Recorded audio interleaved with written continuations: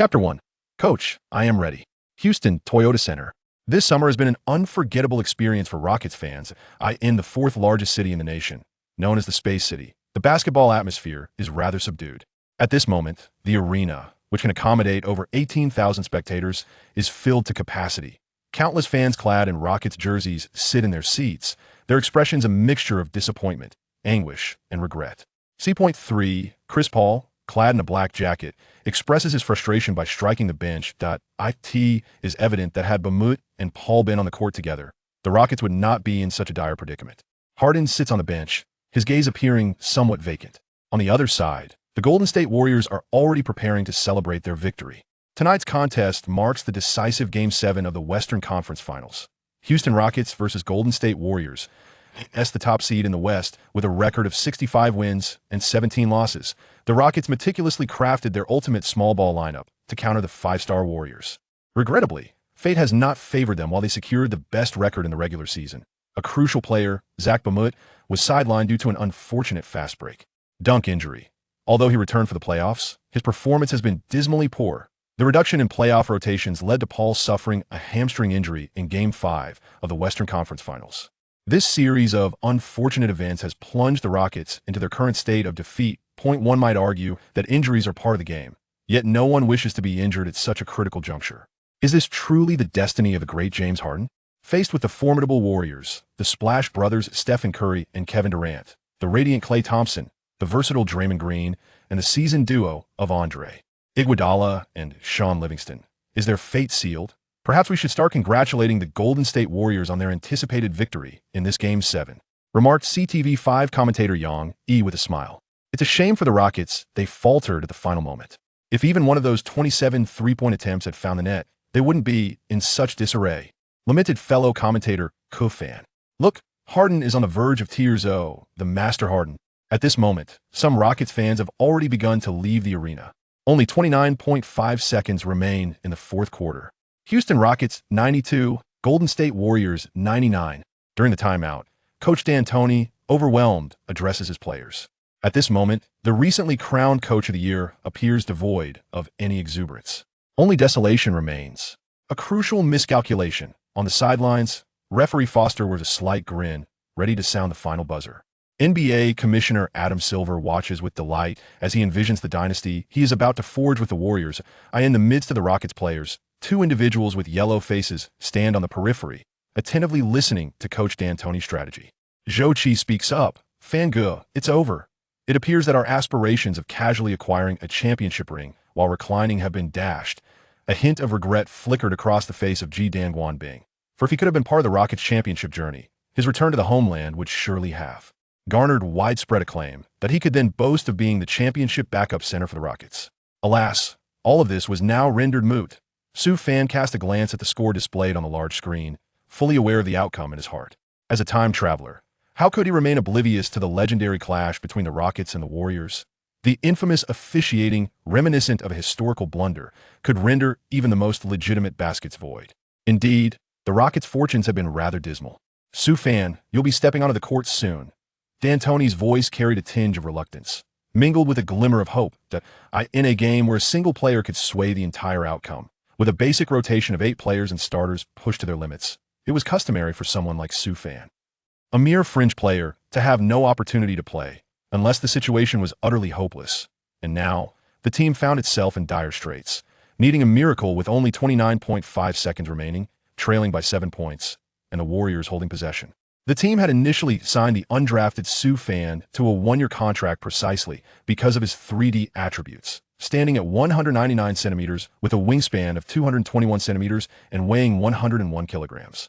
Coupled with hands as large as those of Kawhi characters, he primarily played as a small forward or shooting guard. His three-point shooting was notably accurate. While his static talent was exceptional, his dynamic abilities paled in comparison to those of NBA players. His lateral movement and jumping capabilities were decidedly average. Furthermore, with the emergence of Luke Mbah, Su Fan found himself relegated to the end of the bench. D'Antoni's decision to put Su Fan on the court was a calculated risk, considering Su Fan's shooting and defensive skills with the game seemingly lost. Perhaps this young man from The East could conjure a miracle. D'Antoni recalled how this diligent young player was always the first to arrive at the gym and the last to leave. Were it not for the disparity in dynamic talent, Su Fan would not have found himself behind Ba, a mud in the rotation. Enough of this. Why dwell on such thoughts? D'Antoni shook his head, casting aside unrealistic fantasies. Let's consider this a reward for the hard-working little rascal. Let him experience this atmosphere. After all, with the season nearing its end, there was no certainty of his opportunity to remain with the team. Ding. The system detected that the host was entering the critical moments of the playoffs. The basketball god system was binding to the host. Binding successful, the system was activating. IT detected that the host was at the Toyota Center in Houston and was assessing suitable templates for the host. Ding. The closest template to the host, Kawhi Leonard youth form, preparing to commence talent fusion. Fusion commencing, 13/366, 100. As the fusion completed, Su Fan suddenly felt as if he had gained profound insight into something. This phenomenon was quite mystical, akin to a sudden comprehension of basketball intelligence and talent. Now, to put it plainly, Su Fan had attained enlightenment, a moment of clarity. The system detected that the host team was significantly trailing, with little time remaining, triggering a hidden reward, TMMC's remarkable gift of 35 seconds and 13 points. A fleeting loan from the divine, yet requiring a lifetime of repayment, automatically shields the host from adverse effects, effective only for this match should victory be attained. A reward of key shot ability from the legendary Joe is granted. The host is bestowed with Tracy McGrady's exquisite jump shot package, graceful and artistic elevation. Furthermore, the host receives the dynamic physical prowess of McGrady in his youthful form, already harmonized for you. As these words resonated, Su Fan felt an unprecedented clarity and vigor. What's the matter, Su? Why are you standing there like a statue? Are you not ready to take the court? D'Antoni gazed at Su Fan, who stood motionless in his training attire, with a look of perplexity. With his thoughts abruptly returning to the present, Su Fan quickly responded, shedding his training gear and declaring aloud, "Coach, I am indeed prepared. Let's astonish them next." D'Antoni, hearing this, paid it no mind, interpreting it merely as youthful enthusiasm. Astonish? Chapter 2. We were champions before you arrived. As the timeout concluded, the game resumed. The Warriors retained their starting lineup. Curry initiated the sideline throw-in. Wow, what do I see? Dear viewers, our Chinese player number 2, Su Fan, has surprisingly taken the court. At this moment in the Penguin livestream, Ku Fan, one of the 3 musketeers of Ji Shebang, remarked with unexpected surprise. Young E, observing the scene, scoffed, the Rockets must be trying to salvage their presence in the Chinese market. The outcome of the match is already determined at this juncture. It matters not who steps in. Ku Fan jested. That might not be the case if it were the McGrady of 35 seconds and 13 points. It could still make a difference. Meanwhile, the barrage of comments at the bottom of the screen devolved into chaos. Oh my, I thought it was someone else. Turns out it's the egg-filled pancake duo. The Emperor Su Fan has made his entrance. I still remember last time during garbage time in the regular season, 3 points and 1 rebound for Rockets. Su, with just a smile. Here in the team's trust, haha. By the way, why hasn't Zhou Qi taken the court? Is the Rockets team throwing in the towel? Haha. My elementary school friend Curry is incredible. He's practically disbanding the Rockets. What's this so-called strongest 18? The Warriors are here, leaving no survivors. The screen was awash with mocking remarks, predominantly from Warriors fans, while Rocket supporters found themselves in despair. At the Toyota Center, the commentator, upon witnessing a Chinese player's entry, casually skimmed through the player roster. Ah, Houston has sent out a Chinese 3D forward. Three-point shooting seems quite impressive, though his appearances this season have mostly been during garbage time. The Rockets fans in the Toyota Center had little inclination to absorb such details, their eyes brimming with tears. Returning to the court, number 34, Sean Livingston, passed the ball to Stephen Curry, who was fouled by Eric Gordon as he pressed in defense. The foul count was not yet reached. The clock read 27.6 seconds. Sean Livingston served once more, successfully delivering the ball to Kevin Durant, number 35. The Rockets' Harden and Capella hurriedly approached to delay the foul. The referee blew the whistle. The clock ticked down to 25.8 seconds. Durant stepped up to the free throw line, his lips pressed together, and confidently sank both shots. The score stood at Rockets 92, Warriors 101, with the Rockets trailing by 9 points on the sidelines. The Warriors players erupted in jubilant celebration. Harden's eyes glistened with a veil of mist. The finals were so close, yet so distant. The Rockets regained possession. Capella passed the ball to Harden, while Su Fan positioned himself beyond the three-point line, preparing for a shot. Hey, buddy, the game's over, don't take it so seriously. Draymond Green mocked, his tongue out. gazing at the focused Sioux fan. I have never felt such fervor as I do at this moment. I refuse to believe that today, and hear what? In response to Green's puzzled gaze, Sioux fan executed an explosive cut, swiftly evading his defender. As LeBron James was double-teamed by Durant and Thompson, he shouted, "James, pass me the ball." Without a moment's hesitation, Harden launched the ball toward him. Sioux fan caught it and, while Green was still in pursuit, leaped for beyond the arc for a clean shot. His movements were fluid, devoid of any hesitation, a sight to behold. The basketball arced beautifully through the air. Swish, a perfect shot pierced through.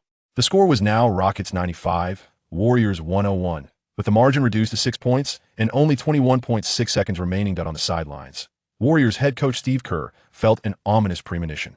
As a legendary shooter, he recognized the decisiveness and confidence in Sioux fan's three-point attempt.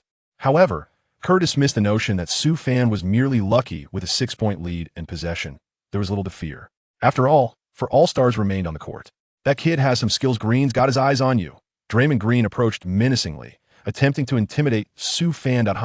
If you keep barking, I can't guarantee you'll walk off the court on your own 2 feet. Sioux fan retorted, undeterred by Green and the Warriors' antics. The game resumed. Reluctantly, Green passed the ball to Durant, while Curry continued to move off ball. Durant advanced past half court, and Sioux fan, sensing the urgency, made a lightning-fast foul. Durant stepped to the free throw line and continued to score, making both shots. The score was now 95-103 with 20.5 seconds left. You still can't beat me. Green taunted. Sioux fan shot a cold glance at Green before sprinting back down the court. Humph! Green felt a chill from Sioux fan's stare, masking his discomfort with a scoff. Harden pushed the ball past half court once more, passing it to Sioux fan at the baseline. Faced with Kevin Durant, Sioux fan hesitated not for an instant. He executed a deceptive drive, pulling back for a shot that a three-pointer is launched again.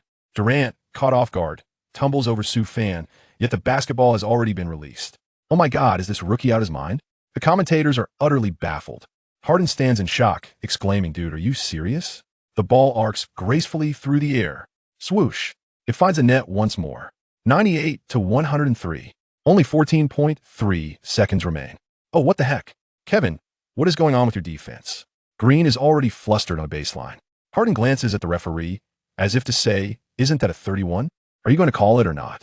However, Foster merely glances at Harden and dismisses him, indicating that the shot was clean. A chorus of boos reverberates through the Toyota Center. Paul, beside him, is anxiously pacing. Clearly, the officiating is questionable. The live stream's chat is filled with accusations of bias regarding the 31 call. Yet, Sioux fan rises, choosing not to argue with the referee, focusing intently on the next offensive play. Green continues to inbound the ball. He aims to pass to Curry, but Curry is tightly guarded. Reluctantly, he passes to Durant instead. Watch out. What? Green is still dazed that Sioux fan executes a relentless steal, intercepting Green's pass with ease. Then he leaps from beneath the basket. With a resounding clang, he soars and slams the ball through the hoop with both hands.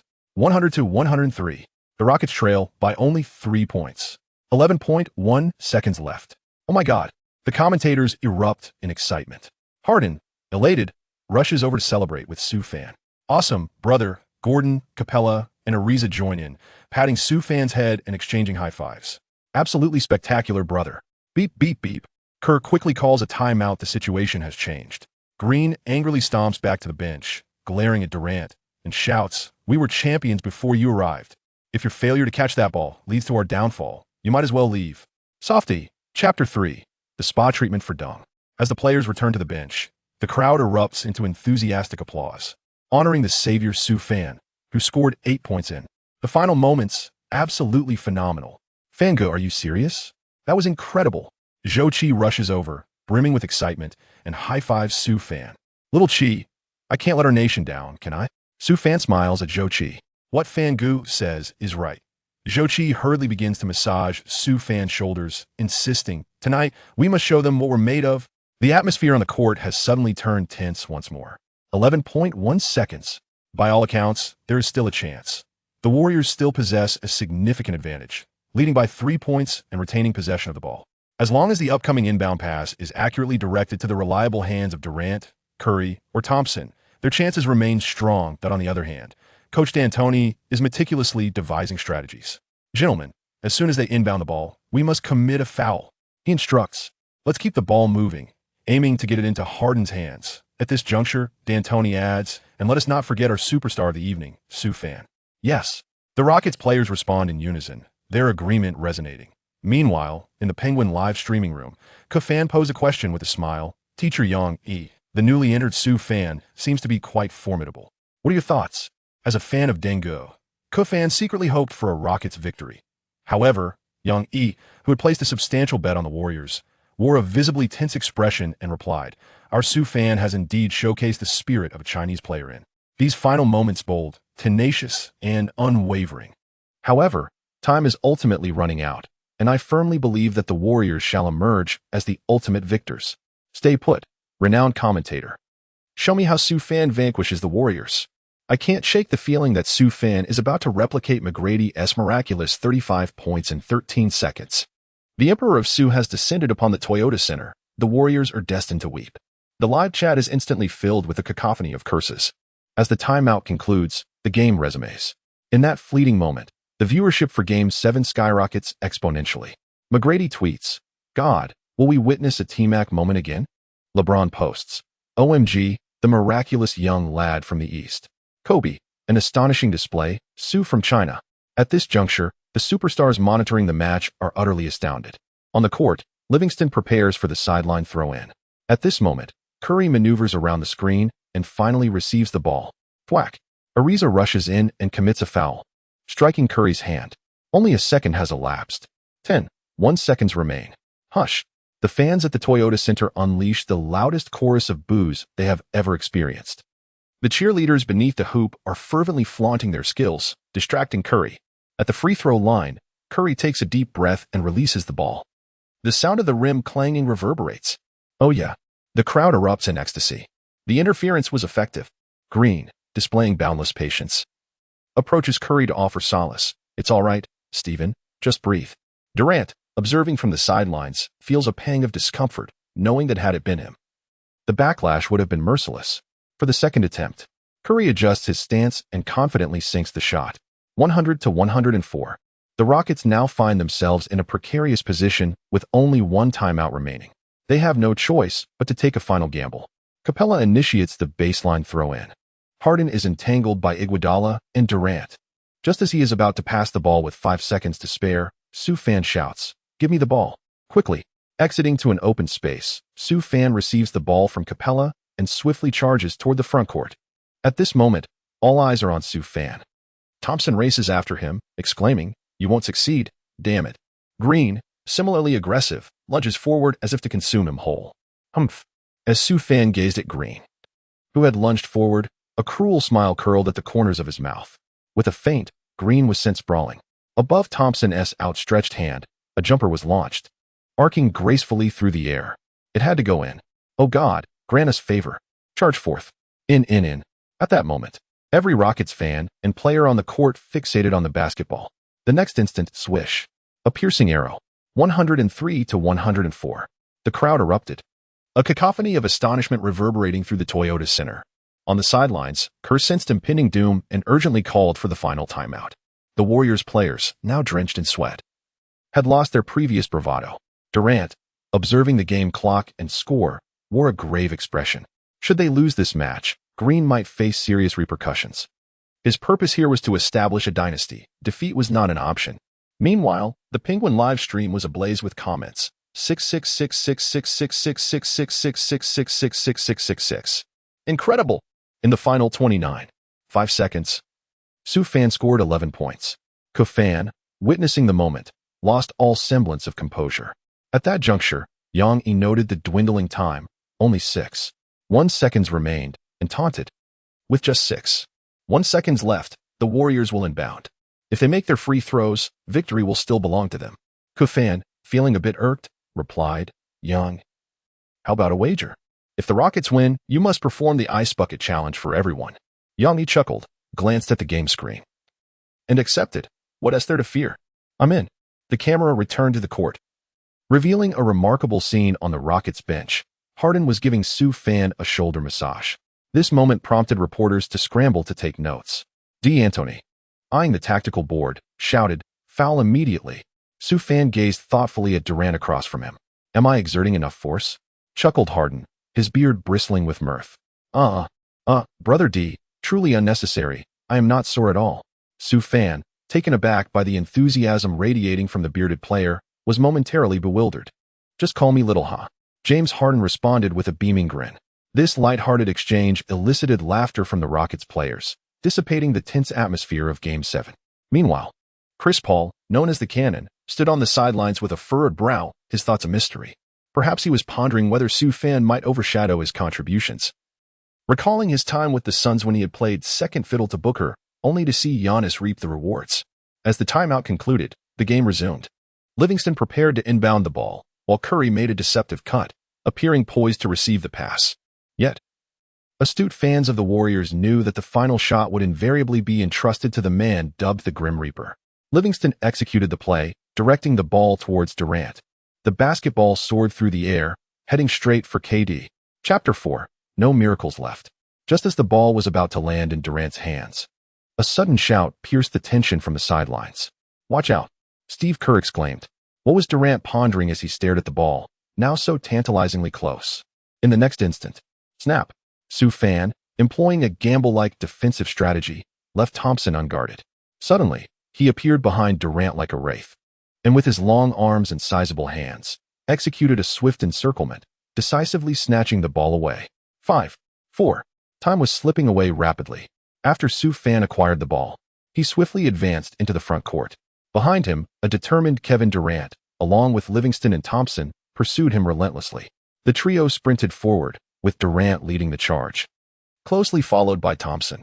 Green stationed himself near the free throw line, poised to intercept Su Fan. As Su Fan approached the three-point line, he executed a breathtaking move that nearly left the Toyota Center fans breathless. Trailing by a mere point, Su Fan surprisingly halted just beyond the arc.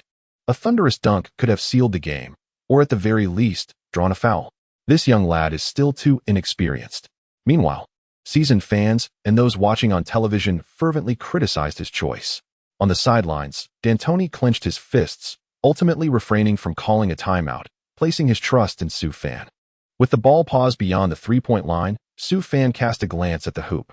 In the face of the Warriors' deadly intent, he leaped high into the air and, without hesitation, released the ball. Durant, having caught up, lunged but failed to block Su Fan's shot, instead colliding with him as they both fell to the ground. Immediately, Durant turned to fixate on the basketball, which was now gliding toward the hoop. Let the moment linger a little longer. All eyes were fixed on this basketball, a vessel of countless dreams.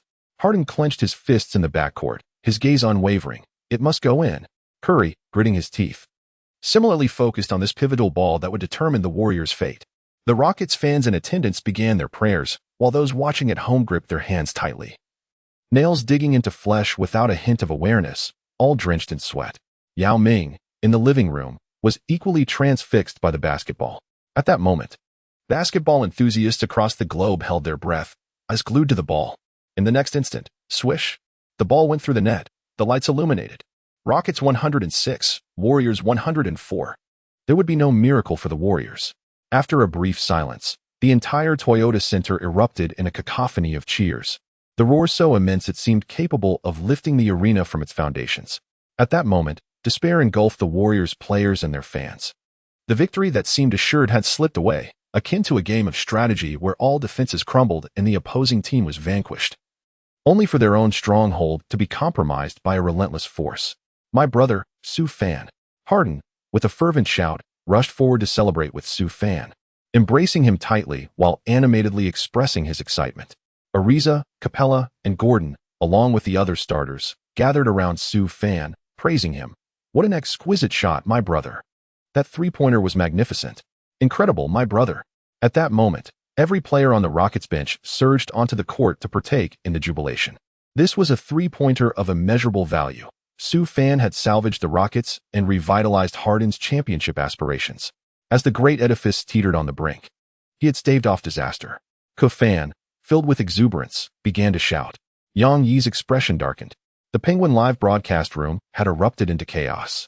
Observant netizens from Huawei noticed that the domestic platform, MOP, had inexplicably crashed. The decisive shot had overwhelmed the server. You have Foster, you have Xiaohua.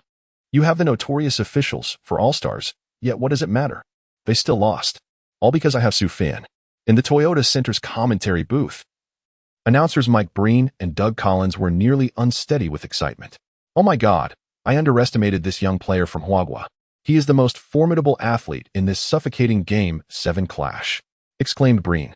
I cannot believe that a player who sat on the bench for an entire season could, in this moment, score 14 points in the final 5 seconds and hit the game-winning three-pointer. It is worth noting that throughout the game, the Rockets had made only 4 out of 31 three-point attempts, while Su Fan alone had scored 4 in those last 5 seconds.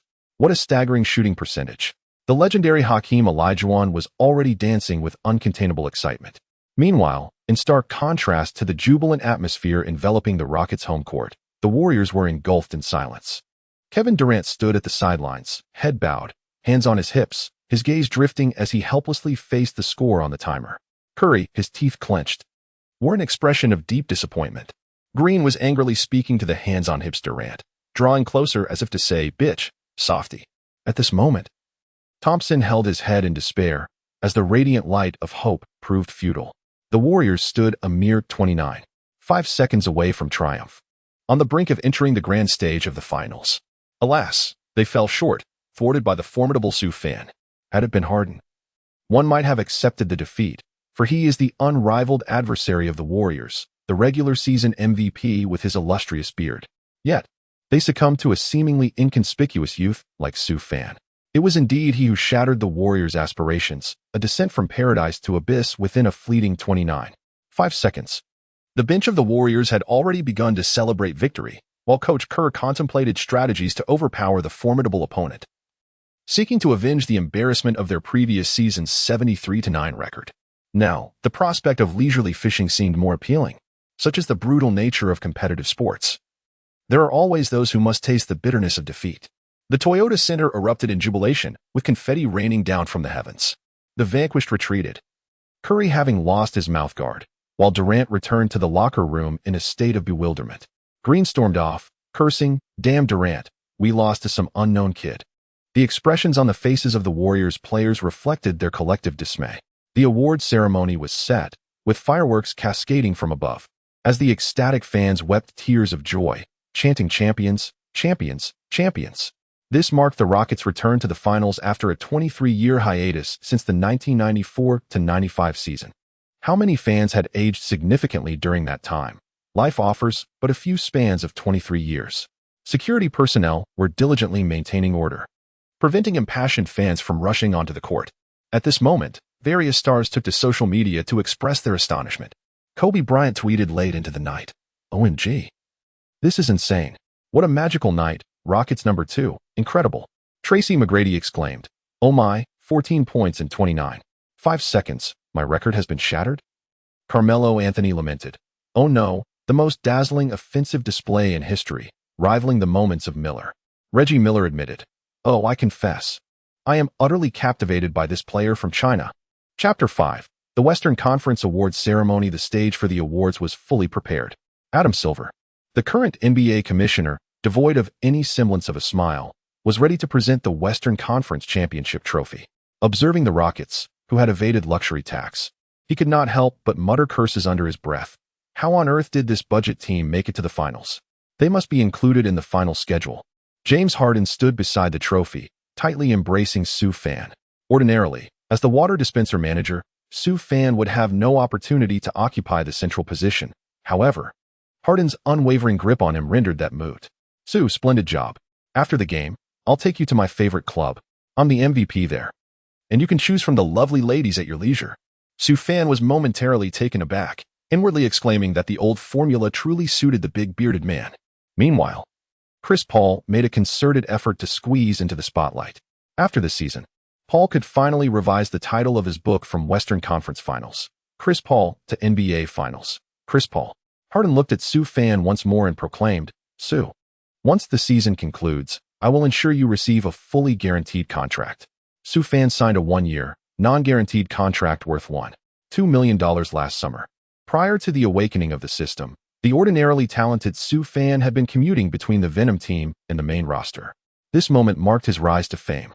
In just 5 seconds, he scored 14 points, shattering the championship dreams of the Golden State Warriors. Even if Su Fan were to retire now, this achievement alone would be enough to boast about for a lifetime, reminiscent of Tracy McGrady's remarkable 13 points in 35 seconds. In the forthcoming era of live streaming and product promotion, he would effortlessly earn substantial income. Although Su Fan's performance throughout the season was rather unremarkable, this moment alone justified his worth, surpassing all expectations. The significance of Su Fan to Harden is self-evident. He has helped Harden return to the grand stage of the finals after many years, triumphing over the Warriors, the very team that had previously eliminated him in the Western Conference. Although Su Fan was once merely a water boy, in this moment, he stands as a hero of Houston.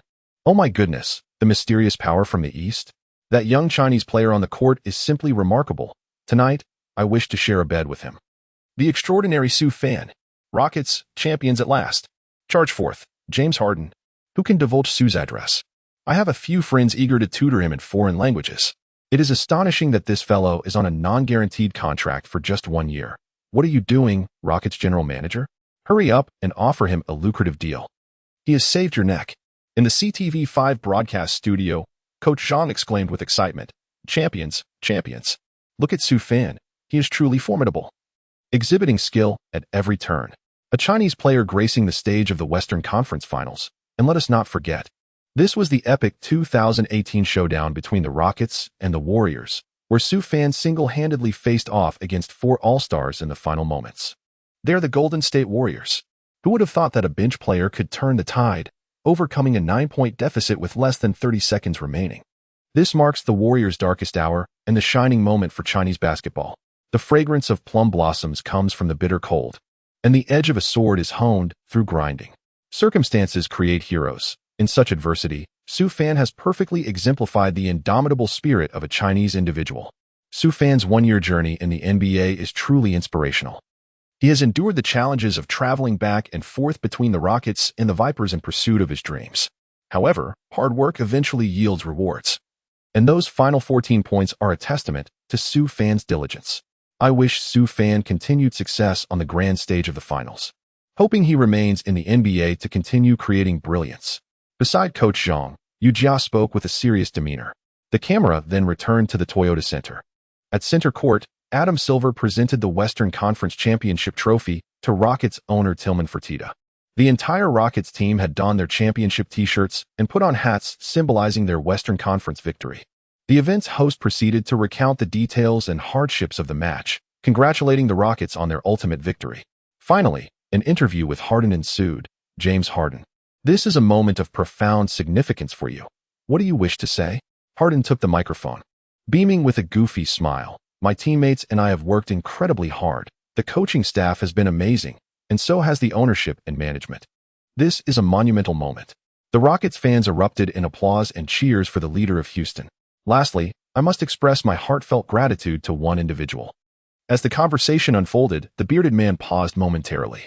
The camera had already shifted its focus to Su Fan. In an exuberant display, Harden embraced Su Fan, exclaiming, "Indeed. This is Su Fan. Without him, perhaps it would be the Warriors standing on this podium." Laughter erupted among the audience. Subsequently, the host seamlessly directed a question towards Su Fan. This is your first appearance on the playoff stage this season.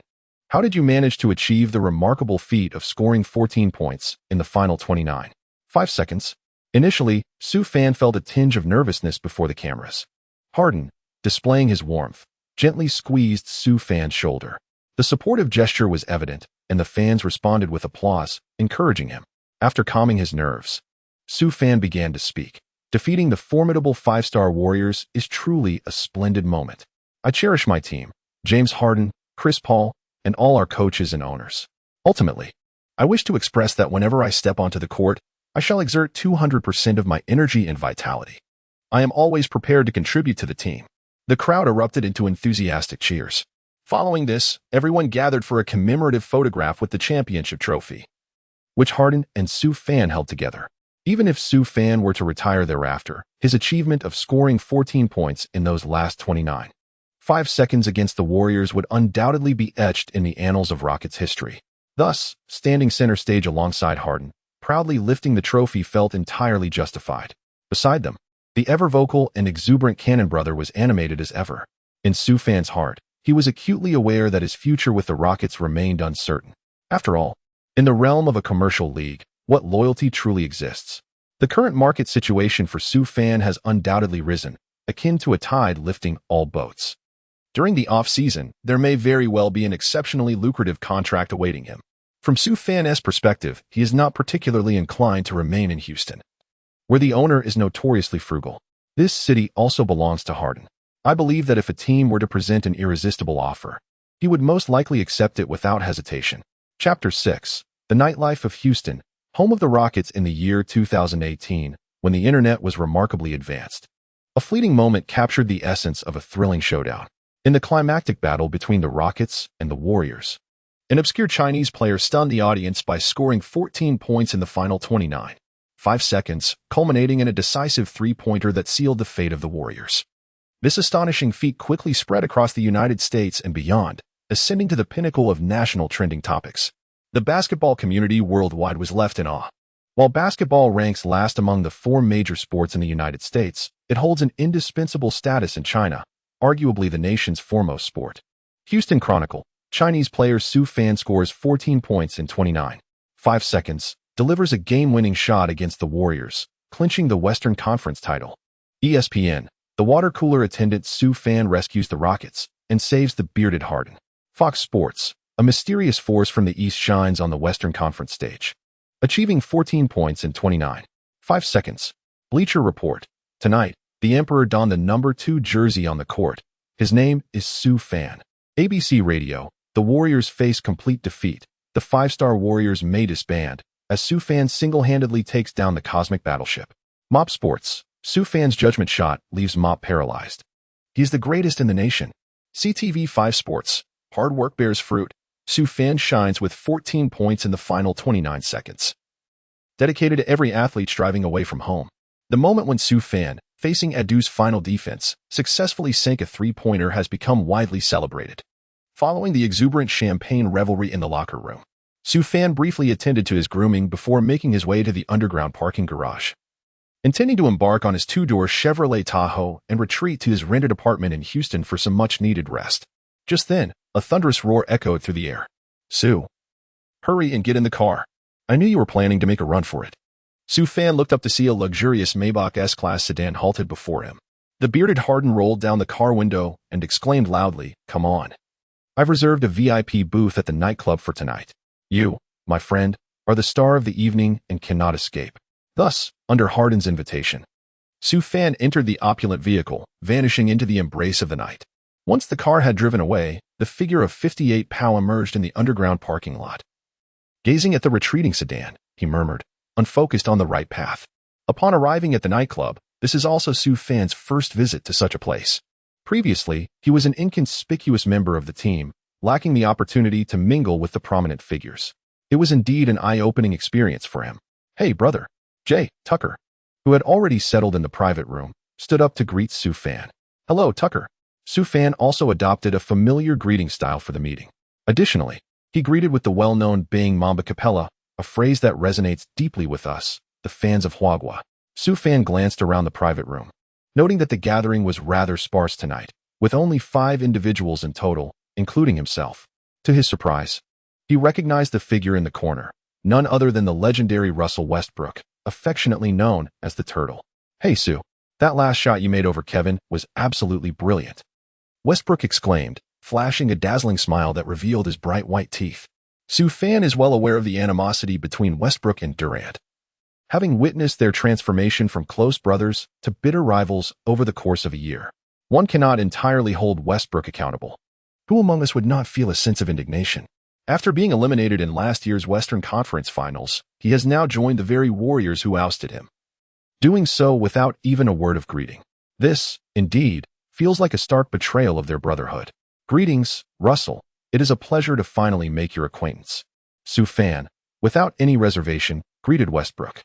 Once everyone was seated, Harden simply offered a greeting, and the nightclub owner had already arranged for the ladies.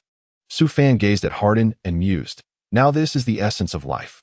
He realized that he had acquired sufficient capital to pursue those once elusive dreams. Although he found himself lacking in funds at present, given his current potential, performing well in the upcoming matches and navigating through an era awash with lucrative contracts. Securing a deal akin to a health insurance card and becoming a millionaire seemed quite attainable. What was wrong with a comfortable position like Cabda's? He received his salary without fail and enjoyed well-deserved rest days. This, indeed, epitomized living well. When the time came to possess it all, he would undoubtedly relish this intoxicating world of wealth and luxury, refusing to endure the same frustrations as in his previous life. If he could not be a Zhang worth 20,000, at the very least, he aspired to be a Su worth 2,000. After all, to live without a touch of flamboyance would be to tarnish the reputation of a time traveler. As the saying goes, a man with wealth may turn wicked. Yet, there is also a timeless adage: if a man is not a bit wicked, a woman will not love him. The following day, Su Fan awoke in the presidential suite of a 5-star hotel. Lying in bed, he finally found the time to examine his attributes panel. Host, Su Fan. Height, 199 centimeters. Weight, 102 kilograms. Wingspan, 221 centimeters. Shooting, mid-range, 85, 3-point, 79, free throw, 76, close-range shot, 81, standing dunk, 81, driving dunk, 90, fadeaway jump shot, 89, hook shot, 58, passing, ball handling, 84, passing, 78, defense, block, 78, steal, 88, perimeter defense, 82, interior defense, 68, rebounding, offensive rebound, 59, defensive rebound, 60, athleticism, speed, 85, dribbling, 85, vertical leap, 97, strength, 76, stamina, 95, potential, 99. Considering the host's originally low potential, it has been automatically elevated to maximum level. Injury resistance, 81. Chapter 7. The final showdown approaches, the insidious MO dog. Su Fan gazed at a series of data, his mind beginning to form calculations. He possessed a fundamental understanding of his own statistics, with his strengths and weaknesses laid bare before him, as he had only acquired abilities in his juvenile form. Certain metrics had yet to reach their pinnacle. However, the silver lining was that his potential was boundless, signifying that he was brimming with infinite possibilities. Were he to participate in a talent showcase at present, securing a position among the top 3 would be a foregone conclusion. He no longer faced the struggles he did upon his arrival in this world, where he encountered numerous setbacks. Initially, he had aspired to secure a contract domestically, only to be ousted after inadvertently giving young Master Jean a buzz cut during a training session. As the saying goes, when one door closes, another opens. After being overlooked in the rookie draft, his tenacious spirit during the Summer League fortuitously led to him signing a non-guaranteed contract with the Houston Rockets. This opportunity saw him advance all the way to the Western Conference Finals. Now, he relished the chance to be a bit audacious. No more pretense. He laid it all bare. I have a system. In the office of the general manager at Toyota Center, Daryl Morey recognized Su Fan's potential as well. The day after the game, he promptly made a call. Congratulations, Su. Su Fan listened quietly, aware that Mo Lei was a person who would not make an appearance without a purpose. Although Mo was often likened to a dog, he possessed genuine acumen. Otherwise, he would not consistently secure employment. Su, we have evaluated your performance and are moved by your dedication.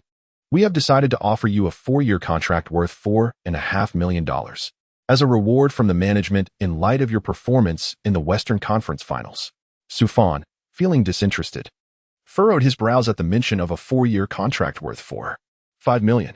Indeed, Morey had presumed Su Fan to be an inexperienced player, one who could be easily manipulated regarding this contract, and he pondered whether he had offered too generous a deal.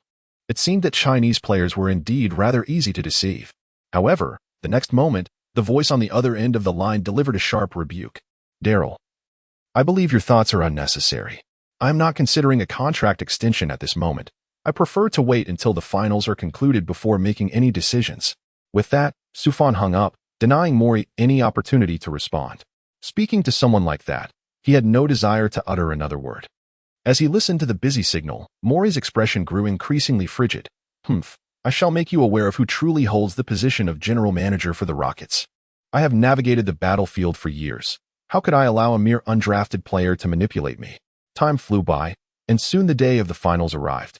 On May 31st, in the Toyota Center, the highly anticipated clash between the Cavaliers and the Rockets was finally upon them.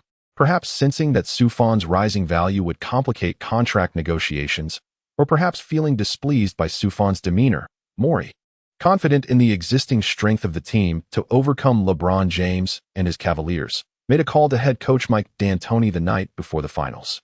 "Mike, I want you to bench Su for the finals. I've reviewed his footage, and while I see great potential in him, we need to focus on extending contracts for Chris Paul and Trevor Ariza this summer. We simply do not have the funds available. Do you understand?" After a moment of contemplation, Mike D'Antoni replied, "So, you mean to say, bench Sufan?" Thus, the first game commenced swiftly at the Toyota Center. LeBron James and James Harden, having faced each other as rivals before, were now seasoned competitors. Their paths had crossed in the 2011 finals, a time when James played for the Heat and Harden for the Thunder. How times had changed. Wow, James Harden has just made another step-back three-pointer. OMG. He is on fire, Harden. The Houston commentator exclaimed excitedly. With Harden's three-pointer, the Rockets led the Cavaliers by 13 points, 94-81, with just 5 minutes and 15 seconds remaining in the fourth quarter. "Well done, James Harden." The fans cheered exuberantly from the stands. Capella, Gordon, Ariza, and Tucker hurried over to celebrate with Harden. But where was Sufan? The one waving the towel from the bench is indeed that person. Throughout the entire match, Sufan did not shed his training attire, having sat on the bench for so long. Zhou Qi was also waving a towel, yet he murmured softly, "This coach, Su-Go, is simply excessive. If it weren't for you, I would have returned to fishing. Yet now, in the finals, you haven't played a single minute." Upon hearing this, Sufan felt a surge of anger within, yet he found himself powerless. This was the coach's decision. All he could do was patiently await the arrival of an opportunity. Sufan firmly believed that Adam Silver would not allow the Rockets to secure an easy victory, and that LeBron James would undoubtedly fight fiercely in the second game. As the final whistle echoed, the Houston Rockets triumphed over the Cleveland Cavaliers with a score of 113-99. In the Penguin live streaming room, the duo of Wang Ming and Ku Fan were left in disbelief. After an extensive pregame promotion, they had not even stepped onto the court for a minute. At that moment, the barrage of comments in the live stream erupted. "I told you, Sufan won T get a minute of playtime." One commenter exclaimed. "Who doesn't T indulge in a dumpling feast during the new year?" Another chimed in. "Sufan, why did you exhaust yourself to eliminate the Warriors when the Rockets wouldn't T let you on the court?" Fans of the Warriors, including those of Curry and Kevin Durant, became vocally active. Those who had previously been silenced by Sufan's prowess now found themselves at a loss for words. Wanting to say something, but realizing he hadn't played a single minute, they could only retort, "What of not playing a minute? Some people can't even reach the finals." The Rockets' 73-win season ended as runners-up. On the court, despite the loss, LeBron maintained a calm demeanor, entirely unfazed by the defeat. The astute young king had already taken note of Sufan during the Western Conference Finals and subsequently recommended him to Rich Paul. Now, as he glanced at his phone, he read a message from Paul. Daryl Morey's attempt to undervalue Sufan had been rebuffed. "Haha, this is truly fortuitous," he thought. In truth, LeBron had a lingering wariness of Sufan, as he reminded him of an old adversary he had no desire to confront, Kawhi Leonard.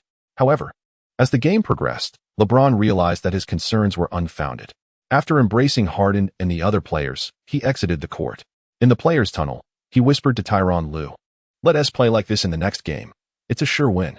After the match, the loyal Harden did not forget Sufan. He offered words of consolation and thoughtfully gifted him a brand name watch he endorsed as a token of comfort. Sufan cheerfully accepted the gift, reflecting that there were few individuals capable of thriving within the Rockets. Yet Brother Deng was indeed an endearing character. Occasionally, victories could obscure numerous issues. However, the injury to C3, the absence of a secondary offensive initiator, was undeniably a significant vulnerability for the Rockets. Chapter 8, Brother Deng once again. After a brief respite of 2 days, on June 3rd, American time, the Finals Game 2 commenced. Just as everyone anticipated a resounding victory for the Rockets, aiming to defend their home court and secure a 2-0 lead, reality proved less than ideal. With a sudden thud, James Harden's drive to the basket met with the imposing presence of the Little Emperor, who pinned the shot against the backboard. The Cavaliers launched a swift counterattack. Swish. Kevin Love, positioned beyond the arc, received the pass and effortlessly sank a three-pointer. 71-89. At this moment, The bearded James Harden was still entreating the referee regarding the recent blocking foul, yet the official remained unresponsive. The familiar ambience of a home court now mirrored that of an away game once more. Sufjan sat upon the bench, observing a scene reminiscent of those frequently witnessed on television in the past. Indeed, the Rockets appeared to be quite out of favor, signaling that Kawhi had already intervened. As Kevin Love sank a buzzer-beater three-pointer, the Cavaliers, playing as guests, surged ahead by 18 points as the Rockets entered the fourth quarter. The final quarter commenced with great urgency. James Harden, burdened by asthma and a clear disadvantage in stamina, dared not rest. Meanwhile, the seasoned opponent was geared up for a full 48 minutes. Tyronn Lue's core strategy centered on entrusting the ball to LeBron. With a resounding thud, LeBron executed a fast break dunk, drawing a foul and an additional free throw. The score stood at 77-96. With 6 minutes and 16 seconds remaining in the fourth quarter, the Rockets found themselves in the uncomfortable position of trailing by 20 points. A profound silence enveloped the Toyota Center. Recognizing the dire situation, D'Antoni called a timeout. Frustrated, Harden angrily threw down his towel. Losing this home court advantage was indeed a grave matter. The Rockets were currently lacking C3, making victory on the road exceedingly challenging. Moreover, the officiating today had left Harden in great distress. His signature move of drawing a foul by trapping opponents' arms repeatedly went unrecognized. Conversely, any slight contact with the opposing players resulted in fouls. Tucker had already accumulated 5 fouls and was confined to the bench. Under Ariza's defense, LeBron had already amassed an impressive 48 points. This Cavaliers team seemed to have acclimated to the Rockets' offensive and defensive rhythms. All of this presented an unfavorable omen for the Rockets, who aspired to clinch the championship. Seated on the bench, Sufjan observed the unfolding scene with a sense of helplessness. The head coach had deemed him unfit to participate, and he could hardly approach and implore, "Coach, I wish to play." He was no superstar, devoid of the privileges that accompanied such status. As the timeout concluded, the game resumed. With a breath, the Little Emperor stepped to the free throw line, effortlessly sinking his shot. The score stood at 77-97, achieving a 20-point lead. The Rockets initiated their offense. Alas, Harden's intentions to penetrate and distribute the ball were all too apparent, and were swiftly intercepted by Jeff Green of the Cavaliers' interior defense. A fast break ensued. With a resounding bang, James executed another thunderous dunk. He had reached 51 points. The game was unequivocally concluded. The referee's whistle pierced the air, signaling the end of the match. The Rockets fell to the Cavaliers with a score of 88-112, surrendering their home advantage by a staggering 24 points. The Rockets were now compelled to journey to Cleveland with a tied series of 1-1. This was indeed disheartening news for them. In this game, James delivered an astonishing performance with 51 points, 8 rebounds, 8 assists, 1 steal, and 1 block, showcasing his playoff prowess. Harden contributed 33 points, 8 rebounds, and 9 assists, yet could only witness his team's defeat. In the final moments of the game, Sufjan did not see any playing time. The pivotal figure who led the Rockets to the Western Conference Finals, Sufjan, shockingly failed to earn even a minute on the court for 2 consecutive matches. This sparked a hint of intrigue among certain media reporters. After the game, when a journalist posed a question to the team's head coach, Mike D'Antoni, he remarked, "Sufjan has been performing admirably in practice. However, he still lacks the requisite conditions to play in games." On the internet, some Rockets fans were clearly unconvinced. Really?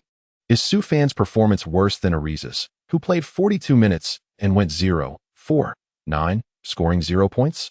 They expressed their frustration, predicting that the Rockets were bound to lose, especially with the strongest small forward on the roster not being utilized. Conversely, some fans sarcastically criticized, "If you understand the game better than an NBA coach, perhaps the Rockets should hire you." As the Rockets faced defeat, the online commentary became increasingly vibrant. Meanwhile, rumors began to circulate. Sufjan had allegedly rejected a 4-year contract extension worth over $5 million, resulting in his being sidelined. This situation was indeed captivating. Some fans started to realize that it seemed to stem from a lack of influential backing, having offended someone important. However, they questioned why he would turn down over $5 million, as if to say he should be grateful for the platform the Rockets provided him. The online debate grew intense, bordering on moral coercion. Ultimately, Sufjan chose to remain indifferent to all of this, focusing solely on diligently training to enhance his basketball skills.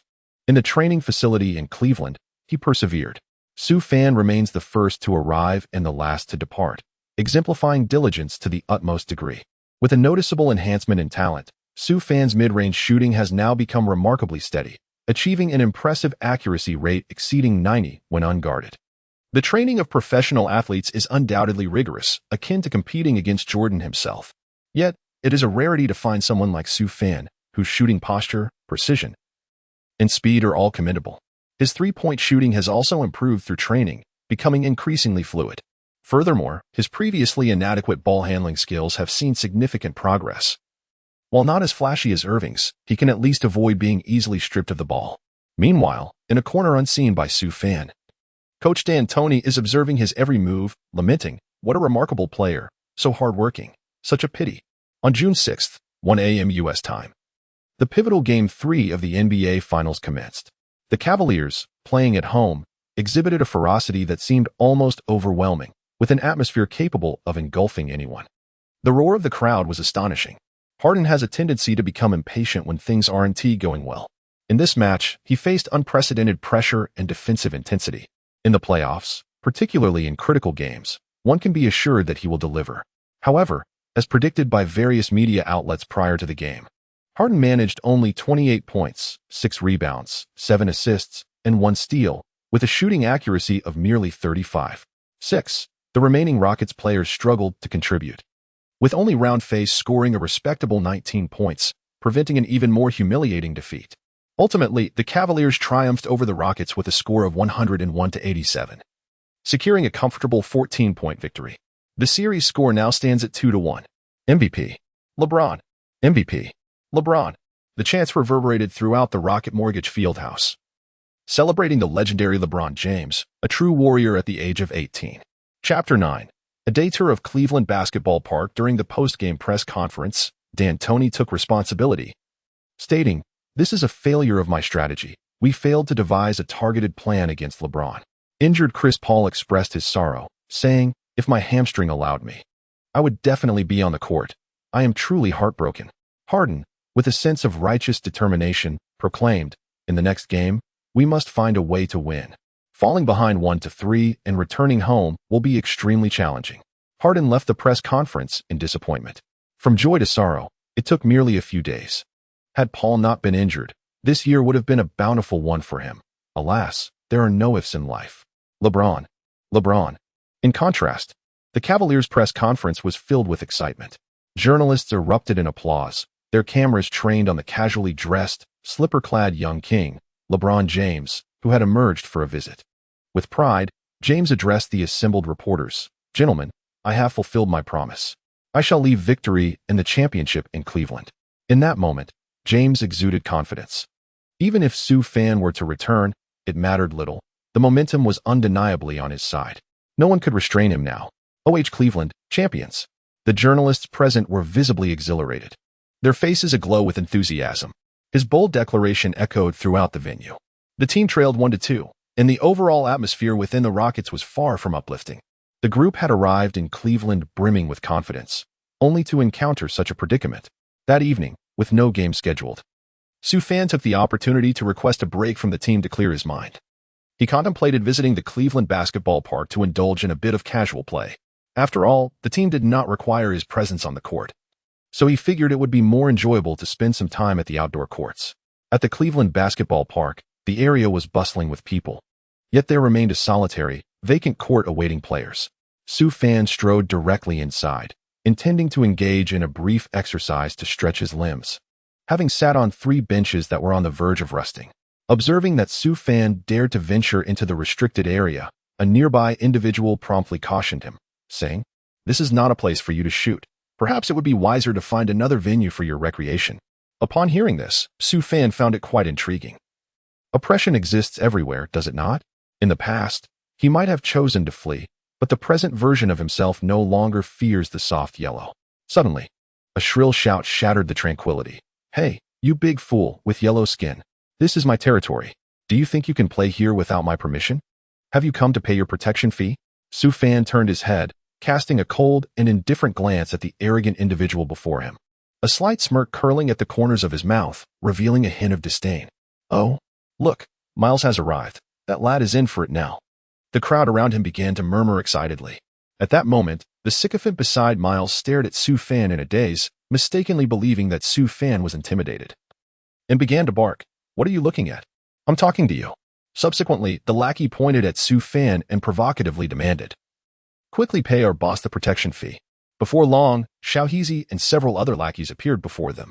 "What are you staring at?" "Yes, you." The lackey, noticing Su Fan's imposing approach, felt a twinge of fear, yet having already spoken, he could only muster the courage to insist, "Pay the protection fee." "And what if I refuse?" Su Fan replied, casually dribbling the basketball with a smile. Instantly, the atmosphere became charged with tension. Miles regarded Su Fan with a sly grin. "You little rascal, you possess some spirit. I see you play ball too. Let us settle this with a game. If you defeat me, this court shall be yours to use at any time. Should you lose, you will kneel and call me grandfather." Su Fan gazed at Myers before a smirk graced his lips. "What if I win?" he retorted. "Humph, there's no way I can lose." Myers chuckled. "Since we are to wager, there must be a victor and a vanquished, correct?" "Humph, if you lose, you'll call me grandpa." "Ah, what a good grandson," Su Fan replied, eyeing the individual before him. Realizing he had been played, Myers felt a surge of irritation but restrained himself. "Just wait until I win. I shall surely drench your face with urine." Thus commenced a one-on-one duel at the basketball park. Look, a spectacle is about to unfold. Myers is about to bully the newcomer again. Come, let us witness this. The commotion instantly attracted a multitude of onlookers and a throng of spectators. The first shot, Myers took a three-pointer, and it sailed through the net effortlessly. 1-0. The second shot followed. Myers executed a breakthrough layup, scoring again. 2-0. "You little rascal, have you thought about how to call me grandpa yet?" Myers taunted. The gathered crowd erupted in jeers. "Is that all? We thought you were more formidable." Su Fan gazed at the figure of Myers before him, reluctantly acknowledging the undeniable prowess of this individual. It was no wonder he had established himself as a bully in this arena. However, this was where it all ended. "From this moment forth, you shall not score a single point," Su Fan declared with a smirk. "You with your yellow skin, watch how I bring your downfall." Myers curled his lip in disdain, executing a feigned dribble followed by an attempt to break through with a between-the-legs maneuver. The next instant, a gasp erupted from the onlookers. In a breathtaking display, Su Fan executed a death grip, employing his long arms and large hands to decisively snatch the basketball away from Myers. Su Fan launches an attack.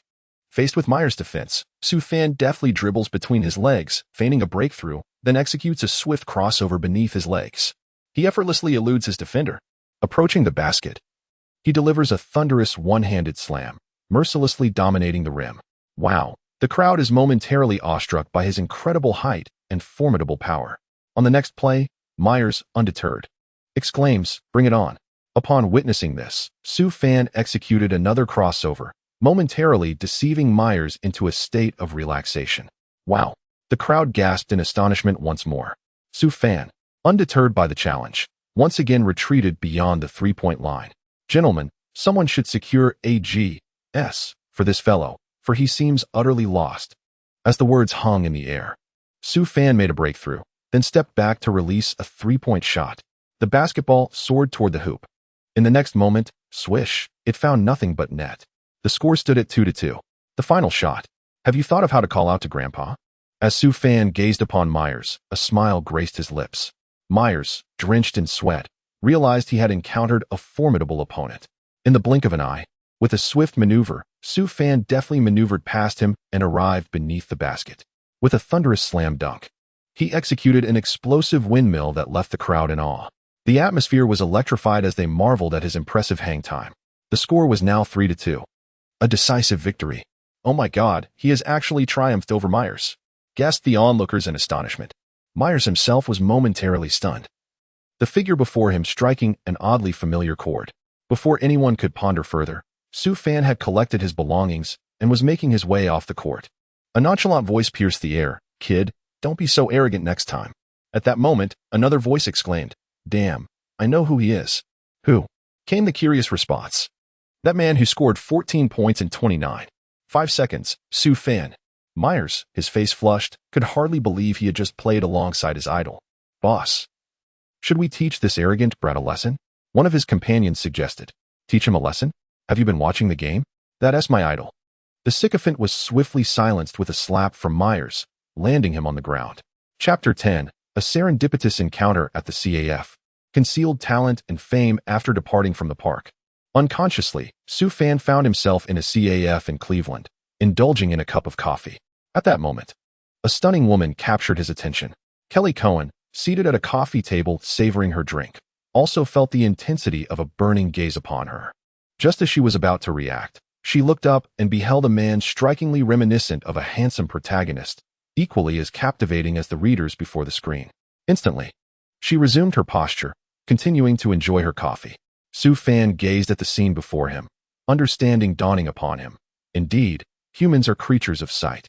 Although the beauty was striking, Soo Fan was not foolish enough to approach her. While he may not have desired it, others certainly did. At that moment, 3 unruly ruffians approached. "Hey, gorgeous, all alone." The leader, a tall man with ill intentions, slurred, clearly inebriated. "I'm sorry, please leave me alone," Kelly Cohen retorted, her expression suddenly darkening. She had come here to shoot a film, feeling stifled and seeking a breath of fresh air, only to find herself in such an uncomfortable predicament. "Come on, join us under the stars," urged one of the lackeys, his tone mocking. "Yes, yes," echoed the others, emboldened by their numbers. The onlookers beside the CAF transformed into a collective audience, some contemplating intervening, yet hesitating at the sight of the tattooed leader, a sense of trepidation creeping in. Suddenly, a voice rang out, "Stand up for justice." The system chimed in, rewarding the host with the martial arts skills of Bruce Lee. "Go forth, young man, and let the beauty be captivated by your prowess." Soo Fan, bewildered, raised an eyebrow. "Seriously, system?"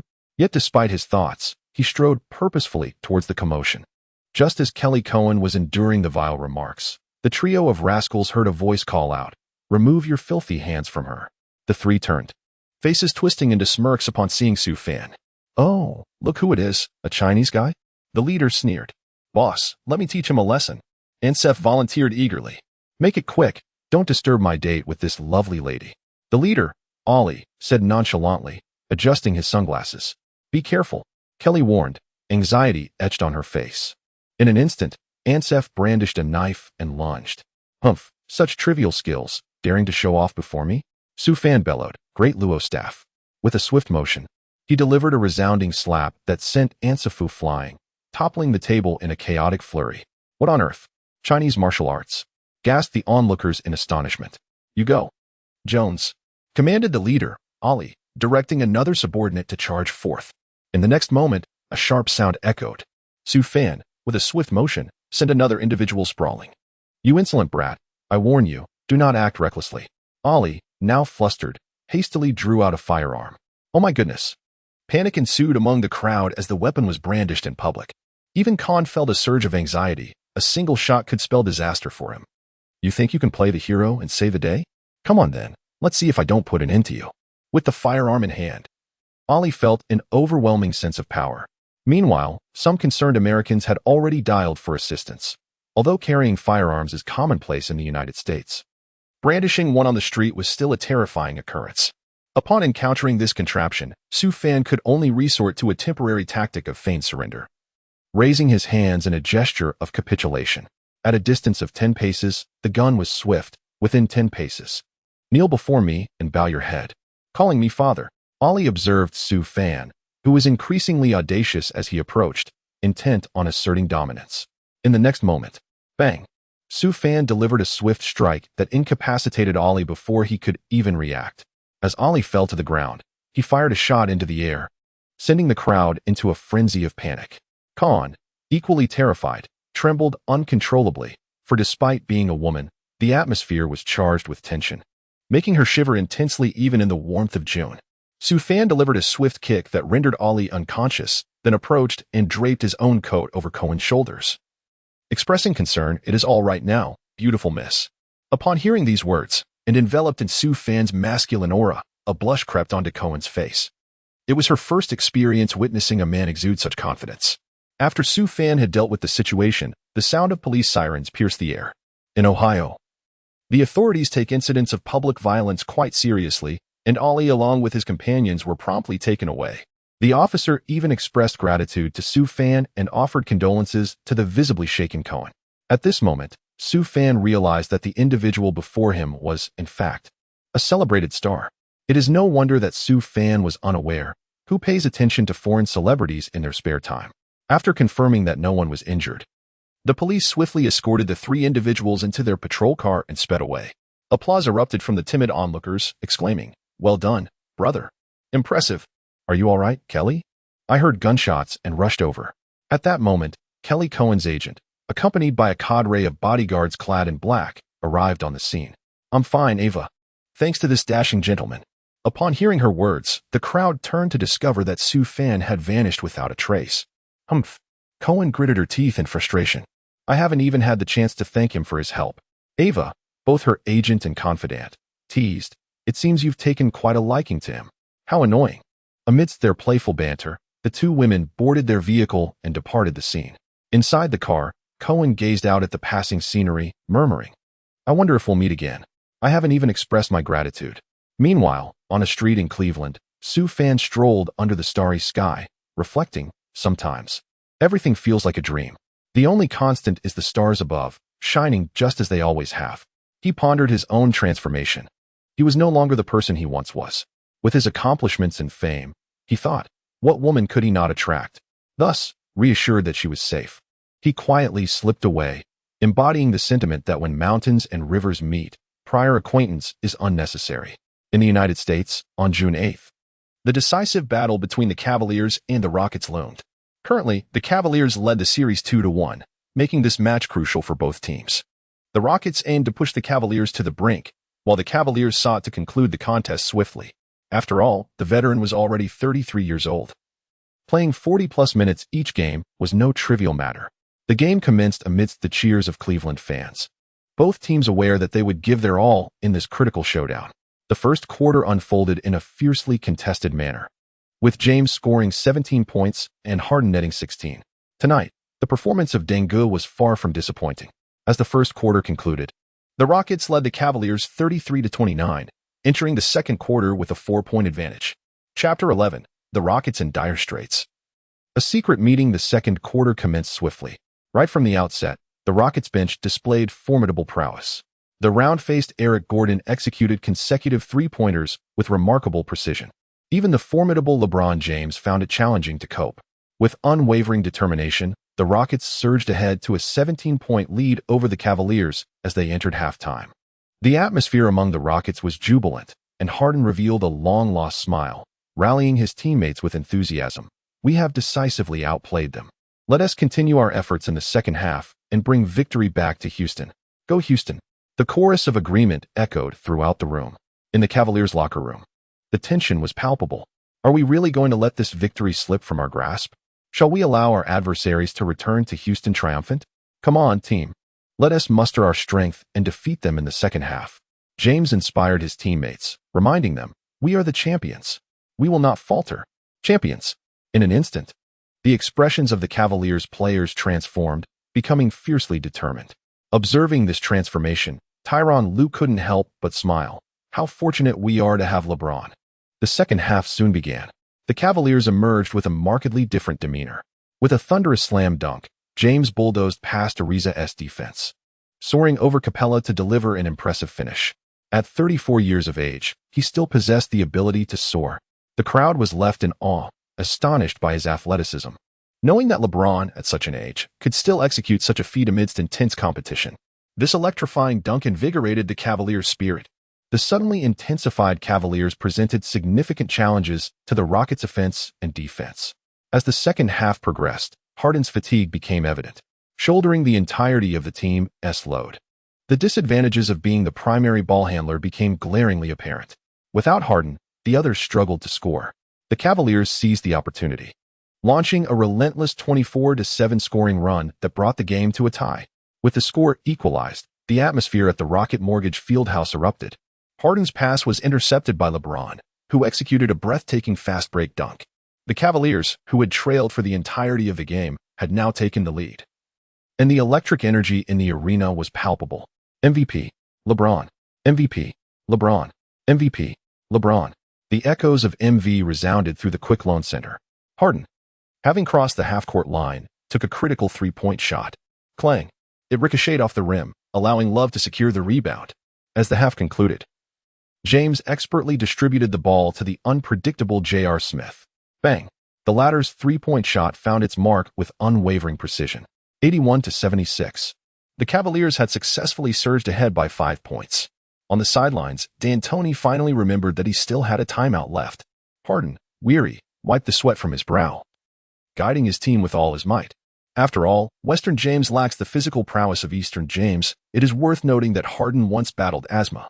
Following the timeout, Capella's layup missed its target, and the Cavaliers seized the opportunity to retaliate. Swish! The young king, James, also showcased his three-point prowess. A dagger to the heart. The Rockets were thoroughly overturned. Meanwhile, the bench erupted in frustration, with the 58th player slapping the seat in exasperation. Soufan sat at the back, observing the scene before him, his mind a whirlpool of thoughts. If given the chance to step onto the court, he would undoubtedly give his all. However, it was painfully clear that such an opportunity had slipped away. Offending MO had left him awkwardly excluded from the activated roster of 12. The referee's whistle pierced the air, signaling the conclusion of the match. The Cavaliers triumphed over the Rockets with a score of 113-101. The deafening cries of MVP, MVP, reverberated throughout the Rocket Mortgage Fieldhouse. LeBron James, having played an exhausting 47 minutes with scarcely a moment's respite, once again led the Cavaliers to a hard-fought victory. His triple-double performance of 36 points, 10 rebounds, and 11 assists served as a tribute to the fervent fans in attendance. The Little Emperor watched, tears welling in his eyes as he absorbed the fans' overwhelming excitement. The series stood at 3-1 in favor of the Cavaliers against the Rockets, barring any unforeseen circumstances. The Cavaliers appeared poised to seize this year's championship, potentially granting LeBron yet another title. In the annals of NBA history, a 3-1 lead almost guarantees a team's championship victory. Only 11 teams have ever turned around a 1-3 deficit. It could be said that the Cavaliers and LeBron were already half a hand's breadth away from grasping the championship trophy. After the game, Harden stood before the scene, his eyes misting with tears as he kicked a promotional sign in the player tunnel to shatters. Damn it! The bearded superstar could not contain his frustration. The Rockets, wearing solemn expressions, returned to the locker room. Harden swiftly convened a simple meeting with the team, dismissing the reporters who had gathered. Even head coach Mike D'Antoni was deemed unworthy of attendance. This news was subsequently reported by team journalist Feigen. Trailing 1-3, was yet another championship slip from their grasp? Harden admitted he was truly fatigued. Meanwhile, Trevor Ariza finally confessed during the meeting that his back had been severely injured and he had been playing through the pain. After more than 40 minutes of guarding the opposing team's star player, Ariza could no longer endure. Trevor, if it becomes too much, sit out and let someone else take your place. Just hold on a little longer, Harden implored earnestly, his gaze sweeping the room until it landed on Soufan. Sue, your defense has been commendable. You'll start in the next game. Surprised, Soufan turned to look at Harden, who continued, I'm aware of your situation. Coach Mike has informed me. We find ourselves at a critical juncture. Losing another game could plunge us into despair. To put it bluntly, we are teetering on the edge of a cliff. I don't care about any grievances you have with General Manager Darryl. You will start in the next game. I will speak with Coach Mike and Morey about this. I am the leader of this team, and I have the authority to make decisions. I will also relay your circumstances to Feigen. Upon hearing these words, the members of the Rockets nodded in tacit understanding. In truth, Soufan's situation was not a secret within the team, yet everyone, striving to make a living, chose to remain silent. However, Harden was unperturbed. As the star player, he possessed the clout to even oust Morey if necessary. Previously, the affable Harden had opted to avoid confrontation, but now, with the team on the brink of disbandment, there was no reason to hold back. Congratulations, brother fan, you can finally take the stage. Shochi whispered beside Soufan, Harden has spoken up for you. Who would dare to bully you now? Upon hearing this, Soufan nodded noncommittally. It was certainly disingenuous to claim he wasn't upset after being benched by the Rockets for so long. However, basketball is a team sport, and he was surrounded by teammates like Harden, Capella, and Tucker, who had always looked after him. Although Morey had his shortcomings, this team should not falter in the finals due to that. This was the culmination of a season's worth of effort from all players. Harden, whom Soufan had always admired, was now striving to fulfill his championship dreams. Simultaneously, Soufan was eager to confront his own vulnerabilities. The Little Emperor, LeBron James? Here I come. The significance of this meeting was undeniably profound. Harden was making one last desperate push for the championship. Chapter 12. A visit from the senior. Shocking the training camp when Harden relayed the meeting's conclusions to D'Antoni, the coach reminisced about his former disciples and the days gone by. Well, if it comes to it, I can retire after this, he yelled in frustration before nodding. James Harden, let us proceed as you suggested. Make Sue a starter. I've been keeping an eye on him. He is a diligent young man. Given we're already down 1-3 in the series, we have nothing left to lose. Let us go all out. Hearing this, Harden smiled with satisfaction. Sue, I hope you continue to surprise me and the team. In stark contrast to the tense atmosphere in the Rockets camp, the Cavaliers were already celebrating their victory with champagne in the locker room that evening. Halfway through the celebration, J.R. Smith exclaimed, "Our K&G has left them dumbfounded. Haha. Houston is heading home to fish. The king is crowned." Tristan Thompson joined in the laughter. The entire locker room erupted in cheers, as if they had already secured the championship. Leaning against a locker, LeBron James reveled in the admiration of his teammates, basking in the joyous camaraderie. Meanwhile, online sentiments were overwhelmingly negative towards the Rockets. The Rockets' season is over. A decade of dreams dashed. They are destined never to win a championship. This year was just another futile endeavor. Have you felt the dread of being dominated by the Little Emperor? James Harden. There is only one James in the league, and that is LeBron James, the eternal Little Emperor. What kind of performance is this from the Rockets? I'd rather see the Warriors in the finals. FW Rockets. Don't hide Sue fan from me. It's the last game. Let my brother fan out. Don't dream too much. That game is like eating dumplings. And you might just get obliterated by the Little Emperor. At this moment, the online community is in a frenzy, with fans of the Rockets, Cavaliers, Warriors, and prominent players such as Harden, James, Durant, and Curry engaging in spirited discussions.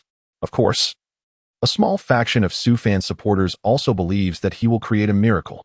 Recently, the internet has been abuzz with news about Sue fan, and many are inquiring why he has not taken the court yet. Meanwhile, in Sue fan's apartment, the enchanting senior Lu Ying reclines on the sofa, captivated by the television. Her pair of long, snow-white legs sway gracefully in the air, complemented by delicate, fair feet adorned with striking red nail polish. Despite her slender frame, she possesses a voluptuous figure with an impressive D-cup. Her visage embodies the quintessential beauty of the East, exuding an ethereal charm that could make flowers shy and the moon retreat, undeniably a perfect 10. At this moment, Sue fan had just finished his shower. Wiping away the sweat, his face tinged with a hint of embarrassment. It seemed this young lady had taken this place as her own, showing no signs of modesty whatsoever. Lu Ying, who served as half of Sue fan's management and was also his senior from university, specialized in economic management, and could be considered a serendipitous manager for Sue fan, as her family possessed a touch of wealth. It was through her connections with the Rockets management that the subsequent signing came to fruition. "Senior, what brings you here?" Sue fan inquired. Now fully dressed and seated on the opposite sofa, his gaze inadvertently drawn to her elegant legs, stirring a ripple of emotions within him. After all, he was not a monk. How could he withstand such temptations? Especially today, Lu Ying donned an exceedingly short skirt that barely reached the upper thigh. A veritable enchantress. Sue fan mused internally.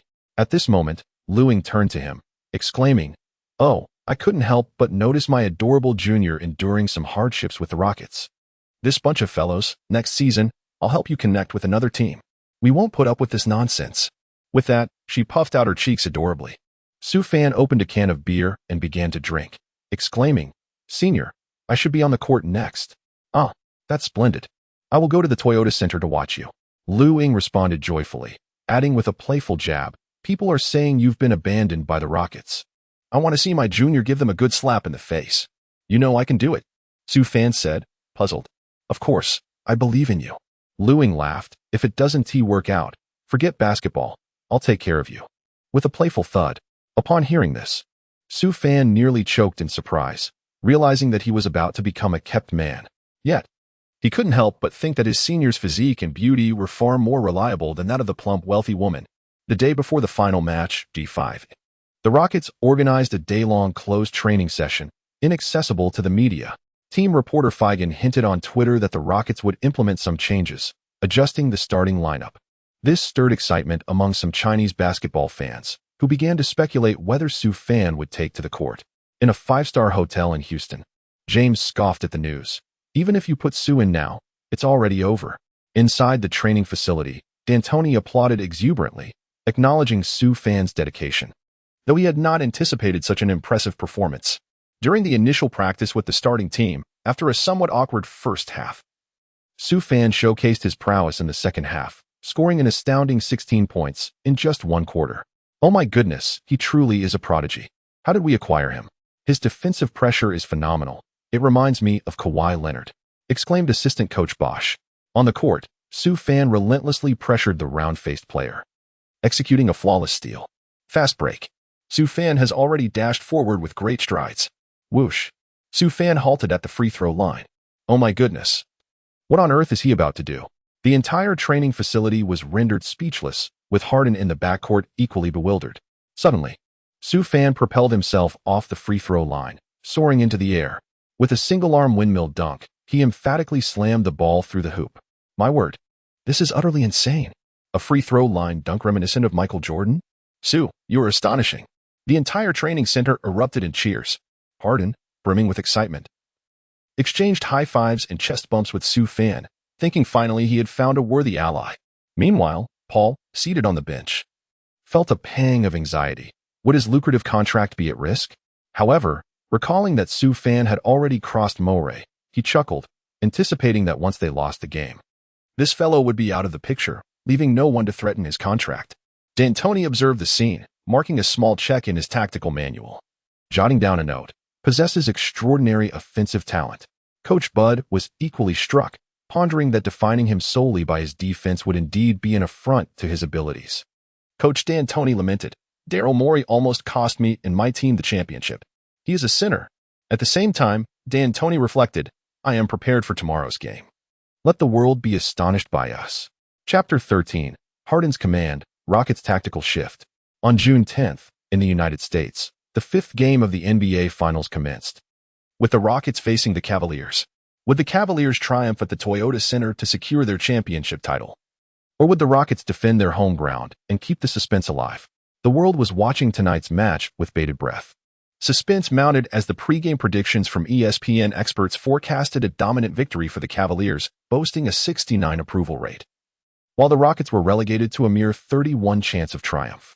In the lead-up to this pivotal match, James Harden, along with the Rockets owner and general manager, set forth a resolute ultimatum. Should they falter, he would withdraw from any involvement with the team. Owner Tillman Fertitta, an unwavering supporter of Harden, remained a fervent admirer at this juncture. Ultimately, general manager Daryl Morey acquiesced to Harden's demands. After all, the team's star player had made his stance abundantly clear. It would be unwise to jeopardize one's managerial position for the sake of a single player, especially when Fertitta would undoubtedly side with Harden. Choosing between a Ferrari and a compact car is a decision that becomes quite straightforward.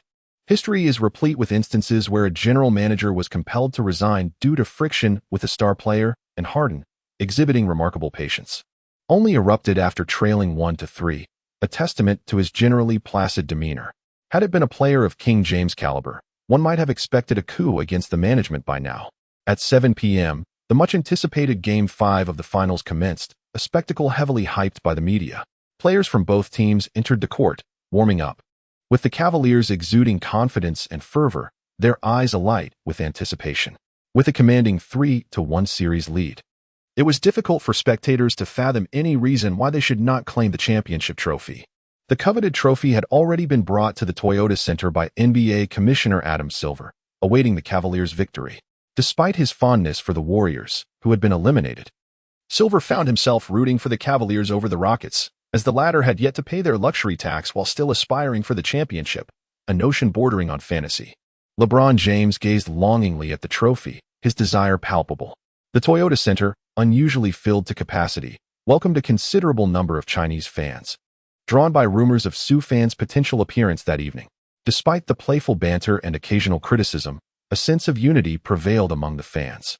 Owner Tillman Fertitta, accompanied by General Manager Morey, was present to witness what could potentially be the Rockets' final game.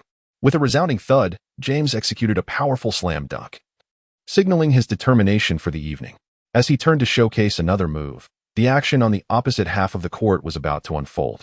Sufan, with remarkable agility, seized the ball from beyond the three-point line and sprinted towards the free throw line, launching himself into the air with the grace of a swallow.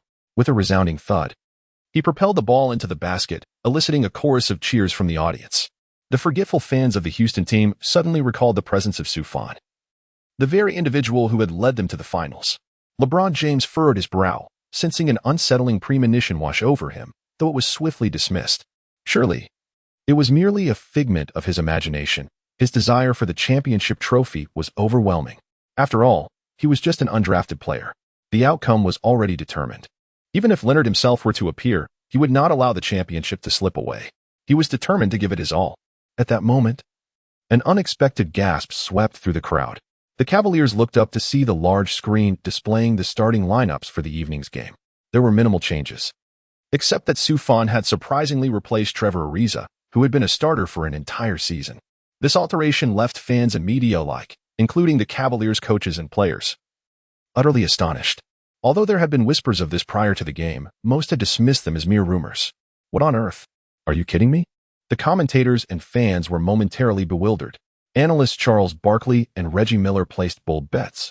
Barkley proclaimed that if Sufjan scored 20 points that night, he would kiss a donkey's rear, adding an element of excitement and suspense to the match.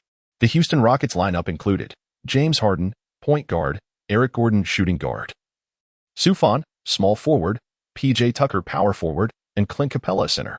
The Cleveland Cavaliers featured George Hill, point guard, J.R. Smith, shooting guard, LeBron James, small forward, Kevin Love, power forward, and Tristan Thompson, center. In the live streaming chat, the comments went wild. Sufjan the Great has arrived. This isn't an April Fool's joke, is it?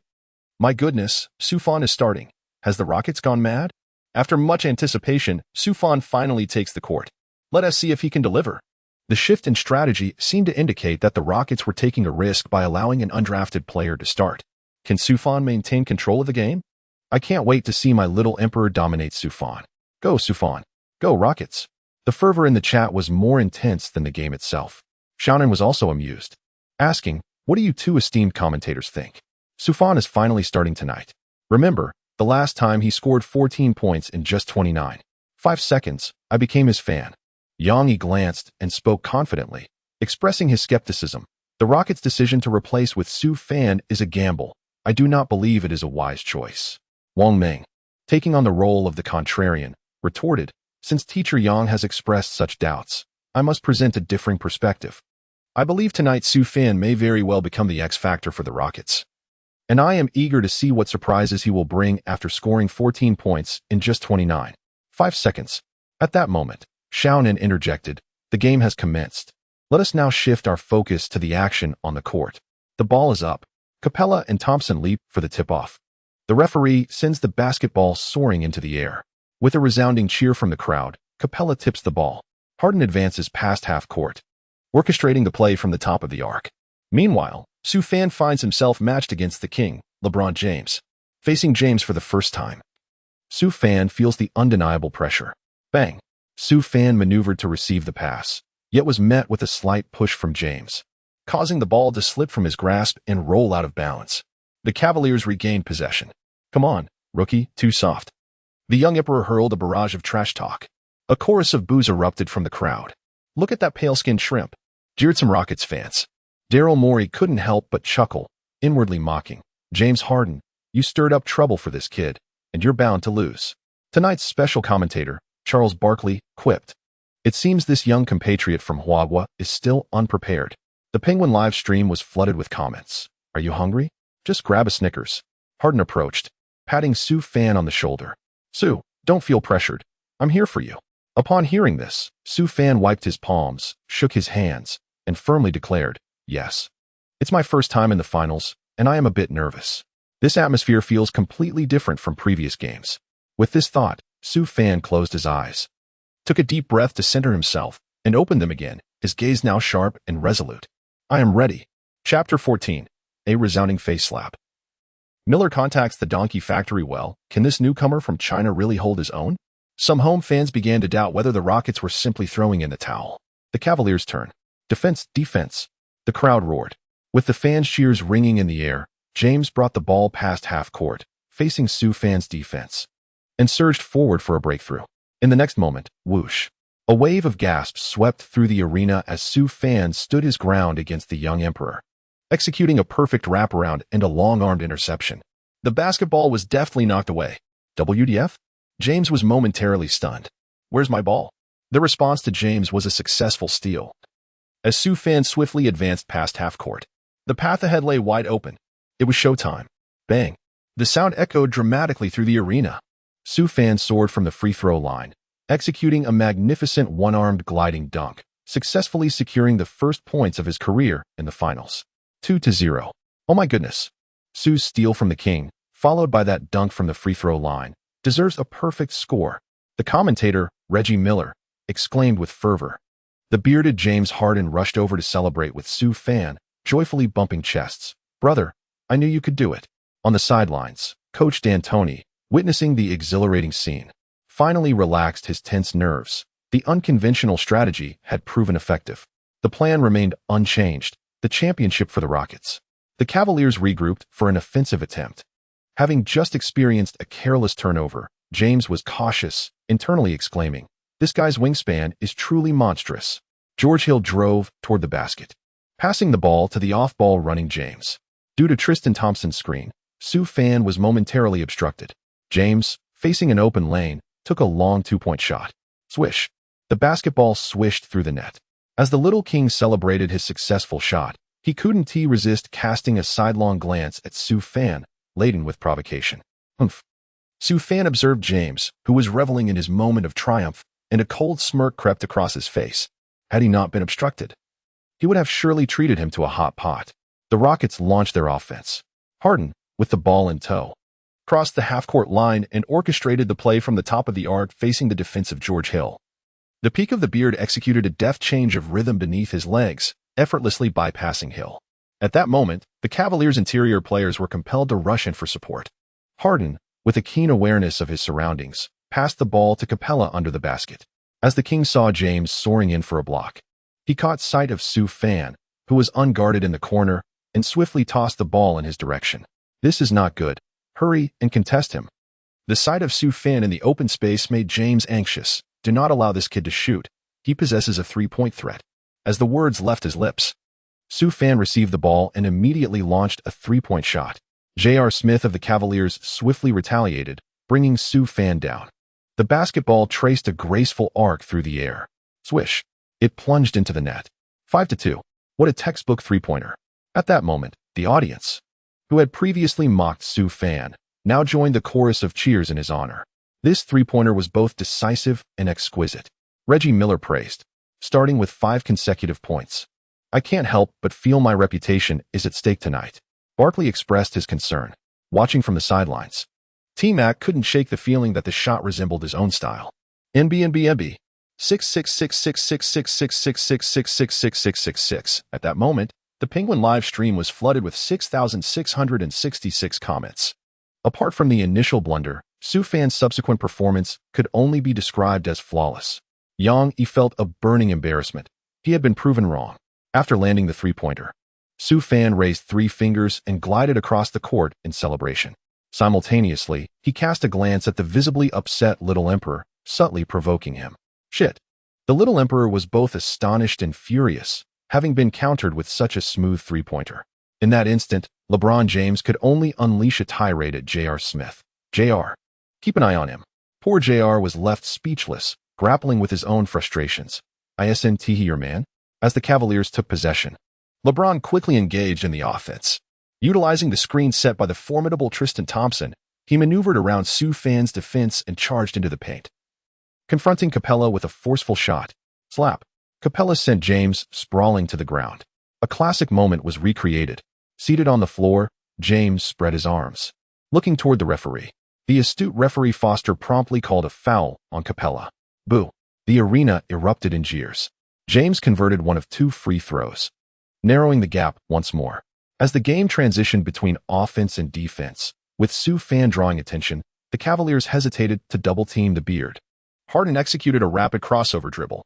In an instant, he deftly maneuvered past George Hill, then faced off against Tristan Thompson, executing a delicate layup.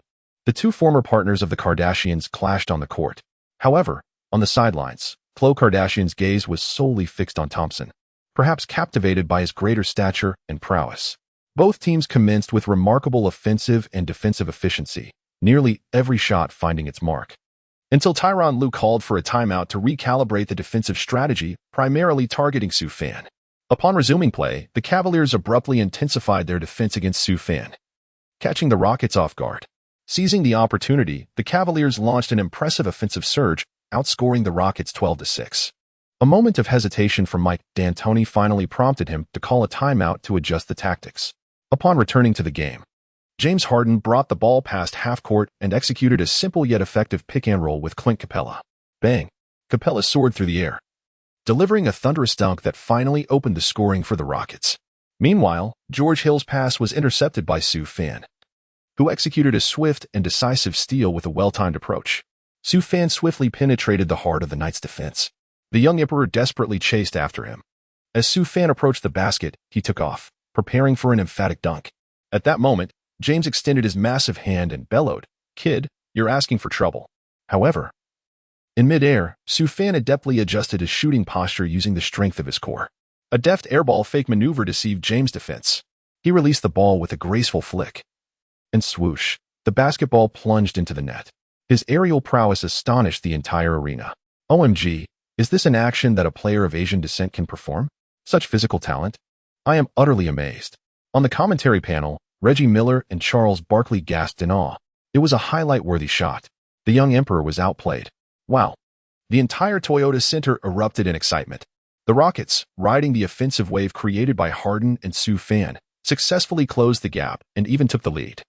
The first quarter was fiercely contested, with Sue Fan scoring 11 points, grabbing 3 rebounds, dishing out 1 assist, and making 3 steals and 1 block, a true all-round warrior. Harden added 13 points in the first quarter, while James contributed 12 points. The first quarter concluded with the Houston Rockets leading 32-28 against the Cleveland Cavaliers. This outcome greatly surprised all the media and experts. Reggie Miller was already on the phone arranging for a donkey to be delivered, while Barkley, witnessing this scene, was at a loss for words, lamenting his 2 failures against an Eastern player. Chapter 15, Elbowing the Young Emperor, Kicking the 8 Sages. WTF? An astounding 11 points in a single quarter, with a staggering shooting percentage of 71.1 and the highest plus-minus on the court. OMG. I am pondering why the Rockets have only now utilized Sue Fan. Had they done so earlier, they wouldn't be trailing 1-3. The live commentator exclaimed as he reviewed Sue Fan's first quarter statistics. Humph. The Rockets owner, Fertitta, scowled at Morey beside him, saying, "Look what you've done." Morey was fully aware of the implications of his actions, yet this dog helped him evade taxes. However, if the team were to lose the championship because of this matter, he could not let this fellow off easily. Morey wiped the sweat from his brow, feeling somewhat bewildered. Sue Fan had impressed him in the past, but he thought it was merely luck. Now, his performance in the first quarter of the finals was nothing short of perfect, showcasing limitless potential on both offensive and defensive fronts. Given time, he seemed destined to become a superstar. Damn, this is truly unbelievable. Morey could only mutter a curse, realizing he had hit a brick wall in negotiations. The second quarter quickly resumed. Both teams retained their core lineups, as it was a do-or-die playoff battle. A 7-man rotation was the limit for D'Antoni. Sue Fan remained on the court, solely because LeBron James was also present. This evening marked a confrontation between the two, youthful Sue Fan against the seasoned veteran, Old James. As the match commenced, it seemed that LeBron was determined to reclaim some of his former glory, aggressively dribbling towards Sue Fan with fervor. The physical prowess of the old master was undeniably legendary, robust like an ox, causing Sue Fan to stagger backwards with each encounter. Seizing the opportune moment and drawing closer to his comfort zone, the young Emperor executed a sudden stop and launched a jump shot. Swish. The basketball found its mark with unwavering precision. The score stood at 32-30, with LeBron propelling the Cavaliers to within a mere 2 points. The Rockets initiated their offensive play, with Harden resting on the sidelines. D'Antoni, displaying audacity and confidence, entrusted Sue Fan with the responsibility of bringing the ball across the half-court line. The coach recognized Sue Fan's capabilities, acknowledging his potential for ball handling. Sue Fan, unrestrained, seized the opportunity while the Knights' defense was momentarily unsettled, effortlessly maneuvering past their guard and driving straight towards the basket. In the paint, T.T. Thompson, upon realizing that Sue Fan was poised to score, lunged forward with an intensity akin to a fierce gust of wind. The collision sent Su Fan, who was about to execute a dunk, off balance, causing him to crash heavily to the ground beneath the basket. Yet, in that fleeting moment of impact, drawing upon his remarkable physical prowess, he managed to release the ball towards the hoop.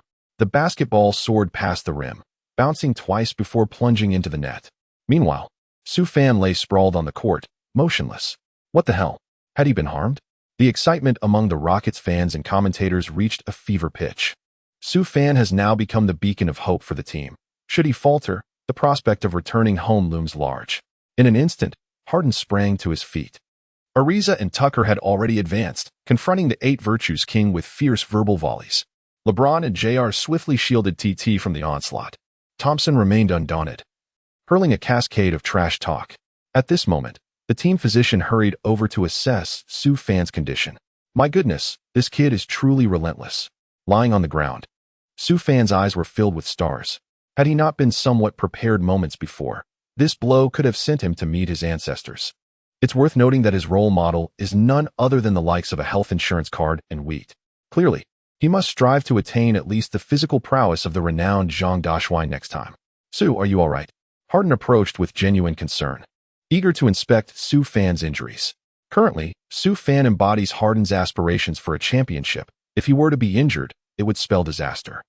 The game entered a temporary pause as the referee meticulously reviewed the footage. Before long, with the assistance of the team physician, Su Fan managed to rise to his feet. A wave of applause erupted throughout the Toyota Center. Soon, the ruling was announced. A mere ordinary foul was assigned to TT. A chorus of boos erupted. Is this really just an ordinary foul?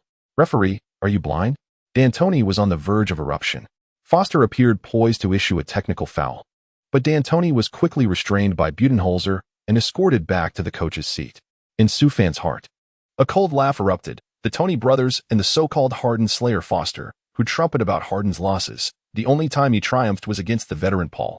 How utterly despicable, a mere pawn of silver. Very well, you have successfully provoked my ire. An unfair treatment has been detected.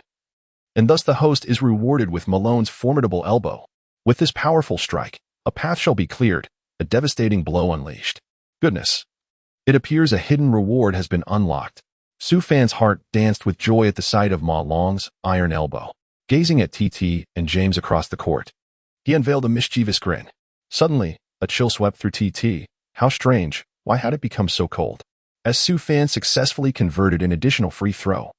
The score stood at 35-30. The match pressed on. The Cavaliers took their turn. LeBron, once more in possession, charged forward with determination, while Su Fan adhered closely to the veteran. His long arms provided a subtle yet palpable disruption, causing discomfort for LeBron, who hastily passed the ball to Jeff Green on the perimeter. The seasoned Green possessed a remarkable passing ability, allowing LeBron to swiftly maneuver downwards, receiving the ball seamlessly. With the hoop tantalizingly close, the young king leaped, preparing to conclude the play with a thunderous dunk. Yet, unexpectedly, Su Fan had stealthily positioned himself before LeBron, launching himself from the side. With a powerful swing of his iron elbow, he struck the young king. The maneuver appeared remarkably clean, entirely focused on the ball. The collision echoed as LeBron's shot was emphatically blocked. In an instant, the young king found himself on the ground, palms upturned, casting an innocent gaze towards the referee. Eric Gordon seized the basketball and initiated a fast break. The referee's whistle pierced the air, abruptly halting the Rockets' momentum and seemingly gifting the Cavaliers 2 points. What in the world? The most egregious officiating in history? The foul left the crowd bewildered, unsure if they were indeed in the Rockets' home arena. Amidst the audience, Adam Silver watched the scene unfold with a smirk. Standing at the free throw line, LeBron converted both shots, and the game resumed. The Rockets prepared for their offensive play. Su Fan's attacks became even more resolute than before, utilizing Tucker's screen to drive fiercely towards the basket.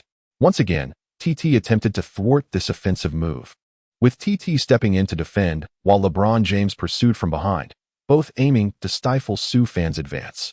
However, Su Fan ascended into the air with determination, swinging his elbow and propelling himself with his feet. Thud, swish.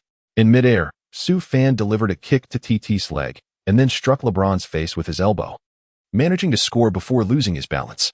LeBron, clutching his eye in pain, urgently signaled to the referee for an offensive foul. Nevertheless, The baseline referee refrained from calling the basket invalid. Given the fluidity of Sue Fan's actions, he had clearly absorbed the essence of Malone's teachings, executed almost unconsciously. Furthermore, to call an offensive foul at that moment would have incited the crowd into a frenzy. Fortunately, the brothers at the baseline still upheld a semblance of dignity. The fierce battle between both teams finally concluded the first half, with the Houston Rockets leading 59-52 against the Cleveland Cavaliers.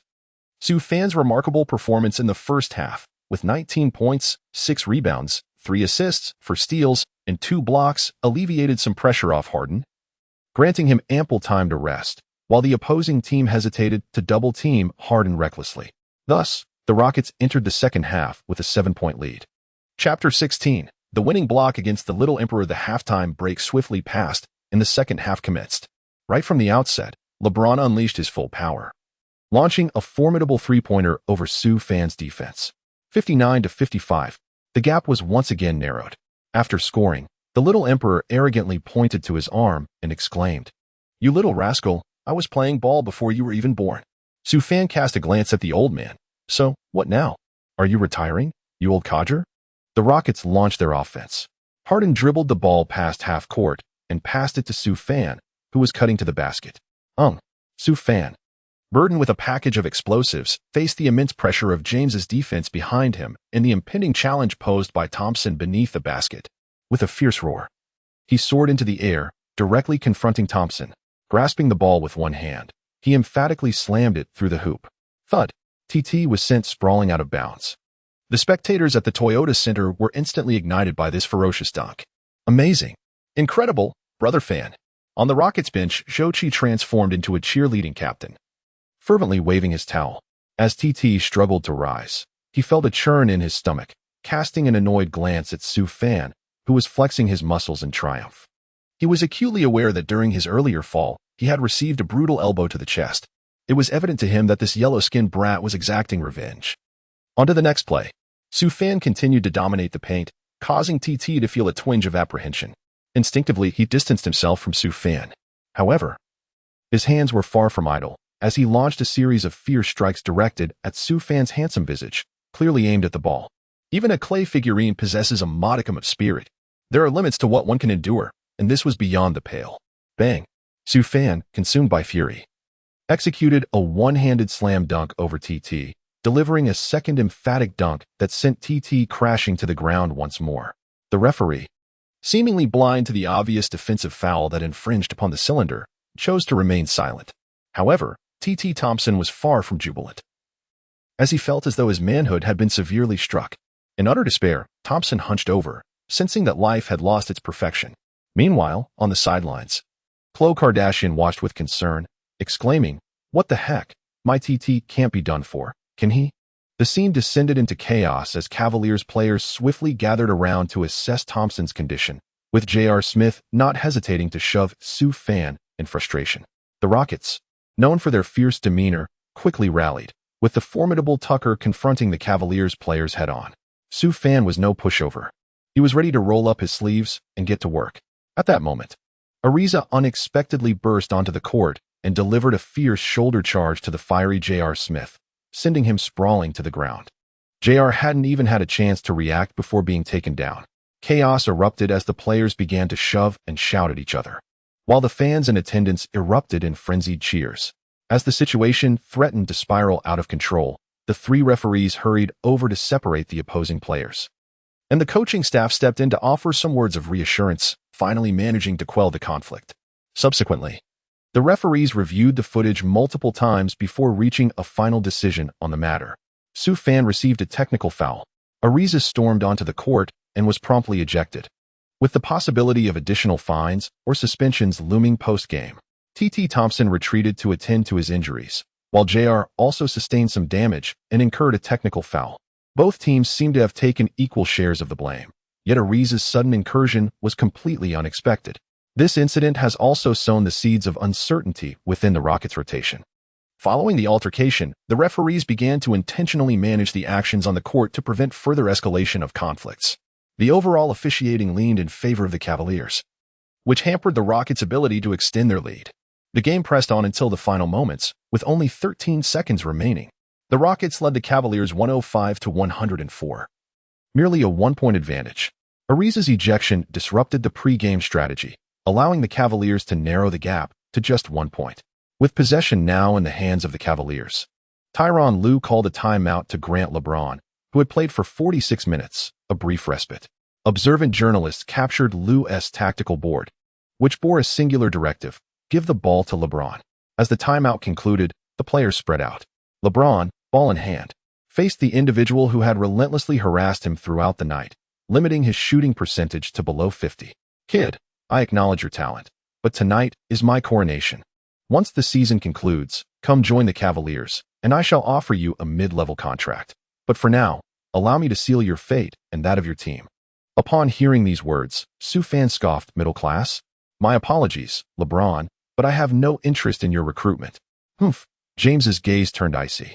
Sensing the time was running out, he executed a swift acceleration, effortlessly bypassing Sioux fan. He launched a ferocious attack at the rim. The entire audience held their breath. Was a last-second defeat imminent? Harden, witnessing this scene, felt his heart race uncontrollably. 0H. Thus, the Rockets' season was drawing to a close. Let us extend our congratulations to Cleveland. Reggie Miller's words were left unspoken. What the? 0HMV G0D. Charles Barkley exclaimed in astonishment. It was then that Sioux fan, unbeknownst to anyone, had caught up, soaring behind James like a magnificent eagle, as if a savior had arrived. What? The young emperor felt darkness envelop him. In that fleeting moment, as the basketball ascended to its zenith, a resounding clap echoed. Sioux fan executed a spectacular block, slamming the ball against the backboard. The Toyota Center collectively gasped as Tucker leaped with all his might, miraculously seizing the rebound above TT and clutching it tightly. The timer illuminated in red, signaling the end of the match.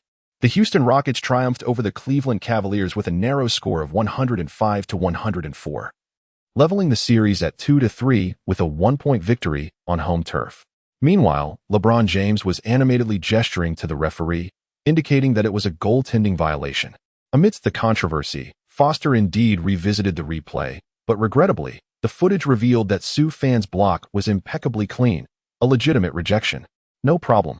In the final moments, the young emperor faced defeat, both in the game and in spirit, as he watched the O'Brien Trophy slip away from his grasp.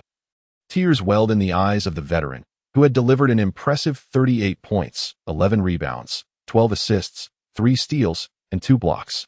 Disheartened, James declined to shake hands and chose to exit the arena amidst the boos of the crowd, heading straight down the players' tunnel. This marked Sioux fans' inaugural appearance in the finals. He achieved an extraordinary performance with 29 points, 9 rebounds, 4 assists, 5 steals, and 3 blocks, perfectly filling the void left by Chris Paul's injury. Harden led the Rockets with a commendable 33 points, 7 rebounds, 11 assists, and 1 steal. The duo shone brightly, overshadowing the young emperor's quest for glory. Especially in the closing moments, Sioux fans' game-winning block was nothing short of sensational. The bearded Harden, the man behind the scenes, witnessed the excitement as the live chat filled with enthusiastic praises. Yang Yi's face bore the marks of the fierce competition. Chapter 17. Barkley kisses the donkey. Farewell Houston. After the game concluded, Barkley was humorously seen kissing a donkey's rear, much to the amusement of the audience present and the viewers of the live stream. This moment would undoubtedly be a lifelong embarrassment for Barkley. He had kissed a donkey twice, both times due to the influence of the Chinese. The beautiful ESPN reporter swiftly navigated through the crowd to find Sioux fan. It can be said that Sioux fan once again rose to the occasion, rescuing the team from the brink of despair. Without Sioux fan, the Rockets might have been leisurely fishing on some beach. Sioux fan, this is your first finals, and you delivered a flawless performance with 29 points, 9 rebounds, 4 assists, 5 steals, and 3 blocks. What do you have to say about this game? Sioux fan wiped the sweat from his brow with the towel draped over his shoulder, casting a shy glance at the camera. At that moment, Harden approached him, affectionately squeezing Sioux fan's shoulder, and exclaimed into the lens, "We've won. My brother Sioux is simply remarkable." This endearing display from Harden alleviated Sioux fan's slight nervousness. Gradually regaining his composure, Sioux fan spoke softly, "This is my first finals game, and I am truly delighted to represent my team on the court. The achievements I garnered during the match are inseparable from the unwavering support of my teammates, particularly James Harden, who consistently passed me the ball and encouraged me to keep scoring. A wave of cheers erupted from the audience. The reporter, intrigued, continued to inquire, "Sue, could you share your thoughts on the upcoming games?" Sue Fan gazed into the camera and boldly declared, "I have never considered a 1-3 deficit to be the end of the world. Now we stand at 2-3, and in the next match against Cleveland, we shall continue our victorious march." Following this, he addressed a few straightforward inquiries, concluding the interview on a high note. The crowd, brimming with excitement, returned to the locker room to freshen up, ready for a rejuvenating night's sleep. At this moment, Rockets owner Tillman Fertitta observed the scene before him and then glanced at his corpulent associate, Morey, stating coldly, "Daryl, you had better pray for our ultimate victory." The team might have had the chance to lead 3-1 against the Cavaliers, and all of this was due to this glutton's interference with the team's dynamics. Fertitta was visibly irate. At the post-game press conference, the Cavaliers held their own session. The visibly displeased Little Emperor, LeBron James, addressed the gathered reporters with a frigid demeanor, stating, "I have reason to believe we have squandered an excellent opportunity for the championship. Perhaps the referees ultimately influenced the outcome of the match." The officiating crew, upon hearing this, might have only wished to express their own frustrations. "How many fouls have I called? And yet I am still blamed." In conclusion, James emphatically proclaimed, "As we return to Cleveland for the next game, I shall lead my team to lift that trophy, a symbol of championship glory, in our hometown." For the first time, Sue Fan followed in the footsteps of his older brother Harden to this place. Initially, D'Antoni lauded the players' performance this evening, particularly praising Sue Fan with the words, "Though I am an offensive coach, Sue's block in the final moments secured our victory. He is truly exceptional, and I'm delighted to coach him." Harden chimed in, saying, "Hey, Sue, standing beside me, is undoubtedly the coolest player of the night." Sue Fan smiled and said, "Tonight is a delightful evening, and I firmly believe that we shall meet again in Houston next time." Well, the journalists present erupted in a chorus of cheers. Commanding, confident. Sue Fan's implication suggests an assured victory in the next match. My admiration for this rookie continues to grow. The more I observe through the lens of team reporter Feigen, the more I am captivated. Simultaneously, mere moments after the conclusion of the game, reports regarding tonight's events are already rampant. TNT Sports declares, Sue Fan's monumental block saves Houston, shattering the championship dreams of the young emperor. ESN Sports cautions, never underestimate the heart of an MVP with a magnificent beard. The Open Arena exclaims, once again dazzling in the finals, this young talent from China is undoubtedly the Rockets' finest acquisition of the year. Domestic media exuberantly praises the contemporary Jordan. Sue Fan emerges with brilliance. Sue Fan has undeniably risen to prominence, garnering a modicum of fame within the league. The officiating during the finals was decidedly unjust towards the Rockets. The referees seemed disinclined to see them succeed, allowing players to endure relentless fouls without penalties. The actions of TT were particularly insidious, nearly incapacitating the Rockets' rookie, Sue Fan. Indeed, it was Sue Fan's commanding response, executing two powerful dunks that sent this young player soaring. One wonders if Sue Fan will captivate Kohler, having already subdued TT. Observing Adams' tenure, one must note the remarkable feats accomplished. The final block by the Chinese rookie was nothing short of spectacular, leaving LeBron in a state of disbelief. Meanwhile, numerous fans who witnessed the match took to the internet to express their opinions, overwhelmingly siding with the Rockets. There exists a fervent desire to witness the emergence of a hero. The three referees officiating reached a level of madness, inciting the ire of devoted basketball enthusiasts. In the NBA Commissioner's office, Adam Silver unleashed a tirade upon the trio of referees, initially poised to craft a narrative of a solitary hero reclaiming glory for Cleveland. However, the situation has spiraled into chaos. With a disdainful exclamation, Silver scoffed internally, "I refuse to believe you can win the next game."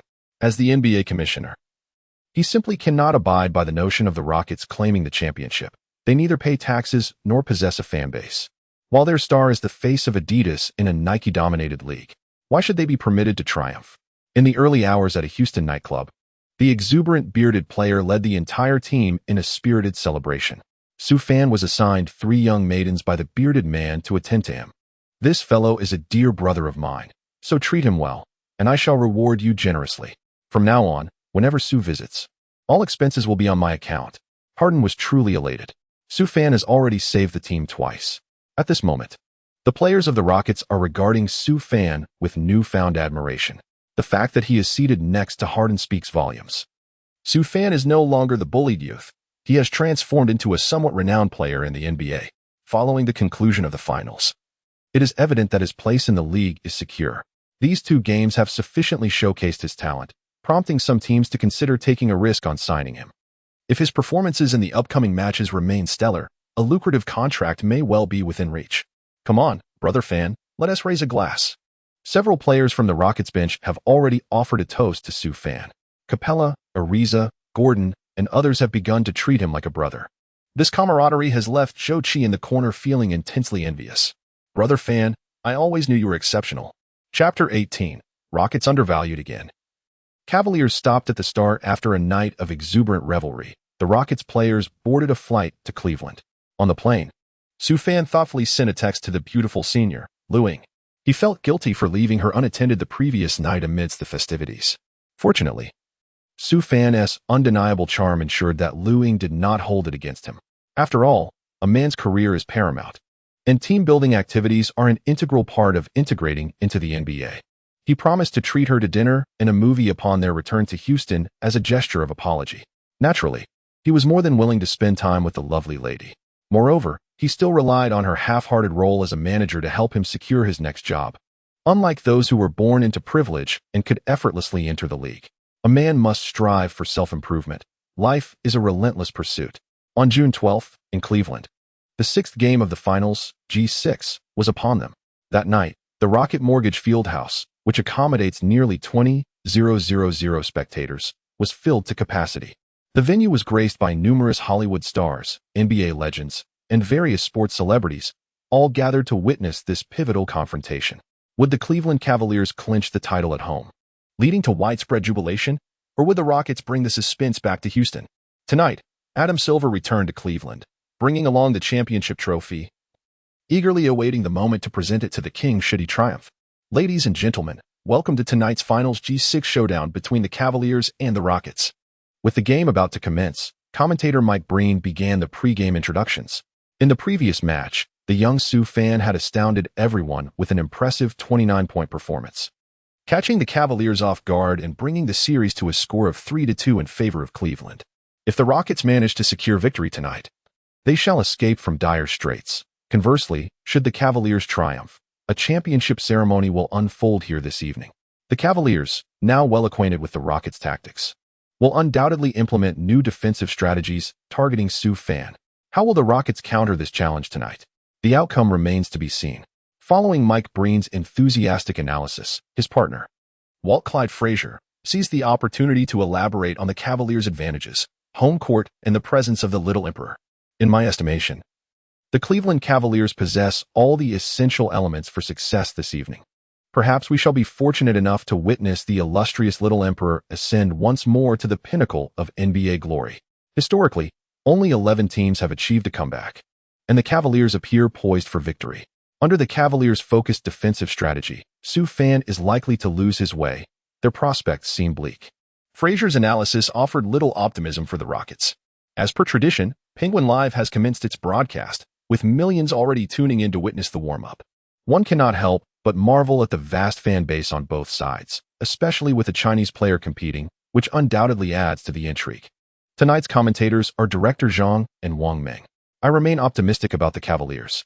Director Zhang lavished praise on the Little Emperor, while Wang Meng, acknowledging Zhang's support for the Cavaliers, reluctantly sided with the Rockets. To be candid, few harbor hopes for a Rockets victory. The challenges they face are formidable. With Paul injured, Su Fan likely scrutinized, Ariza suspended for one game, and a thin rotation, the Rockets find themselves in a precarious position. Returning to the court, the starting lineups are as follows: Houston Rockets, James Harden, point guard; Eric Gordon, shooting guard; Su Fan, small forward; PJ Tucker, power forward; Clint Capella, center.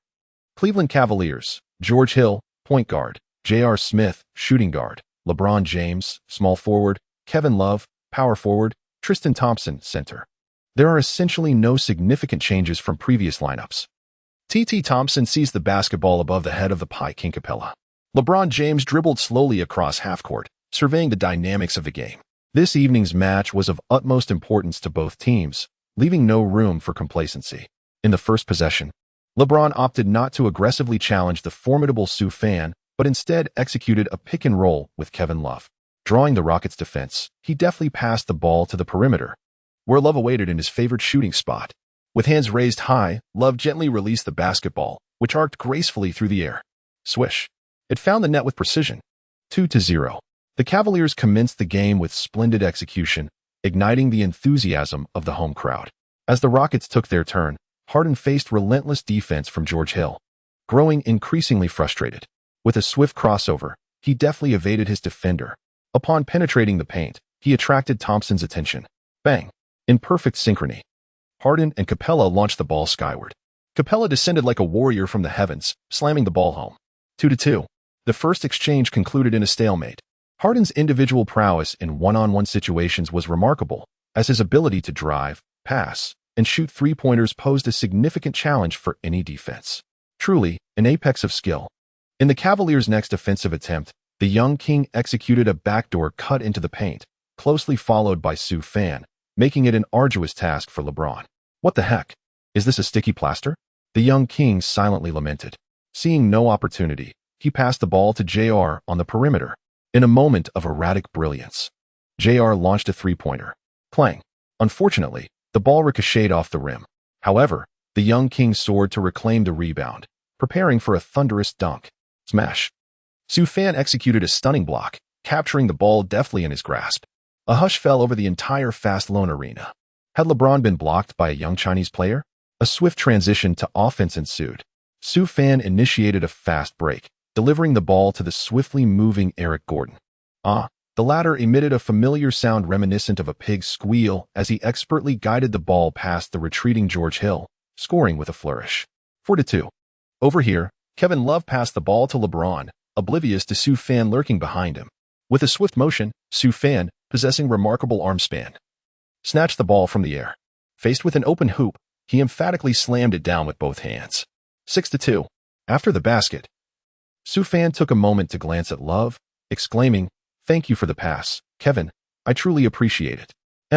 LeBron was left in a state of bewilderment, his face a canvas of questions. What on earth is happening here? The on-site commentator, Mike Breen, expressed his astonishment, remarking that it appeared the Cavaliers players were prematurely celebrating their victory, seemingly oblivious to the hunger emanating from their opponents. A timeout was called as Tyronn Lue, sensing the impending doom, quickly signaled for a pause. Within less than 3 minutes into the game, the Cavaliers found themselves halted by Su Fan's prowess. The audience in the Penguin Live broadcast room, led by Wei Ping Bryant, was left in awe. This Su Fan possesses something special. His style of play is quite reasonable. Chapter 19. A Moment of Crisis? Clay's Gift Package. Upon returning from the timeout, the Cavaliers promptly adjusted their strategy. George Hill dribbled the ball, while LeBron executed a seamless cut to the basket, scoring effortlessly. 6-4. The championship coach, Tyronn Lue, still demonstrated his tactical acumen. Over here, Su Fan deftly executed a reverse sprint to shake off his defender, then received a pass from the beard beneath the basket. With a resounding slam, he executed a spectacular alley-oop dunk. The score stood at 8-4, showcasing his explosive athleticism in that moment. Some scouts exclaimed in disbelief, realizing they had underestimated his talent.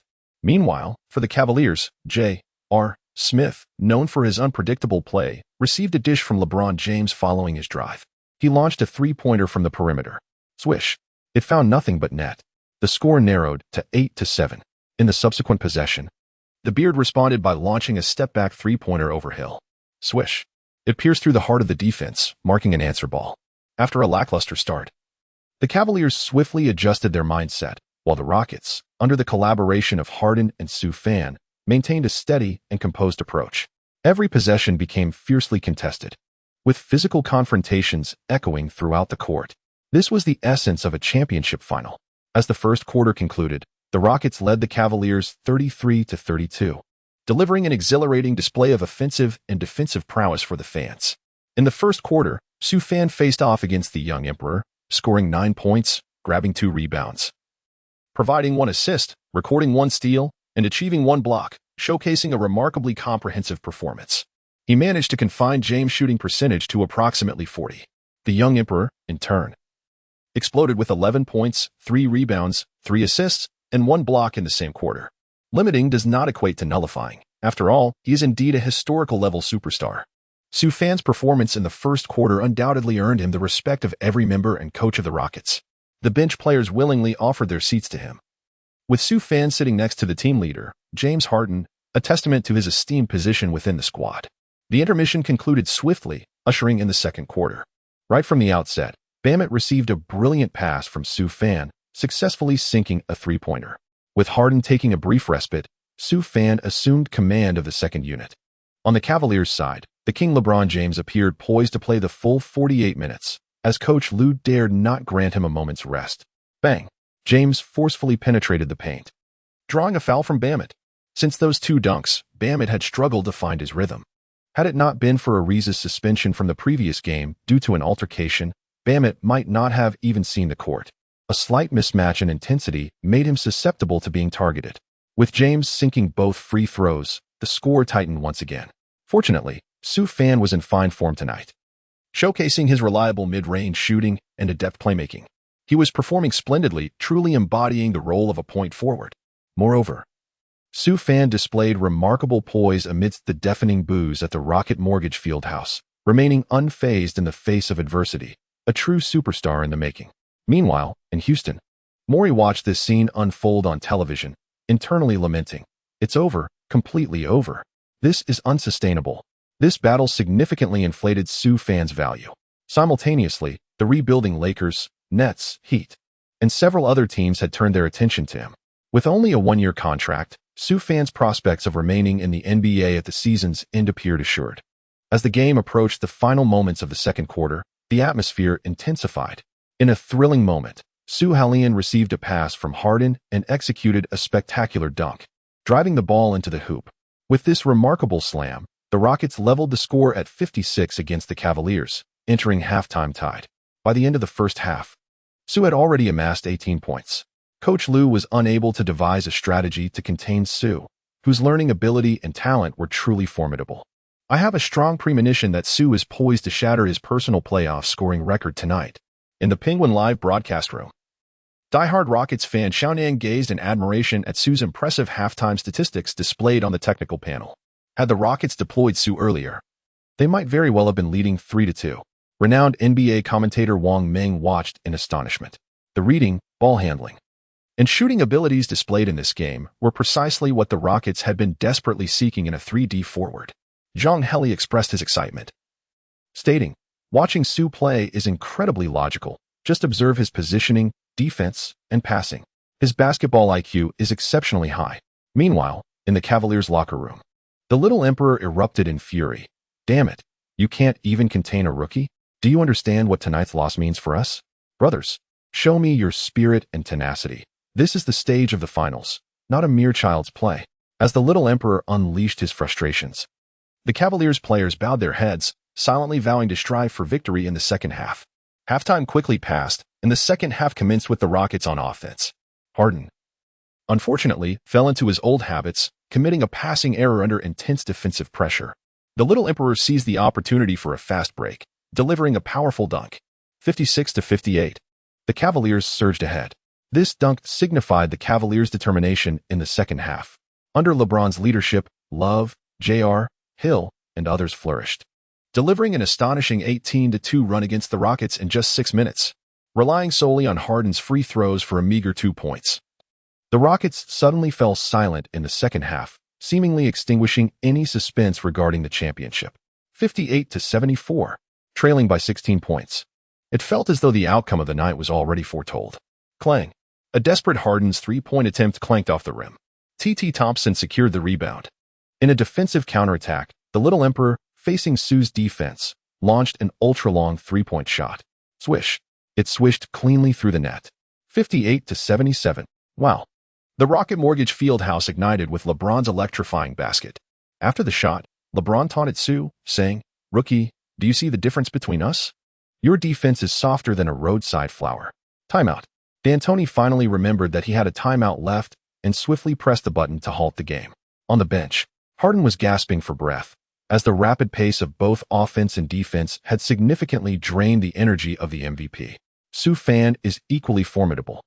Defending against LeBron is no simple task. It is essential to recognize that this is LeBron James we are speaking of, not some insignificant player. Zhou Qi wisely approached Su Fan from behind, offering to ease his shoulders. "Fan go, have some water." Su Fan accepted the drink with a smile and downed it in one go. He mused internally. Who claimed that I lacked understanding regarding the egg pancake? Trailing by 19 points with just over 6 minutes left in the third quarter. If the Cavaliers continue to extend their lead, the Rockets will be doomed. In the face of such a disheartening situation, Su Fan felt a wave of helplessness wash over him.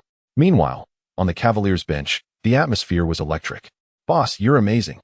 You've completely overwhelmed that yellow-skinned monkey. You've crushed that arrogant brat." J.R. Smith lavished praise upon the little emperor, who basked in the compliments. Ever since Su Fan's arrival in this series, everything seemed different. Now, he finally had the opportunity to prove himself. As the timeout concluded and the game was about to resume, the Rockets players, led by Harden, wore grave expressions. Harden, in particular, was inwardly cursing Morey. If it weren't for Morey's antics during the finals, the Rockets could very well be the ones leading now. A score of 1-3 was indeed a daunting challenge on such a grand stage as the finals. At this moment, Su Fan wiped the sweat from his brow and resolutely prepared to take the stage once more, for regardless of victory or defeat, it was worth a valiant effort. 19 points were not an insurmountable challenge. At that very moment, a voice echoed from the system. Detection of J.R. Smith mocking the host. The host is rewarded with a gift package featuring Klay Thompson, known for his remarkable G6 performance, where he scored 37 points in a single quarter. Upon the conclusion of the match, this will automatically convert into an enhancement of 3 points to the host's three-point ability. Upon hearing the system prompt, Su Fan was momentarily taken aback before glancing at the upward-gazing J.R., a smile involuntarily gracing his lips. J.R. Smith felt as though he had suddenly been targeted by an unseen force, shivering slightly. What was going on? The air conditioning here wasn't even that cold. Chapter 20. 37 points in a single quarter. The young emperor stunned the scoreboard displayed. Rockets 58, Cavaliers 77. The Rocket Mortgage Fieldhouse was alive with jubilant cheers. The Cavaliers held a commanding 19-point lead on their home turf, with over 6 minutes remaining in the third quarter. At this juncture, it could be said that as long as they maintained their composure, victory was all but assured. It is worth noting that they boasted one of the toughest players in the playoffs, the current king of the league. Little did anyone know, the course of the game was about to shift dramatically due to one man. The Rockets had possession. Harden orchestrated from the perimeter, seeking an opportunity. LeBron James was tightly guarding Su Fan, exuding an overwhelming sense of pressure. "Rookie, there's no way you're making another shot tonight." The young emperor's words had barely left his lips. Su Fan maneuvered out, just as Harden received the ball.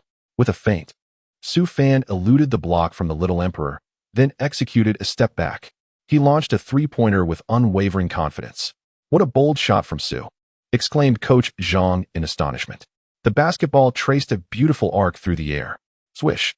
It found nothing but net. "Well done, Su." The players on the Rockets erupted into wild celebration. The score stood at 61-77. That remarkable three-pointer had pulled the Rockets back from the brink of despair. Renowned commentator Mike Breen remarked, "That shot from Su Fan was audacious, and it truly went in." Wang Meng from the Penguin livestream praised. But wait, there's more. Following his successful three-pointer, Su Fan intensified his defensive aggression, forcing the little emperor to pass the ball. J.R. Smith, the erratic shooter, missed his attempt from beyond the arc. Capella seized the rebound and passed it to Harden. With a quick glance, Harden spotted Su Fan already in the front court.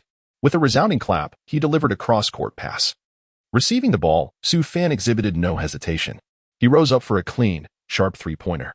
"Oh dear, there's no one in the front court. Su's choice seems rather hasty." Coach Zhang had not finished his thought when a crisp sound echoed, a resounding success that brought joy to the fans. The score now stood at 64-77. The deficit had suddenly narrowed to 13 points. Su Fan swiftly scored 2 consecutive three-pointers, dramatically narrowing the score gap.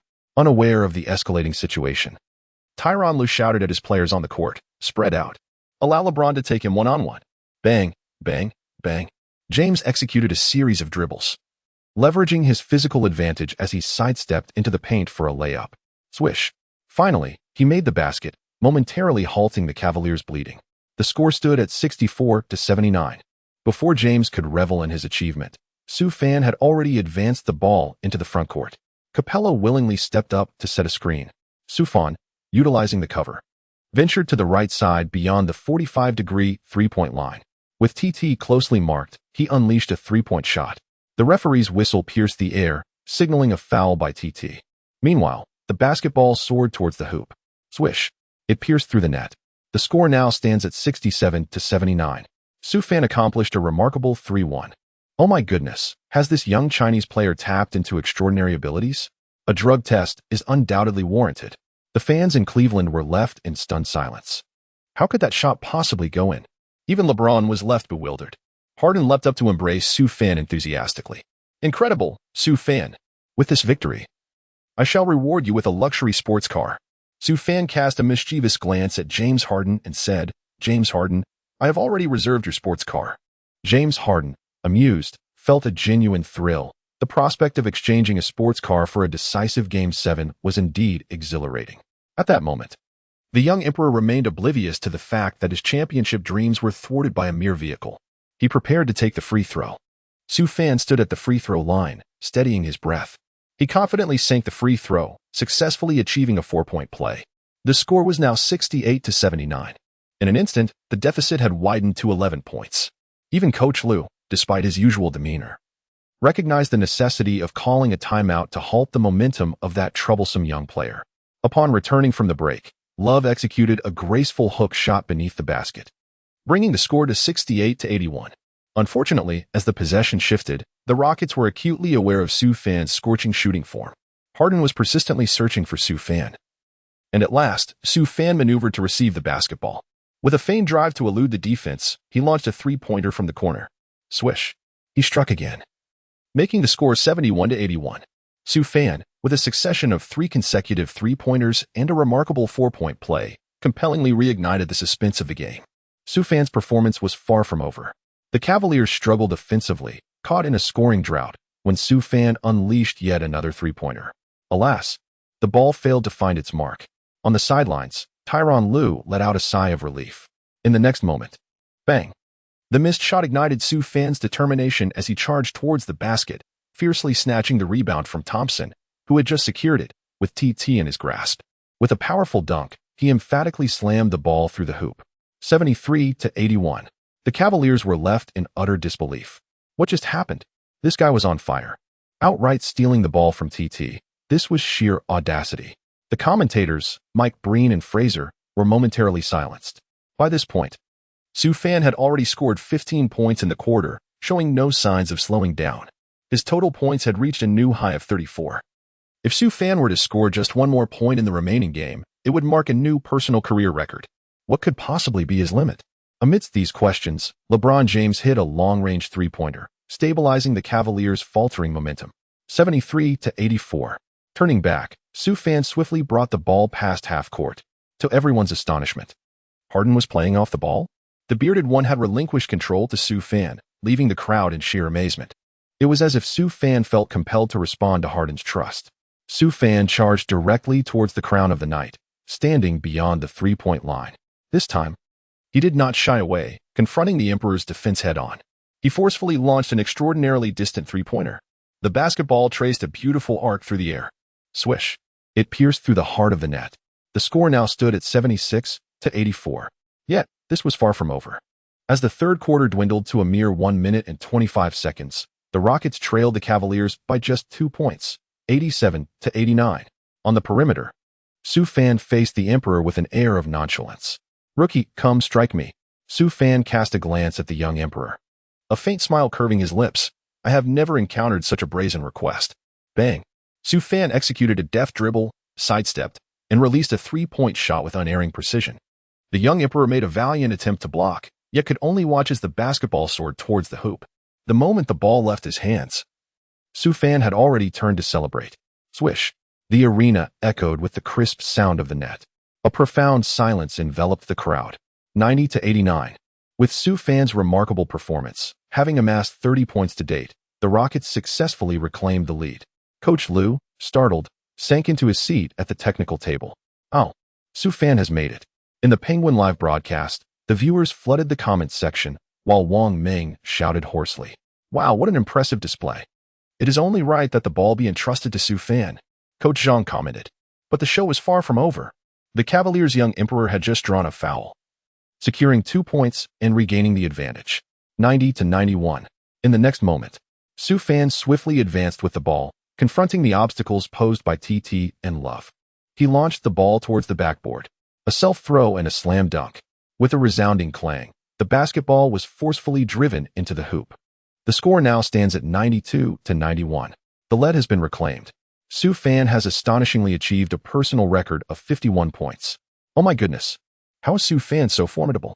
Even Mike Bryn is utterly astonished. He has already scored 32 points in a single quarter, setting a new record for the most points in a quarter. There are still 35 seconds remaining. The young emperor attempts a forceful drive, but fails to score. Capella secures the rebound and intends to pass to Harden, but the bearded one gestures forward, indicating he wants Su Fan to take the ball. Remarkably, the leader chooses to forego the basketball. Even the king of assists is momentarily taken aback before flinging the ball towards the front court. Su Fan, unperturbed by the passage of time, executed a graceful Euro step to evade his defender and score with finesse. He single-handedly dismantled the Cavaliers, accomplishing this feat in less than 5 seconds.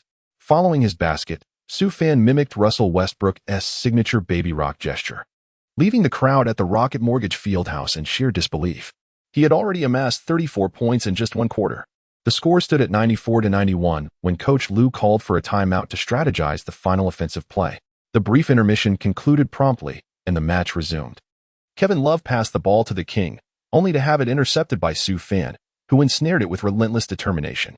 The Cavaliers could do nothing but chase after Su Fan desperately, under the watchful eyes of the entire arena. Su Fan reached the top of the arc and leaped into action. He unleashed a three-point shot. The king's expression froze in disbelief. On the sidelines, Durant, who was in attendance, observed the scene and thought, "This moment is all too familiar. It reminds me of Game 6 when Thompson silenced me." Swish. A dagger to the heart. He scored 37 points in that quarter alone. Chapter 21. An explosive 63 points, matching the basketball god. Oh my goodness. Is this his personal showcase? I nearly forgot that this was the finals. I feel utterly conquered by Su. Scoring 37 points in a single quarter of Game 6 of the finals, he turned the tide against all odds. I find myself at a loss for words to express my astonishment. The commentators on site were beside themselves with excitement. The Cleveland fans were left in shock, witnessing Su Fan, seated on the Rockets bench, wiping away sweat. What are you all doing? Brothers, this is Cleveland, Game 6 of the finals. Do you still desire the championship? The king was utterly beside himself on the bench. The championship trophy had already been airlifted to Cleveland. How could he accept the notion that it might slip away? Silence enveloped the Cavaliers bench. Meanwhile, the atmosphere was one of stark contrast. The Rockets led 97-91 as the fourth quarter commenced.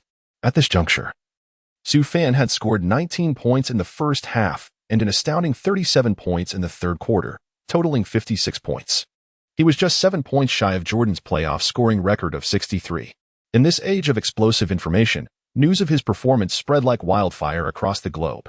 Media outlets like Douyin, Kuaishou, Meipai, Facebook, and Twitter rushed to report on this Game 6 spectacle. With his 37 points in a single quarter, he equaled Thompson's record for the highest single quarter score. He surpassed legends such as Anthony, Gervin, and Chamberlain, now holding the top spot in NBA history alongside Klay Thompson. Some bold domestic fans have even dubbed Su Fan as the current best player in the NBA and the premier small forward, albeit such accolades are more flattery than fact. Yet, they undeniably reflect the profound impact Su Fan has had on all who witnessed this moment on the court. As the fourth quarter commenced, the substitutes played merely 2 minutes before both teams opted to field their starting lineups. At this juncture of the match, the first team to relax would inevitably face defeat. No one dared to underestimate their opponent. A loss would grant ample time for rest, but now was the moment to test their resolve. The young king, with the ball in hand, utilized his physique to overpower Su Fan. With a swift crab dribble, he pushed past Su Fan and executed a forceful layup. Swish. The score was now 102-95, widening the gap to 7 points. At 4 a.m, the rule-savvy Harden vociferously appealed to the referee, exclaiming, "Traveling." That was a travel. Nevertheless, the referee signaled that the basket was valid, while Harden continued to argue his case. Su Fan stepped forward and embraced Dangu, saying, "James, trust me." As Harden was about to erupt, he caught sight of Su Fan and naturally believed him. Wait, let's do it this way, Harden nodded, a smile spreading across his face. The Rockets were on the offensive. Su Fan executed a pick and roll with Dengu, leaving the Cavaliers bewildered. Their defense was commendable. Instinctively double-teaming Harden, Su Fan swiftly descended, relying on his speed to reach the basket. Confronting TT's defensive intervention, he dispatched the ball downwards. Bang! The king of the cake executed a two-handed slam dunk. 104-95. Haha, the Cavaliers' defense was utterly bewildered. Even the commentators at the scene couldn't help but laugh. Sufan and Harden present an overwhelming offensive threat. Sufan perfectly fills the void left by the absence of the beard, all while not infringing upon ball possession. He seamlessly integrates with Harden. LeBron continues to aggressively back down Sufan. This time, Sufan demonstrates his wisdom by executing a retreat, causing LeBron to lose his balance. Sufan executed a forceful steal, intercepting the basketball amidst the jeers of the crowd. With a resounding clang, he advanced to the front court, effortlessly maneuvering past JR with a behind-the-back dribble. Approaching the basket, he faced George Hill and performed an audacious aerial layup. With a sharp snap and a swish, the ball found its mark, simultaneously drawing a foul from Hill. An exhilarating display of prowess. Following the basket, Su Fan exuberantly celebrated, his arms flailing in delight. Harden approached to exchange a high five. The entire Rocket Mortgage Fieldhouse fell into a profound silence. Su Fan stood at the free throw line. Amidst a deafening chorus of boos resonating throughout the arena, Su Fan took a deep breath and calmly sank the free throw. 107-95. 59 points. The Penguin Live broadcast has begun its countdown. The record is within reach. There is still more than half a quarter left in the game. The Cavaliers are on the offensive. The unpredictable JR has finally struck again, landing a three-pointer. 107-98. Facing the relentless defensive JR, Su Fan refused to back down. With a feint, he surged into the paint, executing a deft step-back mid-range shot. Swish. A flawless response. The score now stood at 109-98, and Su Fan had amassed an astounding 61 points. Coach Zhang. Our Su Fan has equaled the illustrious 61-point record set by Baylor against the Celtics in the 1962 finals. What are your thoughts? Wang Ming inquired with a smile. Glancing at Coach Zhang shook his head, a broad smile adorning his face. The opponent truly cannot contain him. Su Fan's play has been remarkably sound, making this game a spectacle. Now, Su Fan is merely 2 points shy of Jordan's 63-point record. Let us eagerly anticipate Su Fan's forthcoming performance. No sooner had he spoken than, whoosh, Su Fan seized the ball, executing a daring maneuver around the bend, skillfully eluding the double team of George Hill and J.R. Smith. He surged into the paint, confronted by the defensive efforts of Tristan Thompson and Kevin Love. With an ethereal grace, he performed an aerial waltz, delivering a no-look assist, sending the ball soaring towards the hoop. Clang! The ravenous Capella, known as the Bing Emperor, had already taken flight. With a breathtaking display of athleticism, he viciously slammed the ball home. LeBron James watched in disbelief, baring his teeth in frustration. What on earth are you two doing? He seethed, directing his ire towards JR and Hill. The scoreboard illuminated the disheartening reality, 111-98. The Cavaliers found themselves trailing by an astonishing 13 points. From a commanding lead of 19 to a deficit of 13, Cleveland fans were left in stunned silence. They had been toasting with champagne in the first half. Yet the second half had devolved into a funeral pyre. If anyone felt the weight of despair, it was undoubtedly the Little Emperor, dribbling past half-court, already having amassed 42 points. Damn, a bunch of CBA teammates. The old man finally reached his breaking point, throwing caution to the wind with a desperate long-range three-pointer. As the ball ricocheted off the rim, Tucker erupted from the crowd, harnessing boundless energy to snatch the rebound and pass it to the fast-breaking Su Fan. Confronted by the Cavaliers' defense, Su Fan had entered his zone. With a thunderous thud, he grasped the ball with one arm, his physique unfurling as he faced the retreating Little Emperor. Bang! The sound reverberated through the arena. Su Fan executed a one-arm dunk over LeBron James, sealing the moment with a thunderous strike, achieving an astonishing 63 points. At this instant, the entire Rocket Mortgage Fieldhouse fell into a hushed silence. Oh my God! With this spectacular dunk, Su reached his 63 points, equaling Michael Jordan's record for the highest points in a playoff game. This moment effectively shattered King James's dreams of championship glory. The score stood at 113-98, with the Rockets holding a commanding 15-point lead and time dwindling. The beleaguered Cavaliers ultimately substituted all their starters, leaving Sioux fans' playoff personal best at 63 points, thereby matching the basketball deity. Coach Lue, a master strategist, gracefully surrendered, successfully curtailing Sioux's scoring spree. As long as I capitulate swiftly enough, you shall not score. With the final whistle blown by the lead referee, the Houston Rockets triumphed over the Cleveland Cavaliers with a score of 118-105. The series now stood at a tie of 3-3, with the next game set to unfold in Houston for a decisive Game 7. Chapter 22. Aftermath of the 63-point game. D'Antoni's apology. Until the very last moment of the match, King James remained rooted in place, a towel draped over his head, gazing vacantly towards the championship trophy. In this contest, James amassed 49 points, 10 rebounds, 7 assists, 2 steals, and 1 block, a near-perfect triple-double, yet he faced defeat. Tonight, the celebration should have taken place in Cleveland, but everything had gone awry.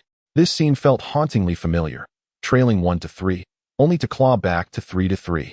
James glared intensely at Sioux fan, who was surrounded by teammates celebrating their victory. It was all because of that pesky kid. Scoring 37 points in Game 6, and a total of 63 points overall. Why is it always him? In that moment, the king had no desire for pleasantries. Choosing to exit through the player tunnel without a backward glance, refusing to acknowledge anyone. The sight of Sioux fan only fueled his frustration. He had been on the verge of victory, holding 3 match points, yet could not secure the win. It is crucial to note that the opposing team was without Ariza and Paul. With Ariza returning for the next game, the challenge would only intensify. Ironically, the Cavaliers' struggles only served to unleash the mightiest version of Sioux fan. In Game 6, he played for 44 minutes, scoring 63 points alongside 7 rebounds, 3 assists, 3 steals, and 2 blocks. In the player tunnel, when Sioux fan made his entrance, the Rockets owner slid to his knees before him, exclaiming, "Sioux, you are phenomenal." Fade was ecstatic, and at that moment, the cameras captured this iconic scene. During the post-match press conference, Cavaliers Tyronn Lue and LeBron James were present. Reporter, LeBron, what are your thoughts on the fact that you were leading by double digits at halftime, only to ultimately lose the game? James, it is truly unfortunate. At one point in the first half, we were on the brink of victory. However, the second half was entirely unexpected. Sioux's sudden outburst disrupted all our previous strategies. He was the X factor. Reporter, what are your plans for the upcoming Game 7 in Houston? James, with a resolute gaze, replied, "We will seize the victory decisively. You will witness the full force of LeBron." Subsequently, Coach Lue commented on Sioux's remarkable performance of 37 points in a single quarter and 63 points overall. Sioux is exceptional, a remarkable player. If the opportunity arises, I hope our team can acquire him. I have heard his contract expires this summer. At the same time, Coach Lue expressed that the team would give their all in the next game, stating that despite this loss, there is still another chance.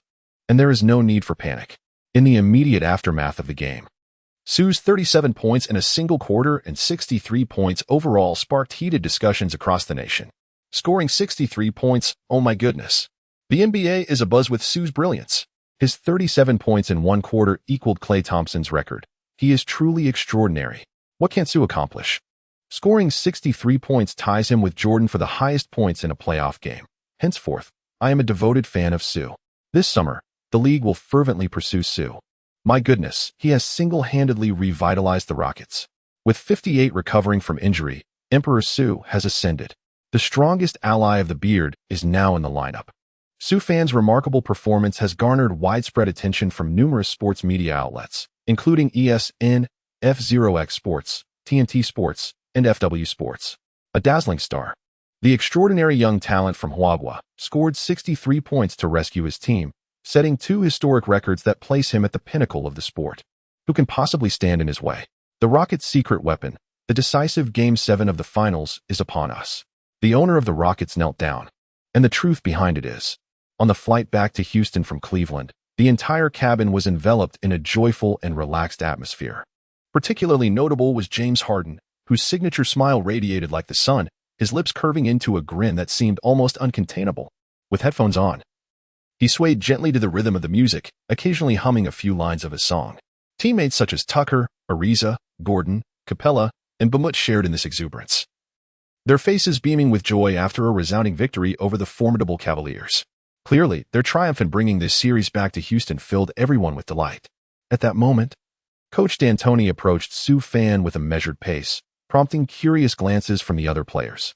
The coach's eyes were filled with regret as he quietly expressed, "I apologize, Sue. I truly made a mistake by not providing you with enough opportunities to showcase your talent." However, in response to the coach's apology, Sue Fan merely smiled gently and shook his head, indicating that it did not concern him. "Coach, there is no need for further words. I am fully aware of whose decision this was. But please trust that my passion for basketball is genuine. I do not play for any single individual. Wherever and whenever I have the chance to step onto the court, I will exert every effort to secure victory for the team." Sue Fan's tone was resolute and sincere, stirring the emotions of those who listened. Upon hearing these words, a hint of a gratifying smile gradually appeared on D'Antoni's face.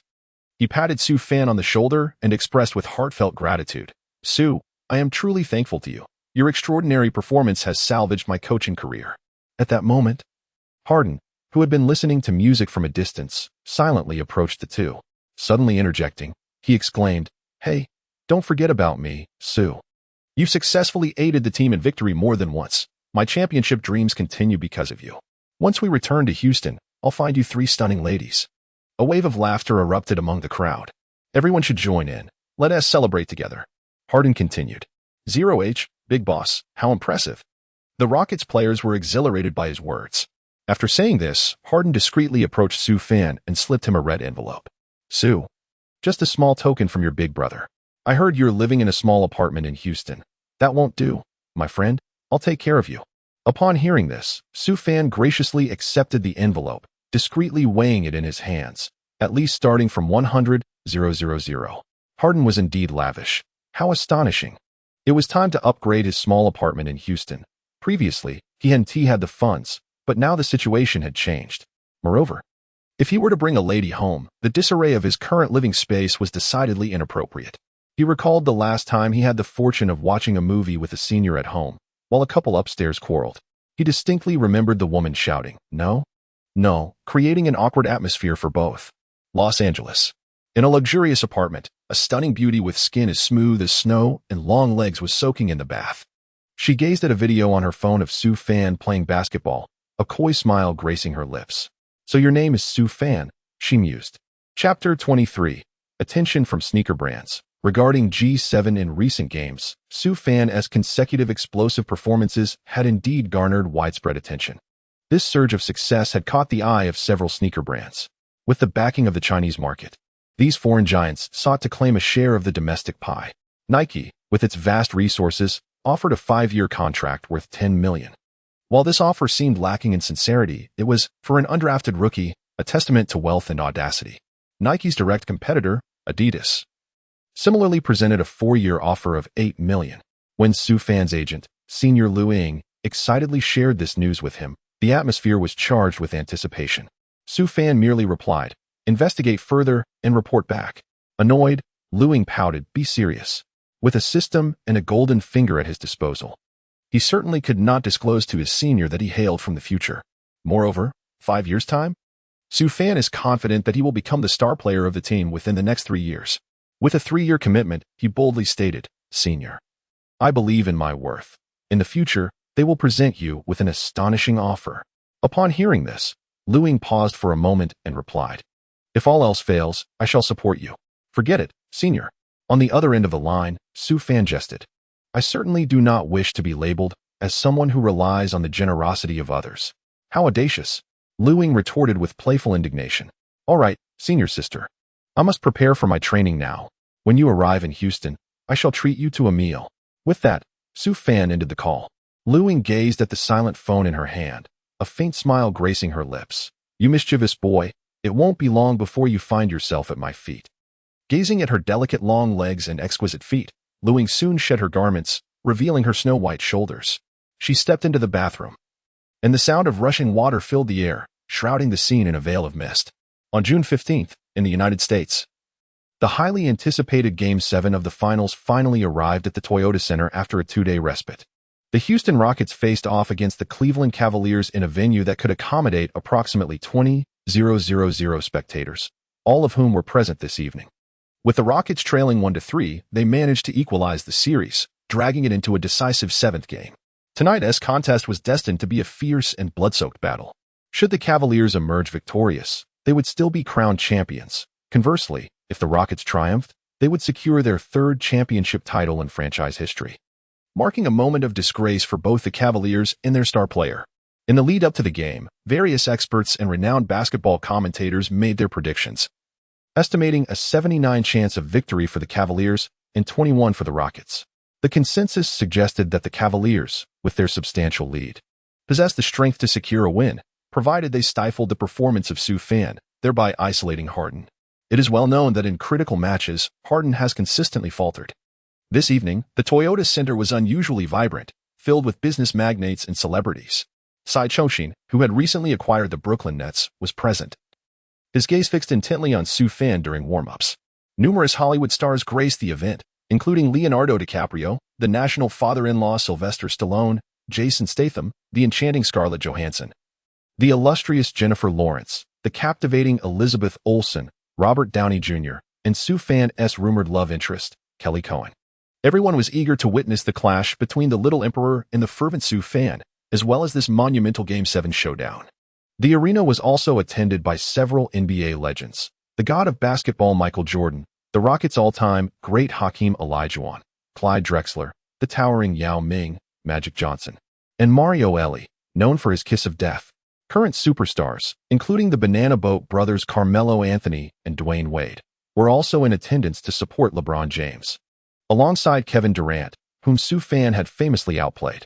Houston shone brilliantly tonight, a gathering of stars akin to a red carpet event. The game's excitement and popularity reached unparalleled heights, broadcast live across the nation and globally. Commentary was provided by the esteemed trio of Jeff Van Gundy, Charles Barkley, and Shaquille O'Neal. At this moment, the Toyota Center resembled a sea of red, with only a handful of fans of the Little Emperor standing out in vibrant colors. The atmosphere was electric, a testament to the NBA's home court advantage. Adam Silver had appointed his trusted referee, Scott Foster, for this match, alongside fellow officials Blair and Tony Brothers. Notably, Scott Foster boasted an impressive record of 9 wins and 2 losses when officiating games involving LeBron's teams in the playoffs, while Blair held a flawless record of 1-0 in similar circumstances, and the third referee, Scott, was yet to secure a victory. In other words, under the officiating of these 3 referees, LeBron James's team has achieved an impressive 10 wins and 2 losses in the conference semifinals, boasting a remarkable win rate of 83.3. Conversely, Tony Brothers' officiating record for the Rockets is a dismal 1 win and 18 losses. With the emergence of these 3 referees, it can be said that the Rockets are essentially doomed. The league seems intent on facilitating a championship victory for the Cavaliers. James Harden may have no choice but to pray to the heavens. The path to his championship dream has always been fraught with obstacles. Despite the world's skepticism and the exceptionally challenging road ahead, the optimistic Harden continues to hone his three-point shooting skills. Good evening, viewers. Welcome to the decisive Game 7 of the 2017-2018 NBA Finals featuring the Rockets and the Cavaliers. The Penguin Live broadcast is commencing on time. Tonight's guests include Coach Zhang Kufan and Yang Yi. Coach Kufan begins by stating, "This match is of paramount importance. Should the Rockets secure another victory, they will claim their 3rd championship title in franchise history, while also achieving the remarkable feat of overcoming a 1-3 deficit. If the Cavaliers triumph, King James will earn his 4th championship trophy, securing the 2nd title for the Cavaliers and bringing a fulfilling conclusion to his illustrious career with the team." Rumor has it that LeBron is contemplating his contract renewal and may enter the free agency market this summer. Yang Yi then analyzes the matchup. The data suggests the Cavaliers hold a significant advantage tonight, and I believe they will seize this precious victory on the road. It is well known that James Harden's performances in crucial games often fall short. In contrast, LeBron James tends to rise to the occasion in pivotal moments. As Sue Fan wisely remarked, a strong start often wanes. I do not believe Sue Fan can deliver another explosive performance. Additionally, tonight's referees appear to be unfavorable to the Rockets, solidifying the Cavaliers' position. Finally, Coach Zhang summarizes, both teams possess their respective advantages. The Rockets have the home court advantage, while the Cavaliers boast the prowess of King James. Let us not forget our talented young player from China, Sue Fan, who has garnered much attention tonight. LeBron also has a legion of fans. Regardless of the outcome, tonight's game promises to be a spectacular showdown. At this moment, millions of fans eagerly waiting in front of their screens are bursting with anticipation. Let the game begin. I can hardly contain my excitement. In the previous match, Su Fan scored an astonishing 63 points, reigniting the fervor within the Chinese basketball community. Everyone is looking forward to seeing Su Fan continue his miraculous performance. Chapter 24, The Rookie Wall, The Rockets' Predicament. Longtime fans of Yao and McGrady have gathered at the Toyota Center, having waited 15 years for this moment. In this decisive Game 7, my palms are sweating. Let it begin. Go Rockets. It has been 23 years since the Rockets last claimed the championship. A time reminiscent of the Dream's era. Tonight, we must fulfill that dream. The fervent fans at the Toyota Center are wholeheartedly rallying behind their beloved team. Many overseas Chinese and fans from the homeland have also gathered in Houston to show their support for the Rockets. With the legacy of Yao Ming and Tracy McGrady, the Rockets have certainly become a cherished team for many Chinese supporters. Sincere Rockets fans yearn for nothing more than a victory tonight. As Su Fan warms up, he gazes at the Chinese supporters at the sidelines, feeling as though he has returned home. Seeing compatriots in a foreign land brings immense joy. Su Fan, I love you. Go Su Fan. The excited Chinese fans cheer, expressing their unwavering support for this player competing abroad in the beautiful language of their heritage. The large screen displays the starting lineups for tonight's clash. Houston Rockets. James Harden, point guard. Su Fan, shooting guard. Trevor Ariza, small forward. P.J. Tucker, power forward. Clint Capella, center. Cleveland Cavaliers. George Hill, point guard. J.R. Smith, shooting guard. LeBron James, small forward. Kevin Love, power forward. Tristan Thompson, center. There are no significant changes in the starting lineups. The Rockets have opted to place Eric Gordon on the bench to enhance the firepower of the second unit. Su Fan found himself positioned as the shooting guard, presenting a considerable challenge for him. However, with the extraordinary talent akin to that of T-Mac, such an endeavor should not prove insurmountable. The recently suspended Ariza returned to the court, and after a brief respite, a slightly improved Iron Ja took on the heavy responsibility of leading the team. This stood in stark contrast to Paul, who sat on the bench, sidelined by a hamstring injury, merely observing the game. With a sharp whistle, referee Foster signaled the commencement of the match. The starting players faced off at center court for the tip-off. Amidst the resounding cheers of the home crowd, Capella successfully leaped to claim the basketball over T.T. Thompson, who was taken aback by the presence of the Kardashian family in attendance. LeBron James advanced the ball past half court, marking the official start of the game. In the inaugural play, LeBron utilized his physical prowess to aggressively attack the basket, deftly navigating past Ariza's defense to score with a layup, thereby inaugurating the scoreboard for his team. The Rockets trailed 0-2 against the Cavaliers, as enthusiastic Cavaliers fans erupted with shouts of "Wow, LeBron." Meanwhile, the large screen at the Rocket Mortgage Fieldhouse captured the fervor of the Cavaliers supporters, who waved their flags with excitement. During the Rockets' offensive possession, the cautious James Harden faced George Hill. With a quick feint, he skillfully evaded his defender, penetrating the lane to challenge TT.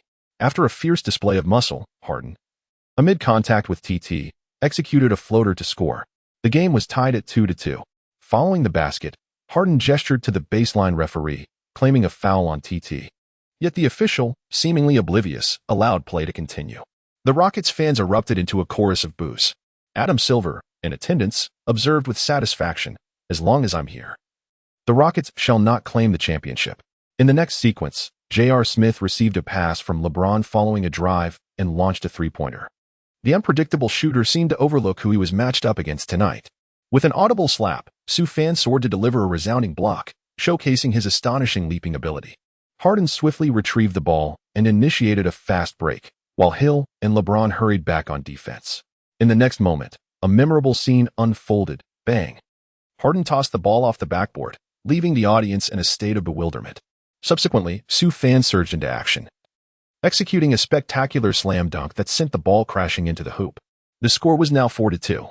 The crowd erupted at the breathtaking alley-oop collaboration between James Harden and Su Fan, as the commentator Shaquille O'Neal exuberantly exclaimed. Harden and Su Fan shared a celebratory gesture, and the momentum shifted. Observing his teammates falter, James decided to take matters into his own hands, charging forward with unyielding determination. However, the imposing presence of Kawhi Leonard disrupted the Little Emperor's shot, causing the ball to ricochet off the rim. Just then, the referee, Tony Brothers, signaled a foul against Clint Capella of the Rockets, granting King James 2 free throws. The ever-reliable Tucker, who had just secured a rebound, appeared momentarily stunned, as did the players poised for a fast break. The home crowd expressed their discontent. With an air of calm, King James approached the free throw line and executed both shots flawlessly, leveling the score at 4-4. James remained unfazed. He recognized that his efforts were commendable, not shameful. Harden crossed the half-court line, unleashing his emotions with a step-back three-pointer. The ball soared gracefully through the air, finding its mark with a satisfying swish, sending waves of excitement through the fans at home. Tell the brothers, the beard is on fire tonight. The score now stood at 7-4. The Cavaliers' offensive play faltered, leading to a turnover that Sue Fan astutely intercepted. Once again, Sue Fan appeared to be everywhere tonight. In a swift defensive counter, he charged down the court. Not even 8 horses could halt his momentum. Bang! A thunderous sound echoed as he executed a breathtaking soaring dunk, adding another 2 points to the scoreboard. The tally rose to 9-4. Tyronn Lue, standing on the sidelines, felt the pressure mounting. Within the first 2 minutes, both the Cavaliers' offense and defense seemed to be unraveling. A timeout was called. Coach Lue swiftly summoned a break to recalibrate his strategy. It was evident that the Rockets had come prepared, with Sue Fan playing as a shooting guard, focusing his energy on offense without the burden of defending against James, rendering him even more formidable. All signs pointed towards a promising outcome, enveloping the Toyota Center in a jubilant atmosphere. Upon returning from the timeout, the Cavaliers resumed their offensive efforts. True to his championship pedigree, Coach Lue demonstrated his acumen. Upon resuming play, Kevin Love received a pass from James and sank a mid-range jumper, successfully halting the bleeding. The score was now 9-6. Simultaneously, the Cavaliers fortified their defensive strategies against both Harden and Sue Fan. As Harden crossed the halfway line, he was immediately met with a double team, while Sue Fan found himself closely guarded by the formidable LeBron James. The latter's physical prowess rendered him an exceedingly challenging opponent, his defense akin to an unyielding adhesive. Sue Fan struggled under this relentless pressure. After executing a crossover dribble, he finally shook off his defender, yet this maneuver significantly drained his energy. Upon reaching the basket, he attempted a floater over Love, only for the shot to clang off the rim. The Cavaliers seized the rebound and launched a fast break.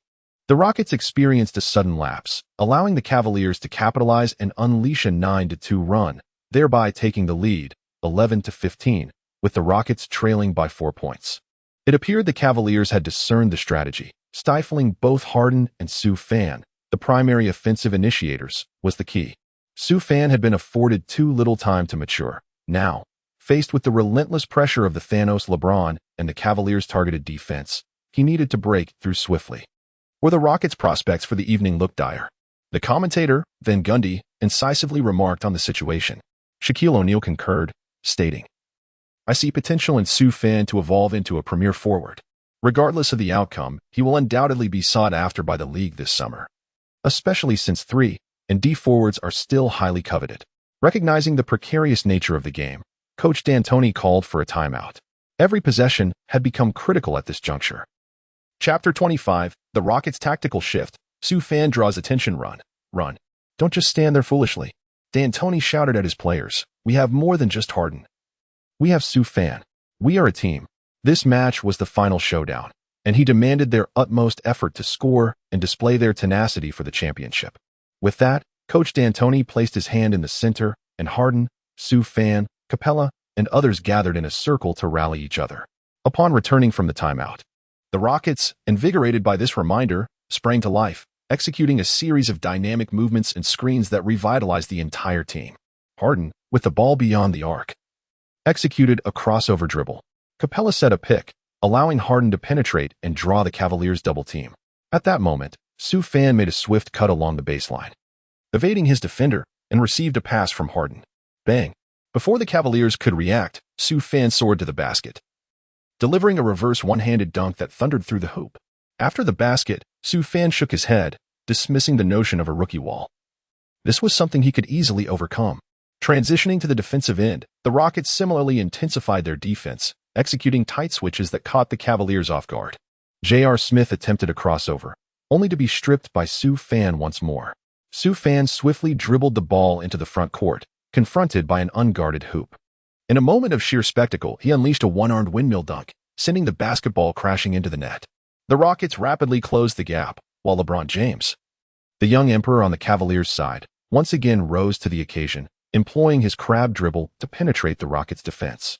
The first quarter concluded with both teams locked in a fierce duel, ending in a tie at 28 points apiece as they entered the second quarter. As the intermission came to an end, the next segment commenced promptly. James Harden continued to lead the team, while Sue Fan took a breather, their paths diverging strategically. On the Cavaliers' end, Coach Lue was reluctant to substitute James, as Kyrie Irving's departure had significantly impacted the Cavaliers' rotation this season. Almost immediately, the round-faced Harden began to exert his influence, sinking a series of long-range shots. Just when it seemed the basketball might slip away, Eric Gordon stormed into the Cavaliers' paint, drawing a foul from Jeff Green in the process. With a triumphant shout, Gordon stepped to the free throw line, converting both attempts to reclaim a slender lead at 30-28. The Cavaliers, however, were not to be outdone. Kyle Korver, the sharpshooter, received a pass from the young emperor and launched a three-pointer that swished through the net in response, bringing the score to 30-31. The remarkable Gerald Green also landed an audacious three-pointer, while LeBron aggressively drove past Green, completing a 2-1 play. Despite Green's offensive prowess, his defensive capabilities remained somewhat lacking, particularly with Bamut struggling to find his rhythm. Over on the other side, Harden's drive to the basket was met with a questionable block from Tristan Thompson, yet the referees chose to remain uninvolved. Harden's demeanor began to waver, exacerbated by the Cavaliers' subtle tactics and the officials' inconsistent standards of officiating. It is essential to remember that Harden is the cornerstone of this team. Sue Fan's ability to perform is predominantly reliant on the formidable offensive allure of the bearded one. Should Sue Fan assume the role of the primary leader, he would undoubtedly face a geometric increase in defensive intensity and pressure. With an unbalanced mindset, Harden, and a tightly guarded Sue Fan, the Rockets would swiftly find themselves in dire straits once more. Such is the nature of the finals. A minor misstep can amplify issues exponentially. Following a remarkable quarter where he scored 13 points, Harden managed to contribute a mere 5 points in the second quarter. It is evident that his mentality has been shaken by Foster and the Tony brothers. As the first half concluded, the Houston Rockets trailed the Cleveland Cavaliers 43-53, largely due to Korver's three three-pointers in a single quarter, allowing the Cavaliers to gain a 10-point lead going into the second half. At halftime, Sue Fan recorded an impressive stat line of 13 points, 4 rebounds, 3 assists, 3 steals, and 2 blocks, while Harden tallied 18 points, 6 assists, 3 rebounds, and 1 steal. LeBron James led with 21 points, 6 rebounds, 6 assists, 1 steal, and 1 block. During the intermission, James Harden doused himself with a bucket of ice water to regain composure. "It's my fault, guys. I was too focused on arguing with the referees in the first half." His candid acknowledgement surprised the Rockets players present. In the second half, "I will strive to minimize my mistakes and assist everyone in scoring." After making this proclamation, Harden cast a determined glance at Sue Fan, as if resolving to center the game around him. "In the second half, you all set screens for Sue, and we will build our strategy around him." The very mention caused Sue Fan, who was sipping water, to nearly choke. In the corner, Chris Paul observed the scene with a tinge of envy. Harden was ceding authority to a newcomer? At this moment, Coach D'Antoni nodded in agreement. A dual-core strategy was essential for the second half. Ultimately, the strength of one cannot secure victory alone. The second half commenced swiftly. "Let us give it our all in the second half, Rockets." The fervent fans prayed for their team's triumph. As the Rockets began their possession, Harden held the ball beyond the arc and passed it to Sue Fan, who took the offensive lead. Capella stepped up to set a screen. Sue Fan utilized the pick to accelerate past LeBron James, charging toward the paint, prompting Love to hurriedly rush over for defense. Crack. Sue Fan executed a sudden halt, coming to an abrupt stop, before effortlessly delivering a picturesque jump shot. Whoosh.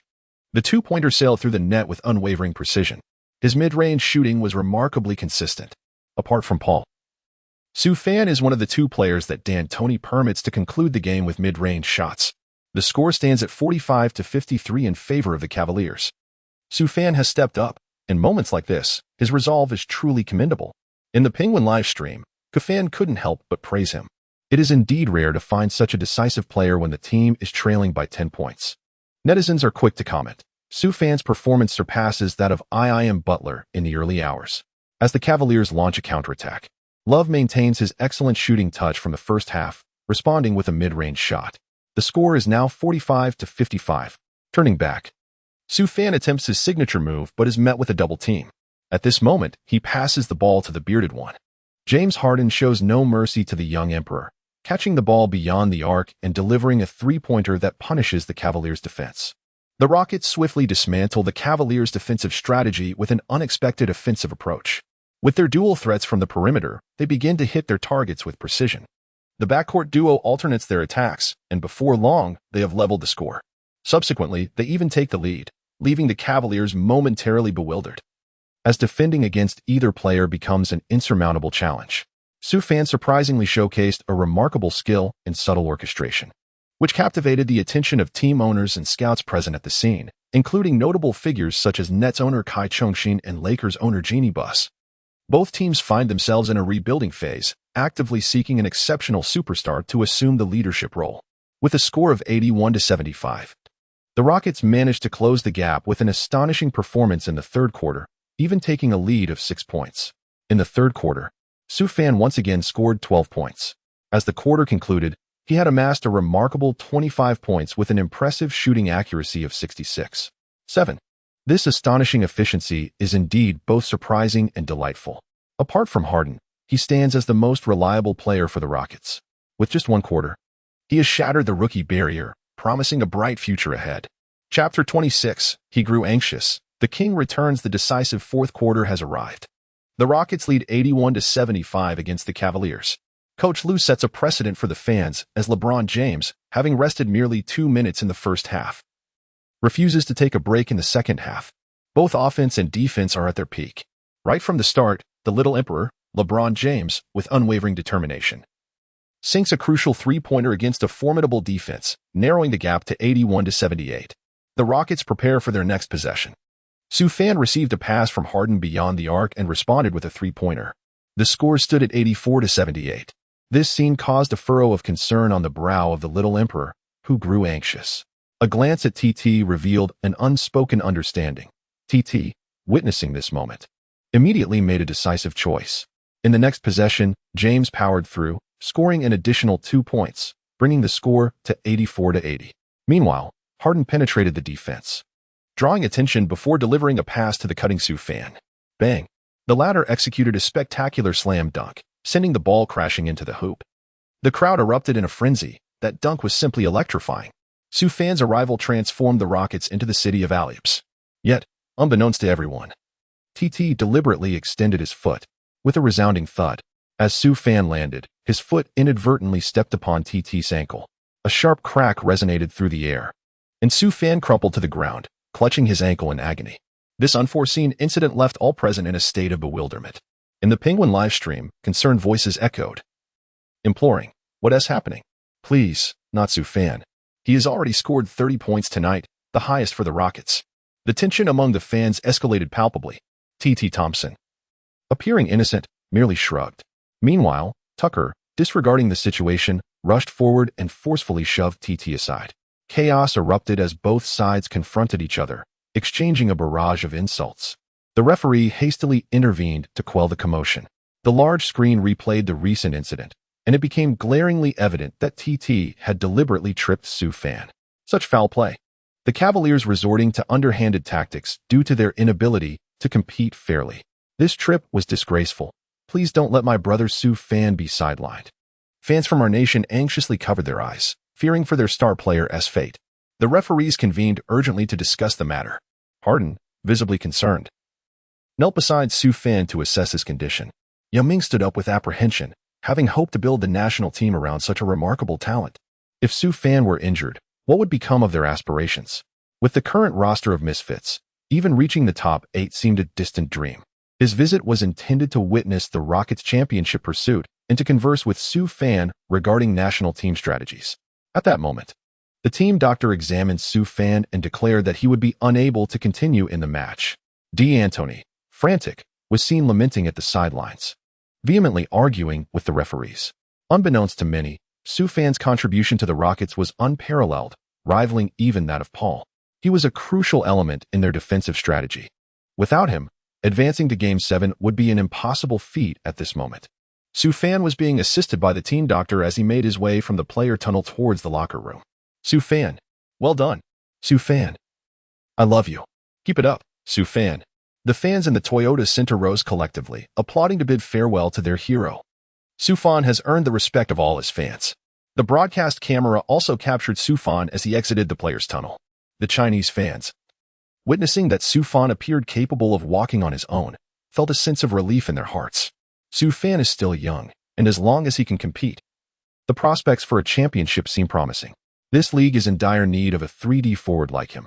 Moreover, since the days of Yao Ming, Chinese basketball fans have yearned for another player of Su Fan's caliber.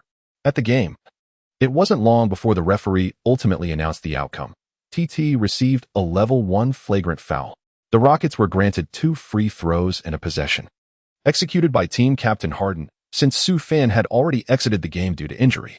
James, observing the penalty decision, could hardly suppress the grin on his face. A perfect 0-for-1 exchange. With a championship in sight, who cares about fines? He could easily cover for TT. He had wagered correctly. The referees were indeed favoring him. Commissioner Xiaohua watched this scene with a satisfied nod, as if commending Foster's ruling. Meanwhile, the Rockets fans erupted in a chorus of boos, voicing their discontent.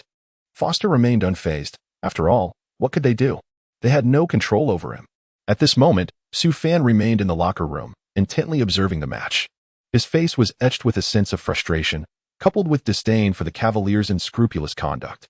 Initially, he sought assistance from the system, but alas, there was no response. Unless the system reaches out to you, it seems as silent and unresponsive as a brother who has cast away his monthly obligations. The game continued on the court. Following Su Fan's unexpected injury, the Rockets were compelled to substitute Eric Gordon in his stead. Unfortunately, the round-faced player could not replicate Su Fan's defensive prowess. The Cavaliers gradually regained their rhythm, and LeBron, in particular, appeared invigorated, no longer burdened by the threat of Su Fan's blocks and steals. His long arms and large hands had instilled considerable apprehension in James. Under LeBron's leadership, the Cavaliers steadily seized the advantage. As the game entered the fourth quarter with just over 3 minutes remaining, LeBron faced Ariza, executed a probing step, and then retreated to launch a three-pointer. Swish. A direct hit. 96-99. The Cavaliers successfully overtook the score. Holloway secured a pivotal three-pointer. The Rockets desperately needed Su Fan, as Coach Zhang remarked. Ko Fan concurred, stating, unknowingly, Su Fan's role has become irreplaceable. Yang exuberantly added, this is LeBron, the man closest to the basketball deity. At that moment, Jordan, seated on the sidelines, nodded in agreement. This young man indeed bears a semblance to my own shadow, yet he still lacks that certain finesse. Upon sinking this critical three-pointer, the young emperor exuberantly strode with an air of dominance. The Cavaliers bench fervently waved towels in celebration. Suddenly, a commotion erupted in the arena. The camera swiftly panned to the players' tunnel. What was happening? The Penguin live stream echoed the same confusion. Viewers in front of their screens were struck by a singular thought. Could it be? The arena erupted with a thunderous cheer. Su Fan. Su Fan. Su Fan. In unison, the shouts resonated throughout.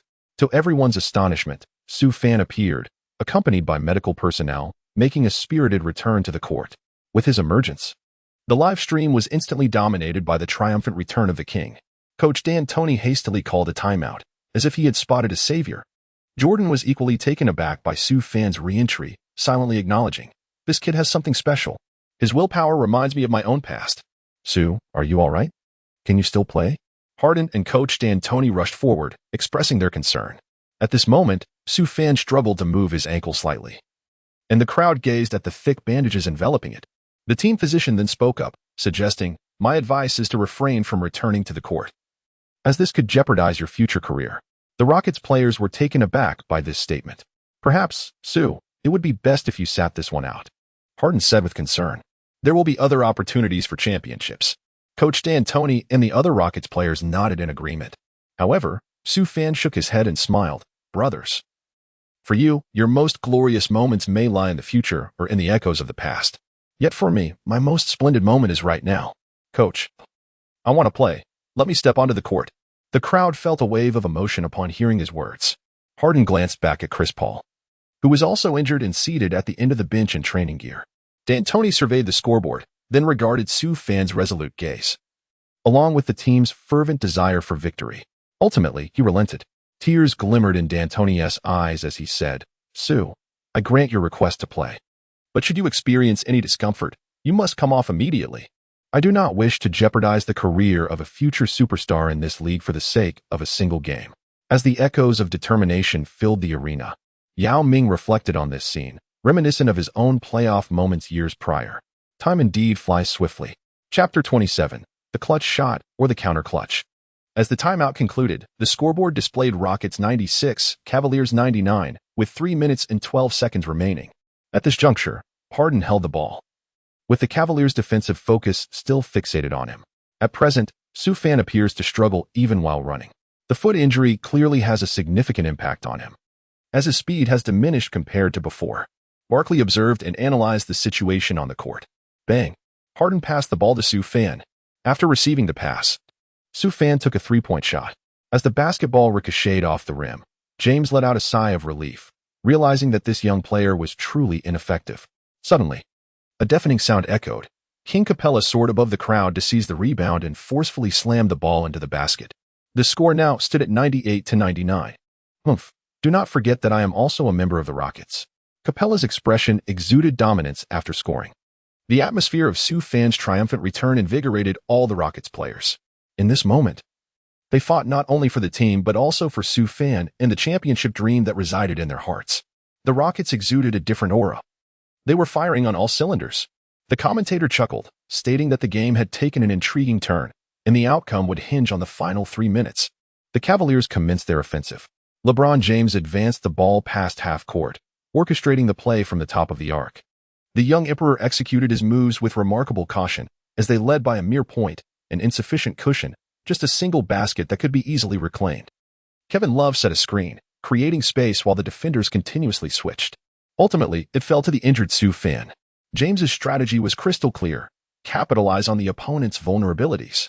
With rapid dribbles, James accelerated, his first step leaving Sue Fan struggling to keep pace. With a deft maneuver, the young Emperor executed a layup, scoring and bringing the tally to 98-101, narrowing the gap to 3 points once again. The Rockets' turn arrived. James Harden brought the ball past half court, with Clint Capella setting a screen, facing off against his familiar adversary, Tristan Thompson. Harden dazzled, performing a series of between-the-legs dribbles, toying with Thompson, before a sudden burst of speed propelled him towards the basket. Love rushed to provide help defense, but Harden swiftly passed the ball to Ariza on the perimeter. Ariza launched a three-pointer. Clang! Just as LeBron was gleefully preparing to secure the rebound, he exclaimed, "Get out of my way." With a thunderous roar, Sue Fan soared into the air, astonishingly elevating himself to snatch the rebound above James's head, forcefully slamming the ball into the hoop. With a powerful two-handed dunk, the score was now 100-101. Oh my God! Sue's dunk over James was utterly ferocious. I would deem this the finest dunk of the playoffs this year. The fans in the arena, the spectators, the commentators, and those watching from their screens were left utterly dumbfounded. Is this truly the work of a human being? Even more astonishing is that this is Sue Fan, who is still nursing an injury. On the sidelines, Jeannie Buss leapt up in excitement. "We need him." Kai Chongxin's gaze was equally intense as he fixed it upon this scene. Kevin Durant, observing from the sidelines, was wide-eyed, a thought rising within him. Harden rushed forward, brimming with enthusiasm, to celebrate with Sue Fan. "Brother, I knew you could do it." Haha. With a smile, Sue Fan returned to defense, muttering, "Be careful, dung.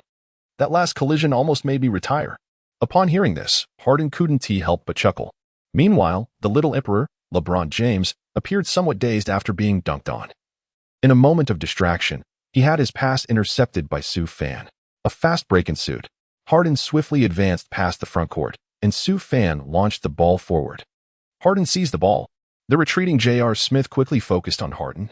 Dunk attracted a double team and tossed the ball to the wing. Whoosh! There was Sue Fan, ready to receive the pass. With a feint, he evaded the Little Emperor's defense. He took an open three-point shot. Swish! The score shifted to 103-101, marking a successful turnaround. After the basket, Sue Fan signaled a three-pointer, truly embodying a full buff moment. Wow! As the Rockets took the lead, the entire Toyota Center erupted into a frenzy. Oh! This pivotal shot ignited the passions of all Rockets fans. The live stream was flooded with NB filling the screen. Timeout. Coach Lue, anxious, quickly called a timeout. At this moment, only 52 seconds remained in the game. Both teams found themselves in a decisive moment. In these final seconds, Sufan's return revitalized the Rockets' momentum, granting them the lead. The next possession was crucial for the Cavaliers. This timeout was especially aimed at giving the Little Emperor, who had already played 45 minutes, a brief respite. LeBron, unhesitant, grabbed Lue's clipboard and began drawing. You all need to tightly mark him, and Kevin, you set a screen to help me create space. TT, be aggressive. The game is almost over. Stop standing around. TT Thompson nodded in agreement. In stark contrast, the Rockets' Joe Chi was busy providing water, tea, sweat wipes, and massages for Sufan. Brother Fan, you were absolutely phenomenal just now. That three-pointer to regain the lead was simply too cool. No one expected the injured Sufan to be this formidable. Of course, only Sufan himself knew that his foot was swollen like a pig's trot, making it difficult to move. With just over 50 seconds remaining, he vowed to hold on. Beads of sweat trickled down Sufan's forehead as he silently swore. Harden, witnessing this scene, was deeply moved. Everyone on the Rockets understood that Sufan was giving it his all tonight. The timeout concluded, and it was the Cavaliers' turn. LeBron received the basketball, controlling the ball from outside while managing the clock. Love set a screen, and LeBron used it to shake off his defender, drawing a double team, before passing to the sharpshooting Kyle Korver, who had just entered the game. As anticipated, LeBron delivered the ball to his open teammate with a better shot opportunity. Korver drew back his bow and launched a three-pointer. The basketball gracefully arcs through the air. Swish. It finds the net with precision. The Rockets trail the Cavaliers 103-104 as the Cavaliers reclaim a one-point lead. Only 41 seconds remain for the Rockets. Both teams have one offensive possession left. The Rockets call for a timeout. Coach D'Antoni strategizes the final play. Upon resuming, the game continues. The Rockets take possession. Harden, orchestrating from the perimeter, directs the play from the top of the arc. At this moment, Cavaliers players converge on Harden, denying him the opportunity to dribble. The ball reaches Sufan's hands. Positioned beyond the three-point line. Bang, bang, bang. Sufan skillfully maneuvered the ball, facing none other than the illustrious King James. At this moment, his teammates from the Rockets spread out. With a swift acceleration, disregarding the pain in his ankle, Sufan executed a deft pullback. Like a butterfly dancing among flowers, he toyed with the Emperor. James could only muster a feeble attempt to keep up with the defensive effort. Bam! Sufan executed a swift pullback at a 45-degree angle from the free throw line, seamlessly transitioning into a sudden stop. He adjusted his posture and released a mid-range shot. In an instant, the basketball soared toward the hoop. LeBron James nearly managed to block it, but just missed by a hair's breadth. All the fans at the Toyota Center fixated on the soaring ball as it traversed the air and then plunged into the net, creating a flurry of white. Swish. The crisp sound of the net echoed, a decisive strike. 105-104. Wow. The crowd erupted in jubilation. Only 19 seconds remained in the game. Sufan executed a mid-range shot, propelling the Rockets to reclaim a one-point lead. The Warriors Sue, delivering crucial plays even more resolutely than JB. OMVG0D. Once again, it is Sufan, the Divine One, resembling the modern-day Jordan. The excitement is palpable. Tonight's match is a roller coaster of emotions. Truly the most thrilling Game 7 of the finals. I scarcely have a moment to relieve myself, holding it in to witness the spectacle. At this moment, all fans and spectators are emitting a chorus of gasps. There is not a dull moment in the arena. The Rockets bench has exhausted their towels in fervor. Both teams are left with just one timeout. It now hinges on who can adapt on the court. The Cavaliers stand in stunned silence as Sufan audaciously scores the decisive basket against LeBron's defense. If not for his injury, one can only imagine how formidable Sufan could be. This is the consensus. This newcomer holds immense potential. Coach Lue has called the final timeout. During the break, LeBron continues to engage in animated conversation. Coach Lue, thoroughly entertained, watches the young king strategize from the bench, feeling quite sidelined. As the timeout concludes, the game resumes. Love passes the ball to the king. LeBron receives it, halting just beyond the three-point line to assess the defense. Time is slipping away. Ariza is tightly guarding him. Love and TT alternate in setting screens, allowing LeBron to utilize the double picks. He finds himself in a position near the right wing at a 45-degree angle. 11, 10, 9. In this fleeting moment, LeBron seizes the opportunity, launching a three-pointer. At this instant, who would dare claim the king shies away from clutch shots? The basketball arcs gracefully through the air. Swish, a piercing arrow. 105 to 107. Only 7. 2 seconds remain. Following the basket, LeBron gestures towards his wrist, seemingly celebrating the moment. His expression radiates dominance. In the Rockets' Toyota Center, fans are already popping champagne, exclaiming, "We are the champions." The championship belongs to Cleveland. Meanwhile, at the Toyota Center, chaos ensues as Rocket fans are left in despair. In the final moments, a last-second defeat? In the Penguin live stream, Young E beams, "Look at this. This is LeBron. This is the young king, asking who the true hero is." Co-fan chuckles. This year, LeBron is indeed formidable, leading the Cavaliers to the finals. He is just one championship away from legendary status. Coach Zhang also smiles. The championship is now secure. On the barrage of comments, the fans of the opposing team feverishly type, "Why are you silent now? Just a moment ago, you were so jubilant." In a thrilling climax, the young emperor showcased his prowess, leaving the spectators in awe. D'Antoni, visibly frustrated, swiftly called for a timeout. The camera panned to the bench, capturing the tension in the air as fans rose to their feet, fixated on the final moments of the game. The spotlight shifted between Harden and Sue Fan, pondering who would take the decisive shot. It is well known that Harden often falters in critical moments, while Sue Fan has proven to be exceptionally reliable in this series, exhibiting the clutch ability reminiscent of Michael Jordan. Chapter 28, The Kiss of Death, the end of the king. As the timeout concluded, the game resumed. The atmosphere in the Toyota Center was electric, with fans collectively holding their breath, fervently hoping for a successful shot. The Cavaliers seemed to be a mere 2 seconds away from their second championship trophy. Even the commentators, Van Gundy and Barkley, began to jest, reflecting the general skepticism surrounding the Rockets' chances, physically and in every aspect. The Rockets appeared ill-equipped for overtime, thus, a three-pointer for the win was their best hope. Yet, the number of players capable of delivering in such a dire situation was exceedingly limited. Harden, while possessing a high floor, lacked the same ceiling. As Tucker initiated the inbound pass, the Rockets began to move into position. LeBron diligently shadowed Sue Fan, preventing him from breaking through the defense. With time dwindling to 5 seconds, Harden emerged to receive the ball, revealing that D'Antoni's first choice was indeed Sue Fan, but he was obstructed by the young emperor. Time slipped away, and opportunities faded. Harden, with a swift dribble, launched a three-pointer. Clang! The ball ricocheted off the rim. LeBron quickly retreated to secure the rebound. In that instant, a bald figure sprang from the crowd, snatching the ball amid 3 Cavaliers players, TT and Love, who were unable to compete with him.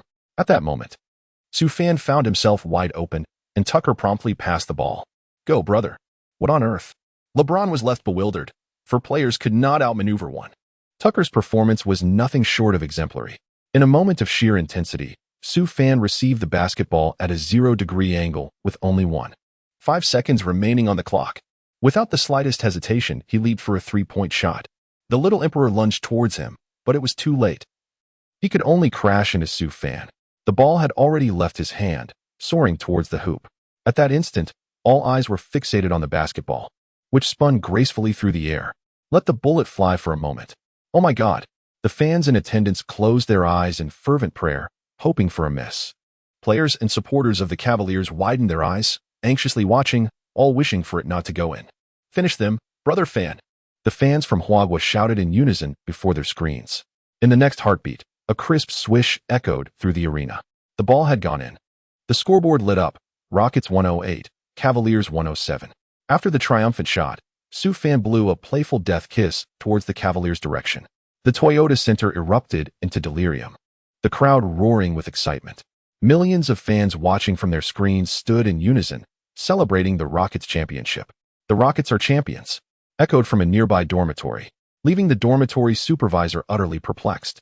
In the Penguin live stream, the 3 commentators wore expressions of disbelief, having truly broken the defense this time.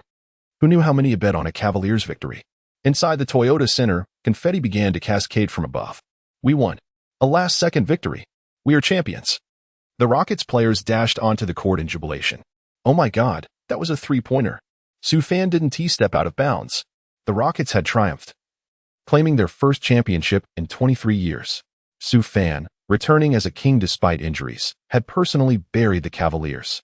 In a historic comeback, the Rockets had turned around a 1-3 deficit to win 4-3, with the spotlight shining brightly on them. The fans in attendance were already celebrating their victory with wild enthusiasm. Sufan's performance was nothing short of spectacular, hitting crucial shots in the fourth quarter with remarkable resilience. This epic turnaround deserves congratulations for the Rockets, champions of the 2017-2018 NBA season, with the three commentators, Van Gundy, Barkley, and O'Neal, exclaiming passionately. The atmosphere in the Toyota Center was electric. At last, having made the game-winning shot, Sufan found himself seated on the court, gazing at the score, unable to hold on any longer. Harden and Tucker hurried to lift him up as they made their way to the bench. MVP, MVP, MVP. The fans present at the scene rose collectively to their feet, applauding in fervent celebration of the heroes of the evening.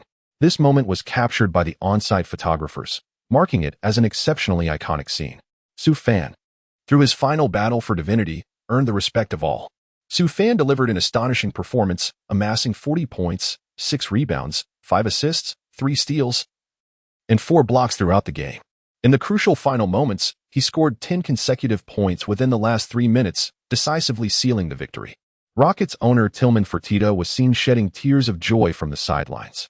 In the audience, Hollywood starlets gazed at Sufan, captivated by his striking features and undeniable charm. At that moment, Kelly Cohn's gaze was fixated on Sufan, clearly smitten. Meanwhile, James Harden contributed 33 points, 7 rebounds, 13 assists, 1 steal, and 1 block. Can anyone claim that the bearded one's 33 points are subpar? Chapter 29. What kind of dream training program would charge me a fee?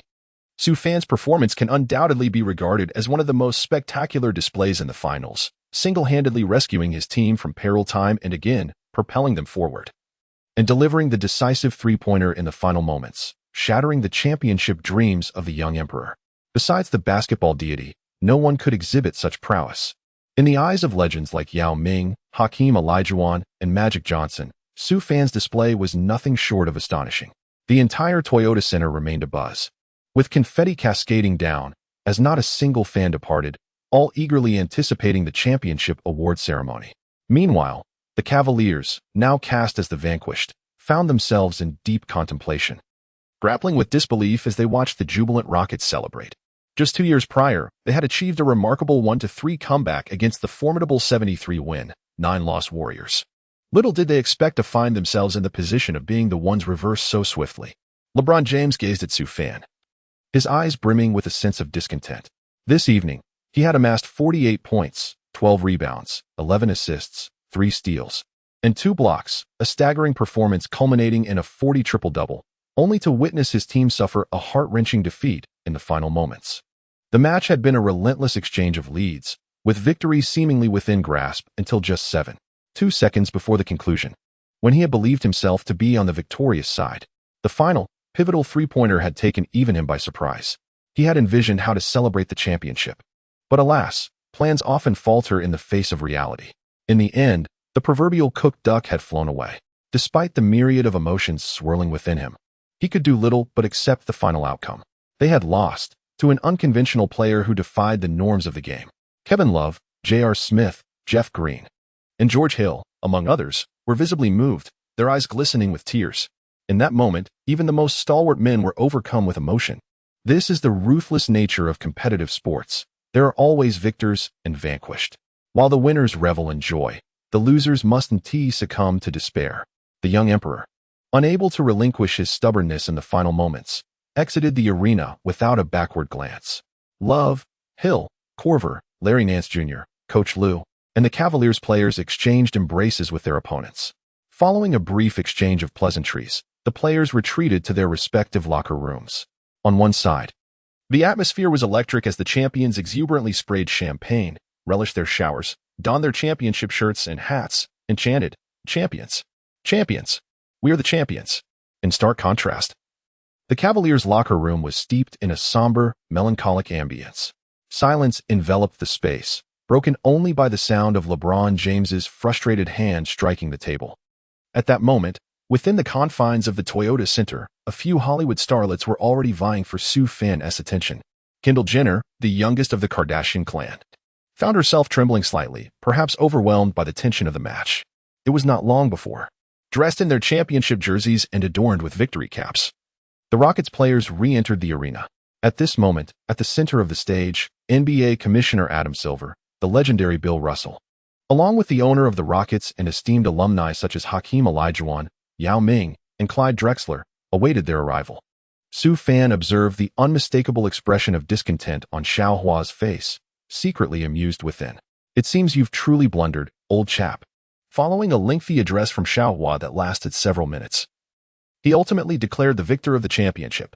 The Houston Rockets are the champions of the 2017-18 season of the National Basketball Association. At the moment the results were announced, Harden seized the championship trophy, lifting it triumphantly above his head. Wow. The atmosphere in the Toyota Center reached a fever pitch.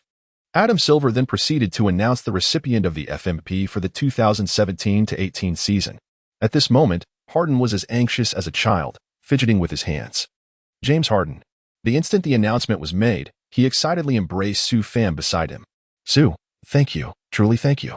Harden, overwhelmed with emotion, shed tears. Everyone was aware of the immense sacrifices Harden made for this moment. From youthful recklessness, frequenting nightclubs, and being enamored with Khloe Kardashian-esque curvaceous figure, to becoming a cornerstone of the team, he had evolved into an MVP, an FMVP. At long last, this moment marked the pinnacle of his professional career. As the legendary figure of the Celtics, Bill Russell, an 11-time champion, presented the FMVP trophy into Harden's hands. MVP. MVP. MVP. The chants of MVP reverberated through the arena, as if they might lift the very roof off the venue. Su Fan gazed at Harden joyfully lifting the FMV trophy. And though it would be disingenuous to claim he felt no envy, his heart swelled with happiness for Harden. The bearded one truly deserved that FMV. At this moment, it felt as though he had fulfilled a dream for his idol, leaving no regrets behind. The youthful days of the Rockets. Following the conclusion of the awards ceremony, Adam Silver departed the arena without a backward glance, a testament to the discontent brewing within him at that moment. Yet, what good was that discontent? He was left to swallow it. Su Fan gazed at the retreating figure of Xiao Hua, a smirk curling on his lips. Following this, the team erupted in celebration, with their respective wives and family members gathering for photographs. Paul, having effortlessly triumphed in the finals, was equally exhilarated. The entire Toyota Center radiated an atmosphere of jubilance. At this moment, Yao Ming approached Su Fan, extending his hand with a smile. "Su Fan?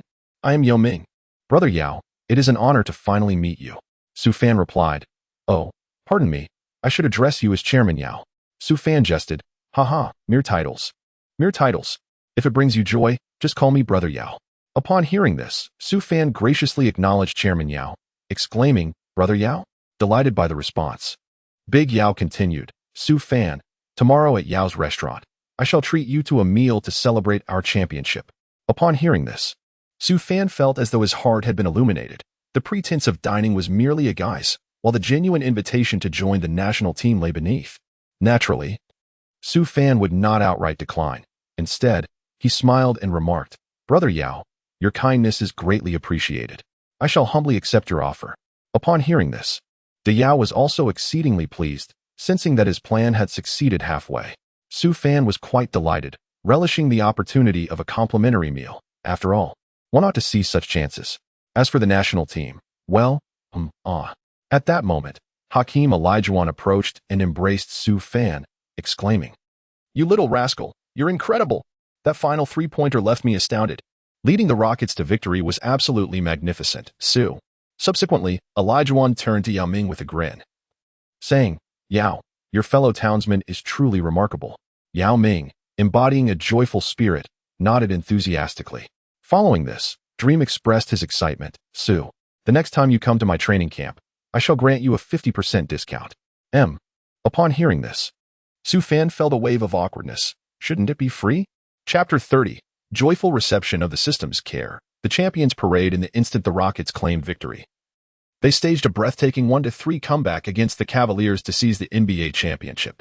The news of Su Fan's last-minute game-winning shot against the Little Emperor spread rapidly throughout Houston, across the nation, and indeed, around the globe. TNT Sports declared, in the decisive Game 7, he scored 40 points, a celestial being descended, and in the final 5 seconds. He hit a game-winning three-pointer, saving the Rockets and securing the championship. Su's performance in those last moments left audiences in awe. ABC Radio proclaimed, "The strongest undrafted player in history. Did the 29 teams in the league fail to see his potential? Su Fan is destined to be the next basketball superstar." Fox Sports lauded, "An astonishing performance in the finals. In the 3 games Su Fan participated in, the Rockets faced no defeats. He is the true core of the Rockets." The Houston Chronicle congratulated, "Congratulations to the Beard. Congratulations to the Rockets. Never underestimate the heart of a champion." After a 23-year hiatus, the Rockets reclaimed the championship. A certain news outlet celebrated, "Congratulations to Su Fan. The Chinese player dazzles in the finals with 40 points. His crucial three-pointer rescued the Rockets from peril." UC exclaimed, "Breaking news. The #1 player in the NBA turns out to be a Chinese athlete." Su Fan has undoubtedly risen to prominence, drawing the attention of numerous managers within the league, all eagerly observing his developments in anticipation of the impending free agency. It is imperative that they secure this versatile player to enhance their rosters. Teams like the Nets, Lakers, Knicks, Bulls, Clippers, and Magic, all in dire need of revitalization, are poised for action. Consequently, the forthcoming draft has garnered significantly less attention, despite the presence of promising rookies such as Ayton, Doncic, and Trae Young. The owners of various franchises are acutely aware of how to make their selections, as they recognize the value of established talents over mere potential.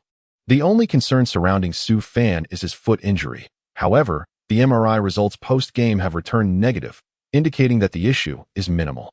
At this moment, amidst the flurry of media speculation, Su Fan returned home to rest, only to receive a notification from the system. "Congratulations to the host for winning the NBA championship. The reward is the physical prowess of Malone, which will be gradually adapted to the host's physique before the regular season commences. Additionally, congratulations to the host for making a pivotal three-pointer that caused the young king to forfeit the championship. The reward is $10 million, which will be automatically transferred to the host's account through legitimate channels."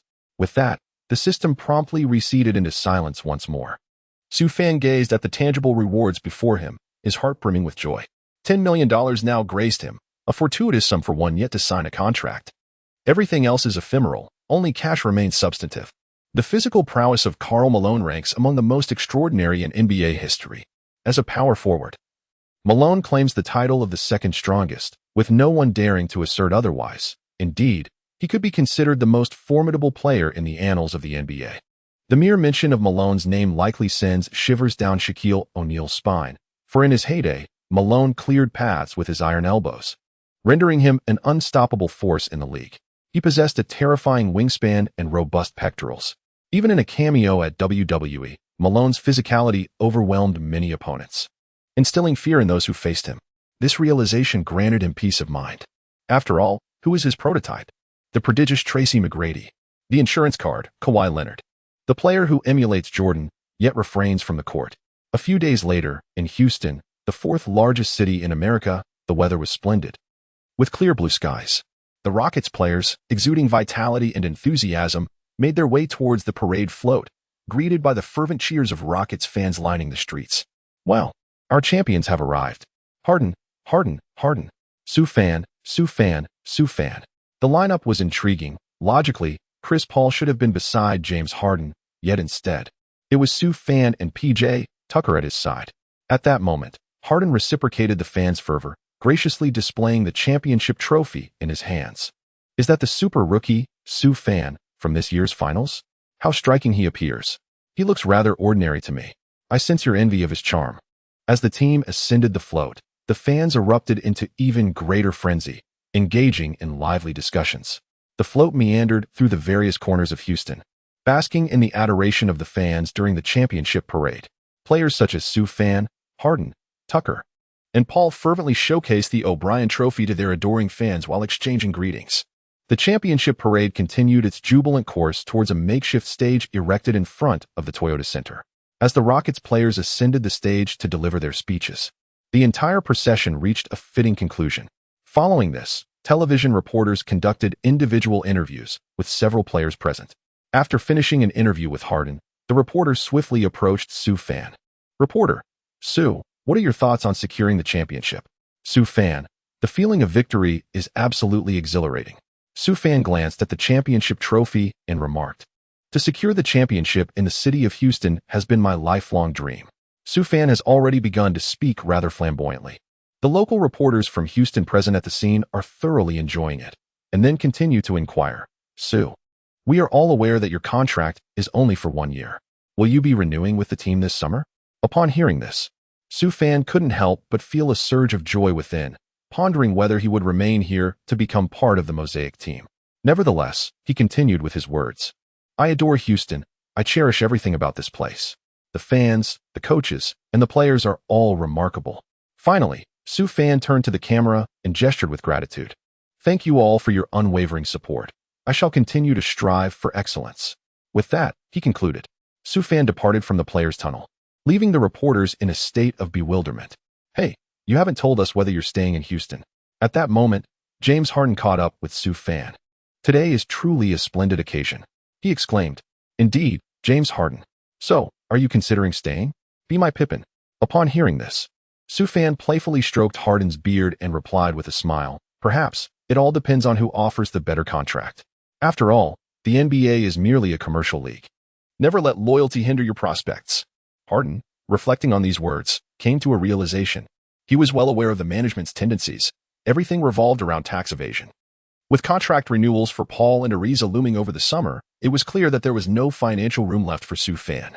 Given Su Fan's performance in the finals, a sum below $20 million was simply unacceptable. With this understanding, Harden felt a sense of relief and said, "Come on, Su. Let me take you out for some fun." "All right then, let's go." Su Fan did not hesitate at the mention of a good time. After all, Harden was a legend in the nightlife scene, and tagging along meant indulging in luxury without spending a dime. Why not enjoy the perks? The two of them strolled towards the nightclub, arms draped over each other's shoulders. "Hey, don't forget about me," called out Capella, Harden's teammate, as he hurried to catch up with them. Thus, the trio set off together. Chapter 31. Caring for the senior sister, journey back home Houston, Su Fan's apartment. Su Fan awoke from a deep slumber, rubbing his heavy and muddled head. Last night, he had been the most indulged in libations. Harden, that rascal, had persistently urged him to drink, proclaiming him the greatest contributor to their championship aspirations. This had certainly taken a toll on him. Capella had also joined in the revelry, pouring drinks for him. "By all that's holy, I must repay this debt next time." With that thought, Su Fan discreetly noted Harden's name in his little notebook. Just then, a melodious voice chimed in, "You're awake." Upon hearing those words, Su Fan immediately discerned the speaker's identity without needing to glance. He promptly remarked, "Senior, it is rather unseemly for you to visit a man's residence daily." "What of it?" Luing approached, offering a cup of warm milk with a smile. "Drink up, you little rascal. It's concerning to see you indulge in such mischief at a tender age. When I arrived this morning, I noticed your door was left unlocked. The moment I stepped inside, I was greeted by a strong scent of alcohol. Do refrain from such excess in the future." Luing expressed her concern. "Understood," he replied. A warmth enveloped Su Fan's heart. Having a beautiful woman express concern for him was indeed delightful. Far more enticing than the solitary existence of a reclusive bachelor in his past life. Unbeknownst to him, as he gazed at Luing, his eyes began to reflect a nuanced charm. Luing, feeling the intensity of Su Fan's gaze, grew bashful. Observing this, Su Fan disregarded any hesitation and, with a bold gesture, embraced Luing and kissed her. Later that evening, at Yao Restaurant, the table was adorned with an array of exquisite delicacies.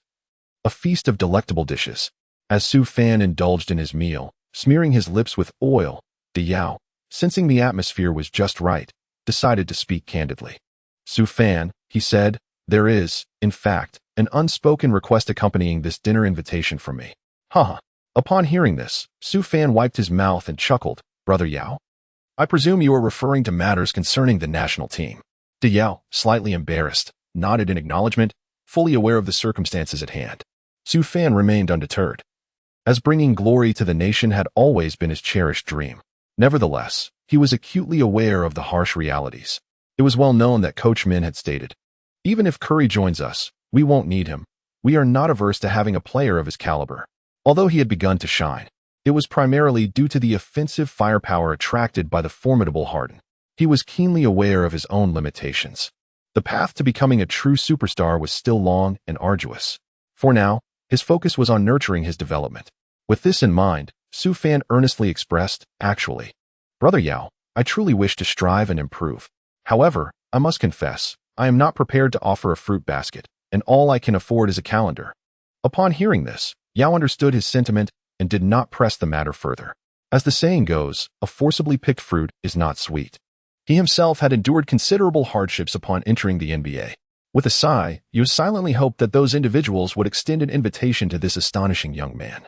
Subsequently, Yao did not dwell on the matter with undue pessimism. Instead, he joyfully shared a drink with his younger companion, Su Fan. "Su Fan, I mentioned you to my wife, and she expressed her fondness for your playing style. But what about your fans?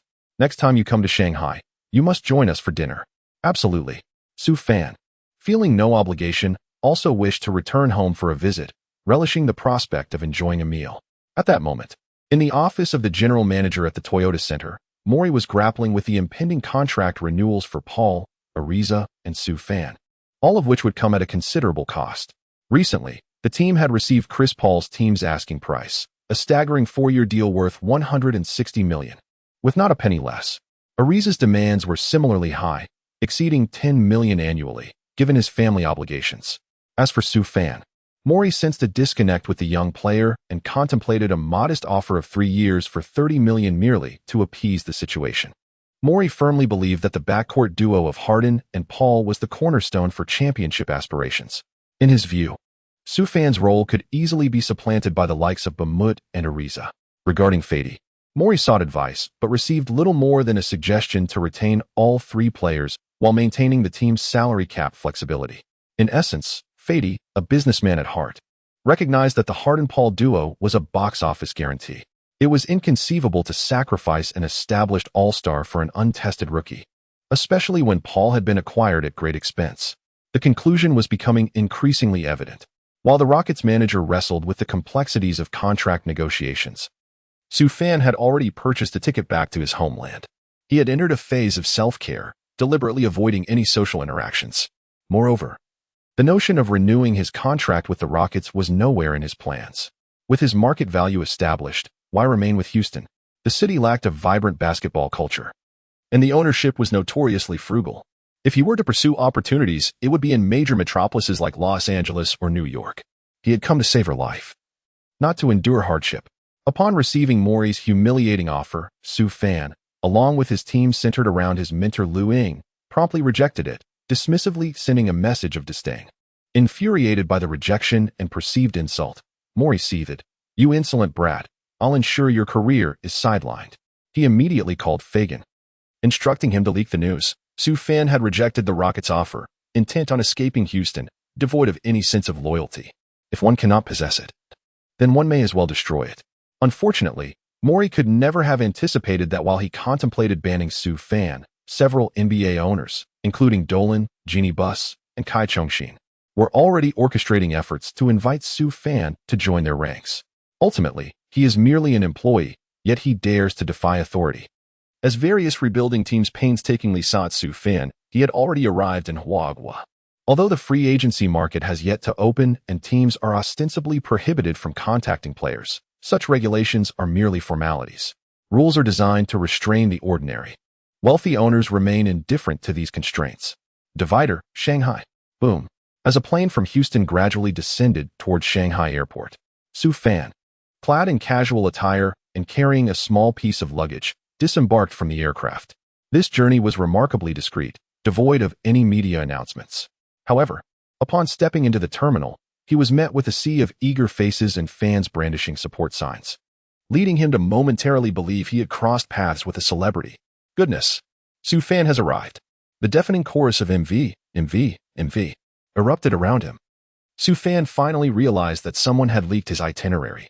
At that moment, a paparazzo smugly gazed at the photograph of Su Fan taken at Houston Airport. Indeed, it is I. Chapter 32. The astonishment of Reba and the daydreams of Dayao. Looking up, the entire waiting area was inundated with fervent fans. Some tourists even paused in their tracks, pulling out their phones to snap pictures. An elderly lady updated her social media. A mysterious man appears at the airport in the Magic City, causing a complete gridlock. Fortunately, her son played basketball and quickly inquired, "Isn't that Su Fan? Mom, please get me an autograph." Never mind, There's no time to explain. With that, he hung up the phone and raced towards the airport. Such scenarios were commonplace. As one of the only two Chinese players competing in the NBA, Su Fan had achieved remarkable feats, including scoring 14 points in just 29.5 seconds, hitting a game-winning three-pointer against the Little Emperor in the finals, and tying Michael Jordan's all-time high with a staggering 63 points in a single playoff game. Milestones destined to be etched in history. His illustrious career is well documented, and his popularity in China is currently soaring. At this moment, Su Fan paused to engage in friendly interactions with the fans present. Some audacious admirers boldly professed their affection, exclaiming, "Su Fan, I love you." Su Fan could not help but touch his nose, pondering to himself, "Have I truly become this popular? I recall that Douyin was just beginning to gain traction. Now, I have joined Douyin and launched a social platform. In the future, I need not worry about selling goods instead of playing basketball. All I will have to do is sit in front of my phone and shout, 3, 2, 1. Link up, everyone." With this thought, Su Fan promptly decided to open an account that very evening. What is happening? There are so many people. Has our itinerary been leaked? At that moment, a stunning woman, whose figure was exquisite yet entirely concealed beneath fashionable attire and sunglasses, appeared in the airport corridor.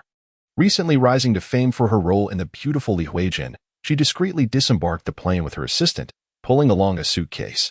Upon exiting the terminal, she was taken aback by the dense, dark throng of people. She initially feared that her schedule had been captured and disseminated among her fans by some paparazzi. It was only when the crowd erupted in chants of "Su Fan MV, MV, we love you, Su Fan," that she began to comprehend the situation. It appeared she had inadvertently crossed paths with a major star. The name Su Fan sounded familiar, yet she could not immediately place it. There was no such figure in the entertainment industry as far as she knew. The level of popularity he commanded was nearly that of an entertainment titan. Noticing the bemusement on her face, her assistant hurried to clarify, "Sister, you do not know who Su Fan is?" With wide, curious eyes, Li Reba blinked and asked for more details. "He's the basketball sensation taking both China and the world by storm. We now refer to him as the Jordan of China," her assistant elaborated. Upon hearing this, Reba could not resist looking towards the crowd. Although she did not typically follow basketball, she was aware of Jordan's legacy. The Jordan of China was indeed formidable. Before her stood a tall young man, towering over the rest at approximately 1.9 meters, clad in a striking Gucci t-shirt and jeans, exuding remarkable charisma. The youth was diligently signing autographs for the enthusiastic fans, who were ecstatic to receive his signature, causing the atmosphere to escalate into a frenzy. The airport's security personnel had been nearly entirely mobilized in response to the overwhelming excitement. Such fervor would surely cause even the most popular stars to retreat in awe. After a brief signing session, Su Fan began to stroll towards the exit. The crowd was fervently calling out to one another, waving their support signs. "MV, MV, MV." The roar of the crowd threatened to uproot the airport. Due to the fervent enthusiasm of the fans, Su Fan could only depart from the waiting hall through the V channel as arranged on site. It was truly astonishing. Who said that boys do not idolize stars? Just look at those male fans. They were nearly beside themselves with excitement. Reba was genuinely taken aback by the scene before her. At this moment, the newly debuted Reba had not yet attained the fame she would later enjoy.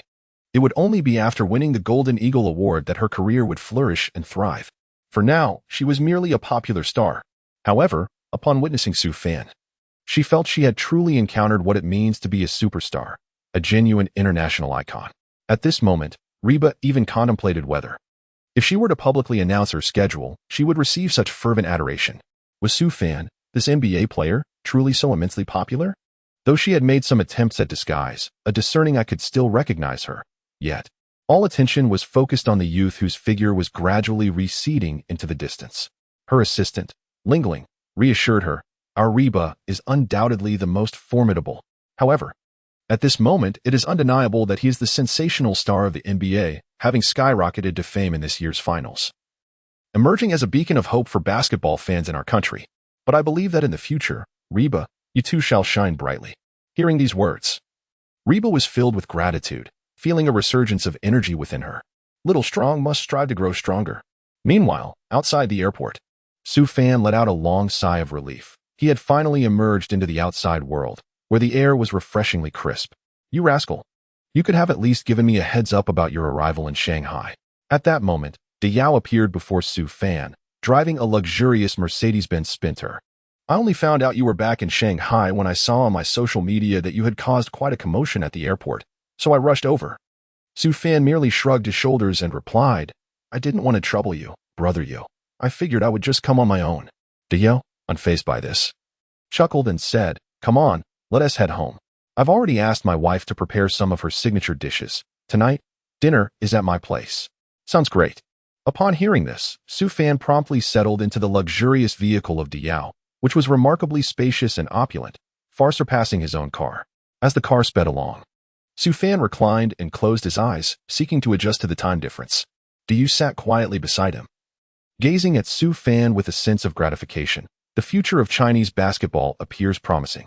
I am confident that you will elevate Chinese basketball to unprecedented heights.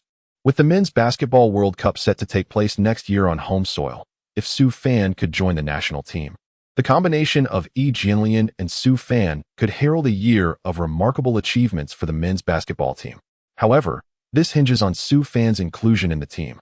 Prior to this, Yao had received a series of reasonable requests from Su Fan's current management team, yet some demands seemed rather unreasonable.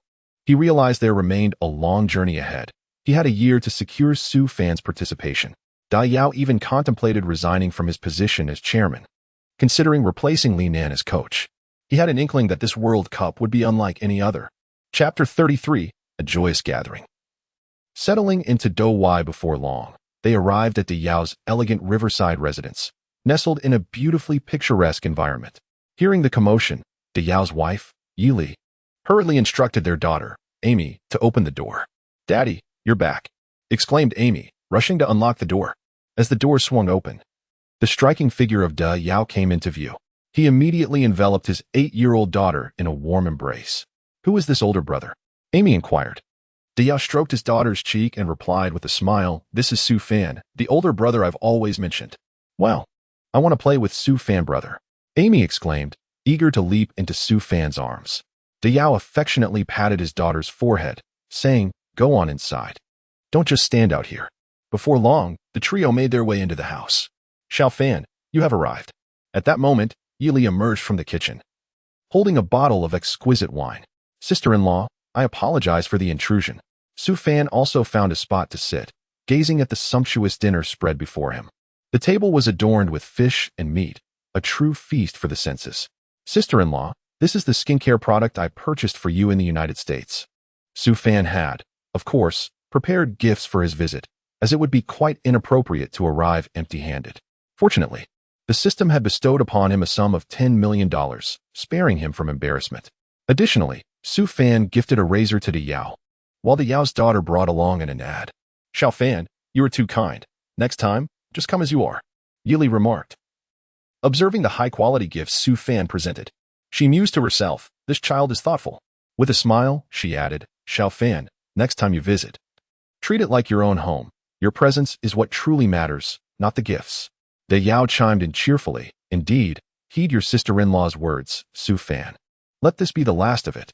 Su Fan nodded in acknowledgement, saying, All right, I shall graciously comply. Next time, I shall frequently drop by for a meal. Sister-in-law, do prepare a bit more food, for I have quite the appetite. His hearty laughter instantly filled the dining atmosphere with warmth and joy. During the meal, Su Fan indulged in his food, while he and Yao engaged in a spirited exchange of drinks. It could be said that they drank until they were delightfully inebriated. Yili observed this scene with a smile, contemplating, This young man Su Fan is quite agreeable. He plays basketball too. I have watched his matches, and he undoubtedly possesses the potential to become an NBA star in the future. If we do not cultivate a good relationship now, will we wait until he achieves success to reconnect? Offering help in times of need is far more sincere than merely providing assistance in times of prosperity. Thus, amidst an atmosphere of mutual enjoyment, everyone relished the meal with great satisfaction. Before long, the dawn of the next day arrived. Su Fan bid farewell to the couple Yao and embarked on a day tour of the enchanting metropolis. During this time, Su Fan received a call from Lu Ying, a senior representative in the United States, who discussed a series of minor endorsement opportunities that had come her way. Su Fan, at present, expressed that he was too occupied to accommodate Lu Ying's scheduling requests, for he was on a journey of leisure.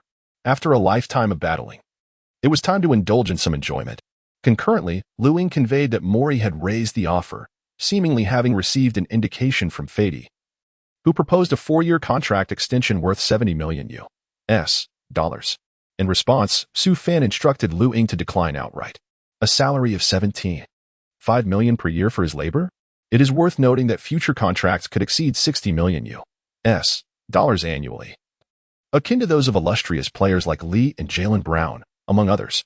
Furthermore, this contract was laden with numerous restrictive clauses, such as selections for the All-Star team, which clearly exhibited a lack of faith in his abilities.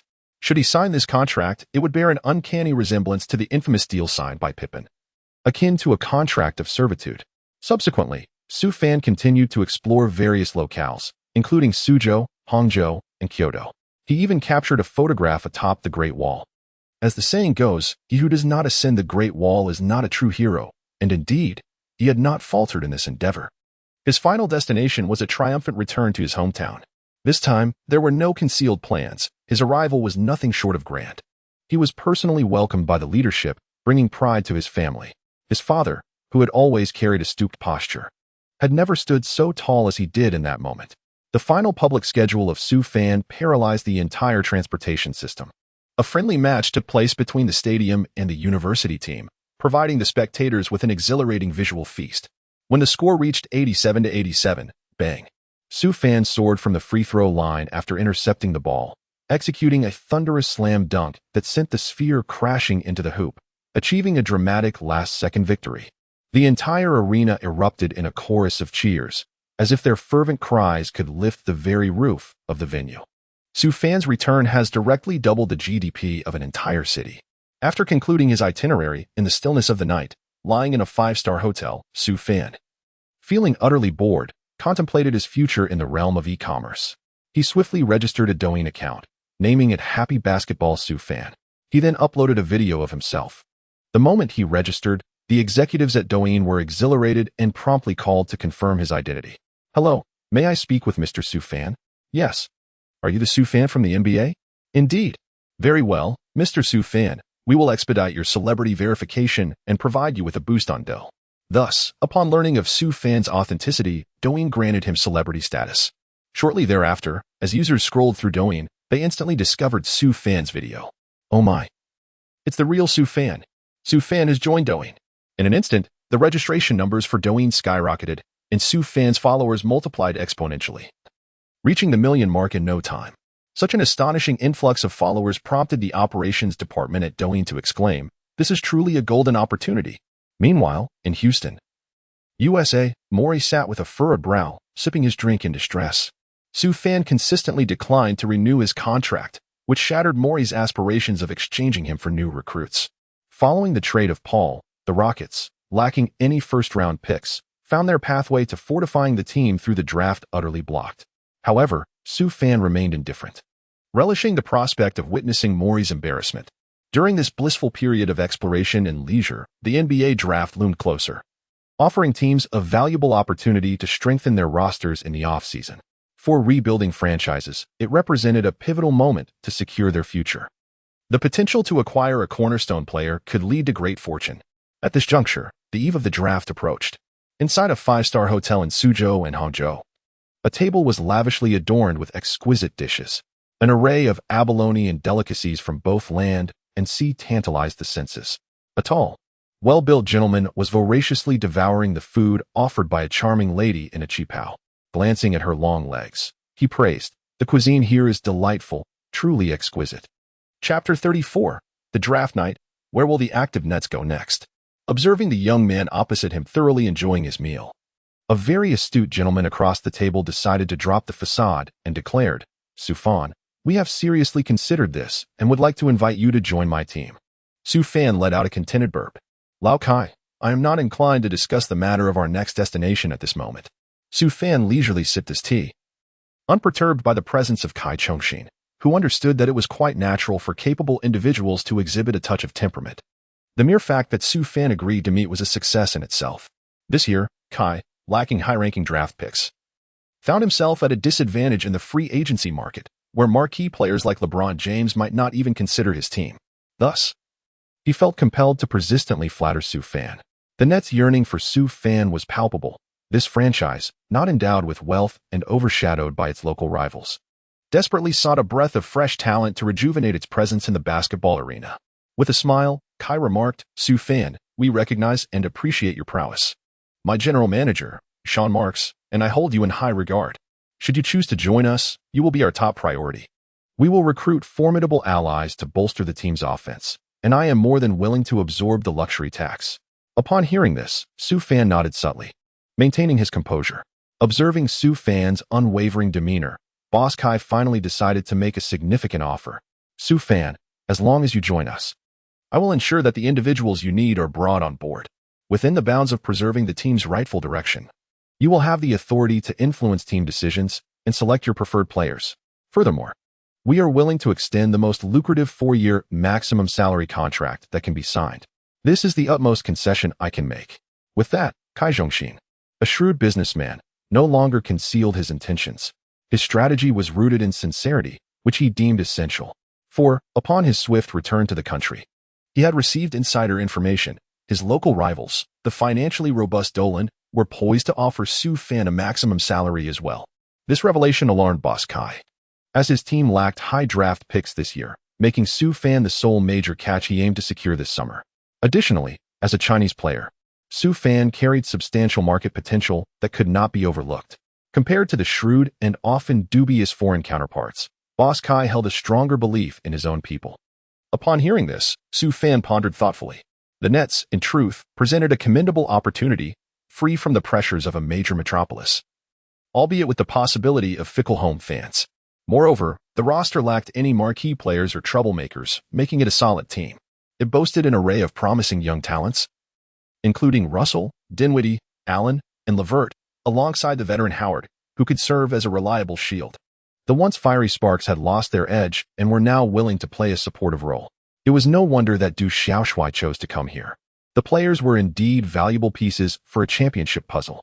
Considering all this, with such earnestness displayed, and the privilege of influencing management akin to that of a young emperor, what more could one possibly desire? Su Fan no longer held back, extending his hand and saying, "A pleasure to collaborate, Boss Kai. From now on, I shall be your employee, and I look forward to your guidance." How splendid that is! Upon hearing this, Kai Jingxin's expression transformed with excitement. That is only natural. "Su Fan, I firmly believe that together, we shall adorn the skies above the Brooklyn Arena with championship banners." "As you wish." Su Fan smiled and declared, "The future shall undoubtedly belong to us." In times of joyous occasions, one's spirit is elevated, and thus, Boss Kai found himself riding high on the winds of fortune. The team's core has indeed emerged. This year's playoff sensation, Su Fan, eagerly awaits the commencement of the free agency market, where he will finalize his contract in his inaugural year. Of course, confidentiality remains paramount, as the NBA strictly prohibits any private interactions between players and teams prior to the onset of free agency. Boss Kai remarked, "What is wrong with having a meal with my fellow townsmen?" As the upcoming draft approaches, Su Fan also shared his insights. He mentioned 3 players well known to all: Bruce Brown, originally selected at the 12th position of the second round, Grayson Allen, who was picked at the 21st position of the first round, and Jalen Brunson, chosen at the 3rd position of the second round. A championship-caliber team cannot afford to lack individuals who are willing to undertake the dirty work. Grayson Allen, drafted at the 21st position, might necessitate some effort from the Nets to secure a first-round pick. As for Bruce Brown, a second-round selection, acquiring him should only require a second-round pick. Simultaneously, Su Fan highlighted the issue concerning the half-orc, Farid. He is a troublesome element that must be traded immediately. It is noteworthy that Farid was cut from the team after just 10 games due to the discovery of a significant amount of prohibited substances. Presently, he remains a half-orc, and obtaining a first-round pick subsequent to the 20th position should not pose a significant challenge. After all, the half-orc was a starting center for the Dream Team of the United States, quite a formidable presence. Boss Kai, upon hearing Su Fan's articulate analysis, finally eased his last lingering concerns. Thankfully, this young man has not dismantled the team. It appears that he truly possesses a profound understanding of the game. Su Fan observed the shifting expressions of Kai Chongxin and chuckled inwardly. The old paper has the authority to select promising talents for the coming years. For you, the draft is a gamble, while for me, it is simply about making the most judicious choice. Before long, Far across the ocean in America, the general manager of the Nets, Sean Marks, upon receiving his assignment, commenced his work with fervor. He feverishly dialed the numbers of various teams, ardently promoting the formidable power forward known as the half-orc. Don't let this opportunity slip by. A superstar power forward, a starter for the dream team, the half-orc. All for a first-round pick around the 20th spot. Ultimately, the Jazz decided to take a chance on this half-orc. The two parties swiftly reached an agreement, sending a supplementary asset along with the 21st pick. As long as the Jazz could help the team select that rebellious talent from Duke University during the draft, they would secure a competent power forward at a bargain. The Jazz's general manager was already reveling in triumph. Marks even spent $5 million in cash to acquire a second-round pick at the 11th position. To many shrewd NBA owners, this new Chinese owner epitomized the stereotype of a naive but wealthy individual. On June 22nd, in New York's Madison Square Garden, the highly anticipated annual draft finally commenced. The 2018 draft was a momentous occasion, featuring talents such as Doncic, Trae Young, Alexander, and Ayton, among others, heralded as yet another golden generation. The rookies of this draft, filled with nervous anticipation, gathered at the venue. In the green room, Ayton, Doncic, Trae Young, Bagley, and Jaren Jackson, among others, were already in position. Who would emerge as the number one pick? Who would secure the second and third spots? And who would find themselves left out of the green room? All suspense was about to unfold, leaving everyone in eager anticipation. Chapter 35, The Biggest Winner? The draft concludes. As the players, journalists, and managers settled into their seats, the 2018 draft officially commenced. Ladies and gentlemen, welcome to this year's NBA draft. As Adam Silver took to the stage, the event was formally underway. First up was the Phoenix Suns, who had 5 minutes to make their selection.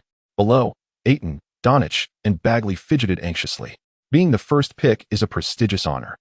Accompanied by a lucrative salary, who wouldn't he want to commence their NBA career as the top choice? Before long, the Sun had made its choice. Adam Silver opened the envelope and began to announce. With the first overall pick in the 2018 NBA draft, the Phoenix Suns select DeAndre Ayton. The Suns fans erupted with exhilaration, feeling as though they had secured the next David Robinson. Upon hearing the news, Ayton, equally thrilled, rose to his feet, donned the Suns cap, and ascended the stage to shake hands with Silver in celebration. Following the Suns' selection, the Kings swiftly arrived at their decision.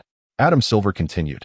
With the second overall pick in the 2018 NBA draft, the Sacramento Kings select Marvin Bagley. The Kings management celebrated with fervent enthusiasm. The nation's top high school player, possessing elite talent, a freshman who dominated the NCAA as a sensational rookie, a prototype of Chris Bosh. Hey, we've chosen an exceptional big man, a future star. The Kings general manager joyfully shared with those around him. Sue Fawn sat before the television, watching Bagley being selected, pondering, the Kings have truly outdone themselves, perfectly sidestepping all the right choices. To choose incorrectly among so many correct options is indeed a rare talent. It is no wonder this team has been perpetually underwhelming. At that moment, Silver took the envelope from the Hawks and announced, with the third pick in the 2018 NBA draft, the Atlanta Hawks select Luka Doncic. Excitedly, Doncic rose to celebrate, receiving the Hawks cap and stepping onto the stage to shake hands with Silver. Next, with the fourth pick, the Memphis Grizzlies selected Jaren Jackson Jr. After the Grizzlies made their choice, Silver glanced at the envelope in his hand. With the fifth pick in the 2018 NBA draft, the Dallas Mavericks select Trae Young. The mayor of New York stood up, bowing in acknowledgement. Trae Young had barely made it onto the stage when the NBA urgently interrupted with a news flash. The Hawks and Mavericks have reached a trade agreement, with the Mavericks exchanging the fifth pick and a protected first-round pick for the Hawks' third pick. Doncic and Young were swapping teams. Trae Young displayed a composed demeanor, having been informed by his team prior to the draft, yet his heart raced upon the realization of the trade. He silently vowed to himself, in the future, I will prove that I am no less capable than this young man from Europe. Subsequently, the Magic selected Bamba, the Cavaliers chose Sexton.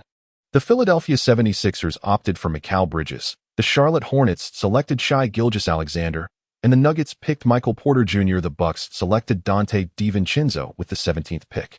Soon, it was time for the 21st pick. Marks was nervously rubbing his hands, knowing that Grayson Allen was the individual specifically requested by the higher-ups. If he were to be snatched away, it could jeopardize Marks's position. By the time the 21st pick arrived and Allen had not yet been chosen, he breathed a sigh of relief. The Nets envelope was soon delivered to the stage. The Jazz had traded their first-round pick to the Nets. Silver opened the envelope, took a glance, and announced, the Utah Jazz, Brooklyn Nets, select Grayson Allen. Allen, surprised by the selection, had not received any prior indication that the Nets intended to choose him, and he hadn't even participated in a workout with them. Thus, the notoriously infamous collegiate player, with a broad smile, accepted the cap and stepped onto the stage to shake hands with Silver. Meanwhile, Mark sent a message to Allen, "Welcome to Brooklyn." The draft continued onward. As the excitement unfolded, rising stars such as Alonzo Horford, Landry Shamet, and Anthony Simons were selected one after another. In a rather inconspicuous corner, the anxious Jalen Brunson clenched his fists tightly. His family and friends surrounded him, offering words of comfort. Observing the players being chosen, Brunson silently vowed to prove the scouts who overlooked him just how mistaken they were. At that moment, the Brooklyn Nets presented their envelope for the 29th pick. This selection, seemingly devoid of intrigue for Commissioner Adam Silver, was hastily opened, revealing, with the 29th pick in the 2018 NBA Draft, the Brooklyn Nets select Jalen Brunson. Oh yeah. Brunson soared with excitement, celebrating with his family and friends. He joyfully bounded to the stage, fully determined to demonstrate to the previous 28 teams the magnitude of their oversight. With the Atlanta Hawks concluding the first round by selecting Omari Spellman, the initial draft segment came to a close. After a brief interlude, NBA Vice President Mark Tatum was set to announce the second-round picks. The Suns chose Eli Okobo with the first pick, followed by the Grizzlies selecting Jevon Carter. As names continued to be called, Nets general manager Sean Marks rubbed his hands together, internally pleading, another one. Perhaps his prayers were answered, as the Nets were soon on the clock. At this moment, a cunning-looking player, seemingly out of place, was intently watching the stage. Tatum glanced at the Nets envelope and proclaimed, with the 11th pick in the second round, the Brooklyn Nets select Bruce Brown. Brown sprang up in celebration, exclaiming, "Oh, I'm chosen." "You did not err." He hummed a tune as he approached the stage to shake hands with Tatum. The versatile player, the formidable Bruce Brown, found his new home in Brooklyn. Watching this unfold on television, Sioux fan couldn't help but smile, eagerly anticipating the upcoming season. The Nets roster was shaping up to be remarkably well-rounded. As for the power forward position, Sioux fan thought of a man who would come on his own. Chapter 36, the Free Agency Big Fish Compilation. With the successful conclusion of the draft, the Mavericks secured the future star, Dong 77. The Suns acquired the fastidious Dunbow, and Alexander landed in Charlotte. This year's draft can finally be deemed complete. The Nets made headlines by selecting 3 formidable players, prompting some fans to jest. The Nets are serious this time. After bidding farewell to their service to the Celtics, are the Nets preparing to make a stunning impact? Despite being overlooked, this Nets team continues to remain underestimated. Immediately after the draft concluded, Nets general manager Sean Marks called Cy Chung to report, "Boss, the mission has been successfully accomplished." "Good. Thank you for your hard work, Sean." On the other end of the line, Kai Chong-shin was brimming with excitement, as if he had already envisioned the resurgence of the team. The next step was to secure Sioux Fan in the forthcoming free agency. This year's free agency features several prominent figures, including the illustrious LeBron James.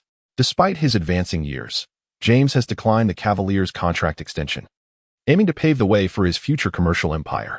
Following the Cavaliers' 3-4 defeat against the Rockets, it is widely believed that James will not remain with the Cavaliers this summer.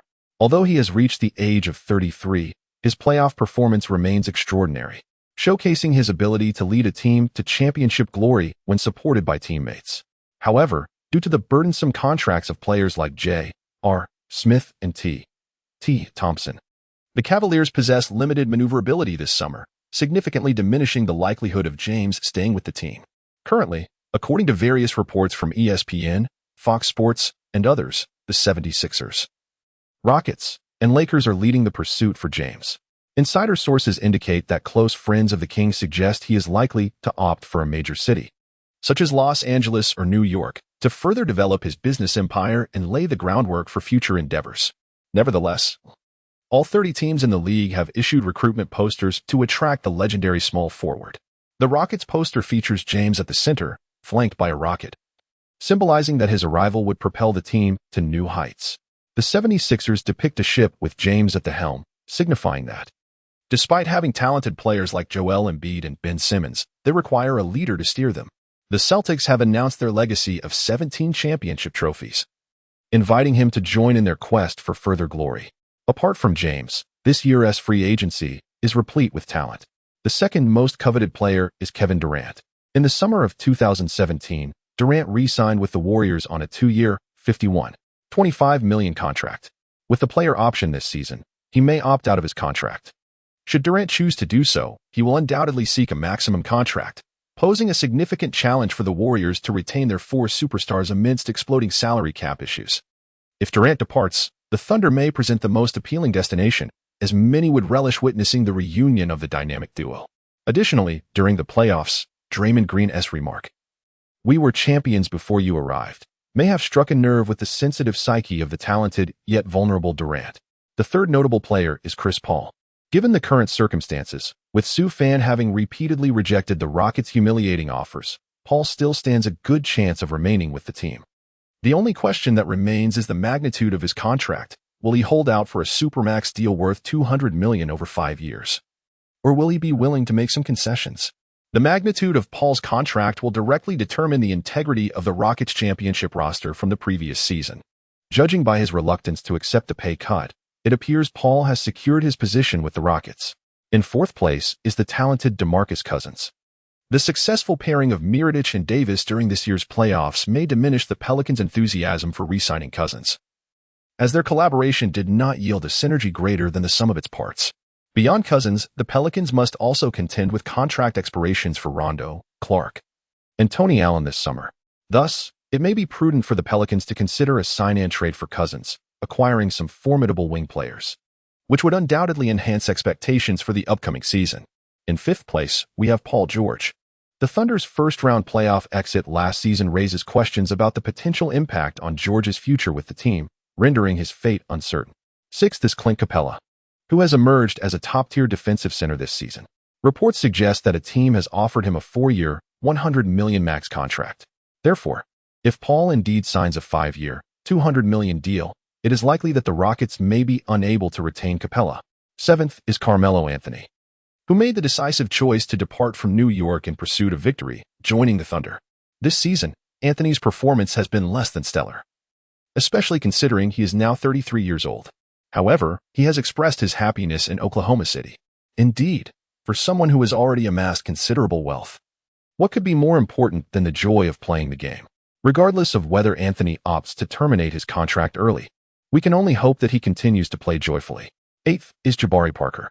Once the second overall pick in the 2014 draft, Parker's role has increasingly diminished since his return, and it is likely the Bucks will not offer him a contract this summer. Many fans believe he would be well suited for a move to the Spurs. This season, Parker averaged 12.6 points and 4.9 rebounds per game during the regular season. Ninth is Zach LaVine. This year marks the contract season for many of the 2014 draft class, leading several promising rookies to face their first long-term contracts. Given LaVine's performance with the Bulls this season, it is anticipated that the team will extend a substantial offer. He averaged 16.7 points and 3.0 assists per game during the regular season.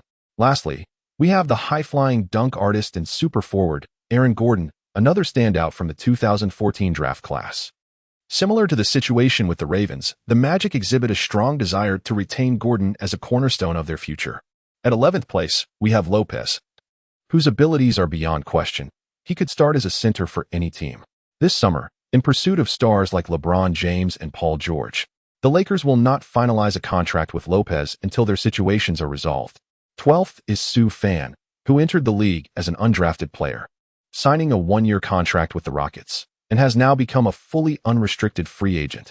He showcased remarkable performances in both the finals and the Western Conference. Whether it was the 14 points in 29.5 seconds to vanquish the Warriors, or matching Jordan's playoff high of 63 points, or delivering a decisive shot in Game 7 of the finals against the Cavaliers. Although his playoff appearances were limited, he demonstrated the potential to evolve into a supercore, a foundational player. Each of these feats makes him an enticing gamble for those struggling teams. The destinations of other exceptional players such as Isaiah Thomas, DeAndre Jordan, and Avery Bradley are also of great interest. All will be revealed when the free agency market officially commences. Chapter 37. The Birth of Super Contracts. The veteran is intrigued. On July 1st, the NBA free agency market officially opened. During this period, Su Fan concluded his tour in China and returned to his apartment in Houston.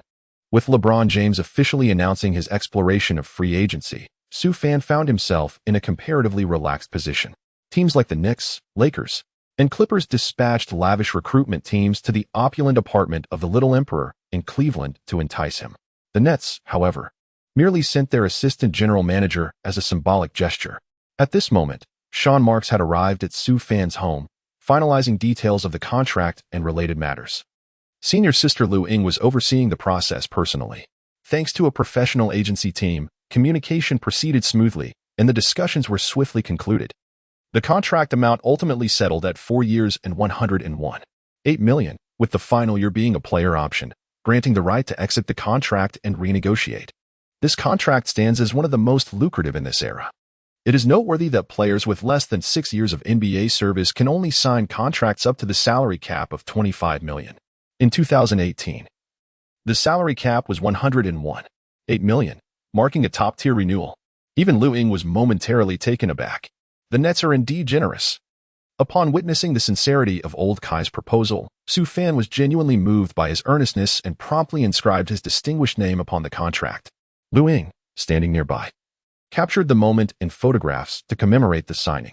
Following the successful agreement, Marks swiftly dialed Old Kai, exclaiming with excitement, "Boss, we did it." Old Kai, too, felt a surge of joy. Rather than gamble on the uncertain prospects of acquiring James-like teams such as the Lakers or Knicks, he deemed it far wiser to secure Su Fan as a reliable asset. Moreover, Kai Zhengxin had unwavering faith in his discerning judgment. Su Fan's future is undoubtedly bright. Following the conclusion of the contract, Su Fan refrained from prompting Marks to make an immediate announcement. Instead, he conceived a rather mischievous idea. Prior to the official declaration, he encouraged Marks to keep an eye on signing a veteran from the Nets, DeAndre Jordan. The Lakers are currently exerting all their efforts to recruit the young king and are thus unwilling to offer this promising, space-oriented big man a substantial contract. In fact, they are not even inclined to extend a meager contract, not even one worth $3 million. It is worth noting that DeAndre Jordan's first choice remains the Los Angeles Lakers. Su Fan is well aware of the exceptional utility of this individual. It can be said that the championship title achieved by the Greek Freak owes much to the invaluable contributions of Big Lo. However, Su Fan also understands that the current trend in the league leans towards smaller ball strategies, necessitating that Big Lo enhance his three-point shooting skills. Should a contract with Big Lo be finalized, the team will promptly prioritize his training in this area. Thus, Su Fan has confirmed his decision to join the Nets, awaiting only the official announcement. Unfortunately, this league operates in such a manner that the commercial value of the current king surpasses that of Su Fan, even after he triumphed over the Cavaliers in the finals. Yet, this is a commercial league, after all. That is KNG. Meanwhile, the Rockets remain undeterred, having submitted a formal contract offer of 4 years for $78 million. Su Fan did not hesitate to decline once more. Mori, this persistent fellow, still harbored hopes of renegotiating the contract.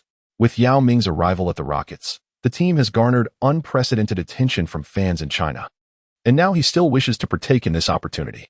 Su Fan is well aware of the nature of this team. Moreover, the Rockets are on the verge of becoming a mosaic team, and he has no desire to wade through this murky water. At this moment, in the office of the Rockets general manager, the bearded Harden gazes expectantly at Mori, who is engaged in a phone call. In truth, Mori considers even $10 million an excessive sum. In his mind, a substantial contract has already been reserved for that veteran star, the third player from Houston. Who is Su Fan?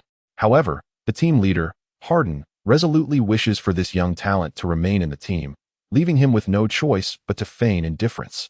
Upon hearing Su Fan's repeated refusal, Mori hung up the phone and turned to James Harden with a look of regret, saying, "Harden, we have made every possible effort this summer to retain Su.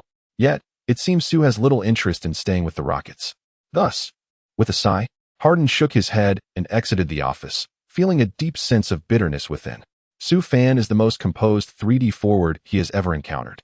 Unfortunately, the team still needs to negotiate extensions for Chris Paul, Trevor Ariza, and others during the summer. Thus, Harden can only do so much. The nature of the bearded one remains overly accommodating. Had it been another LeBron, a proverbial knife would already be at the management's throat.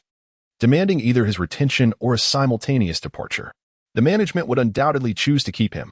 After his departure, Harden promptly called Sue Fan. At that moment, Sue Fan was at home, enjoying a modest celebration with his senior, toasting to his new contract, when he received Harden's call. "Sue, do you wish to remain in Houston? If you truly desire to stay, I am willing to go to great lengths to secure a substantial contract for you." Harden was genuinely invested. Some individuals, despite having played only a few games together, forge a connection that feels right, while others, despite 3 years of camaraderie, fail to elicit genuine affection. The bearded one believes he can still take a chance. "Thank you, James Harden. The Rockets are indeed a splendid team, but I may be inclined to venture elsewhere. With you around, it would be quite challenging for me to assume the leadership role. My ultimate goal is to one day defeat you on the grand stage of the NBA."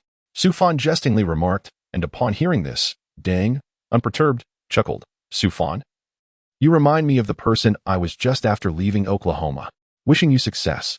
The next time you visit Houston, I shall take you out to the nightclub for a night of revelry. We are still brothers." After concluding the call, Sue Fan wished to invite Marks for a meal. However, the diligent Mr. Jiang had already booked a flight to Los Angeles. It is important to note that orders had been issued mandating that anyone Sue Fan requested must be signed immediately. Sue Fan dares to take a break, yet Marks does not. Boss Kai has issued a resolute command. "Within 3 years, I want to see the O'Brien Trophy raised in Brooklyn." In Cleveland, within the confines of an opulent villa, James sits in the parlor, listening to the enticing visions presented by the teams he is called upon. The first to present is the #1 suitor, the New York Knicks. The general manager paints a picture of a splendid commercial empire, asserting that New York is the mecca of basketball. However, upon examining the Knicks roster, James finds himself somewhat uneasy. Cantor and Noah, with both commanding over $18 million? After a distracted listen, James instructs the Knicks general manager to await further communication. Next in line is the #2 suitor, the Clippers. What a claim to be the kings of Los Angeles. Nevertheless, upon reviewing the team's composition, James is unimpressed. There are no young talents, and the draft picks seem to be squandered. This does not align with his vision for the team. Furthermore, are the Clippers not merely the younger sibling of the Lakers? Accepting a subordinate role is simply unacceptable. He cannot afford to lose face in such a manner. Finally, the third suitor arrives. Pelinka, Jeannie Buss, Kobe, and Magic. This recruitment team is undeniably luxurious. Once seated, Pelinka showcases a series of promising rookies and draft picks from his roster. Talented newcomers like Lonzo Ball and the little Durant Ingram could be leveraged to build a formidable lineup for you. By coming to Los Angeles, you can maximize your personal commercial value, as it is the second largest city in the nation. Plus, with Kobe as your guide, you surely understand the magnitude of his success, bolstered by the special support from the Buss family. The old man finds himself somewhat swayed. Chapter 38. Knicks fans heartbroken 1, 2, 3. As the allegiances of Sue Fan and LeBron gradually clarify, Durant on the Warriors swiftly makes his decision. Under Curry's comforting presence, Durant's wounded spirit finds a flicker of solace. Thus, he resolves to temporarily set aside his grievances with the Green Teacher, opting for a 1+1 contract to remain with the Warriors, a total value of $61.5 million. With a player option in the second year, the Grim Reaper ultimately decides against stepping out of his comfort zone, committing himself to support Curry in yet another quest for the championship. Not long after Durant's decision to stay with the Warriors, the NBA's Big Fish, WOJ, reports that LeBron James is on the verge of joining the Lakers. This left Lakers fans exhilarated, losing sleep over the night. Cleveland supporters shared the same anxious fate. Knicks fans were poised to topple the freshly affixed billboards for the young king. The following day arrived without delay, and the decision was remarkably understated. The self-proclaimed best player in the league, LeBron James, announced via Twitter his intention to bring his prodigious talents to the vibrant city of Los Angeles. The hearts of Cavaliers fans plummeted, while Knicks supporters felt their spirits shatter. Meanwhile, Lakers fans soared with excitement. Shortly thereafter, the Lakers' official account proclaimed the team had successfully signed James to a 4-year, $153 million maximum contract. After a drought of marquee signings since Kobe's retirement, this storied franchise had finally welcomed its own king. Upon the news breaking, Cavaliers owner Dan Gilbert made the rare gesture of publicly wishing the young king well. "Go forth, son of Cleveland. You have done enough for this city, which will always be your home." Remarkably, Cavaliers fans displayed restraint, refraining from burning jerseys. as the championship trophy secured in 2016 remained a source of fulfillment. The most anxious, without a doubt, were the New York fans. With no star acquisition, Dolan was left to frantically pursue new signings. Yet, Knicks fans retained hope. What about Paul George? Almost as if to mock the Knicks, the Thunder announced Paul George, affectionately known as PG, had signed a 4-year, $137 million contract to continue his partnership with Westbrook, heralding an unpredictable future for the Thunder. Given their brotherly bond, PG was not leaving. Knicks fans' hearts broke anew, just as the Knicks general manager prepared to jet off to Houston to seize a player. The Houston Rockets officially announced a contract extension with their cornerstone, Chris Paul. The specifics of the deal remained undisclosed due to team policy, but previous reports indicated a 4-year maximum contract worth $160 million. Meanwhile, Carmelo Anthony opted to depart from the Thunder, choosing to facilitate his own trade to the Rockets, fueled by ambition to achieve greatness in Houston. Little did he know, this decision nearly led to his retirement. No way, come on. Knicks fans were left speechless, wondering if this year would again end in disappointment. At this moment, they recalled that remarkable young player from the East who had excelled in the finals. Yes, they needed to sign Sue Fan. He must be offered a maximum deal. I believe in him. The Knicks general manager found this notion compelling and prepared to set forth. In the next instant, the Nets announced the team had successfully signed Sue Fan to a 4-year, $101.8 million contract. This news erupted like wildfire. The entire basketball community in America was shaken, and fans in China went wild. Oh my goodness. The Nets have secured a maximum salary contract with a young player who has only participated in a handful of games. The renowned basketball commentator A. Smith expressed his astonishment. My goodness, is the maximum salary now accessible to anyone? The retired legend Scottie Pippen felt a pang of envy. Who can tell me who Sue Fan truly is? A second-year rookie who has only played a few playoff games? A maximum salary? The mailman, Karl Malone, was left bewildered. If only I could play in this era, I would earn $200 million. The high-flying Charles Barkley was consumed with jealousy. Congratulations to you, my dear brother Sue Fan, offered the sincere blessings of the bearded James Harden. In China, MOP has merely broadcasted the news that our player Sue Fan has signed a 4-year contract worth $101.8 million with the Nets. The entire MOP server crashed once more. Some enthusiastic fans have already proclaimed, Boss Kai is indeed a person of integrity. He has genuinely signed a Chinese player. It is time to unveil my long-concealed identity as a Nets fan. I have supported the team since E. Jillian's era. Incredible. Sue Fan. Everyone understands that Sue Fan will remain in the NBA, yet the maximum salary was truly unexpected. The highest expectation was merely around $15 million. It is noteworthy that the current maximum salary hovers around $20 million. But what is happening here? It has been capped out directly. Lakers owner Jeannie Buss could not help but exclaim, I initially intended for Sue Fan to assist LeBron. But alas, the Nets are truly mad. They will regret this. Some executives and owners similarly believe that the Nets are behaving like a clown, desperately casting their net in a frenzied manner. Anyone appears eligible for a maximum salary. This is certainly disturbing the market. Several experts have even suggested that the largest garbage contract in history has just been born. Sue Fan has never demonstrated his leadership abilities during the regular season, as the larger fish are gradually being acquired. The gaze of various teams has shifted towards the smaller ones. In the ensuing period, the NBA's free agency market is bustling with activity. First, the Lakers continue their pursuit. Rajon Rondo, dubbed the on-court commander, has signed a 1-year, $9 million contract with the Lakers to assist LeBron in reaching the pinnacle. The alliance's foremost player paired with the strongest intellect, a combination worthy of anticipation. Lance Stevenson, known as the Blowhorn, has signed a 1-year, $4.5 million contract with the Lakers to aid LeBron in his pursuit of victory. Kentavious Caldwell-Pope, recognized as a reliable scorer, has secured a 1-year, $12 million contract with the Lakers to support LeBron. Jabari Parker, a rising star, has signed a 2-year, $40 million contract with the Bulls, bringing his talent back to his hometown. With the max contract awarded to Eric Gordon, the Rockets have lost the capacity to re-sign Trevor Ariza, who ultimately secured a 1-year, $15 million deal with the Suns. The Rockets have effectively dismantled their perimeter defense system. This is a team reluctant to pay the luxury tax. Cousins, as a formidable force in the paint, has signed with the Golden State Warriors for a modest sum of $5.3 million over 1 year, further enhancing the depth of the Warriors roster. It is anticipated that the path for other teams in the league to contend with the Warriors will become increasingly arduous. The five-star Warriors have officially arrived in the NBA. The fans are in a frenzy, proclaiming, "Warriors for the championship." Who else could it be? Booker has extended his contract with the Suns for 5 years at $158 million, once a player who scored 70 points in a single game. We eagerly await his creation of more records. Jokic, marking the commencement of his peak as a rookie, has re-signed with the Nuggets for 5 years at $148 million. Isaiah Thomas, once a star, has found himself in a decline, securing a 1-year veteran minimum contract with the Nuggets. DeAndre Jordan, a rebounding aficionado, has inked a 1-year deal worth $24 million with the Mavericks, joining forces with Dirk Nowitzki, who continues to stay with the Mavericks under a veteran minimum contract. Determined to finish his career in Dallas, Randle has re-signed with the Pelicans for 2 years at $18 million.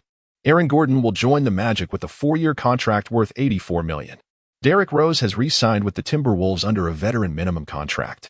Zach LaVine has extended his contract with the Bulls for 4 years at $80 million. The tenacious forward Butler has declined a 4-year, $110 million offer from the Timberwolves. And the subsequent developments are worth watching. Brook Lopez has signed a 2-year contract worth $8 million with the Nets after the Bucks' $7 million offer was intercepted. This provoked a furious response from Bucks head coach Budenholzer. "Damn the Nets. He is the most essential player in our lineup." The Knicks, having perused the free agency market, ultimately offered Matthews a top salary contract of $18 million. This gesture deeply moved the veteran, who was touched by the Knicks' sincerity and chose to join them in revitalizing the city. The Mavericks showed little interest in matching the offer, as 2 points for over $18 million seemed absurd. Following the completion of the signing, owner Dolan enthusiastically declared, "In the new season, we will teach those who look down on the Knicks a harsh lesson, and those who refuse to join us." Only Knicks coach David Fizdali trembles at the thought, "Can we truly make a feast with these mismatched ingredients? I have already resigned myself to the prospect of being dismissed."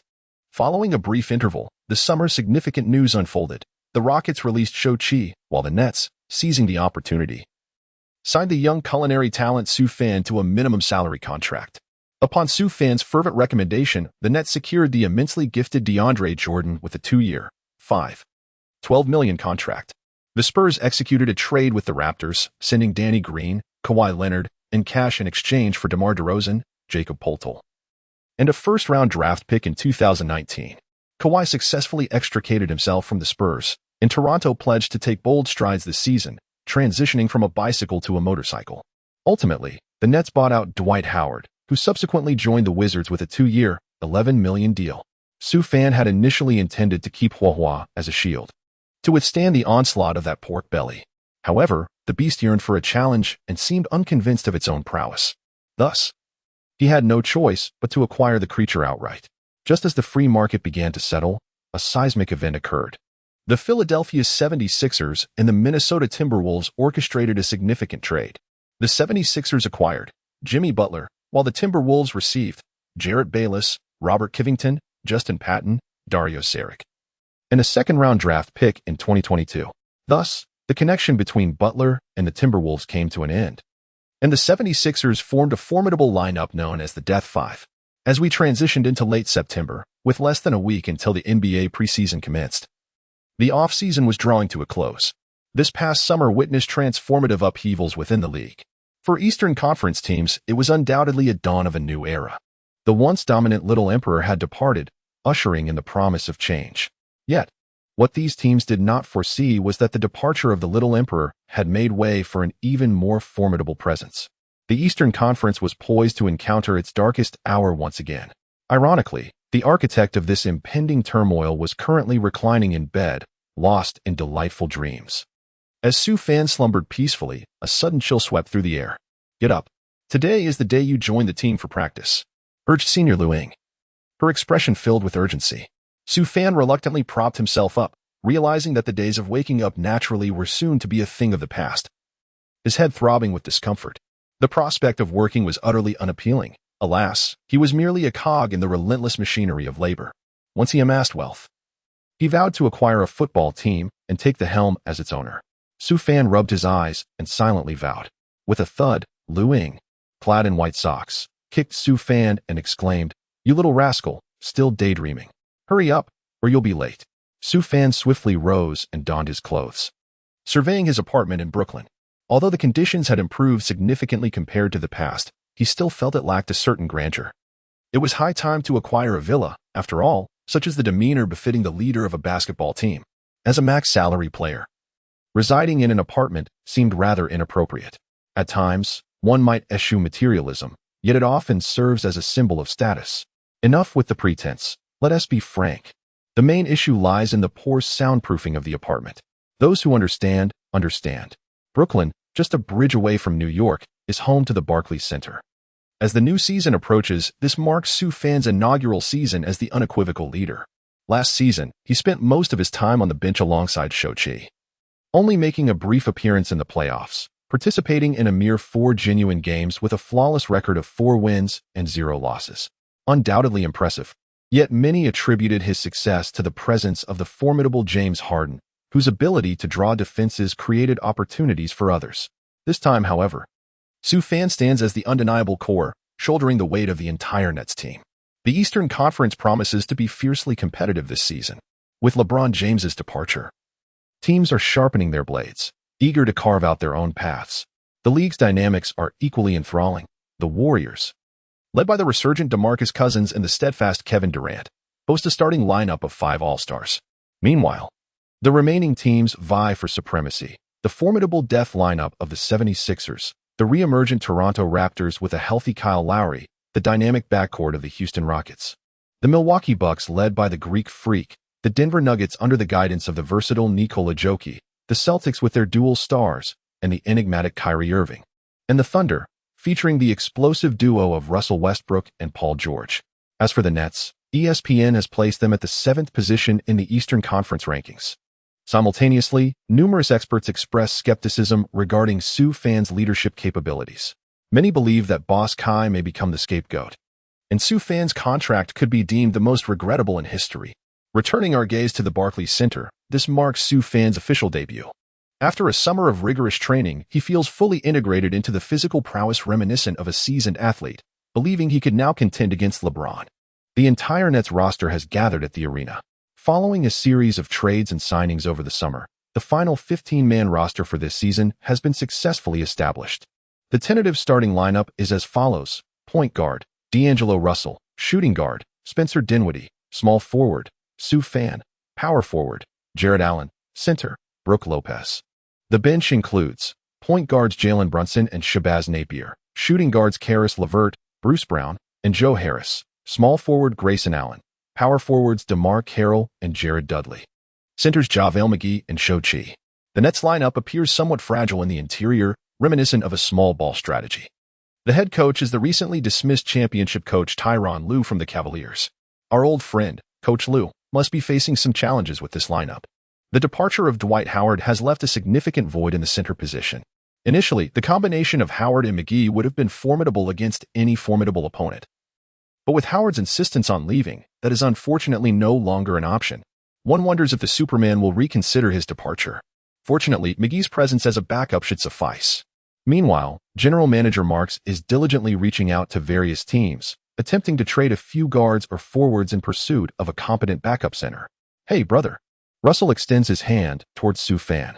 Hello, D'Angelo. Sue Fan extended his hand in response. Although Shuey Law felt a sense of discontent, having come to assume a leadership role only to have it unexpectedly usurped, there was little he could do about it. Sue Fan was aware of the little schemes of Shuey Law, yet there was little he could do. He thought to himself, "Little Lala, just hold on a bit longer. When that fellow arrives, he will surely package you up and send you off to meet your good brother Xiao Tang in the Forest Wolves." In truth, many seasoned players within the team, such as DVD and Allen, harbored a certain skepticism towards this newly appointed leader. However, they maintained a facade of cordiality. Sue Fan remained unfazed by the situation, for in the realm of basketball, one must conquer with tangible actions rather than mere words and deceitful tricks. The ever-perceptive Coach Lue, adept at harmonizing team dynamics, took note of this. Following the morning training session, he announced an unprecedented intra-squad scrimmage for the afternoon. The rosters were as follows. Team Blue comprised Sue Fan, Jalen Brunson, Bruce Brown, Grayson Allen, and Brook Lopez. Team Red included Shai Gilgeous-Alexander, DVD, Joe Harris, DeMar Carroll, and Allen. This announcement piqued the interest of the attending reporters, who eagerly took to their social media platforms to proclaim that an extraordinary intra-team training match was on the horizon.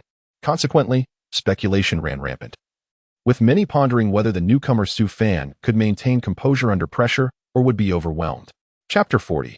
A resounding victory over Shai Gilgeous-Alexander. The intra-squad contest was imminent. Upon returning home for a brief respite, Sue Fan accessed his attributes panel. After a summer of rigorous training, combined with the physical prowess inherited from two superstars in the tenacious Karl Malone, the results were undeniably impressive.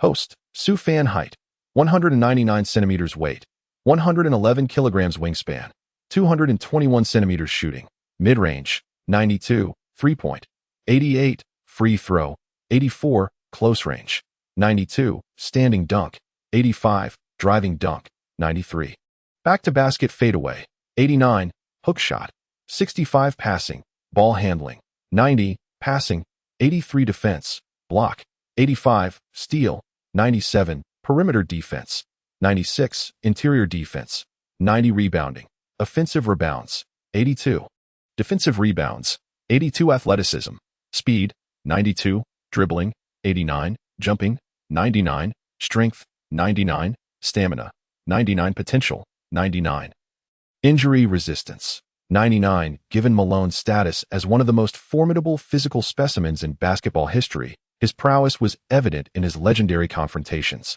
notably against the fierce Dennis Rodman. Thus, Sue Fan's previously weakest attributes have been significantly enhanced. His mother need no longer worry about him donning a suit and tie to sit on the bench, merely collecting insurance while watching the game. In September, NBA 2K had granted Sue Fan a rating of 81, leaving one to wonder if the forthcoming season would bring unexpected challenges. Lying comfortably in bed, he reveled in the fact that his overall rating had surged to over 90. This was indeed a gratifying realization.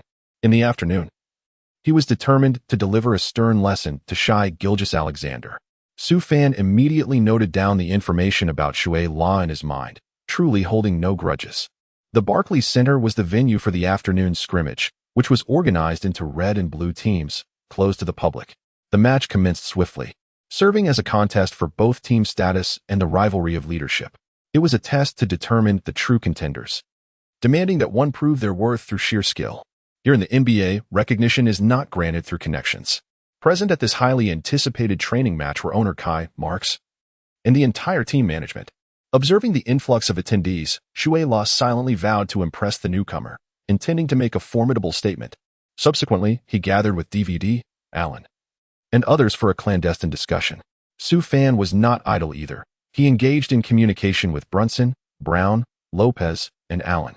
Finally, Sue Fan added, "Remember, when faced with insurmountable challenges, simply pass the ball to Sue Fan." With a swift motion, Lopez tapped the basketball. The highly anticipated showdown officially commenced. Blue team roster: Sue Fan, Jalen Brunson, Bruce Brown, Grayson Allen, Brooke Lopez. Red team roster: Shai Gilgeous-Alexander, DVD, Joe Harris, DeMar Carroll, Allen.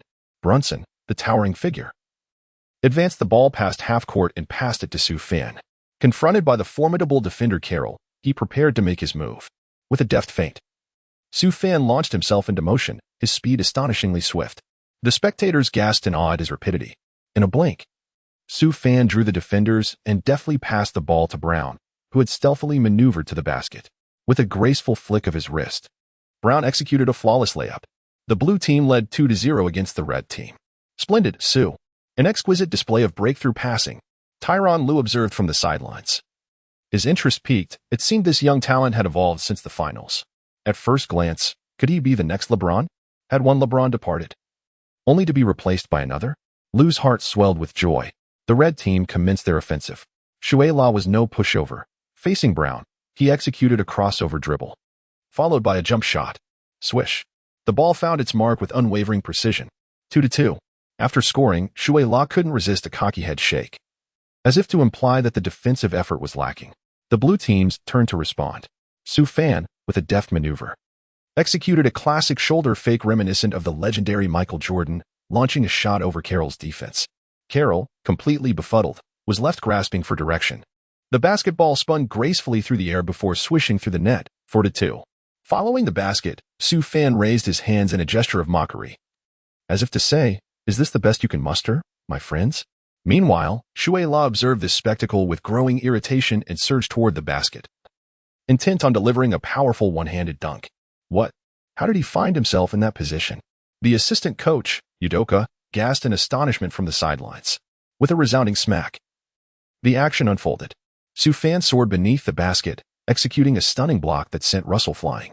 The overwhelming cover left the audience in awe, showcasing his remarkable leaping ability, explosive power, and strength in that singular moment. Coach Liu watched with increasing excitement, jotting down in his notebook a seamless blend of offense and defense. A future superstar in the making. In the next instant, Allen retrieved the basketball and passed it to the fast-breaking Brunson. The latter charged toward the basket, unfazed by DVD's pursuit, skillfully faking his defender before effortlessly scoring. This calm demeanor and finishing ability impressed Coach Liu, who sensed that this year's rookies possessed exceptional talent. The draft selections appeared to be outstanding. A fierce exchange ensued between the two teams, yet the blue team, under Su-Fan's leadership, maintained a steady advantage over the red team, led by Shuai-La. The match progressed into its final moments, with the blue team leading 78-72. Shuai-La finally unleashed his fury, determined to reclaim dominance, and began to orchestrate plays from the perimeter. Meanwhile, Su-Fan, with his long arms and large hands, thwarted Shuai-La's attempts to penetrate, causing him to grow increasingly anxious. Bang! Seeing the opportunity, Su-Fan seized it with a relentless pursuit, utilizing his advantage. He swiftly and accurately cut down the ball. Grasping the basketball, Su-Fan charged toward the front court. Shuai-La, Allen, and Carroll desperately pursued him. Bang! Su-Fan, undaunted, advanced to the vicinity of the free throw line. Confronted by the relentless and aggressive Shuai-La, he struck back with ferocity. Bang! Su-Fan soared into the air like a rocket, executing a breathtaking aerial somersault. With a resounding crash, the basketball was forcefully slammed into the hoop. Upon landing, Su-Fan clenched his fists, showcasing his formidable muscular physique, exuding an aura of supremacy. Beneath the basket, the player who had been dunked on, Shuai-La, witnessed the spectacle and nearly closed his eyes in disbelief. In his mind, he exclaimed, "Oh my God!" At that moment, I felt as though I had glimpsed the divine. The Barclays Center, after a brief moment of stunned silence, erupted into an incredulous chorus of astonishment. At that instant, it seemed the rivalry for the team's leadership had reached its conclusion. Chapter 41. The Declaration of Media Day preseason commences. New York, Manhattan. Holding the generous salary he had received in advance from Old Kai, Su-Fan unhesitatingly chose a luxurious seaside apartment in downtown Manhattan, valued at over $8 million. This splendid residence boasts 4 spacious and comfortable bedrooms, accompanied by 4 fully equipped bathrooms, all situated in an exceptionally prime location. The building features a private parking facility and a 24-hour concierge service, ensuring both safety and privacy. Furthermore, it offers an array of top-notch amenities, including a game lounge, bar, bowling alley, state-of-the-art fitness center, boxing gym, an expansive 60-foot swimming pool, and a specially designed water park for children, adding warmth and vibrancy to the environment. What pleased Su-Fan the most was the oversized balcony that affords a breathtaking view of the entire Manhattan Island. The exceptional soundproofing of the apartment alleviates any concerns regarding noise disturbances in daily life. For an NBA player, aside from the rigorous training and intense competitions, most of the time is spent at home, resting and unwinding. With his wealth on the rise, Su-Fan naturally opted against residing in his former modest apartment. To ensure ultimate comfort, he specifically selected a grand bed measuring 5 meters in length. This arrangement would undoubtedly accommodate any activities he might envision, particularly when inviting his girlfriend over. The thought sent a delightful shiver down his spine. As the saying goes, if money can resolve an issue, it is hardly a problem. With financial prowess at his disposal, the real estate agent swiftly handled all the necessary paperwork. That very afternoon, a moving company was engaged to transport his belongings to the new abode. After a busy day, by 8 p.m., all moving tasks were finally completed. Standing on the balcony, gazing down at the enchanting nightscape of New York City, he vowed, "I shall make this city remember my name." Su-Fan gazed at the nightfall over New York, quietly vowing in his heart. Within the TX building of Huagua, the sports broadcasting studio was alive with the selection of the Nets mascot. Ultimately, the poised and leggy cheerleader, Shuai-La, emerged victorious as anticipated. Meanwhile, the team, including the sales staff, was diligently organizing materials. This season has been bustling, as fan-favorite teams like the Lakers, Warriors, and Rockets have consistently captivated audiences in the Penguin Broadcasting Studio. This year, however, a new contender has joined the ranks, the Brooklyn Nets, with Sioux fans' edition. The Nets' popularity surged, placing them on par with the trio of established teams. As the training camp commenced, the new season was on the horizon, and fans were already brimming with anticipation. In Huagua, Sioux fans' jersey sales had even reached levels comparable to iconic players like Kobe and LeBron. Despite having only played 4 postseason games, if Sioux fan were to play another season, surpassing several legends would be well within reach. Moreover, the Nets might even eclipse the Rockets to become the second favorite team in Huagua. On October 1st, U.S. time, NBA Media Day finally arrived. Stars from various teams, including LeBron James of the Lakers, Steph Curry, Klay Thompson, Draymond Green, and Kevin Durant of the Warriors, as well as James Harden, Chris Paul of the Rockets, and Giannis Antetokounmpo of the Bucks made their grand appearances. Brooklyn awaited its moment. Sioux fan made his debut in the public eye, donning the number 2 jersey for the first time. As he made his appearance, all the reporters at Brooklyn Media Day gathered around him, brandishing their cameras and capturing moment after moment in a flurry of clicks. With the photo shoot underway, the atmosphere was electric. On Media Day, Sioux fans' robust physique captured everyone's attention. Some members of the press exclaimed in astonishment, "WTF, Sioux Sion has transformed into a muscular powerhouse." The Brooklyn Nets roster, a blend of seasoned veterans and fresh talent, made a striking appearance. The performance of this underdog team in the upcoming season is highly anticipated. Following this, a press conference ensued. Sioux fan discussed the prospects for this season, to enter the playoffs and strive to reach the finals. This is already a lofty ambition. To immediately declare the championship as a goal would be nothing short of folly. Sioux fan has yet to succumb to the arrogance of believing that a single individual can lead a team to claim the championship title. Coach Lou, discussing the current season, expressed his delight in coaching such an exceptional player as Sioux, stating that he possesses the potential to become the next LeBron. The journalists present were taken aback by this assertion. After all, LeBron is a paragon in America, and could a second-year player from China truly achieve such heights? A significant question mark loomed over the minds of the audience. Amidst the anticipation, the 2018-19 NBA preseason commenced. On October 2nd, in the United States, the Warriors faced off against the Rockets once again. Throughout the match, both teams refrained from exerting their full prowess. Yet the Warriors emerged victorious with a score of 98-92, thanks to their superior rotation, winning by a margin of 6 points. The starting players from both teams participated for only approximately 13 minutes. Curry scored 16 points, Thompson 17, and Durant 21. On the Rockets side, Harden contributed 18 points, while the recently recovered Paul appeared to be struggling, managing only 8 points and 3 assists, seemingly still hindered by his hamstring injury. The Rockets, having lost Ariza, displayed a noticeable decline in their perimeter defense. Although merely a preseason game, the reigning champions, the Rockets, did not exhibit a performance stronger than that of the previous season. The Lakers faced a disheartening defeat against the Clippers, losing by 21 points with a score of 80-101. Lakers general manager Pelinka needs to find a formidable ally for LeBron. Otherwise, navigating the Western Conference will prove to be a daunting challenge. The Nuggets triumphed over the Bucks with a score of 111-102. The increasingly mature Jokic delivered a substantial triple-double with 21 points, 10 rebounds, and 10 assists, leaving the Bucks, led by Giannis, struggling to cope. It is baffling how this portly figure remains uncontainable by any competitor. At the Barclays Center, the Nets also commenced their preseason, facing the Hawks in their opening match.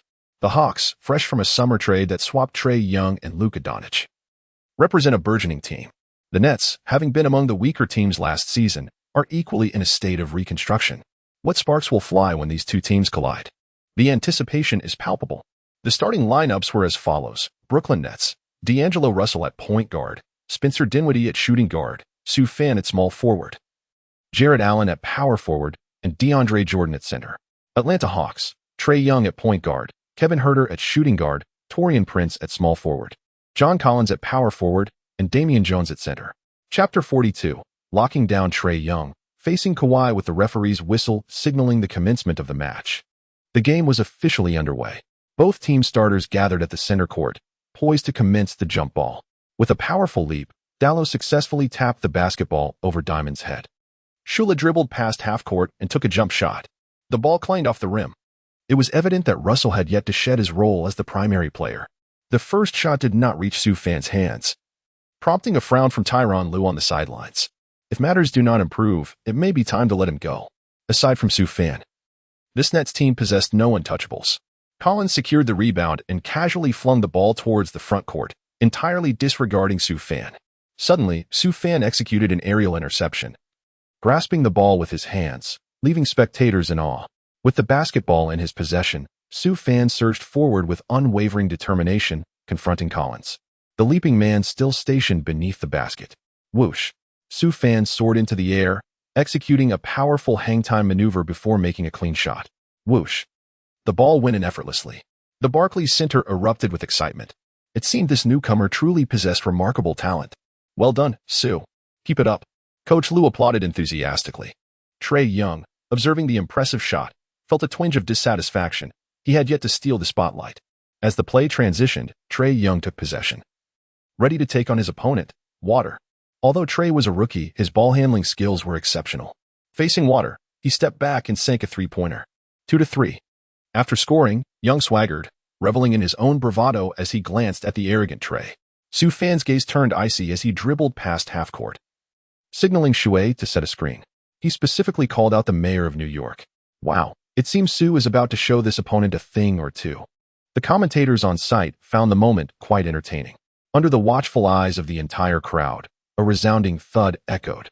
Sue Fan executed a deft change of direction with the ball, followed by a pullback and a spin move, smooth as silk, reminiscent of fine chocolate. The diminutive figure of Trae Young was no match for him, as Sue Fan made his way to the basket. Bang! Confronted by the entire Hawks team, he unleashed a powerful one-handed slam dunk, effortlessly sending the ball through the hoop. Oh, how I adore this little fellow. It has been far too long since I witnessed such a response. The Nets home commentator erupted in joyous laughter. What a magnificent play. The fans in the arena shared in the exhilaration. In the next round, the indomitable Young was determined to challenge Sue Fan. After a series of dribbles, an awkward moment unfolded as Sue Fan remained steadfastly close. The ever-competitive Trae Young, sensing the pressure, retreated and prepared to launch a three-point shot. In the next instant, a large yellow hand appeared above him. Slap! A resounding block ensued. Sue Fan deftly secured the ball with one hand and advanced to the front court. Glancing back at the pursuing Hawks players, beyond the three-point line, faced with an open shot, he effortlessly launched a three-pointer. As he released the basketball, Sue Fan turned back, raising his arms in celebration. In a response to his prowess, swish, the ball gracefully found its way through the net. OMG G0D. The entire Barclays Center erupted in exuberance. It was evident that Sue Fan, through merely 2 offensive and defensive sequences, had imparted a lesson to this year's 5th overall pick. Trae Young. A definitive display of dominance, indeed. Who would dare to claim that Sue Fan is unworthy of a max contract? Despite the brief moments on the court, his performance was on an entirely different echelon compared to his peers. As the game progressed, Sue Fan continued to dazzle the audience. On the defensive end, he exhibited remarkable pressure, rendering the Hawks' offense disjointed, leaving them gasping for rhythm. Offensively, Sue Fan showcased his refined mid-range shooting ability and some organizational skills. He is undeniably a burgeoning superstar with the potential for greatness in both offense and defense. Even Hawks head coach Lloyd Pierce couldn't help but salivate at the thought, remarking, "If I could acquire this guy, our team would be on the path to rebuilding." The prospect of a Sue Fan and Trae Young duo could very well dominate the Eastern Conference in the future. It's crucial to suggest to the team management the possibility of trading for him. Aside from Trae Young, anyone else is expendable. The referee's whistle echoed through the arena, signaling the conclusion of the match. The Nets triumphed over the Hawks with a score of 103-95. The home opener was a resounding success, leaving the enthusiastic owner, Mr. Kai, thoroughly exhilarated. Sue Fan participated in merely half a game, playing for 16 minutes, yet he remarkably scored 21 points, secured 6 rebounds, delivered 3 assists, achieved 2 steals, and recorded 2 blocks, showcasing an exceptionally versatile performance. During the press conference, Coach Lue boldly proclaimed that within 3 years, our team would ascend to the pinnacle of championship glory. The Hawks head coach similarly lauded, expressing admiration for the young Chinese talent, stating that every team yearns to possess such a player. Concurrently, post-game reports unanimously extolled Sue Fan's performance. ESN Sports highlighted the emergence of the new Chinese star in the preseason, leading his team to a triumphant debut. TNT Sports remarked on the rise of another new force in the East, suggesting that this year's Eastern Conference holds much intrigue. F0X Sports hinted at the potential emergence of a new prodigy shining in the East. In response to the media's accolades, Su Fan remained notably composed, recognizing that these same outlets could elevate you to the status of Jordan one day and reduce you to the level of a role player the next. It is essential to maintain one's own strength. Moreover, the Hawks are merely a bottom-tier team this year. Winning a preseason game should not be overly celebrated. The team's floor is promising, yet its ceiling remains somewhat limited. The upcoming match against the Raptors, now bolstered by Kawhi Leonard, promises to be a formidable challenge. Upon returning home, after a brief respite, the entire team boarded a flight to Toronto the following day. Upon arriving in Toronto, the Nets players indulged in a leisurely stroll around the mall, sampling the local culinary delights. The preseason was primarily a time for enjoyment, with the emphasis on mental and physical relaxation. On October 4th, in the United States, at Scotiabank Arena, the Nets faced the Raptors in their second preseason game. In his inaugural matchup against his template, Kawhi Leonard, Su Fan found himself facing the first playoff-caliber team that the Nets had encountered. The Raptors, traditionally a regular season powerhouse, had undergone a significant transformation this year, boldly trading DeRozan for a one-year tenure with Leonard, thus showcasing their fervent aspiration for the championship at its zenith. The lineups were as follows: Raptors, Lowry, Danny Green, Leonard, Siakam, and Ibaka, with formidable reserves including Marc Gasol, Anunoby, Van Vliet, and Valanciunas, rendering their roster depth truly formidable. Nets, Kyrie, Dinwiddie, Su Fan, Allen, and DeAndre Jordan. With the referee's whistle, the match commenced swiftly. Chapter 43, Dazzling the Audience, The Future Belongs to You. Ibaka, towering at 18 cm, successfully leaped for the basketball, marking the onset of this highly anticipated clash. Once again, Penguin Live streamed the game simultaneously. As the Raptors initiated their offense, Lowry seized the first opportunity, executing a pick-and-roll to drive to the basket for a successful layup. The Raptors' tactical execution was evidently superior to that of the Hawks, underscoring their formidable presence as they pursued their championship ambitions this season. The Nets prepared for their response. Su Fan, with the ball at the perimeter, faced off against the elite defender of the NBA, Kawhi Leonard. Thump, thump, thump. The basketball danced beneath Su Fan's legs, a mesmerizing display. With a swift change of direction, the crossover maneuver drew Leonard's defensive attention. Seizing the moment of vulnerability in Kawhi's defense, Su Fan executed a sudden stop and launched a jump shot. The ball traced a graceful arc through the air. Swish. It found the net with unwavering precision. The taciturn robot, Little K, observed Su Fan with a contemplative gaze. Lost in thought, Su Fan is well aware of it. He watched the finals of the last season, particularly because the template is none other than himself. That was a splendid shot, young man, Kawhi remarked with a kind smile as he observed Su Fan sinking the basketball. Thank you for the compliment, Kawhi. I shall continue to bombard your hoop. Su Fan retreated with a smile, exclaiming, haha. Upon hearing this, Shao Ka was equally stirred by a flicker of competitive spirit. Then let us see who can score more. In the subsequent round, faced with Su Fan's defense, the cornered robot Kabuta executed a deft layup to secure 2 points. Perhaps this exemplifies the prowess of a modern-day Jordan. The Nets launched their offense. Su Fan executed a precise maneuver, receiving a pass from the orchestrator, DeLuo. With a resounding thud, he faced the defensive prowess of Little Ka, skillfully launching a reverse layup that sent the ball soaring through the hoop. There was an undeniable sense of intensity in the air. Raptors head coach Nick Nurse observed with exhilaration as Kabuta netted yet another pivotal shot. This was precisely the clutch player his team had long yearned for. Hope surged for a championship title this season. Amidst a fierce exchange of offensive plays, the Nets concluded the first quarter with a narrow lead of 33-32 over the Raptors. Su Fan and Leonard each scored 14 and 13 points respectively in a single quarter. Their astonishing offensive prowess and mid-range shooting left spectators in awe. It was truly a lethal display of mid-range shooting, as remarked by the commentators. In the second quarter, both teams began to deploy their bench players. Under the leadership of Marc Gasol, the Raptors surged ahead, swiftly widening the score gap. At this moment, Su Fan made his reappearance on the court. Upon his return, he faced a switch against Marc Gasol. Su Fan executed a series of dazzling dribble moves beneath his legs, showcasing a quintessential small versus large maneuver. He charged towards the basket, confronting Ibaka's defense. With a resounding thud, he delivered a one-arm soaring slam dunk. The entire Nets bench erupted into a frenzy, transforming into a spirited cheer squad, wildly waving their towels. "Incredible, stylish, Fangirl," shouted Joe Chi from the sidelines. After the basket, Su Fan glanced at Ibaka and remarked with a grin, "Mine's longer than yours." This remark nearly incited Ibaka, whose considerable stature and resources were challenged, but fortunately, Lowry intervened. A skirmish in a preseason game would not bode well. Shortly thereafter, Ibaka responded with a powerful dunk following a pass from Lowry.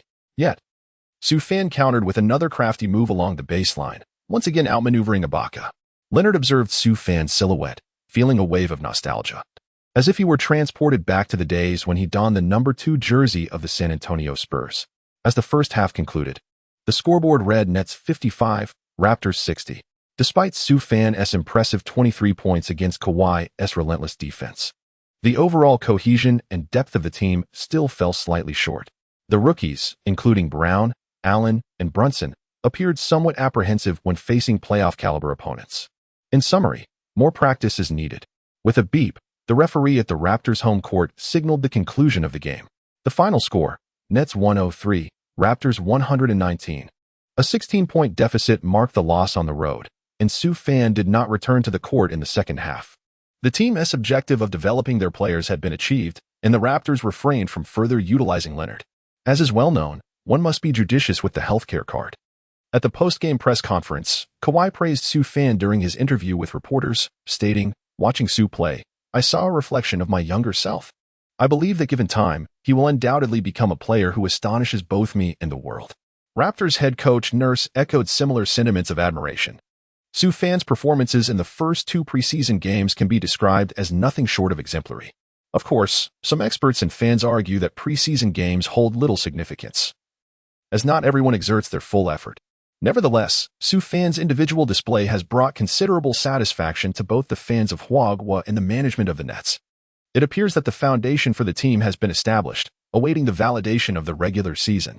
In the subsequent 3 preseason matches, Su Fan did not take the court again. Coach Liu has shifted his focus to training, assessing the synergy among this year's 3 rookies and the existing players. It is important to note that the Nets' aspirations extend beyond merely reaching the playoffs. The coveted championship trophy is singular, desired by all. However, achieving this goal is far from straightforward. A harmonious blend of timing, opportunity, and teamwork is essential.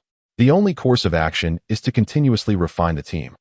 During this period without games, Su Fan has been far from idle. He launched his Twitter and NS accounts, and within just an hour, his follower count surged to an impressive 300,000, continuing to grow exponentially. Simultaneously, his Douyin account has also seen a steady increase, reaching 6 million followers. In light of these developments, Su Fan also brought joy to his fans in Hwagwa by hosting a live broadcast, focusing on the daily life of a Brooklyn Nets player and exploring the vibrant city of Brooklyn. As he affectionately addressed his audience as family, numerous affluent viewers enthusiastically showered him with gifts. Observing his earnings, Su Fan couldn't help but ponder, why does it seem that live streaming is more lucrative than playing basketball? In Hwagwa, in the bustling metropolis of Shanghai, a charming young woman, preoccupied with preparations for the upcoming Golden Eagle Television Arts Festival on October 12th, found herself captivated by Su Fan's live stream. Gazing at this sunlit young man, a chord within her heart seemed to resonate. Unable to resist, she clicked to follow him. Though she quickly considered retracting her follow, her finger hesitated to press the button. Perhaps, deep down, she yearned for his attention. Unbeknownst to her, her boss, Young Mi, was also engrossed in Su Fan's live broadcast on her phone, thoroughly enjoying the spectacle. As she admired Su Fan's masculine physique, a blush crept across her cheeks. Caught up in the moment, she even rewarded him with a carnival donation in his chat room. The astonished onlookers erupted in exclamations. "Wow, who is this wealthy benefactor? Brother Fan, it seems a rich woman has set her sights on you. You might just be pampered." The chat room buzzed with excitement. At this moment, Su Fan finally comprehended why there were so many social media influencers and their families. It seemed he had just acquired another family member himself. Chapter 44. The regular season commences, opening game against the Pistons on October 16th. In American time, the NBA regular season officially commenced. The first two matchups featured 76ers versus Celtics and Thunder versus Warriors. The Celtics, hosting at their home court, witnessed their dynamic duo, Tatum and Brown, combining for 35 points, leading to a season-opening defeat for the well-prepared 76ers. Despite the remarkable performance of the dominant Joel Embiid with 23 points and the contributions of Ben Simmons with 13 points, they were ultimately unable to overcome the formidable Celtics, whose roster depth is indeed impressive. Following the conclusion of the first game, the second regular season match unfolded with great intensity. The Warriors, stationed at Oakland's Oracle Arena, faced off against the Thunder. The highlight of this contest was undoubtedly the duel between Durant and Westbrook. The matchup was a direct confrontation between the elder and younger brothers. When it comes to containing the Reaper, only those familiar with him, like the Ninja Turtles, stand a chance. From the outset, the Warriors showcased the formidable strength of their five-star warriors. Durant, Curry, and Thompson launched a barrage of three-pointers, swiftly establishing a 16-5 lead over the Thunder. Fortunately, the valiant Paul George rose to the occasion, scoring 7 points through aggressive drives and shots, stabilizing the team's performance. Soon after, the triple-double powerhouse Westbrook also regained his rhythm, starting with a signature jump shot and subsequently blocking Durant, leaving little dignity for the elder brother. After the block, Durant could only helplessly shrug and smile, acknowledging that his younger brother was indeed fierce. The contest between the Thunder and Warriors remained tightly contested until the fourth quarter, when Thompson suddenly ignited, hitting 3 consecutive three-pointers. Ultimately, the Thunder, unable to respond, succumbed with a score of 100-108, falling short by 8 points. Curry netted 32 points, Durant added 27, and the Splash Brothers combined for an impressive 59 points. The Warriors truly exhibited their strength, positioning themselves as the frontrunners for the championship this season. Paul George scored 27 points, and Westbrook contributed 21. However, the depth of their roster still left much to be desired. The first day of games swiftly concluded, and the NBA was set to continue with multiple matches the following day. The excitement was palpable, with numerous storylines unfolding. Giannis's debut, the reuniting of the Beard and Lightbulb duo, Jokic's clash with the Clippers, and Kawhi's first game with the Raptors. Additionally, how would Sue Fan perform in his inaugural official match with the Nets? Would he live up to the expectations of his max contract, or would it be deemed one of the most regrettable contracts in NBA history? Tomorrow marks the highly anticipated debut of Sue Fan in a battle for vindication, with the Brooklyn Nets' inaugural game generating considerable excitement, even overshadowing the forthcoming debut of the Little Emperor with the Lakers. The NBA has made special arrangements for a nationwide broadcast of the matchup between the Nets and the Pistons. Naturally, many spectators are eager to witness Sue Fan's potential missteps.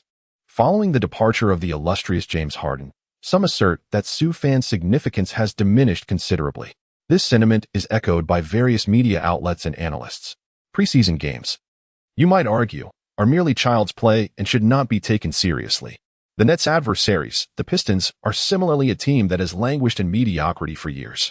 However, the Nets have set a clear objective this year: to reach the playoffs and advance further.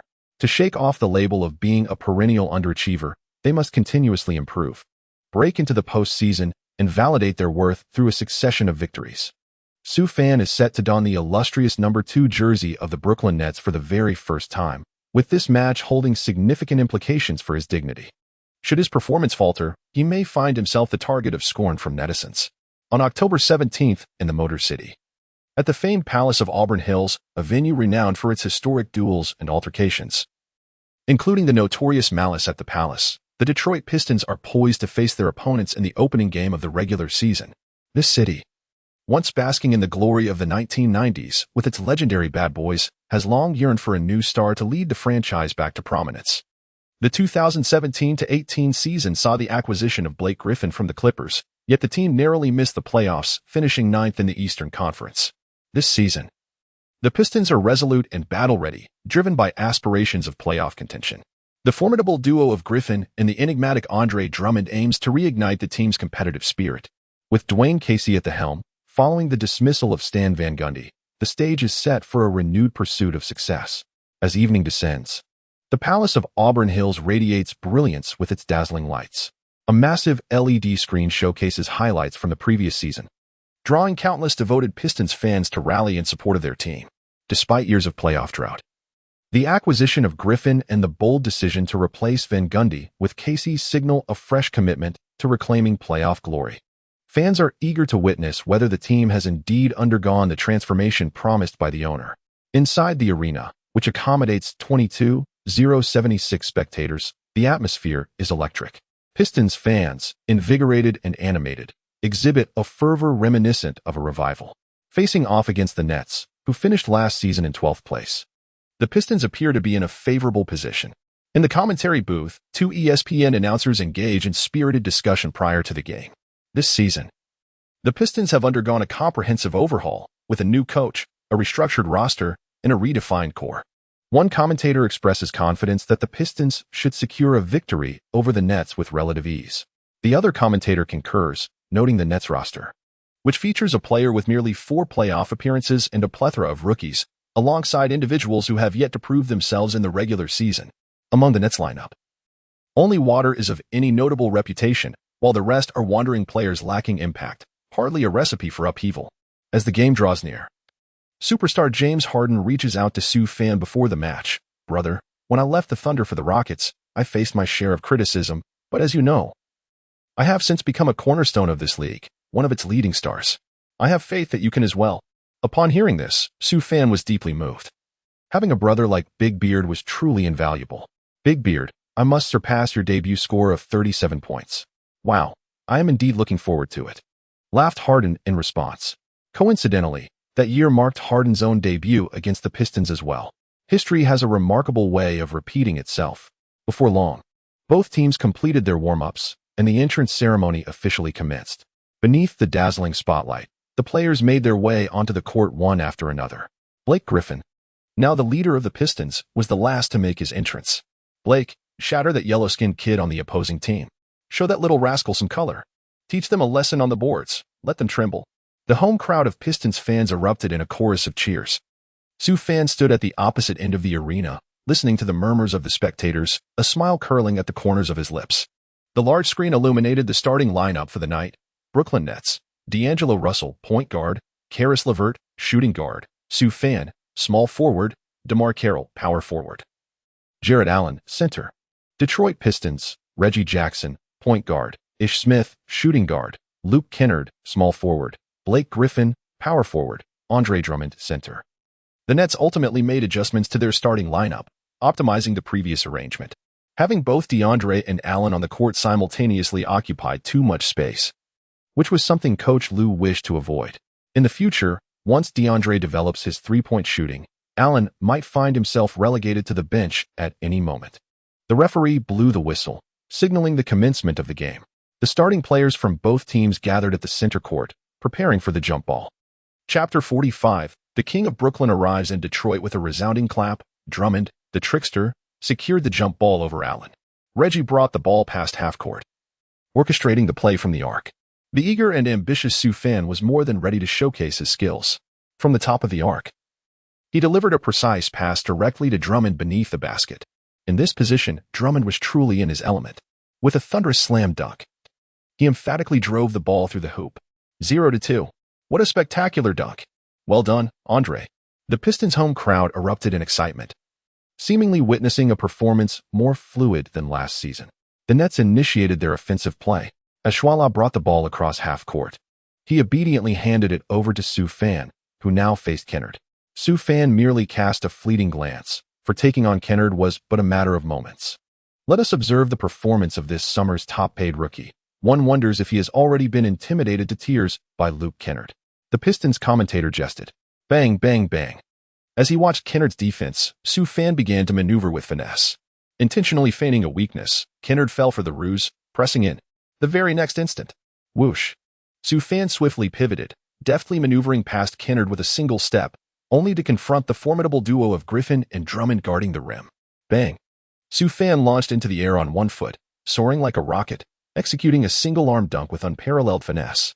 Confronting the formidable duo of Griffin and Drummond, he delivered a powerful blow akin to a decisive strike on Mount Hawa, the basketball crashing emphatically into the hoop.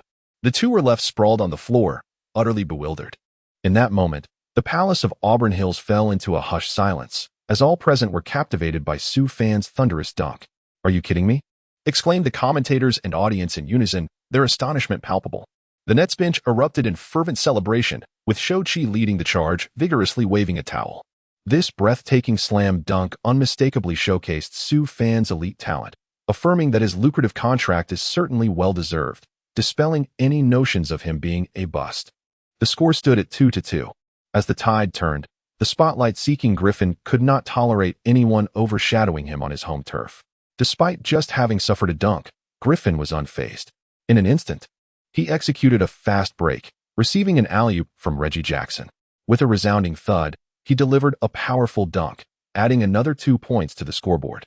As a commendable center, Allen found himself somewhat outmatched against the current All-Star, Griffin. The score now read 4-2. Following his basket, Griffin exuberantly shook his head, taunting Sue Fan. "This is my domain." Carroll, positioned just behind Griffin, cast a fierce glare at the brash player. Meanwhile, Allen felt a twinge of discouragement. "Jared, believe in yourself. You are no less capable than he is." Sue Fan stepped forward and encouraged. "I believe you will undoubtedly become an interior player of equal caliber in the future."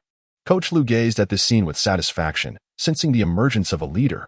Inspired by the encouragement, Allen felt a renewed fire within him. The next round commenced. Sue Fan once again held the ball, drawing the attention of the defenders, and executed a precise bounce pass to Allen beneath the basket. Bang! The latter unleashed a magnificent two-handed dunk, sending the ball soaring through the hoop. The score stood at 4-4. Following his triumphant shot, Allen shook off his earlier despondency, exuberantly raising his fist in celebration. The offensive momentum had been ignited, and on the defensive end, the Nets showcased an exceptionally formidable lineup both inside and outside. With Carroll's relentless tenacity and Allen's imposing presence in the paint, complemented by Sue Fan's ceaseless vigilance, the Pistons' offense found itself abruptly stymied. In a moment of panic, Ish Smith attempted a long pass. Snap! Sue Fan, emulating Leonard, showcased his extraordinary reach, astonishing everyone by intercepting the ball with a swift extension of his arm. Seizing the opportunity, Sue Fan swiftly maneuvered through a trio of Pistons defenders. With a resounding thud, he executed a behind-the-back dribble, charging towards the rim. Crash! He soared high, delivering a thunderous one-handed slam dunk, firmly securing the ball within the net. The crowd was left in awe, utterly speechless. What raw talent! If you told me he was this year's #1 draft pick, I would wholeheartedly believe it. WTF? In less than 3 minutes of gameplay, he had already amassed 4 points and 1 assist. The Pistons commentator exclaimed in astonishment, "OMG. He is masterfully balancing both defense and offense. Could this be the next great ball-handling core player? I'm beginning to feel concerned for our team." Meanwhile, the Pistons' offensive initiators found their outside plays suffocated by the Nets' heightened defensive pressure. With their combined inside-out strategy thwarted, the Pistons struggled to find their rhythm. Griffin charged toward the basket, preparing for a layup. Crack! At just the right moment, Allen leapt high, delivering a rejection that could only be described as cathartic. Water then seized the rebound, igniting a fast break. Sue Fan and Left teamed up, leaving Reggie in a precarious defensive position. Shuey executed a fast break layup, but his ambition proved excessive as the ball rimmed out. However, this setback was fleeting. In the next moment, a resounding clang echoed. Suddenly, Sue Fan emerged from behind, casting a shadow over the court. Facing Reggie beneath the basket, he seized the ball with one arm and forcefully slammed it through the hoop, once again bombarding the Pistons' rim. The score soared to 8-4. The fervent Pistons fans fell into a stunned silence. After scoring, Sue Fan provocatively glanced at Griffin, as if to say, "Look, I am free to do as I please on your turf." Griffin, witnessing this spectacle, felt his blood boil with rage. Were his teammates truly that inept? Yet, outwardly, Griffin could not show weakness and retorted, "Rookie, when I was winning the dunk contest, you were still in elementary school playing in the dirt." In response, Sue Fan shot back without hesitation. "Oh, is that so? When I won the championship last year, what were you doing?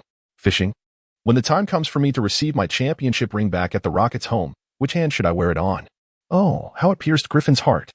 The frustration welled up within him as he recalled the near misses with the Clippers and Paul. Perhaps this was simply fate.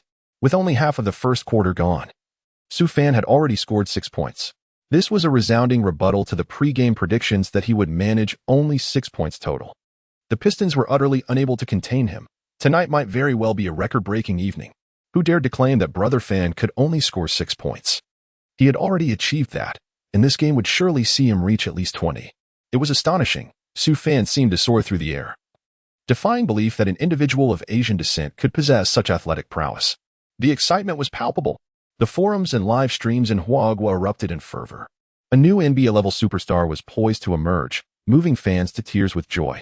One enthusiastic supporter remarked, "The King of Brooklyn has descended upon Motor City and is ready to claim the throne." Chapter 46, a buzzer beater from beyond the arc, dooms the Pistons? The Palace of Auburn Hills fell into an eerie silence. This Huagua prodigy is extraordinary. I wonder who his role models are? Kawhi Leonard and Tracy McGrady. Goodness. He seems to be a fusion of both. Perhaps this summer, we should fervently pursue him with all our might.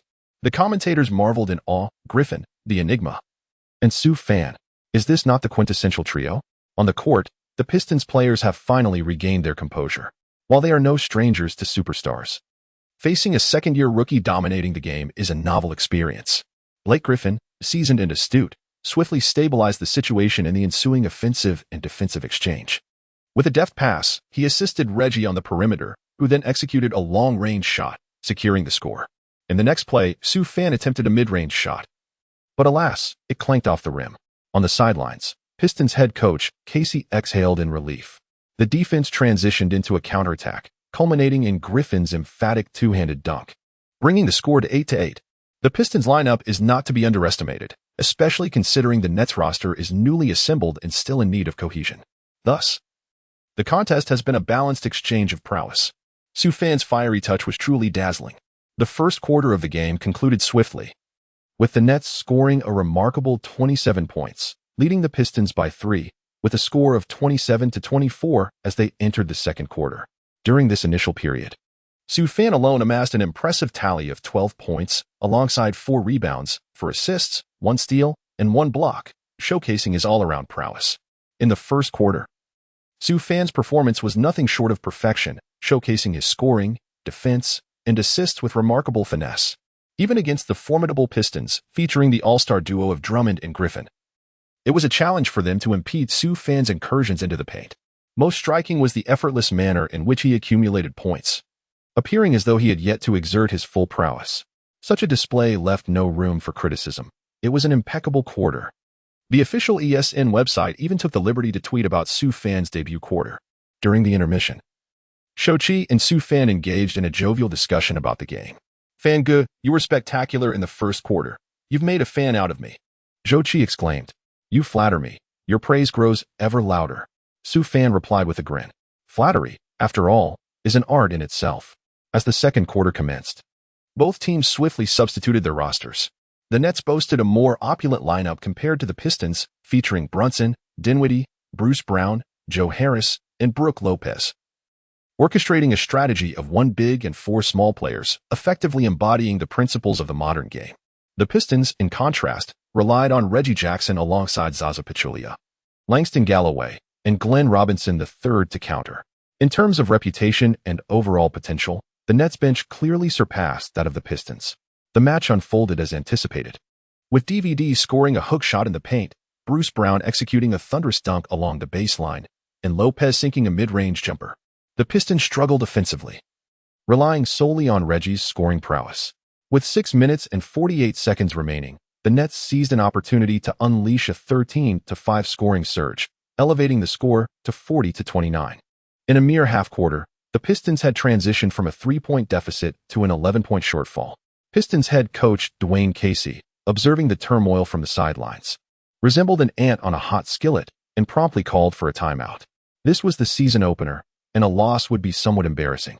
He quickly reintegrated Griffin, Drummond, and other starters into the game.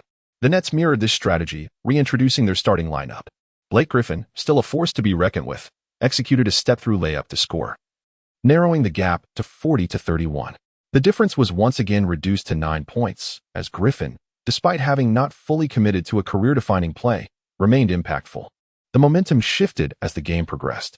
Sioux fan executed a swift step, effortlessly surpassing Kennard's defensive gaze. He charged towards the basket, seizing the ball with one hand as he ascended. Griffin swiftly soared in, aiming to deliver a resounding block. With a resounding thud, the two engaged in a fierce aerial clash. Sioux fan stood tall, exhibiting an extraordinary ability to hover in mid-air, leaving Gleafin in awe. After deftly collecting the ball and evading the block, he executed a thunderous slam dunk. Bang. The basketball was forcefully thrust into the hoop, eliciting gasps from the crowd.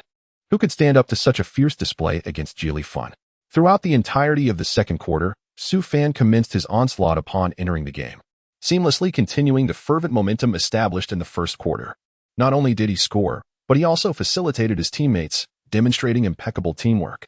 Rather than indulging in solitary play, he adeptly distributed the ball to open teammates when double-teamed, revitalizing the entire squad.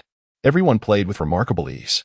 Allen, in particular, frequently capitalized on scoring opportunities in the paint, which heightened his enthusiasm for screen and roll plays. Coach Liu observed with great satisfaction, recognizing this as the hallmark of a true team leader. With just 6 seconds remaining on the clock, the Nets possessed the ball. Su Fan received a pass from Allen in the backcourt and swiftly surged into the frontcourt. Confronted by the double team of Griffin and Kennard, he stood just a step beyond the three-point line. Su Fan strolled leisurely, steadying his breath, and aimed at the basket, unleashing an astonishing long-range three-pointer. What on earth? Griffin's face was etched with terror as he beheld Su Fan's release. Good heavens, is he about to ruin the Pistons? The commentator, astounded by this irrational shot, gasped in disbelief.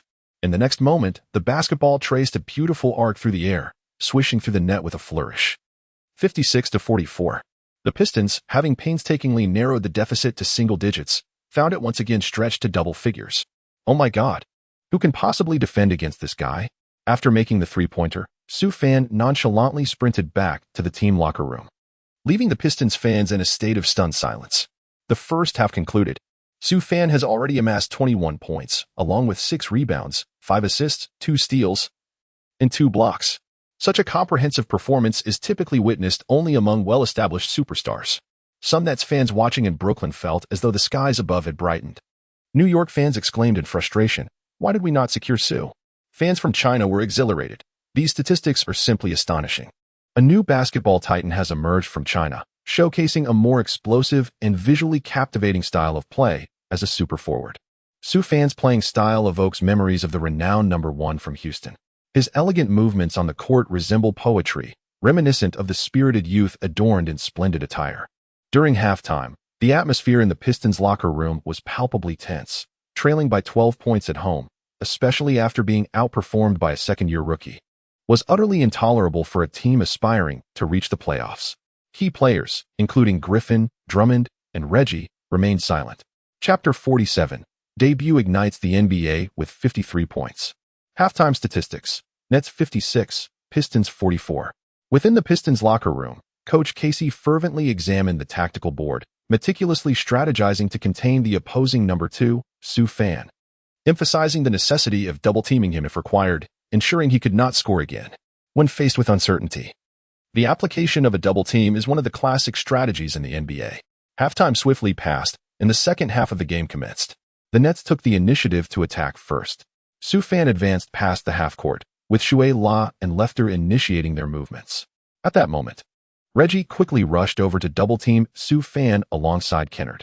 Observing the situation, Su Fan, leveraging his remarkable physical prowess, swiftly passed the ball to the open Lefter.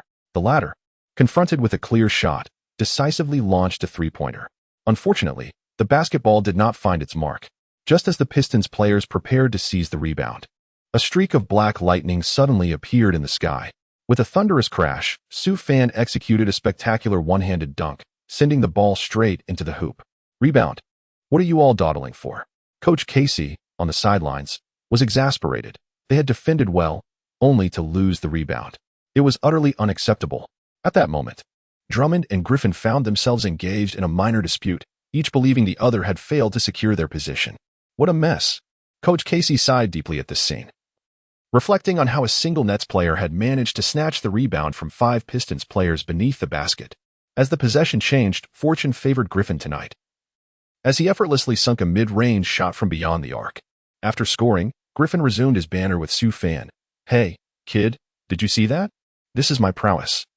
I can easily dominate from the perimeter." Su Fan, equally formidable, remarked, "I see you've softened. You can only float outside to shoot." Griffin's expression darkened upon hearing this. In response to the Pistons' double-team strategy, the Nets adapted their approach. Shuai La dribbled past half-court while Su Fan executed off-ball movements. Do not underestimate Su Fan without the ball. He does not necessarily need it in hand. With a deft reverse cut, he utilized Allen's screen to maneuver to the perimeter. Upon receiving Shwila's pass, he unleashed a three-point shot. The basketball traced a graceful arc through the air. Swish. A piercing arrow. Following the successful shot, Su Fan celebrated with a gesture reminiscent of a gliding three-pointer.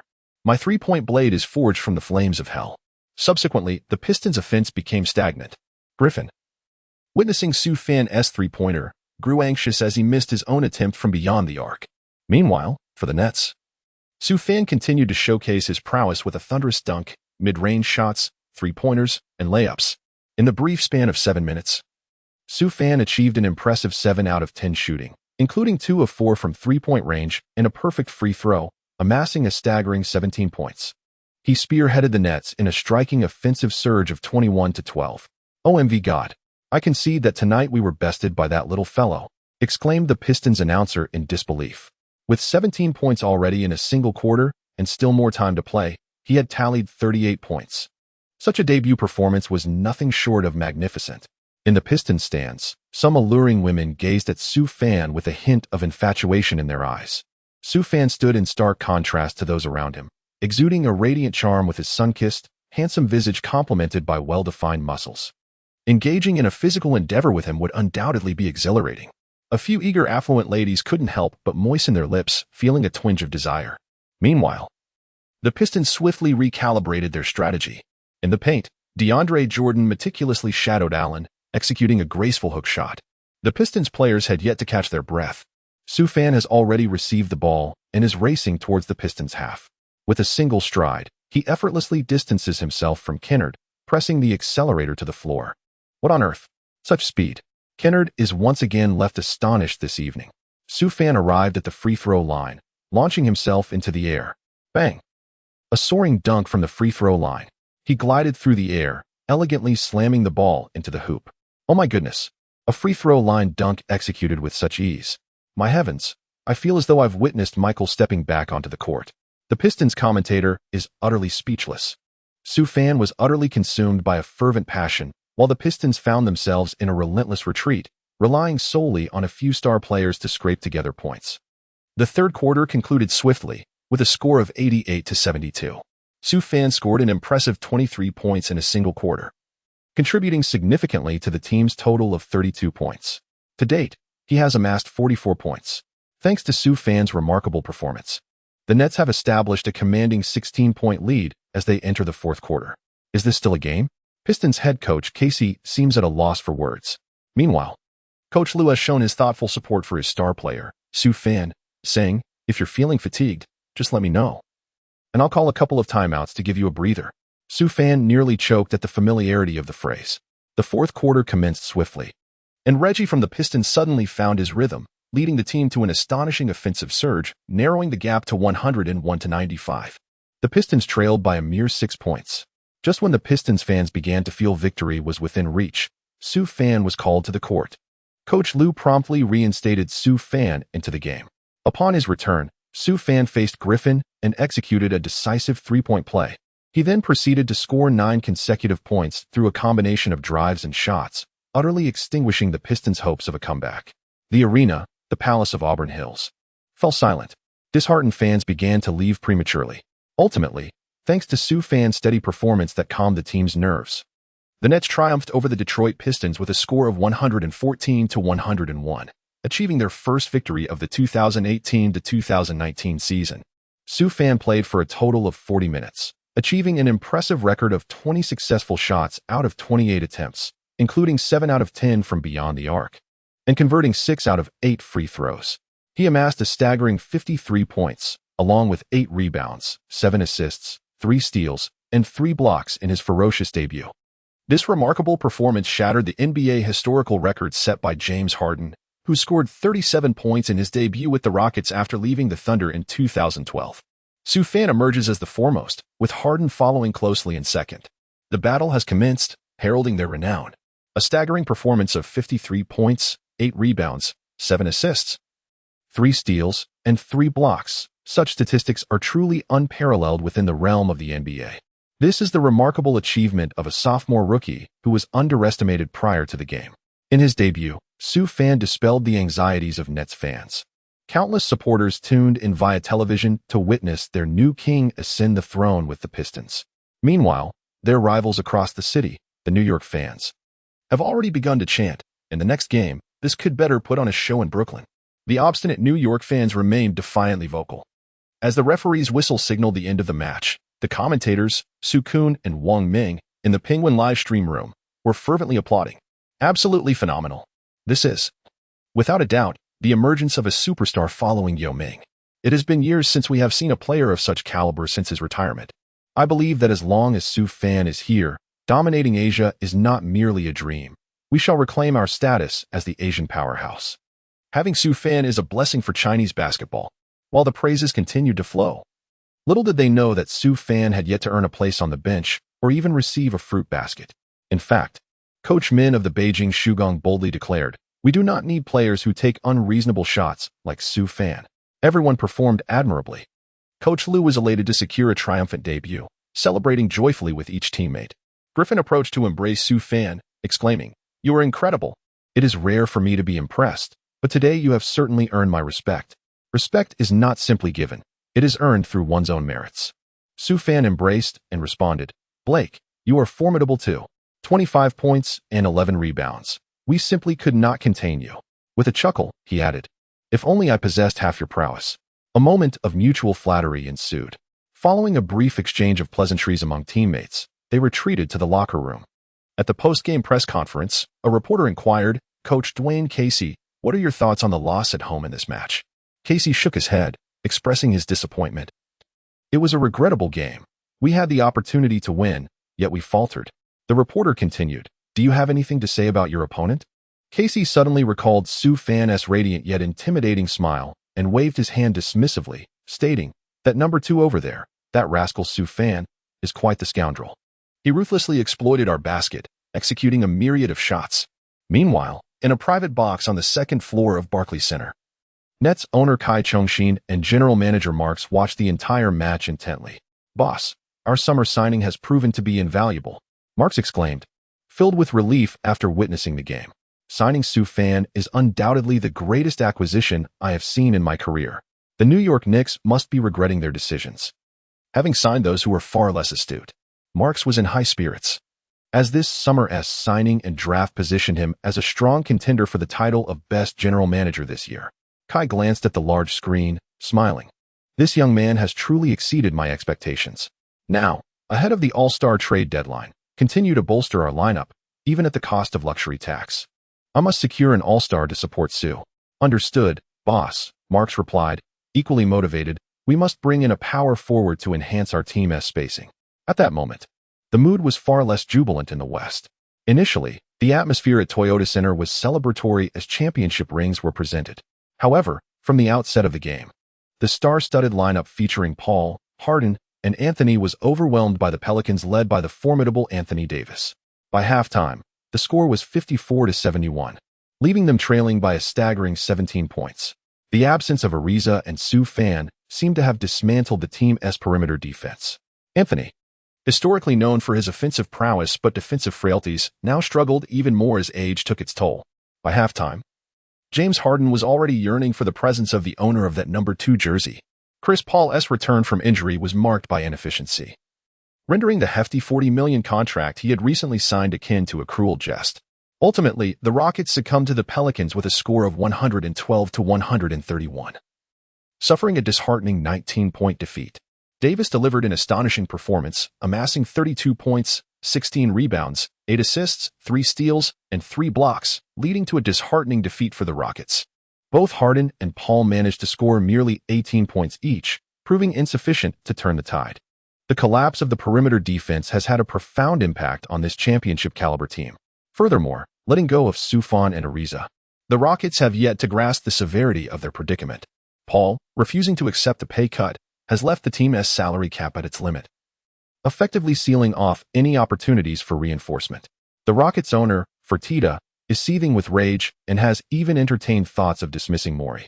Su Fan's significance to the Rockets was undeniably evident during last season's playoffs. Without his clutch three-pointers in critical moments, the team would have faced insurmountable challenges in their quest for the championship. This very individual assured me that with Paul in the mix, the championship was a certainty. I genuinely believed in this promise. Yet, Paul's contract was prioritized over Sufan's, leaving me in disbelief as to how I could not retain him. Moreover, it is crucial to note that Sufan is merely 20 years old, while Paul is already 33. Oh, what grave error have I made in my choices? Fertitta now finds himself engulfed in regret. Sufan's prodigious talent is undeniable. Just moments ago, he scored an impressive 53 points, leading his team to victory. While on the other side, Paul struggled like a blacksmith. Ignorance is not the issue. The true concern lies in the comparison. Perhaps I have missed the chance to witness the dawn of a dynasty. What Fei D failed to consider was that Eddie paid a bit more in luxury taxes to retain a few key players. The dream of a dynasty might not have been so elusive. However, this is the fate of small market teams that cannot retain their stars. Much like the Nuggets, who are forced to let go of their championship heroes. The harsh reality is that winning a championship does not guarantee financial success. After the game, Sufan's debut performance of 53 points ignited fervent discussions across the nation, instantly propelling him to the top of trending searches. The Brooklyn Chronicle proclaimed, "A new king rises in Brooklyn, 53 points illuminate the Motor City." TNT remarked, "Another superstar emerges from China, the Nets' new savior." FW Sports noted, 53 points, continuing the dazzling playoff performance, one game to silence the critics. Bleacher Report declared, "Sue the Flying Man arrives in the Motor City." With Dunk King Griffin reduced to a supporting role. As a player often scrutinized and under the spotlight, Sufan's debut was nothing short of spectacular. Such a stunning display has certainly reassured the fans of Brooklyn. In Beverly Hills, Los Angeles, within a luxurious mansion, LeBron James lounged by the pool, reveling in the exuberance of a dance party. At that moment, Rich Paul approached him, whispering a few words. "What?" Sufan scored 53 points and shattered the debut scoring record. The king was taken aback. This young man, having departed from James Harden, could still achieve such remarkable feats? A flicker of surprise crossed LeBron's mind, giving rise to a thought. Trading for this player to serve as his second-in-command might not be a bad idea. After all, this was the same individual who had thwarted his championship aspirations in the finals. The Western Conference is not like the East. The competition is fierce, and it is imperative to have a young talent to support him. Chapter 49. The Knicks have been tamed following the game. The entire Nets roster celebrated the night away at a nightclub. NBA players, after all, are human. With wealth comes the desire to indulge in a life of opulence. As athletes and as men, they naturally have physiological needs, for they are not saints. The following day, the entire Brooklyn Nets team boarded a flight back to Brooklyn, preparing to face the formidable challenge of the Knicks in their upcoming home game. This season, the Knicks have acquired a series of formidable players, including Matthews and Cantor, showcasing their ambitions to contend for the championship. As fierce rivals, the Knicks have long proclaimed their intent to educate their younger counterpart in Brooklyn since the beginning of the season. Naturally, the Nets place great importance on this matchup. It is a battle for supremacy in the city. Coach Lou organized a brief training session focused on conditioning and shooting after ensuring the players had adjusted their schedules.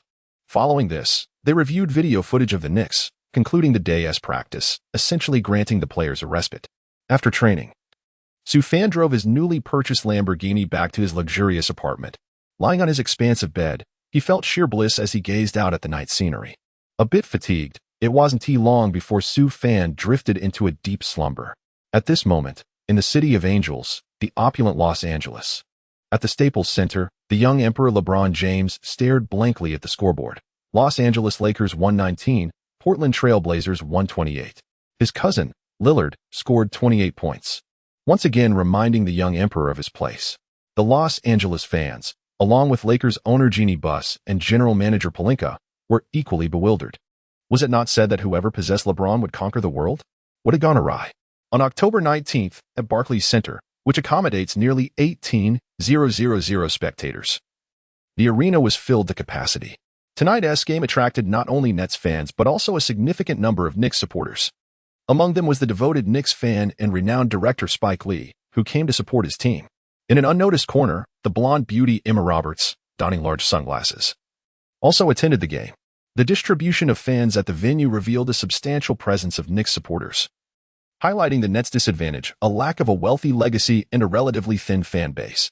This is precisely why owner Tsai yearns to swiftly cultivate a winning culture and a championship pedigree within the team. For this franchise, a championship trophy is urgently needed. At 8 p.m., amidst the enthusiastic cheers of the fans, the name Sue Fan echoed throughout the arena. As Sue Fan made his grand entrance as the final starter for the Brooklyn Nets, the atmosphere surged with a crescendo of excitement. With the pregame ceremony concluded, the match commenced promptly at the Barclays Center. The starting five for the Brooklyn Nets included D'Angelo Russell, point guard, Caris LeVert, shooting guard, Sue Fan, small forward, DeMar Carroll, power forward, and Jarrett Allen, center. The New York Knicks featured Trey Burke, point guard, Wesley Matthews, shooting guard, Tim Hardaway Jr., small forward, Lance Thomas, power forward, and Enes Kanter, center. With a decisive toss, the referee sent the basketball soaring into the air. Allen successfully tapped it to Russell, who advanced it across half court, marking the official start of the game.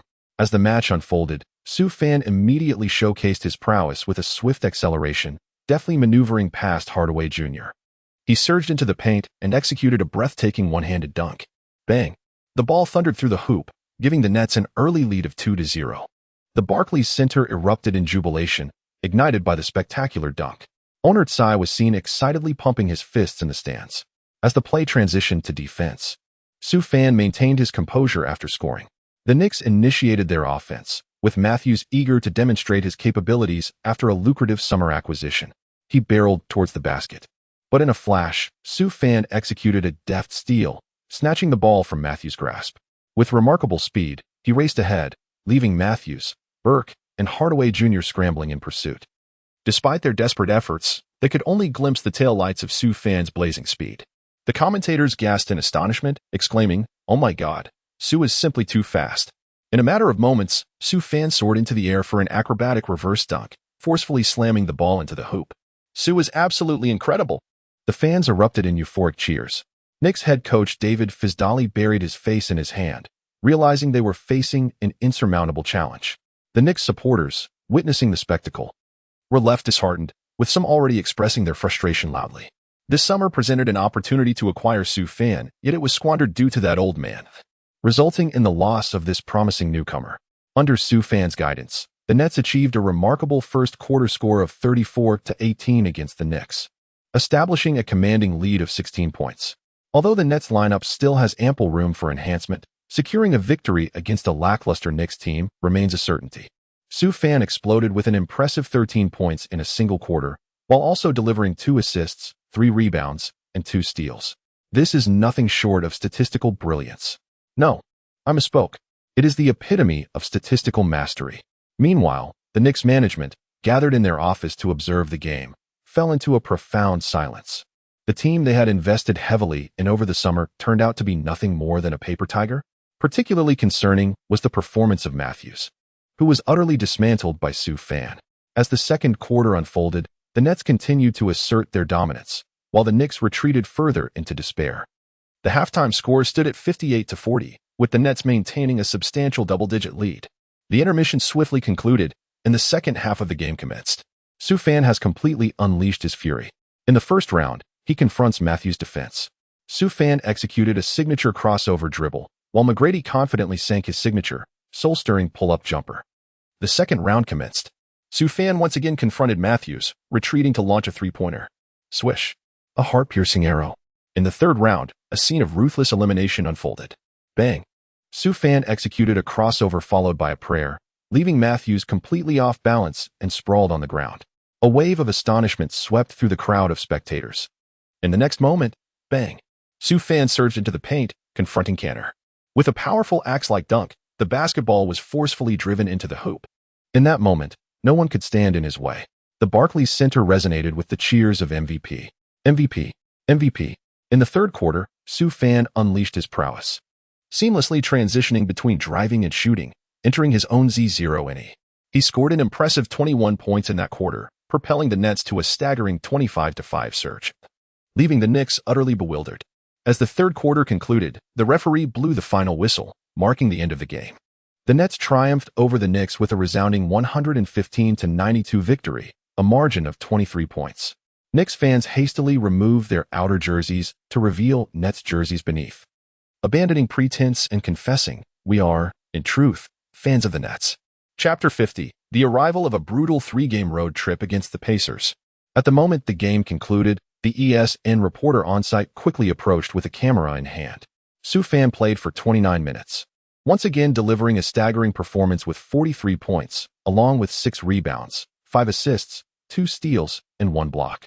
Coupled with his debut of 53 points, 8 rebounds, 7 assists, 3 steals, and 3 blocks, he has amassed a total of 96 points in just 2 games. It is noteworthy that the newly crowned MVP, James Harden, scored only 82 points and 19 rebounds in his first 2 games after being traded from the Thunder to the Rockets. In contrast, Soo Fan's initial 2 games yielded a remarkable 96 points, 14 rebounds, 12 assists, 5 steals, and 4 blocks. Such a performance can only be described as flawless. The Rockets' management must be filled with regret for having let go of the future star Soo Fan in favor of Chris Paul during the summer. The astute Daryl Morey is now at the brink of becoming a laughingstock. Countless nights in the future, he may find himself gnashing his teeth over this decision. Of course, the NBA is not devoid of players who dazzled initially, but faded into obscurity, such as Michael Carter-Williams. On October 31, 2013, the 76ers triumphed over the Heat, led by their trio of superstars, with a score of 114-110. Carter-Williams shot 6 of 10 from the field, including 4 of 6 from beyond the arc, and made 6 of 8 free throws, racking up 22 points, 7 rebounds, 12 assists, and 9 steals with just 1 turnover. His 22-7-12-9 performance is a statistic many players may never achieve in their careers. Media outlets even ranked Carter-Williams' debut as the greatest since 2000, surpassing LeBron James' debut of 25 points, 6 rebounds, 9 assists, and 4 steals, placing him at the pinnacle of NBA debuts. We often say that one's debut is the peak of their career. As for what transpired thereafter, it is a tale well known, as he gradually fell into obscurity, ultimately finding himself without a team. Some media personalities have already presented this living case as a cautionary tale for Soo Fan. After all, who doesn't indulge in dumplings during the new year? Amidst the scrutiny of the media, the Brooklyn Nets are poised to embark on a challenging stretch of 3 consecutive away games. They will face formidable Eastern Conference contenders, including the Pacers, led by the dynamic duo of Oladipo, often dubbed Little Wade, and Sabonis, followed by the Cavaliers, who are grappling with the absence of LeBron James, and the New Orleans Pelicans, who recently triumphed over the defending champions, the Rockets. This sequence presents a significant challenge for both the team and their coach, Soo Fan. An initial string of defeats would inevitably dampen the morale that the team has only just begun to cultivate. Thus, securing at least 2 victories in these 3 encounters is imperative. The 3-game road trip poses a substantial test for Coach Lue as well. It remains uncertain whether he has devised any tactical strategies. Indiana, a locale steeped in mystery and historical significance, awaits. After a brief yet pleasant aerial journey, the Nets have finally arrived in this relatively safe city in America. As the aircraft glided smoothly onto the runway, the players eagerly disembarked, boarded the bus, and headed to their hotel to rest and adjust to the time difference. They must quickly acclimatize to their new surroundings to be in prime form for the upcoming match. In the afternoon, the team organized a light training session to help the players regain their competitive edge and assess the results of their recent practices. As night descended and the city illuminated, Indiana's evening exuded an enchanting charm. The players decided to dine together, savoring local delicacies and unwinding. After their meal, they explored a shopping mall, soaking in the vibrancy and liveliness of the city. However, despite the day's leisurely enjoyment, they are acutely aware of the formidable challenge that awaits them against the Pacers the following day. As a playoff-caliber team in the Eastern Conference, the Pacers are not to be underestimated. Consequently, the players remain resolute, sparing no effort in their preparations, hoping to secure victory and maintain their winning momentum. On October 20th, in the Banker Life Field House, which can accommodate over 18,000 spectators and was nearly at full capacity for this game, both teams approached the match with utmost seriousness. Akin to a playoff seeding battle, the Nets have arrived at the arena via team bus and are now engaged in warm-ups. Soo Fan is equally determined to secure victory against the Pacers. At this moment, the Audi remains a sleek sports car, unyielding in its performance. A sudden surge, Bogdanovic's three-pointer. Sabonis' playmaking. The Pacers, in the post-George era, continue to be a formidable force in the Eastern Conference. The Pacers are no pushovers, and the Nets have also proven themselves to be a resilient opponent. Soo Fan's remarkable performances in the previous 2 games, with scores surpassing 40 and 50 points, have catapulted him into the spotlight as the most coveted rising star in the league.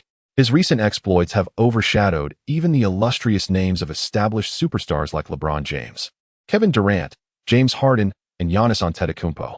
Among the fans in attendance tonight, a significant portion have come specifically to witness Sue Fan's brilliance. The question remains whether the team can temper his fiery display. This evening has also garnered considerable attention from various brands, all eager to partake in the lucrative opportunities surrounding Sue Fan. The commentary team for tonight's game is particularly intriguing, featuring the familiar faces of Jeff Van Gundy and Reggie Miller, indicating the league's significant investment in this matchup. During the pre-game interviews, the Pacers star player Victor Oladipo boldly declared to the cameras, "I've heard there's a second-year sensation making waves tonight. Watch me dominate him." Meanwhile, Miles Turner asserted his commitment to safeguarding the paint, vowing not to allow Sue easy scoring opportunities. Additionally, Sadie Osman humorously claimed, "I will ensure Sue Fan scores no more than 20 points tonight." The rest of the Pacers players, including Bogdan Bogdanovic and Miles Turner, are united in their determination. The atmosphere is electric as the thrilling contest is set to commence. "Indeed," exclaimed Jeff Van Gundy. Reggie Miller, a Pacers legend, echoed his excitement, saying, "I've already begun to look forward to this." The question lingers, can the Pacers' young talents contain the recently explosive Sue Fan? Van Gundy chuckled, "Reggie, this was once your domain.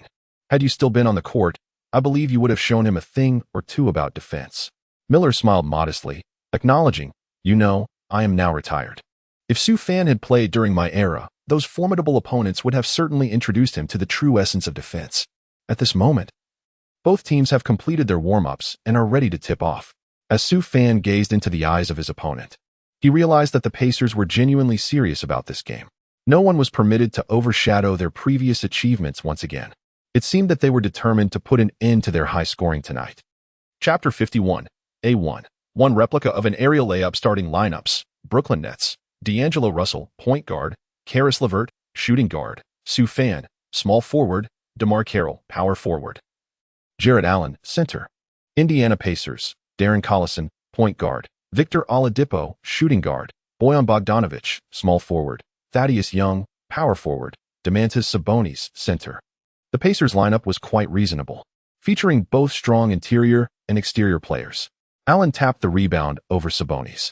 Russell brought the ball past half court, and the game officially commenced. Defense. Defeat Brooklyn.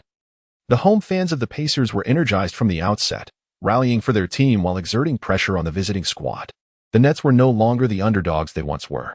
In that moment, Sue Fan utilized a screen to maneuver to the perimeter, receiving the basketball. He found himself mismatched against Thaddeus Young. As a player known for his offensive prowess but defensive vulnerabilities, this was an opportunity to capitalize on. Bang, bang. Sue Fan commenced cooking beneath his waist. The shift in rhythm left Young disoriented. Subsequently, Sue Fan performed a small bow, causing Young to be abruptly captivated. Rendered motionless in place, Sue Fan surged like a dragon entering the sea, swiftly penetrating the Pacers' paint. Observing the interior defense, he found little Sabonis, bruised and battered by the green teacher. Bang! Sue Fan soared into the sky like a rocket, igniting a blaze that illuminated the heavens. Little Sa also leaped into the air, eager to make a block. However, in the next moment, a resounding crash echoed. After a fierce physical confrontation, Sue Fan ascended once more, launching a powerful strike akin to the legendary chopping Mount Hua directly at Little Sa. The basketball thunderously crashed into the hoop, the stunning dunk eliciting gasps of astonishment, akin to a clap of thunder in the arena. The entire Indiana venue fell into a hushed silence, the moment transforming into an instant highlight. The commentator on site was equally exhilarated by the spectacle, while the Nets bench erupted in fervent towel waving, successfully igniting the atmosphere. Upon landing, Sue Fan cast a playful glance at Little Sa and Young, chuckling, "Gentlemen, you nearly had me there." This remarkable play undeniably set the tone for the game. Oladipo glared fiercely, vowing to retaliate. The Pacers initiated their offense, and after Darren Criss dribbled past half-court, he passed the ball to the eager Audi. Upon receiving the ball, Audi faced LeVert and, with a sudden burst of acceleration following a physical challenge, effortlessly evaded LeVert, charging toward the paint. At that moment, Allen attempted to obstruct him, but the peak-performing Audi was akin to a high-speed sports car. With a resounding slam, Audi retaliated with a dunk that mirrored Sioux fans' earlier feat only 2 possessions into the game. The intensity on the court had already reached a fever pitch. Following his dunk, Audi confidently proclaimed, "Is this the best you can muster in defense?" Pathetic. Sioux fan gazed at the retreating Audi, a smirk curling at the corners of his mouth. Now this is intriguing. Shuai La passed the ball to Sioux fan, positioned at mid-range. At that moment, Bogdanovich was glued to him, even tighter than a senior sister. In this scenario, Sioux fan had no choice but to swiftly pass the ball to Lefter, who was making a run at the baseline.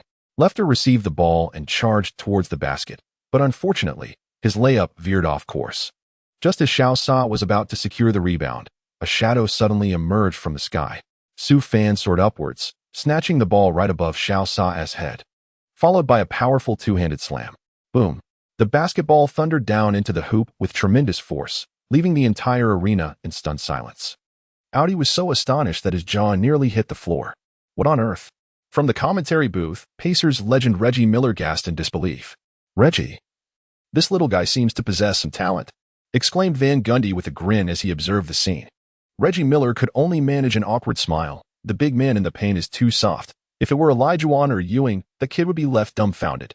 Van Gundy inwardly scoffed. "The players you mentioned are Hall of Famers. This brat is just a sophomore showcase. What kind of hypothetical is that?" On the Pacers side, they quickly regrouped. Bogdan received a pass and launched a three-pointer from the perimeter. Swish. A decisive shot, restoring some dignity for the team. Turning back, Shuai La was equally resolute, firing off a three-pointer of his own. Swish. A perfect response. Russell, despite being somewhat inconsistent, still demonstrated his capabilities. Meanwhile, Xiao Sa finally found his rhythm with a mid-range jumper. On the other side, Sioux fan caught the ball and executed a baseline pull-up, glancing back at the moon. The basketball bounced twice before finding its mark. Answer ball. A vigorous response ensued. Amidst a flurry of offensive exchanges, the first quarter swiftly concluded, with the Nets leading the Pacers 33-29. Thanks to Sioux fans' commendable tally of 12 points in the first quarter, the Nets held a slender 4-point advantage as they entered the second period. Despite Sioux fans' impressive performance, the narrow margin underscored the undeniable prowess of the Pacers. As the second quarter commenced, both teams maintained their strategy, initially deploying their reserves to engage in battle. The Nets continued with the lineup of Brunson, Dinwiddie, Joe Harris, Bruce Brown, and DeAndre Jordan. The presence of the 198-meter-tall Brown in the paint was somewhat abstract. Conversely, the Pacers featured a rotation led by Tyreke Evans and Miles Turner. Once a promising star, Evans has tragically seen his potential squandered by the Kings, being forced to alter his play style and position. What was once a burgeoning career averaging 20 points in his rookie season has devolved into that of a backup point guard. It is a lamentable testament to how swiftly genius can fall, having peaked upon entry into the league. The exchanges between both benches were fiercely contested, with the score remaining tightly contested until there were 6 minutes and 15 seconds left in the second quarter. At this juncture, the starters returned to the court, with the Nets now in possession of the ball. Sioux fan advanced with the ball past the halfway line, while Bogdan remained vigilant, not daring to relax for even a moment. Having experienced the first quarter, this sharpshooter was acutely aware that the man before him was no ordinary opponent. Alas, what could one do with such knowledge? In an instant, Sioux fan accelerated, performing a crossover that left Bogdan in his wake, akin to a lion spotting its prey. Swift as the wind, guarding the rim were the formidable twin pillars of the Pacers' interior defense, Miles Turner and Thaddeus Young. It was but a fleeting moment. Sioux fan had already approached the two individuals, soaring into the air with remarkable grace. The pair promptly leapt to intercept him. In the next moment, an astonishing scene unfolded before the audience. Sioux fan, as if embodying the very essence of a basketball deity, withdrew his hands from the dunk, only to execute a delicate layup beneath the basket. The entire Pacers arena erupted in disbelief. The sound of the basketball swishing through the net echoed in response. "Oh my God!" exclaimed the awestruck Xiao fan, momentarily forgetting his composure. Reggie Miller stood dumbfounded, haunted by countless nights dominated by that dark, ominous figure. Chapter 52. Conquering the Pacers head coach.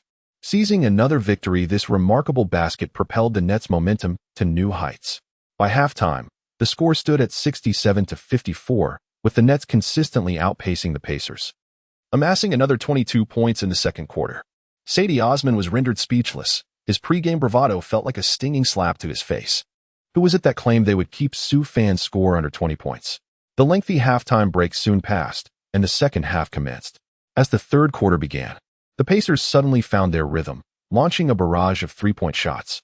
The Nets, on the other hand, experienced a slight dip in shooting accuracy. With 7 three-pointers in the third quarter, the Pacers steadily closed the gap. As the fourth quarter dwindled to 4 minutes and 13 seconds remaining, Audi accelerated toward the basket, scoring a miraculous shot against Allen's defense. The score tightened to 117-112, narrowing the deficit to just 5 points. The Pacers fans fervently waved their rally towels, their voices resonating with fervor. Audi, too, raised his arms, urging the crowd to rally. "Haha, the Pacers are on the rise. The Nets are in peril," exclaimed Reggie Miller from the commentary booth, elated. This formidable Eastern Conference team showcased their indomitable resilience. During a timeout, Coach Lue observed the 5-point deficit and promptly called for a pause. The Nets' offense had become somewhat chaotic, with the ball failing to reach Sioux fans' hands, much to Lue's discontent. "Shwila, you reckless player, you're starting to play erratically again. Ensure the ball gets into Sioux's hands, do you understand?"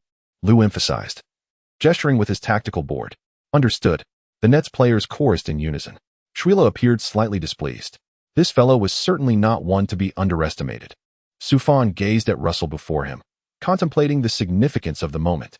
However, there was no need for undue concern, for this individual would ultimately prove to be the most crucial piece of the puzzle.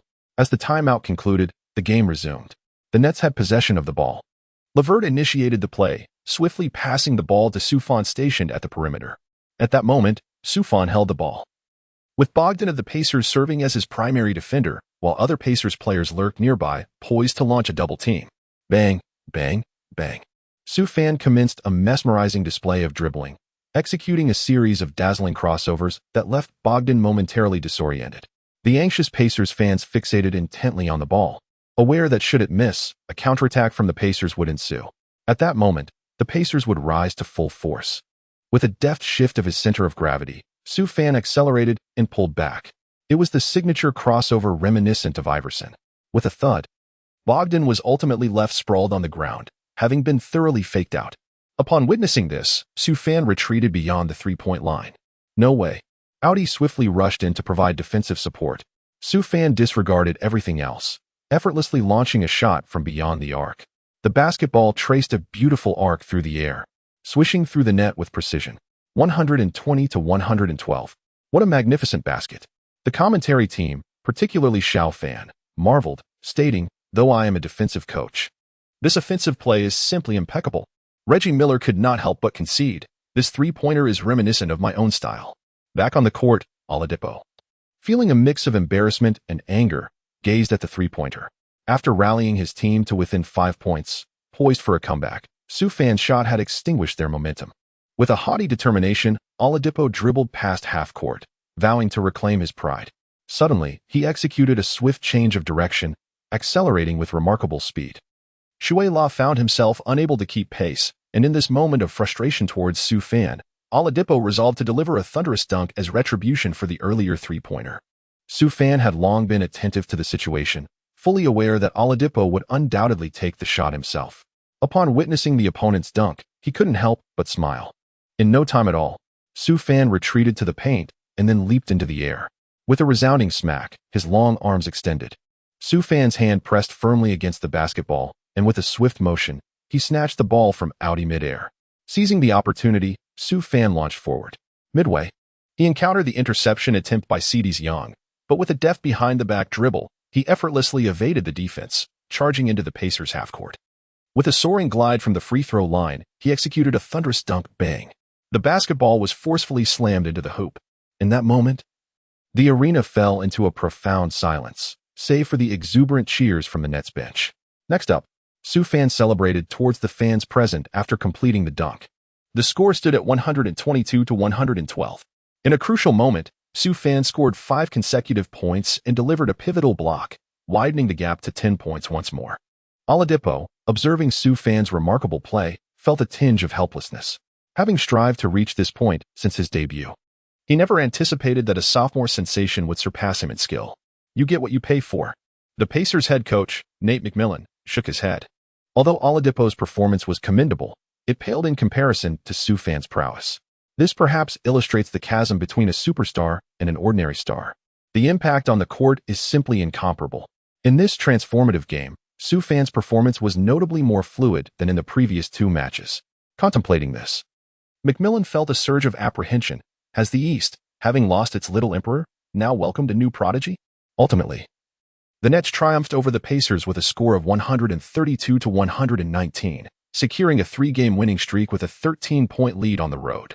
An impressive start to the season. They currently reign atop the Eastern Conference, leaving spectators in awe, particularly of the team's core, Sioux fan. In this contest against the Pacers, he once again amassed 38 points, 7 rebounds, 6 assists, 2 steals, and 2 blocks, averaging an astounding 44.6 points over 3 regular season games. His performance is nothing short of extraordinary, surpassing even the legendary Lynn's peak. Achieving both impressive statistics and victories, the first 3 games have been nothing short of flawless. Meanwhile, his former team, the Rockets, found themselves struggling with a record of 1 win and 2 losses, facing an early season setback. Countless nights, Harden has reminisced about his once close brotherhood, particularly as the Warriors have emerged even more formidable than the previous season, also achieving a 3-game winning streak. The 5-star Warriors have cast a shadow of despair over the Western teams, disrupting the balance entirely. At the post-game press conference, Pacers head coach Nate McMillan reflected on his team's performance. My players exhibited tremendous effort, and I am proud of them.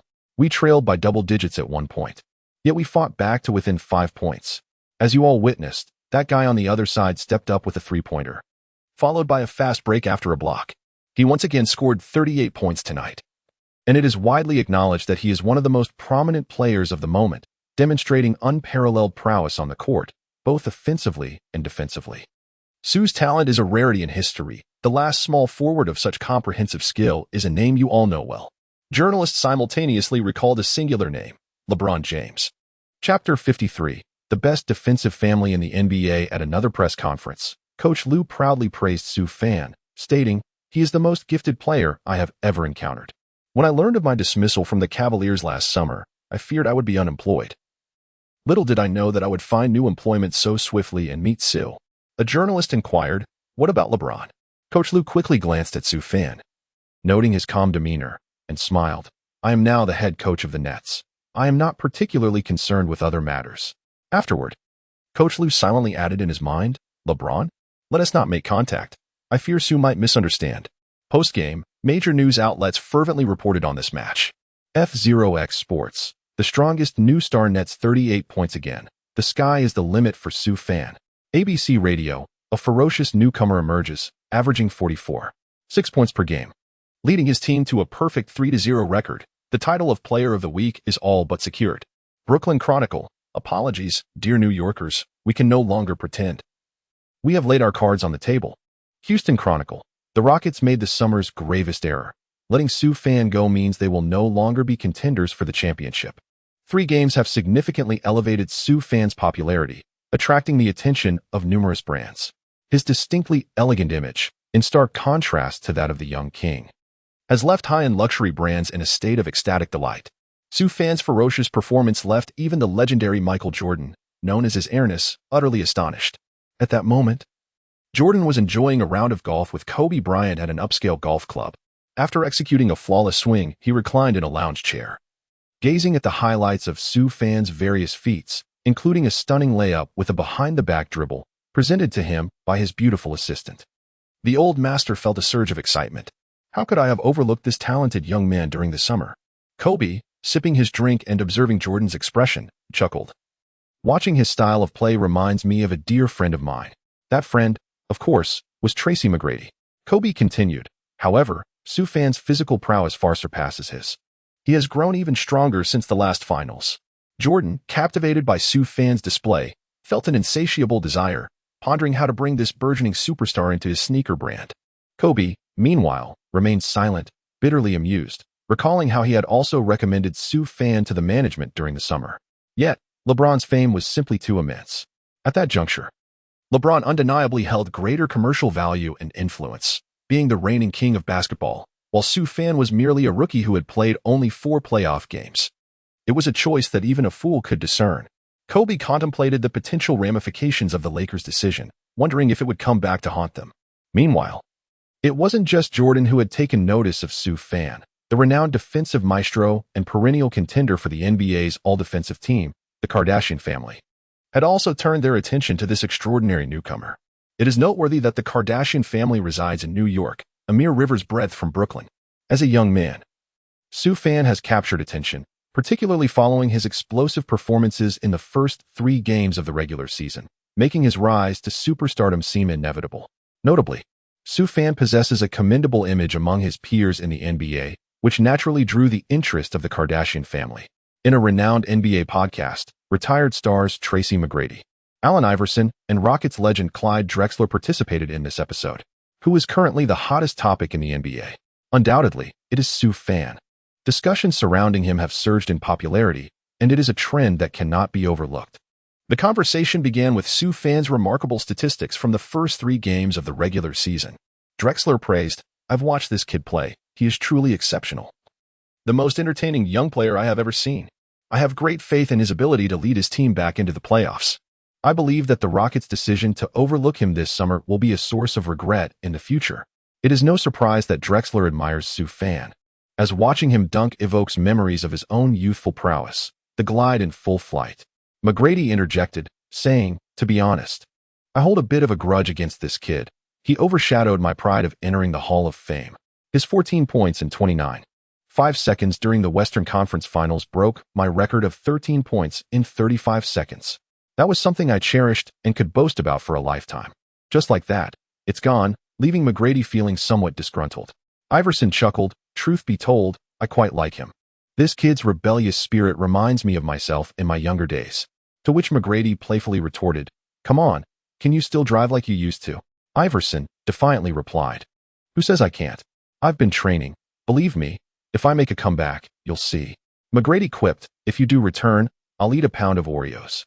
With a look of disbelief at Iverson's chances, seeing the two on the verge of a playful spat, Drexler quickly intervened, stating, "I am confident that with this kid's talent, if he continues to develop, within 3 years, the Nets will undoubtedly be formidable contenders for the championship. He is truly formidable." In the office of the NBA commissioner, the name Sue Fan resonates powerfully.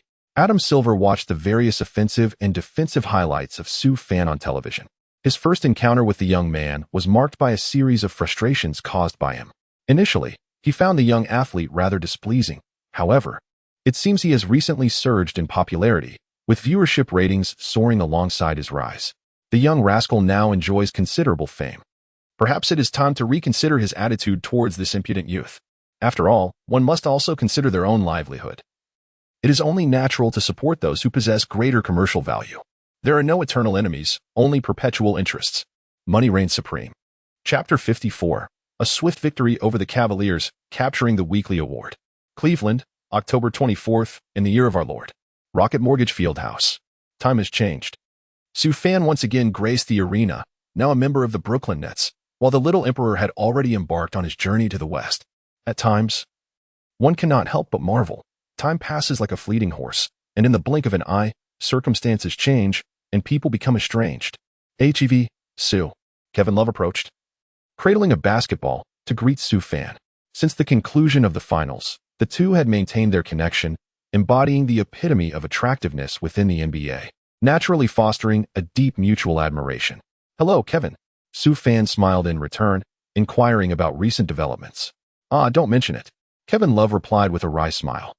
"You know, last season we were vying for the championship, and now here we are, fighting for the top draft pick." "Kevin, I firmly believe that adversity is merely temporary."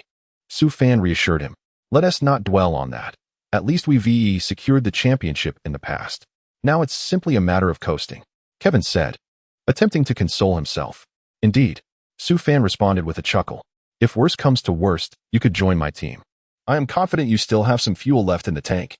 Love shook his head. "I'm getting old, really old. I have high hopes for you, honestly. You are the most talented player I've seen, second only to that one guy." As the two shared pleasantries, the game was about to commence. The starting players took their positions at center court in preparation for the jump ball. Starting 5, Brooklyn Nets, D'Angelo Russell, point guard, Karis LeVert, shooting guard. Sue Fan, small forward, DeMar Carroll, power forward, Jarrett Allen, center. Cleveland Cavaliers, George Hill, point guard, Rodney Hood, shooting guard, Sadie Osman, small forward, Kevin Love, power forward. Tristan Thompson, center. Jump ball. TT tipped the ball over Allen's head, and Hill brought the ball across half court. Sue Fan encountered the Cavaliers in a manner reminiscent of their previous season. Hill advanced past half court and passed the ball to the current leader, Love. As Love dribbled, he sought to create space against Carroll behind him. With a swift motion, Sue Fan approached from the perimeter. In a flash, he executed a deft steal. The basketball was abruptly snatched away. Seizing the opportunity, Sue Fan launched a fast break that obliterated the Cavaliers' defense. Bang! With a thunderous slam dunk from the free throw line, he emphatically drove the ball into the hoop. The score stood at 2-0. The Nets, with a record of 3 wins and no losses, showcased their prowess against the Cavaliers, who were yet to secure a victory. It was evident that the Nets had no intention of easing their defensive pressure this evening. Sue Fan was equally determined to secure the title of Player of the Week. In the next play, Hill's layup clanked off the rim, and Allen seized the rebound, swiftly passing to the fast-moving Shwala. Shwala, with a deft assist, set up Sue Fan, who executed a powerful two-handed dunk. Sue Fan ignited the game from the very beginning, causing concern among the Cavaliers fans on the sidelines, who responded with a chorus of boos. However, the Nets remained unfazed. This evening, Sue Fan's offensive zeal was palpable, perhaps spurred on by the prospect of the coveted weekly honor. Why refuse an honor that is offered freely?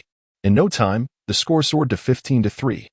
The Cavaliers were subjected to a relentless onslaught from the outset, trailing by 12 points. Love managed to halt the bleeding with a hook shot, but moments later, Allen received a pass from Sue Fan during a breakthrough and executed a one-handed dunk with finesse. Allen, exhilarated by his slam, let out a triumphant roar, while Love could only shake his head in resignation beneath the basket, a fallen tiger bullied by lesser foes. Once, he too had basked in glory. Now, he found himself clinging to the Cavaliers, having won a championship but nearing the twilight of his career. Soon, the first half concluded with the Nets leading 64-45. Entering the second half with a 19-point advantage, Sue Fan graced the court for 17 minutes in the first half, amassing an impressive 19 points, the highest in the game, alongside 4 assists, 4 rebounds, 2 steals, and 2 blocks. Such a well-rounded performance filled the stat sheet once again. This comprehensive display left Cavaliers owner Gilbert in lamentation as he observed from the luxury box. If only he had not fixated solely on James during the summer. Perhaps he could have secured this remarkable talent with a maximum contract. The Cavaliers' general manager could do nothing but stare in disbelief. With the team suffering a dismal 4-game losing streak, his job security was precarious at best. "I'm leaving. I can't watch any longer." Gilbert despondently waved his hand and walked out of the box, while the general manager trembled in trepidation. The second half of the game resumed shortly thereafter. With 5 minutes and 15 seconds remaining in the third quarter, Sue Fan executed a crossover dribble, deftly maneuvering past his defender and penetrating the paint. Confronted by his playoff nemesis, TT, what a difference a moment makes. Now, endowed with the physical prowess reminiscent of Malone, defeating you, the 8 virtues king, is but a trivial task. A resounding clang echoed through the arena. After an intense aerial confrontation with TT, Sue Fan exerted tremendous force, effortlessly slamming the ball into the hoop with one arm. The impact left TT reeling, clutching his head as he scurried away. On the sidelines, Khloe Kardashian watched this spectacle with a racing heart. Had she mistakenly believed him to be the toughest man? Following the dunk, Sue Fan celebrated by hanging from the rim with one arm. The entire Rocket Mortgage Fieldhouse fell silent, as if the crowd collectively envisioned that man ruthlessly dismantling his opponent's hoops. At that moment, the score gap had widened to 25 points. This play decisively cemented the victory, leaving the Cavaliers utterly demoralized. With a sharp whistle, the referee signaled the end of the match. The Nets triumphed over the Cavaliers with a score of 118-92, achieving a 26-point margin. In this game, Sue Fan played for 28 minutes, accumulating 29 points, 7 rebounds, 6 assists, 3 steals, and 2 blocks. Such a terrifying efficiency was awe-inspiring. He had almost secured the title of Eastern Conference Player of the Week, with his only rival being Giannis Antetokounmpo. The season had commenced with a 4-game winning streak, placing them in a tie for first in the Eastern Conference with the Bucks, averaging 40, 7 points, 7, 1 rebounds, 6, 2 assists, 3, 0 steals, and 2, 3 blocks per game. One could hardly question why he wouldn't be awarded Player of the Week. It's worth noting that his primary competitor, Giannis, boasted stats of merely 24. 8 points, 13. 0 rebounds, 5. 3 assists, 2. 0 blocks, and 0. 5 steals. In the immediate aftermath of the game, the Nets' official Twitter account had already released Sioux fans' weekly statistics to rally support, captioned, "The young king has arrived in Brooklyn." Shortly after the conclusion of the match, the following day, the NBA officially announced the players of the week. In the West, Nikola Jokic of the Nuggets, who averaged 26. 3 points, 10 rebounds, 7. 3 assists, 1. 7 steals, and 3. 0 blocks, leading his team to a 3-1 record and securing the top spot in the West, truly deserving of the title. In the East, Sioux fan of the Nets, who averaged 40. 7 points, 7. 1 rebounds, 6. 2 assists, 3. 0 steals, and 2. 3 blocks, leading his team to an unblemished 4-0 record, ranking first in the East and throughout the league, fulfilling expectations. Even the formidable Giannis appeared diminished in Sioux fans' presence. Chapter 55, The 800 Thoughts with Anthony Davis. The announcement of Sioux Fan being honored as the NBA's Player of the Week in his debut week sent shockwaves throughout the Chinese basketball community. Akin to the fervor of the Spring Festival, the surge in Sioux fans' followers on Douyin skyrocketed exponentially. He has become the second Chinese player to receive this prestigious accolade, following none other than the esteemed Chairman Yao of the NBA. The dream of basketball has transformed into reality, reminiscent of the real-life embodiment of Rukawa Keed. Sioux Fan has garnered a substantial following not only in Huahua but also throughout Asia. Major social media platforms such as NS have witnessed a remarkable surge in his fan base. Unbeknownst to many, Sioux Fan's influence has gradually ascended to an extraordinary height. Renowned NBA commentator Yu Jia has remarked that as long as Sioux Fan's basketball career continues to flourish, we may witness the emergence of another international NBA superstar in the future. Countless fans have taken to various platforms to extol Sioux Fan's remarkable performances. Sioux Fan has garnered the title of Best of the Week, causing a surge in topic popularity to T01, surpassing 10 million. His presence has swiftly ascended to the pinnacle of trending searches. Even celebrities who typically do not follow basketball have become aware of Sioux Fan's remarkable existence. Luhan has publicly showcased Sioux Fan's jersey on social media, expressing his intent to attend a regular season game to watch him play, and has also followed Sioux Fan on Weibo. Sioux Fan's team promptly responded to this news. A fantastical collaboration. At this moment, Luhan's popularity remains exceptionally vibrant. The names of Sioux Fan and Luhan once again soared to the trending topics. Following their victory over the Knights, the Nets' 3-game road trip approached its final opponent, the New Orleans Pelicans. Despite the absence of the All-Star center DeMarcus Cousins this season, the Pelicans initially displayed remarkable form, achieving a commendable record of 3 wins and 0 losses under the leadership of the Brow Anthony Davis, securing the top position in the Western Conference. It is often the case that some teams start strong, only to plummet once their strategies are thoroughly analyzed.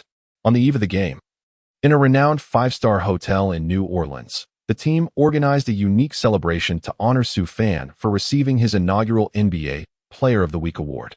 That evening, the festivities were exuberant. Later, a rather inebriated Russell, caught up in the moment, expressed a desire to visit a nightclub for further relaxation.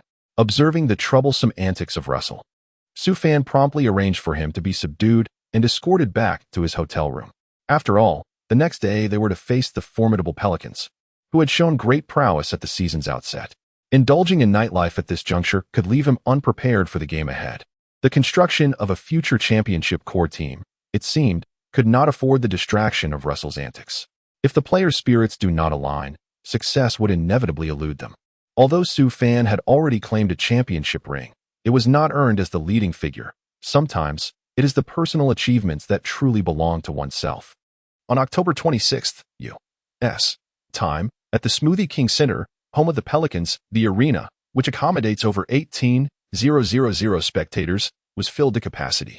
The team's impressive performance since the start of the season had invigorated the fan base of this city. The team leader, Anthony Davis, had averaged explosive statistics of 21 points, 11 rebounds, 3 assists, and 2 blocks over the first 3 games.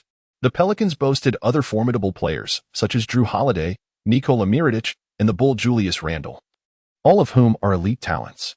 Particularly, Drew Holiday is a quintessential defensive guard, an ideal piece for a championship puzzle.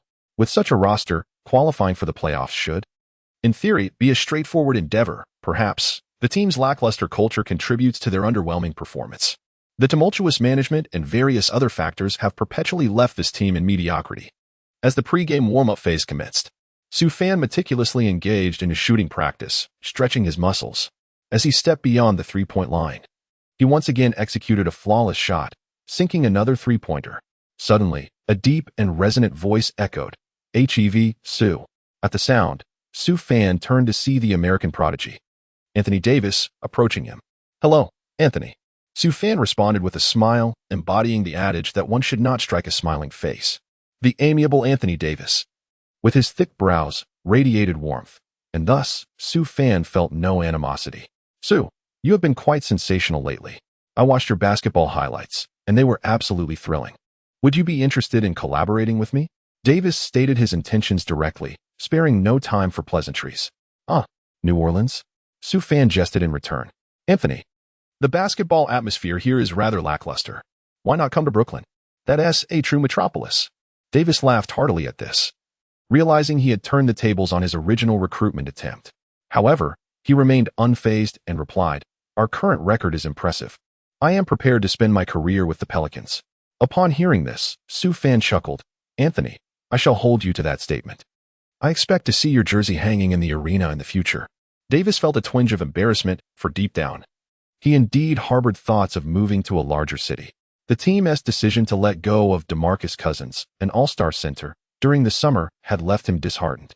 Despite the team's commendable performance since the season began, his playing time remained excessively high, which raised concerns given his fragility. Initially, he contemplated joining the Lakers to hone his skills alongside the young king, but witnessing Su Fan's ascent made him ponder that playing with the youth might be more exhilarating. Furthermore, if he joined the Nets, his experience would undoubtedly position him as the leader, whereas in the Lakers, he risked becoming merely a rebounder. Nevertheless, Davis resolved to observe this rookie's performance a little longer, for changing teams was no trivial matter. At this moment, Su Fan gazed at Davis, fully aware that the brow was the quintessential center of the small ball era. However, acquiring such a formidable superstar, merely 26 years of age and in his prime, would undoubtedly prove to be a monumental challenge, accompanied by extraordinary costs. Following a brief exchange of pleasantries, filled with the myriad thoughts of both individuals, the match was on the verge of commencing.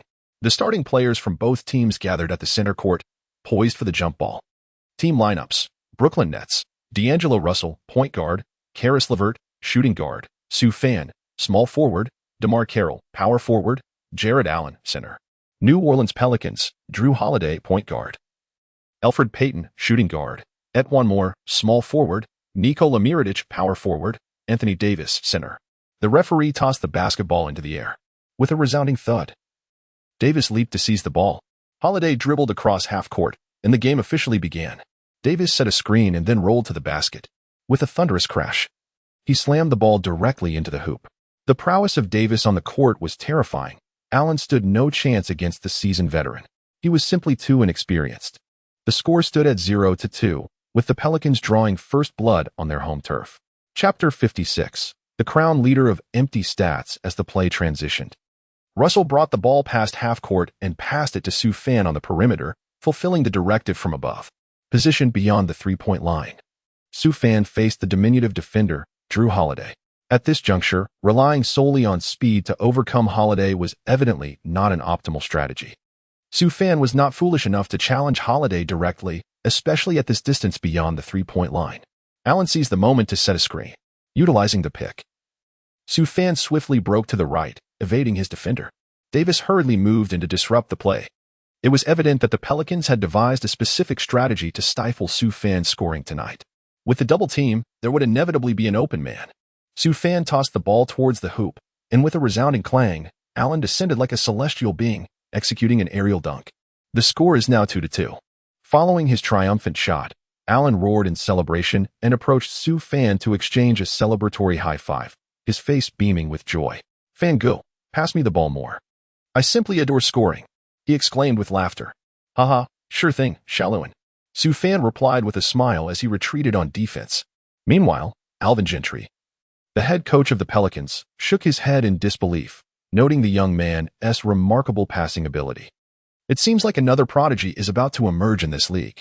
As the play transitioned, the clearly dominant Anthony Davis orchestrated his teammates' movements, establishing position in the paint to receive the ball. Holiday lofted the ball towards the interior, and the players spread out. With a couple of powerful dribbles, Davis executed a pivot and took a jump shot. Swish. It found the net effortlessly. The score is now 2-4. Wow, tonight, Anthony Davis's shooting touch is exceptional.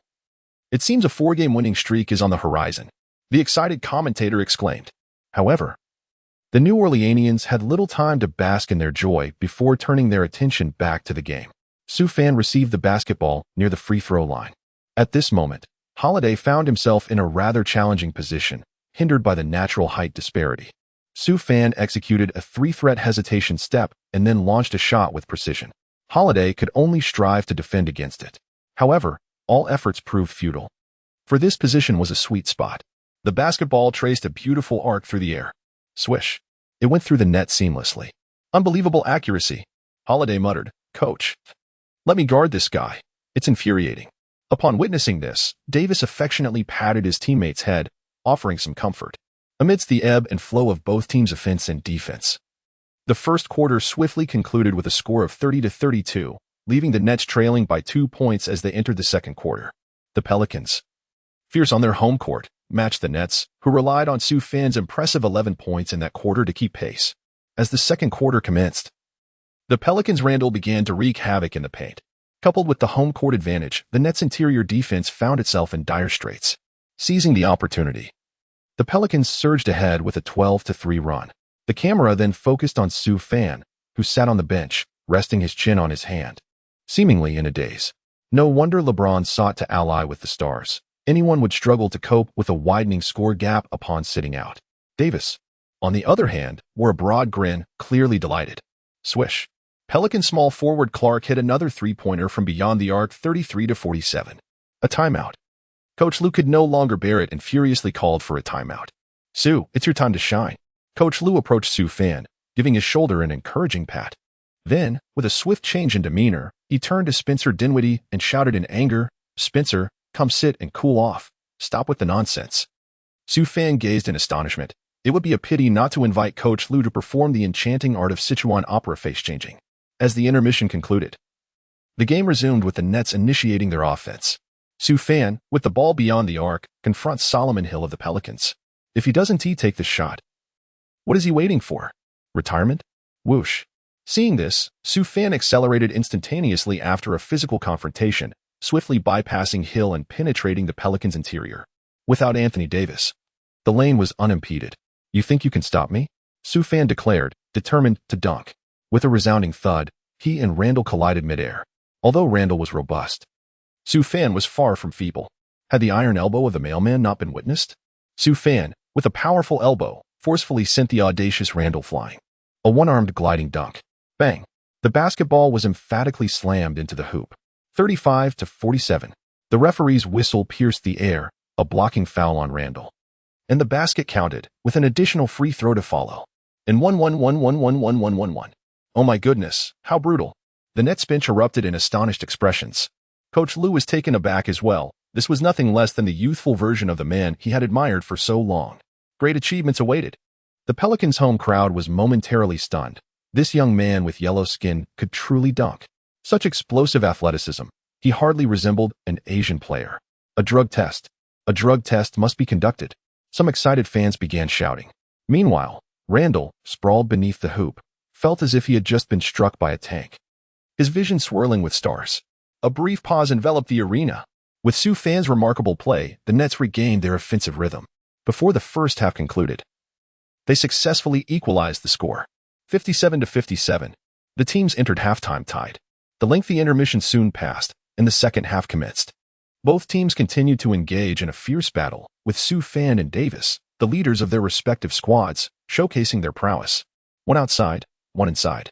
They pierced through each other's defenses with relentless ferocity. As the game clock dwindled to a mere 35 seconds remaining, the score stood at 113-113. The teams were tied yet again, marking yet another equalization in this thrilling contest. Davis had already amassed an impressive tally of 41 points, 16 rebounds, 3 assists, and 3 blocks. Sioux fans similarly achieved an impressive near triple-double with 39 points, 8 rebounds, 7 assists, 2 steals, and 1 block. The performances of both players dazzled the audience, leading some fans to ponder the potential heights of a healthy Anthony Davis paired with Sioux Fan. The duo is indeed formidable, one dominating the paint while the other excels from the perimeter. On the sidelines, the Pelicans' general manager must be experiencing profound regret. Had he secured Sioux Fan during the summer, they could have formed a powerful inside-outside combination. Back to the game. The Pelicans were on the offensive. Jrue Holiday skillfully controlled the ball beyond the arc, managing the clock. Anthony Davis established a strong position at the free throw line. The basketball swiftly found its way into Davis's hands. As time dwindled, Davis began to dribble, isolating against Allen. The crowd parted. After a series of confrontations, even though Allen had firmly established his position, Davis is the premier power forward of the current era. He executed a jump shot, sending the ball soaring through the air in a graceful arc swish. A piercing shot. The score stood at 113-115, granting the Pelicans a 2-point lead. Wow. The entire arena erupted in a deafening roar of cheers, reaching a fever pitch. Following the basket, Davis gazed skyward and proclaimed, "This is my territory." The momentum of the Pelicans surged at that moment. During the timeout, Coach Lue quickly called for the final timeout. A game-winning shot? A potential loss? Overtime?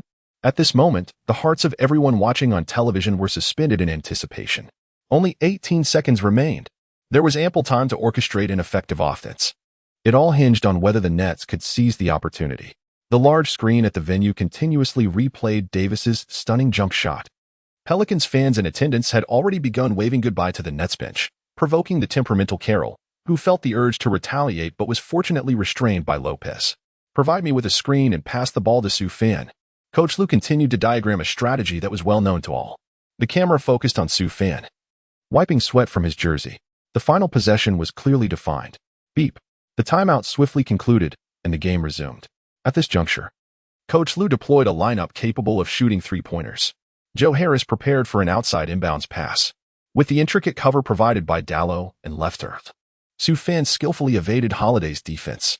He received the ball from the perimeter and confidently initiated a one-on-one against Miraculous, showcasing the classic matchup of small against large. Sioux Fan, at the logo, dribbled leisurely, while Miraculous, tense and vigilant, dared not relax for a moment. The rhythmic sound of the basketball echoed throughout the arena, as if the entire venue had been reduced to that solitary noise. Under the watchful gaze of the crowd, time seemed to flow slowly. 6, 5. Sioux Fan initiated his movement, advancing towards the 3-point line. Miraculous could only exert himself desperately in defense. Bang! Sioux Fan executed a retreating 3-point shot with remarkable precision. At that moment, Miraculous could only helplessly watch as the basketball soared toward the hoop. As the ball traversed the air, the arena's timer illuminated in crimson. Every gaze was fixated on the descending sphere. In the blink of an eye, a crisp sound echoed through the venue's swish. The ball nestled perfectly through the net. 116-115. The players of the Nets erupted into the court in a frenzy. Sioux Fan, basking in the glory of his 3-pointer, gestured towards the fans on the sidelines, signaling his triumphant response. "This is my answer. You wanted us to go home? Victory is mine to take. Absolutely magnificent, Sioux." You ignited the crowd, Sioux. An idol. In an instant, Sioux Fan found himself enveloped by the jubilant Brooklyn Nets players, tumbling to the ground. Upon gazing at the scoreboard, the disappointment in Anthony Davis's eyes was palpable, as his impressive stat line of 43 points and 16 rebounds was rendered futile. Domestic netizens sharply criticized, declaring the return of the king of empty stats. "Oh my God, we've been defeated at the buzzer. Please tell me this isn't real." The Pelicans fans, too, were seen with their heads in their hands, weeping inconsolably as they struggled to comprehend the score. The emotional tumult in those final moments felt akin to a roller coaster ride, plummeting to an abyss. Chapter 57. Hook and Adidas in a frenzy for rebounds. 42 points, 8 rebounds, 7 assists, 2 steals, and 1 block. This was Sioux Fan's contribution for the game. In the critical moments, he did not shift blame onto the open Joe Harris on the wing. Rather, he bravely took responsibility and delivered a superstar shot that evoked admiration. Truly remarkable. After 5 games, the intensity continues to escalate. Sioux Fan has ascended to become the leading scorer in the league, while also boasting a defensive efficiency that ranks among the top 5 in the current standings. Notably, He stands alongside elite defenders such as Giannis Antetokounmpo, Anthony Davis, and Rudy Gobert. Such prowess is indeed formidable. Provided that the Nets do not experience a precipitous decline akin to a roller coaster, Sue Fan is undoubtedly poised to contend for an array of accolades this season, including Most Valuable Player, Best Defensive Player, and selections to various All-Star teams. What an astonishing talent he possesses at such a tender age. Should he be granted a few more years, could he not surpass even the likes of LeBron James? An anonymous general manager has remarked that this summer, the acquisition of Sue Fan by the rookie owner, Mr. Kai, was an immense stroke of fortune. Many general managers have expressed that, given the opportunity to start anew, they would place Sue Fan in a position just behind that of James. This recognition is a testament to Sue Fan's current abilities. However, it is worth noting that only 5 games have transpired since the season commenced. The journey remains long. Moving forward, Sue Fan and the Nets must validate their capabilities and continue to secure victories, even as their strategies draw closer scrutiny from the league. Despite the defeat, Anthony Davis embraced Sue Fan warmly, acknowledging, "You have certainly captured my attention. Next time you find yourself in New Orleans, I shall introduce you to the unique experiences the city has to offer." Upon hearing this, Sue Fan immediately comprehended the situation, nodding with a smile.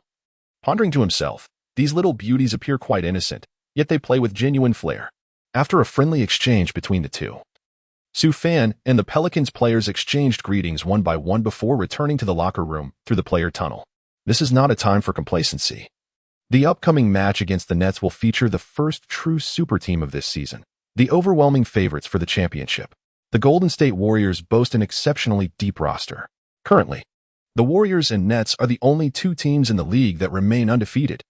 The forthcoming game in Brooklyn can be regarded as a battle for supremacy between the 2 leading teams in the league.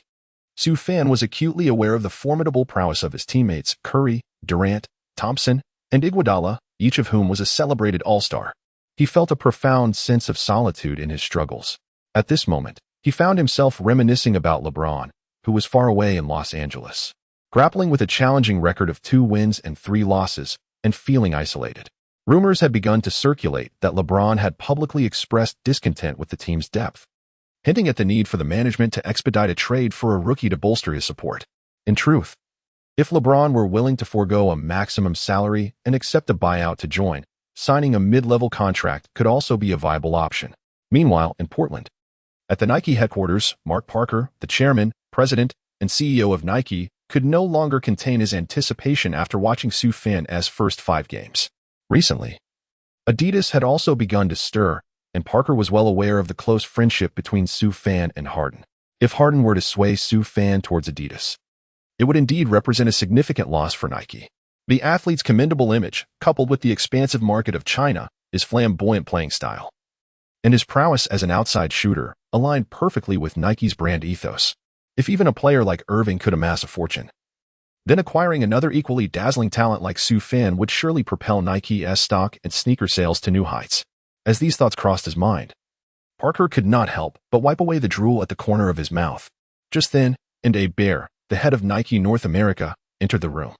"I've heard through the grapevine that our biggest competitor, Adidas, has prepared a contract offer of 6 years and $75 million for Sue Fan, along with a signature shoe deal."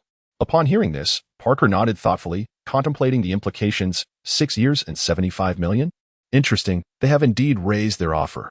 During the finals, we attempted to make an offer to Sue Fan as well. He had already piqued our interest back then, though we did not take it too seriously and merely submitted a casual proposal. Times have certainly changed. Sue Fan's popularity is soaring.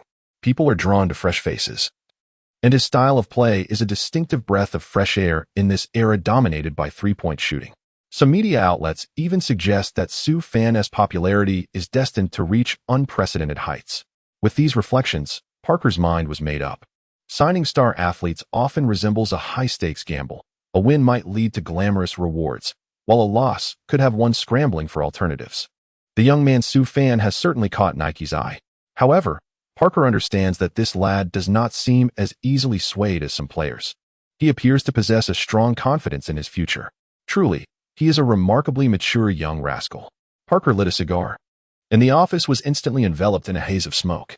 Beside him, Abe Bear stood quietly, awaiting the final decision of this boss. The infamous gamble of signing LeBron James in 2003 for 7 years and $93 million, despite him having played no games, serves as a poignant reminder. At that time, Nike had merely offered last year's first overall pick, Yao Ming, a contract worth $1.3 million for a year. Ultimately, Yao Ming ended up signing with Reebok. After a prolonged silence, Parker finally spoke. Draft a 7-year, $88 million contract for him, including terms for a signature shoe. This time, I believe the victor will undoubtedly be us at Nike. NEA Bear was momentarily taken aback. $88 million for 7 years? Kyrie's contract was merely $11 million a year. Giannis received only $10 million annually. The president was indeed extending such an offer for a second-year rookie.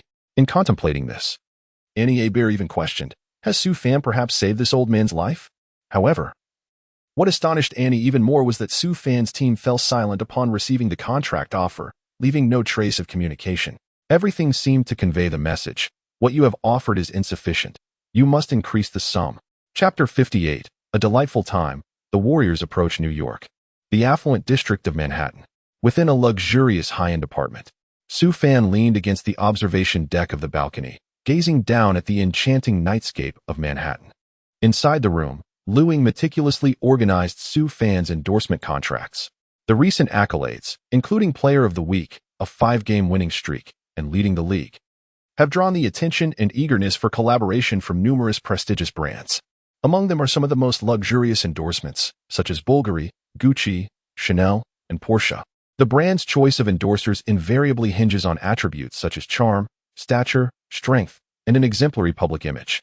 As a quintessential young man of virtue, Sue Fan possesses a captivating visage that rivals that of any handsome figure gracing the screen, making him an object of desire for numerous brands. Residing in New York, although not part of the Knicks, he is still within the realm of the Nets, which is undoubtedly a part of the city. Blessed with an enviable geographical advantage and an impeccable personal brand image, it is no wonder that brands are eager to shower him with financial rewards. Showcasing the might of capital. After meticulously reviewing various contracts and pertinent details, Liu Ying engaged in discussions with Sue Fan regarding potential brand partnerships. Ultimately, Sue Fan opted for the illustrious automobile brand Porsche, while selecting Rolex for his timepiece. He also chose Bulgari, Louis Vuitton, Nongfu Spring, among others. Following these selections, the brands promptly dispatched their contracts, which Sue Fan eagerly signed, resulting in a remarkable increase of over $40 million in his account after taxes. However, when it came to the lucrative sneaker endorsement contracts, Sue Fan was more discerning. Adidas offered a 6-year deal worth $75 million, while Nike proposed a 7-year contract valued at $88 million. Clearly, both sneaker giants still had room to negotiate. It is noteworthy that Kevin Durant secured a long-term renewal contract with Nike in 2017 worth over $300 million, while LeBron James reportedly signed a lifetime deal with Nike in 2015 valued at over $1 billion, encompassing various revenue sharing and equity incentives. With no figure close to $100 million, one must set a modest initial goal of at least $100 million. After concluding his business affairs, Sue Fan, in celebration of his signing, indulged in a lavish spree with Liu Ying at a grand shopping mall in New York. Reveling in a day of extravagant purchases and delightful dining, the striking couple turned heads in the crowd, with passers-by captivated by Liu Ying's collection of luxury items and Sue Fan's striking presence, making them reminiscent of the most handsome figures on the planet. Eclipsing even the youthful charm of Leonardo DiCaprio prior to his famous water gun escapades. On October 28th, in the United States, the 6th day of the Nets' regular season arrived at Barclays Center. A large LED screen at the entrance prominently displayed Sue Fan's advertisement in the center position. The arena, aglow with radiant lights, was filled to its capacity of over 18,000 spectators. It remained uncertain whether any Knicks fans, who held lingering affections for Sue Fan, had infiltrated the crowd. The home fans donned the city edition jerseys of the Nets, creating a vast ocean of blue. The upcoming game was set to be a monumental clash, akin to a collision of celestial bodies. While there may be no inherent rivalry between the Nets and the Warriors, Sue Fan certainly had a personal connection with the latter. In the previous season, the Warriors, having established a significant lead against the Rockets, found themselves unexpectedly defeated by Sue Fan, who scored 14 points in a frenzy and delivered a game-winning three-pointer that sent them home. This moment has become an everlasting anguish for the Warriors players and fans alike this summer. Now, the opportunity for retribution has arrived, as Warriors players Curry, Thompson, Durant, and Green, embodying an air of vengeance, entered the arena. The commentators on site include A. Smith, Barkley, and the beloved Shaquille O'Neal, with the game being broadcast live across the nation.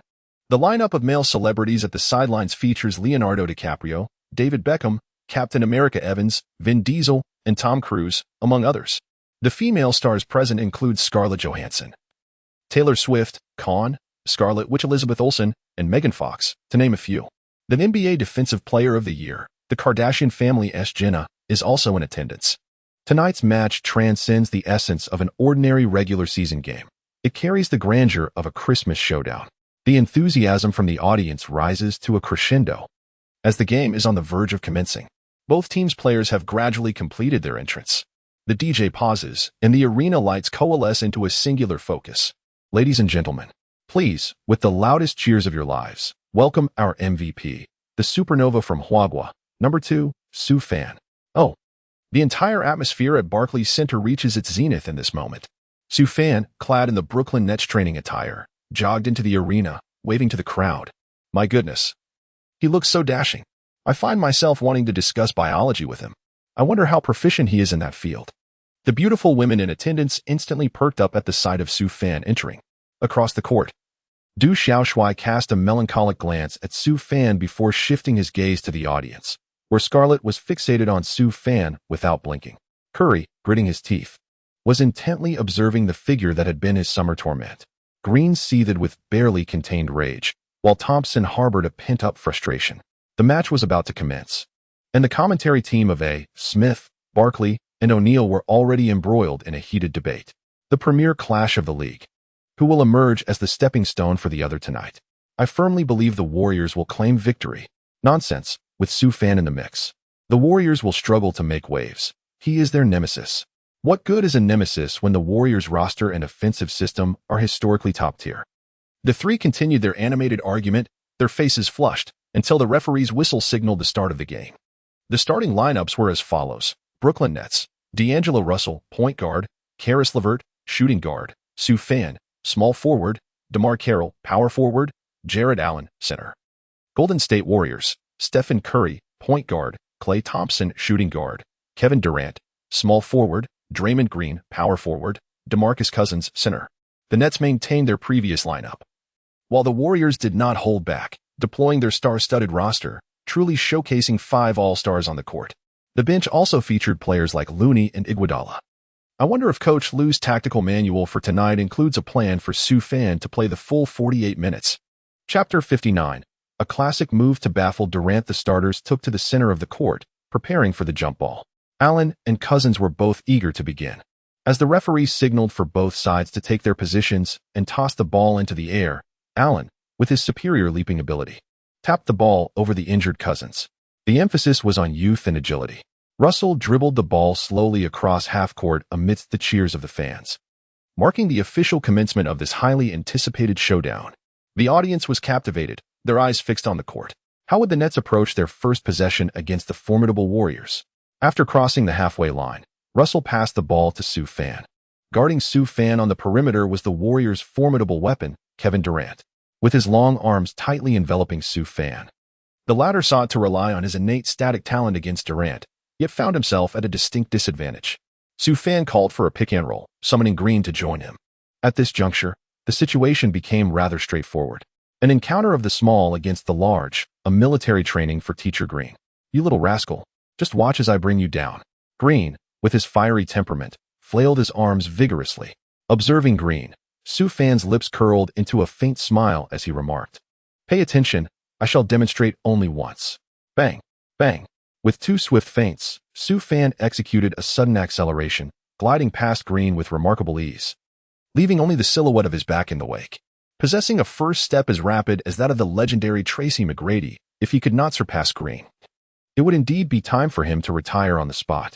Subsequently, as Sue Fan penetrated the Warriors' paint, he encountered a double team from Durant and Cousins. In 0L00Ks. Without even glancing, he delivered a precise pass to the unmarked Fro Allen beneath the basket. Bang! Allen, seizing the opportunity, leaped high, his arms soaring as he emphatically dunked the ball into the hoop. 2-0. The opening offensive display was nothing short of spectacular. W0W. The crowd erupted in excitement, fervently cheering for their home team. Green, grumbling, made his way over to Durant, admonishing him, "Kevin, pay attention to your help defense, okay?"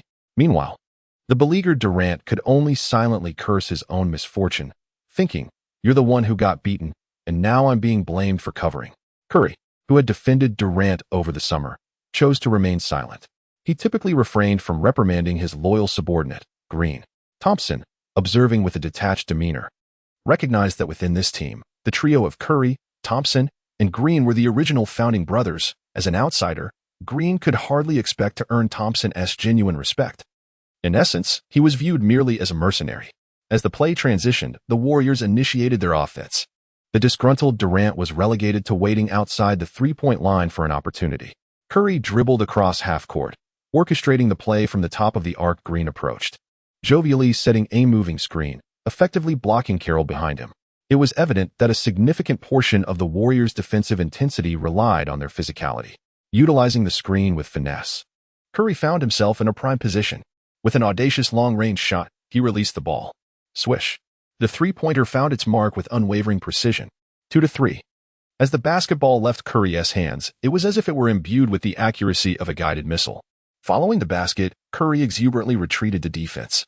Sue Fan could only inwardly lament at this goal. The moving screen was truly infuriating, and the referees, even in an away game, seemed indifferent. Returning to the Warriors' home court would undoubtedly exacerbate the situation. On to the next play. With the cover provided by Allen, Sue Fan maneuvered to receive the basketball. Confronting Durant, he executed a pivot shot after backing down his opponent, swishing it through the net. 4-3. The home crowd erupted in a frenzy of excitement once more. It was evident that Sue's offensive zeal was particularly intense tonight. It seems that Coach Lou's strategy was to allow Sue Fan to take the lead, thereby energizing his teammates. On the commentary panel, Barkley offered sharp insights. Observing Sue Fan's scorching form, Kerr signaled to the players on the court, indicating a need to double-team. Over here, Curry crossed half-court, passing the ball to Durant. The latter faced Sue Fan's defense and, with a deft hesitation dribble, carved out space. Approaching the free-throw line, he elevated and released the shot. Despite Sue Fan's hand reaching out to contest Durant's face, the ball swished through the net. 4-5. Following the basket, Durant leaped in celebration with Curry, showcasing their dynamic duo's synergy. As they retreated on defense, Durant taunted, "Kid, you've got a long way to go if you want to guard me." In response, Sue Fan shrugged, "You're right, old-timer. Next shot, I'll make you fall." "Bring it on, I'm not afraid," Durant retorted, entering a playful banter. Meanwhile, the utility player Russell continued to fulfill his role, dribbling the ball past half-court. Sue Fan received the basketball beyond the three-point line and called for a pick-and-roll once more. Unfortunately, it seemed that Adu was resolute in his intention to defend alone, deftly maneuvering around to surpass the defense. Observing this unfolding scene, what more could Sue Fan possibly utter? If you wish to engage in battle, then let it be so. Bang, bang, bang. Sue Fan commenced to cook in place. With a series of rapid dribbling, he astonished the home crowd, taking advantage of a momentary lapse from Durant. Bang.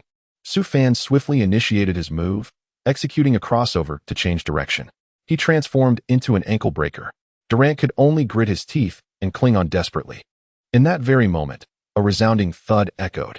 Sue Fan executed a swift dribble behind his back, followed by a step-back maneuver. With a resounding thud, Durant stumbled awkwardly, resembling a dog tumbling in an ungraceful manner. Sue Fan executed a steady jump shot, the basketball soaring towards the Warriors' hoop like a cannonball. Swish. It found its mark with precision. 6-5. OMV G0D. Sue elegantly maneuvered past Kevin. The entire Barclays Center erupted in a frenzy, the cheers reverberating throughout the arena. The ankle terminator drew sharp commentary from the online community. Durant, disheveled and disheartened, rubbed his nose while seated on the ground. A look of despair etched on his face.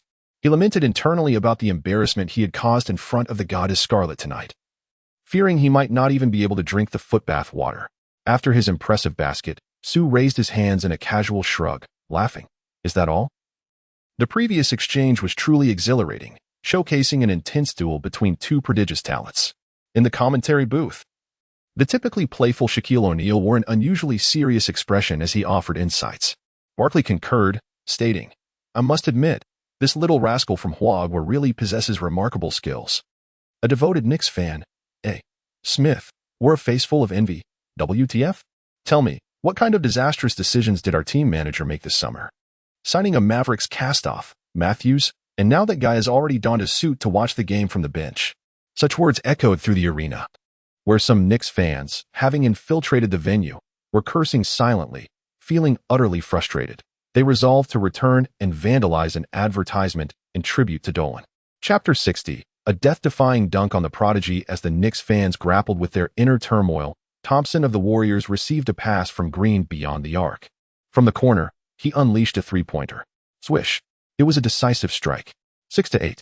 The Warriors regained the lead. The terrifying aspect of this Warriors squad lies in their trio of elite scorers. One can never predict who will ignite the offense. However, the Nets were clearly prepared for this challenge tonight. Allen set a screen for Sue Fan, allowing him to drive and attract Thompson's double team.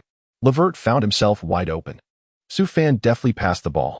LeVert faced an enormous opportunity. My three-point shot, a flame emerging from the depths of hell, soared through the air. The basketball struck the heart of the Warriors with the precision of a sharp arrow. The score stood at 9-8. The Nets' young players exhibited remarkable resilience. Sue Fan drew the defenders, and if they could sink the shot, Sue Fan's burden would significantly lessen. O'Neal analyzed the dynamics on the court, noting that such a player could only be released by a foolish team like the Rockets. With a hint of personal grievance against the Rockets, Barkley mocked the management's peculiar summer decisions. A timeout was called as Kerr sensed an unsettling shift in momentum and immediately requested a pause. Generally, during regular season games, timeouts are not called this early when the score remains tightly contested. However, Kerr felt that his pregame strategy had faltered, sensing that Cousins appeared somewhat superfluous and was struggling defensively, which was disconcerting. With this in mind, Kerr substituted Looney for Cousins to bolster the team's defense. Upon resuming play, Green orchestrated the offense from the arc. Curry moved like a sprite through the throng of defenders. Soon, while the east side dimmed, the west side illuminated. Although Curry did not possess the ball, he attracted considerable defensive attention, creating an opportunity for Durant. Green passed the ball, exclaiming, "If you don't score this time, don't expect to receive another pass from me."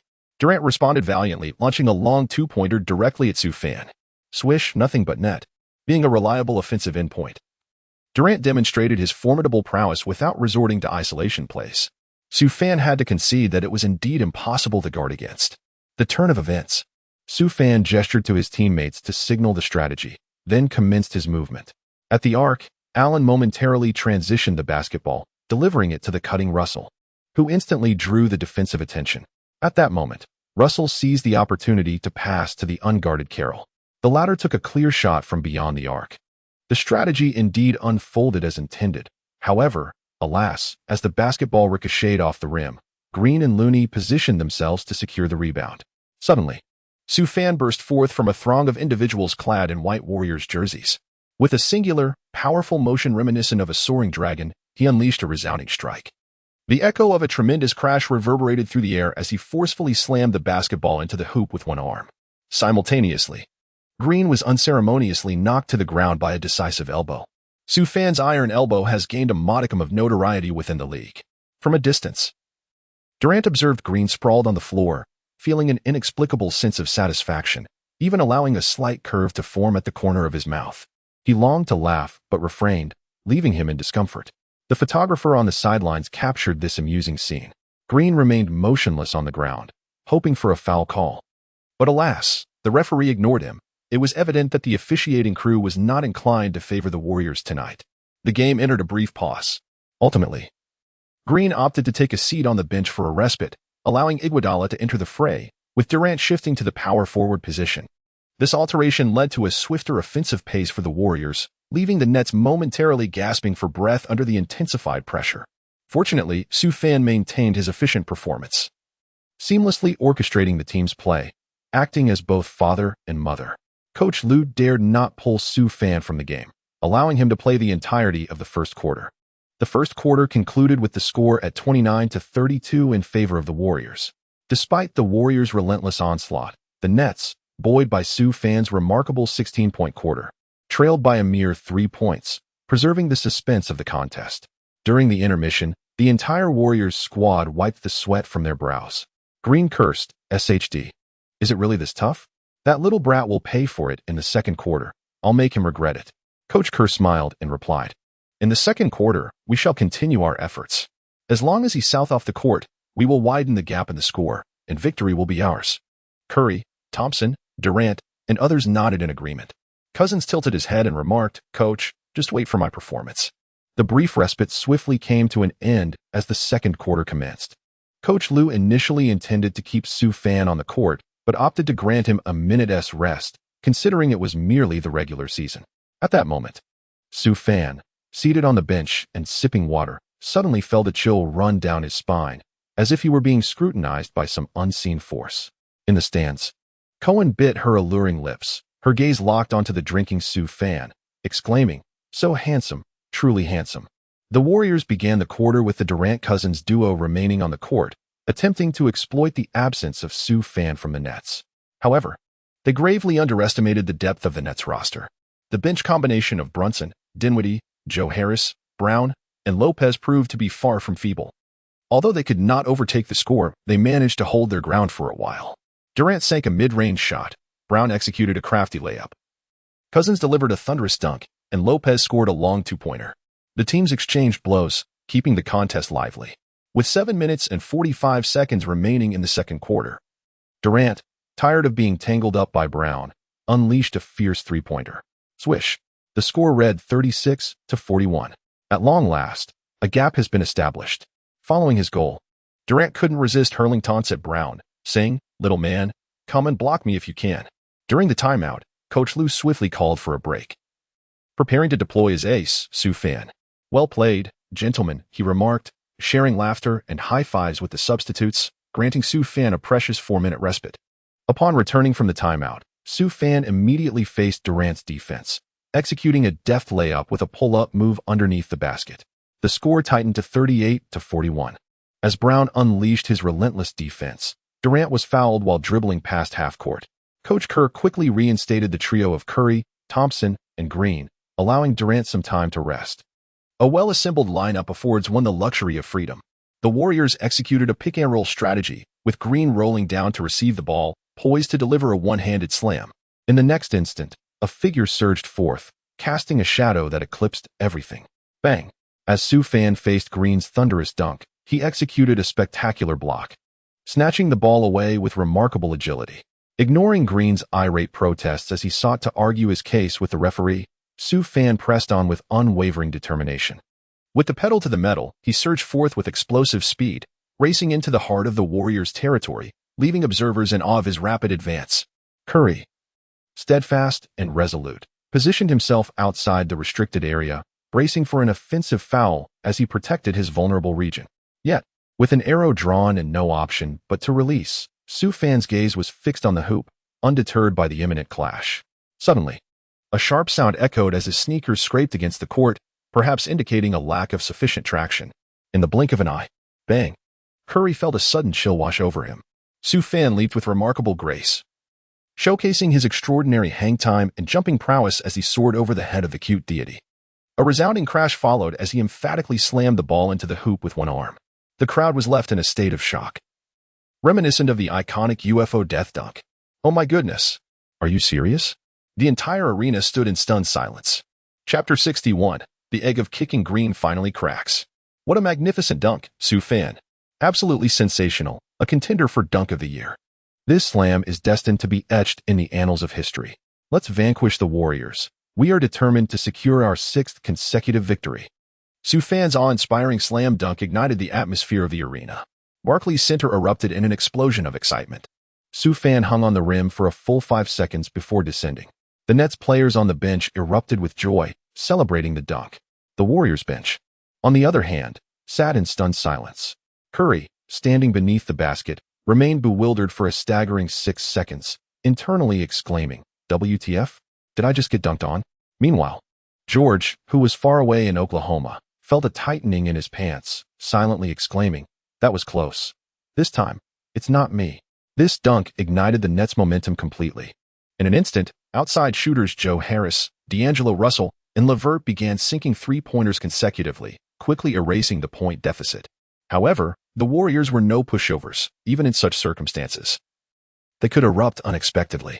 A scoring spree ensued, widening the gap once again. Curry, Thompson, and Durant were shooting without regard for reason. As the first half concluded, the score stood at 52 for the Nets and 63 for the Warriors. The Nets, playing at home, trailed by 11 points as they entered the second half. This deficit undeniably evoked a sense of helplessness. One star, Sue Fan, against a quintet of Warriors. It was a daunting challenge. Commentator A. Smith remarked, in the second half, the rest of the Nets must step up. If they fail to provide Sue with sufficient support, this game will be lost. Viewers online chimed in with sharp critiques. Sue Fan has done his best. His teammates are like CBA players. Even the great Jordan needed support from Rodman and Pippen. Sue Fan had only the crafty Russell and the agile Joe Harris by his side in this match. Meanwhile, in the locker room, Coach Lue was near tears. You're missing open shots. If this continues, I might as well change the starters. We don't need opportunistic players who lack effort. We need fighters. Afterward, Coach Lue kindly handed Sue Fan a towel, asking, Sue, are you tired? Here, wipe off. Concurrently, in the Warriors' locker room, Coach Kerr, looking relaxed, rallied his team. Well done, guys. We must continue our momentum in the second half. Tonight, we aim for a historic point differential. Yes, Green nodded, having long harbored disdain for that kid, vowing, if he dares to dunk again in the second half, I'll take him down. The brief halftime intermission swiftly passed, and the second half resumed. The Warriors initiated their attack. Curry dribbled past half-court and passed the ball to Green at the top of the arc. Durant made a backdoor cut to receive the pass, facing Sue Fan's defense. With a swift motion, he launched another three-pointer. Swish. The score became 52-66. After the shot, Durant cast a glance at the Black Widow, Scarlet, seemingly trying to capture the attention of the goddess. On the big screen, the 14-point deficit left the Nets fans in a state of despair. At that moment, Green leaped and taunted Sue Fan, saying, Hey kid, do you see this? This is the gap between you and us.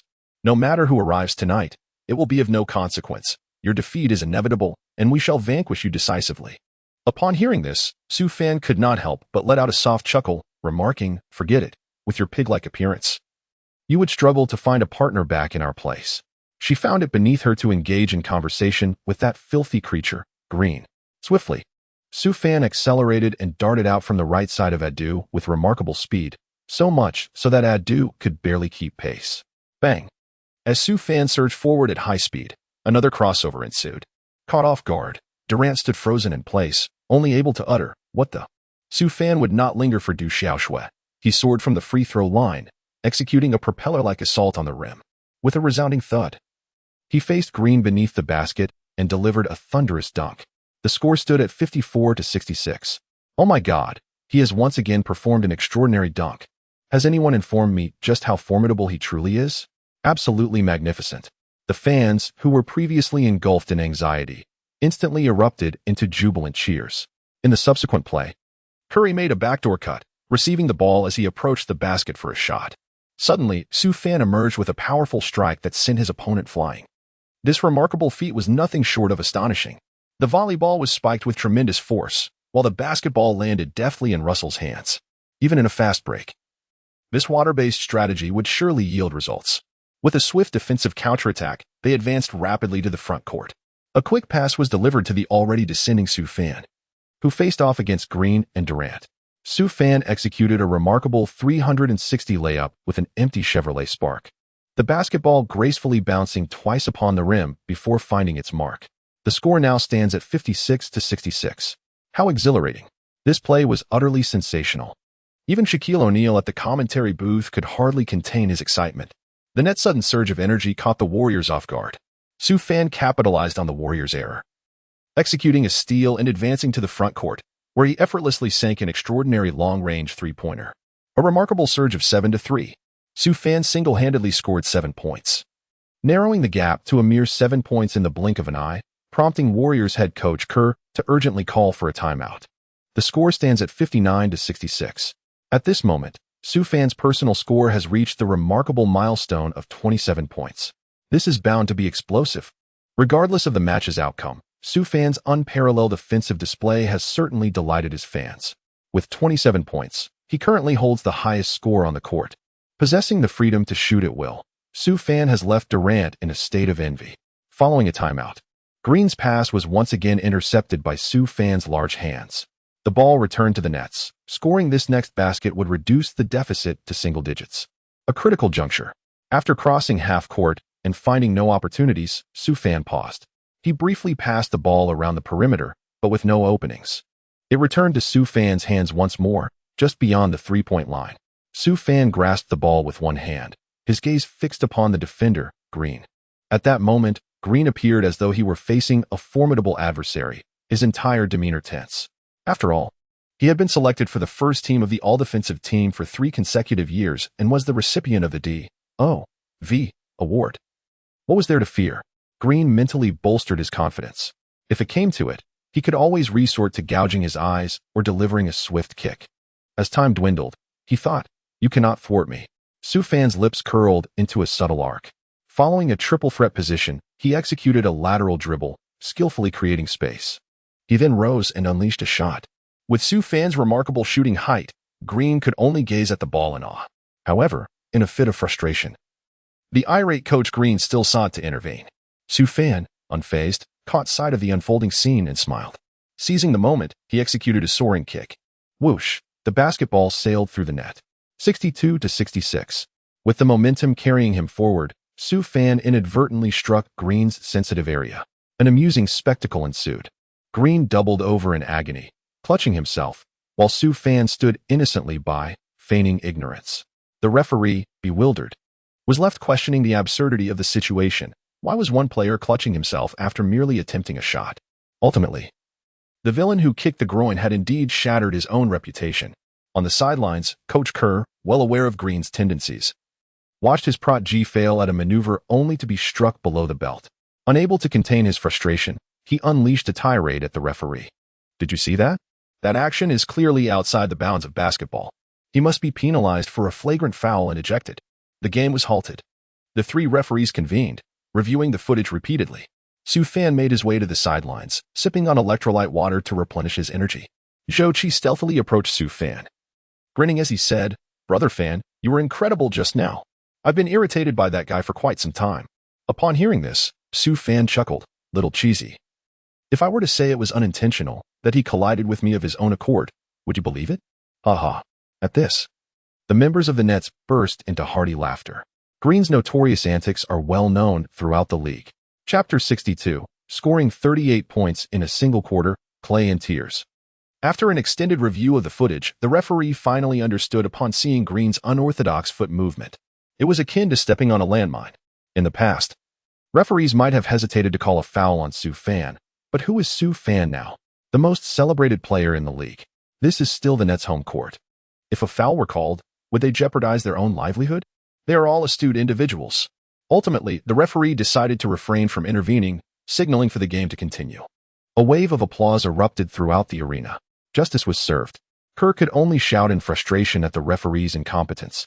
But if it weren't for his assistant coach holding him back, he might have received a technical foul. The game resumed. The Warriors initiated their offense. Green lobbed the ball to Cousins in the paint. Having suffered an Achilles injury, Cousins' abilities had undeniably diminished. Turning to face Allen, his hook shot clanged off the rim. The once mighty Cousins had fallen from grace. Allen secured the rebound and swiftly passed it to the fast-breaking Su Fan. After Su Fan retrieved the ball from the L0G0, he skillfully maneuvered behind his opponent, effortlessly evading Adu, followed by a dazzling spin to outweak Klay Thompson. He charged directly towards the basket, faced with an unguarded hoop. He executed a magnificent 360 windmill dunk, emphatically slamming the ball into the net. The score now stood at 64-66.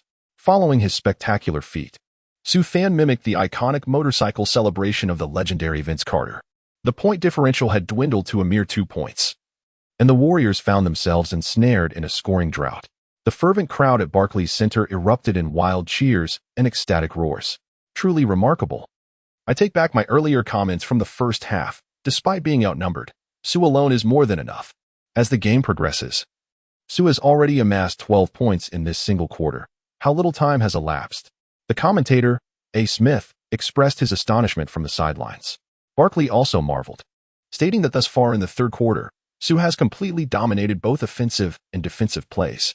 Some of the affluent women, witnessing Su Fan's tenacious display, instinctively crossed their legs in response to his formidable prowess. The spectators, particularly Scarlet, gazed at Su Fan with an almost entranced expression. It wasn't just Scarlet. Jenna's eyes sparkled with admiration. If gazes could convey desire, Su Fan would have been overwhelmed by countless admirers at this moment. Who doesn't appreciate a strong man? Subsequently, Durant finally stepped up to the challenge. After a swift double cross, he sunk a mid-range shot. The score now read 64-68. The relentless Su Fan, clearly unwilling to relent, utilized a screen to navigate to the zero angle and received a pass from Russell. Confronted with a wide-open shot, with a swift motion, Su Fan struck. My three-point shot is akin to flames from the depths of hell. The basketball soared, seemingly ablaze, heading toward the hoop. Swish. It found its mark with unwavering precision. 67-68. The game commenced with an onslaught that could vanquish both gods and demons alike. Su Fan has activated his Z0 and E mode. Remarkably, not a single one of the Warriors' proud five-star defenders could contain him. Under the relentless onslaught of Su Fan's penetrating drives and accurate shots, the Warriors, despite boasting defensive stalwarts like Durant and Green, found themselves utterly overwhelmed. With 2 minutes and 46 seconds remaining in the third quarter, the game has entered a standard timeout phase. As of now, Su Fan has impressively made 10 out of 13 shots, including 6 out of 7 from beyond the arc, and has flawlessly converted 4 free throws, amassing a staggering 30 points. Under Su Fan's leadership, the Brooklyn Nets have surged ahead to an 88-85 victory, overcoming an 11-point deficit from the first half to take a 3-point lead. It is not a question of Su Fan's prowess. Rather, the Warriors possess undeniable strengths. Even in the face of such offensive momentum, they managed to close the gap once more, with just over 2 minutes remaining. The large screen in the arena displayed a record. On January 23, 2015, during a game between the Warriors and the Kings, Klay Thompson set the current league record for the highest single-quarter score with 37 points.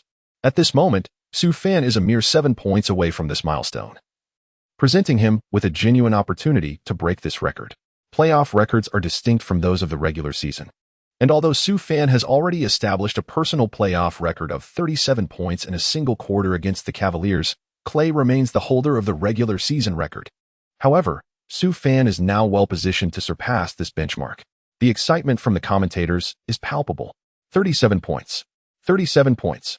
The fans at the Barclays Center are fervently cheering, clearly eager to witness history as Su Fan challenges Klay's record and aims to shatter the remarkable feat of 37 points in a single quarter. The brief timeout soon concludes, and the game resumes. Defense, defense, defense. Amidst the passionate roars of the home crowd, Green's attempt to dominate the paint ends in failure. Su Fan skillfully seized the rebound amidst the crowd, signaling the commencement of a swift counterattack. The Warriors, in response, intensified their defensive efforts, swiftly retreating to their positions. Realizing that opportunities were dwindling, Su Fan, with the ball beyond the arc, summoned Allen for a pick-and-roll.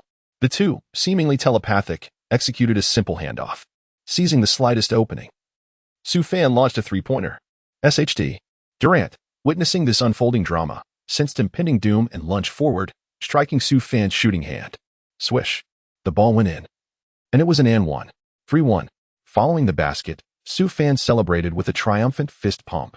MV, MV, MV. Suddenly, the arena erupted with chants of MV, growing louder and more deafening.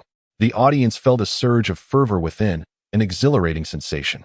As Su Fan stepped to the free throw line, he took a deep breath, flicked his wrist, and swish. He converted the free throw, successfully completing a 4-point play. The score widened to 92-85, propelling the Nets from behind to a 7-point lead.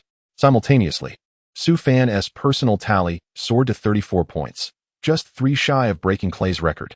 Klay Thompson's expression soured, realizing Durant was inadvertently aiding someone in surpassing his own record. On the sidelines, Coach Kerr seethed with frustration, yelling at the court, "Play defense, stick to your man. No reaching." Green, storming over to Durant, vented, "Look at the mess you've created. Can't you defend? We brought you here to stop their shooting." Durant, seething with indignation, bit his tongue. Once, they called him Sweet Pea during recruitment. Now, they referred to him as Cow Wife. This team truly felt like a disaster. In the Warriors' counterattack, after a series of passes, the ball finally found its way into Curry's hands. Observing his teammates' poor shooting, he stepped just beyond the 3-point line and, Facing Russell's defensive glare, raised his hand and shot. Swish. The ball found the net cleanly. 92-88. The Warriors, at long last, quenched their drought with another basket. Green, overtaken by excitement, began to dance. However, the Warriors' joy was short-lived as Sue Fan executed a crossover dribble, effortlessly bypassing his defender and attacking the paint. He soared toward Green. Bang! Another emphatic dunk. Green was left reeling, unable to even attempt a foul. At this moment, Sue Fan's score climbed to 36 points, just 1 point away from 37. There was still time. The fans in the arena had risen to their feet, witnessing the emergence of a true superstar. The atmosphere was electric. Ladies and gentlemen, we see that Sue Fan is just 1 point shy of Klay Thompson's record of 37 points in a single quarter. The commentator Wei Ping Bryant in the Penguin live broadcast room exhibited a palpable excitement in his tone.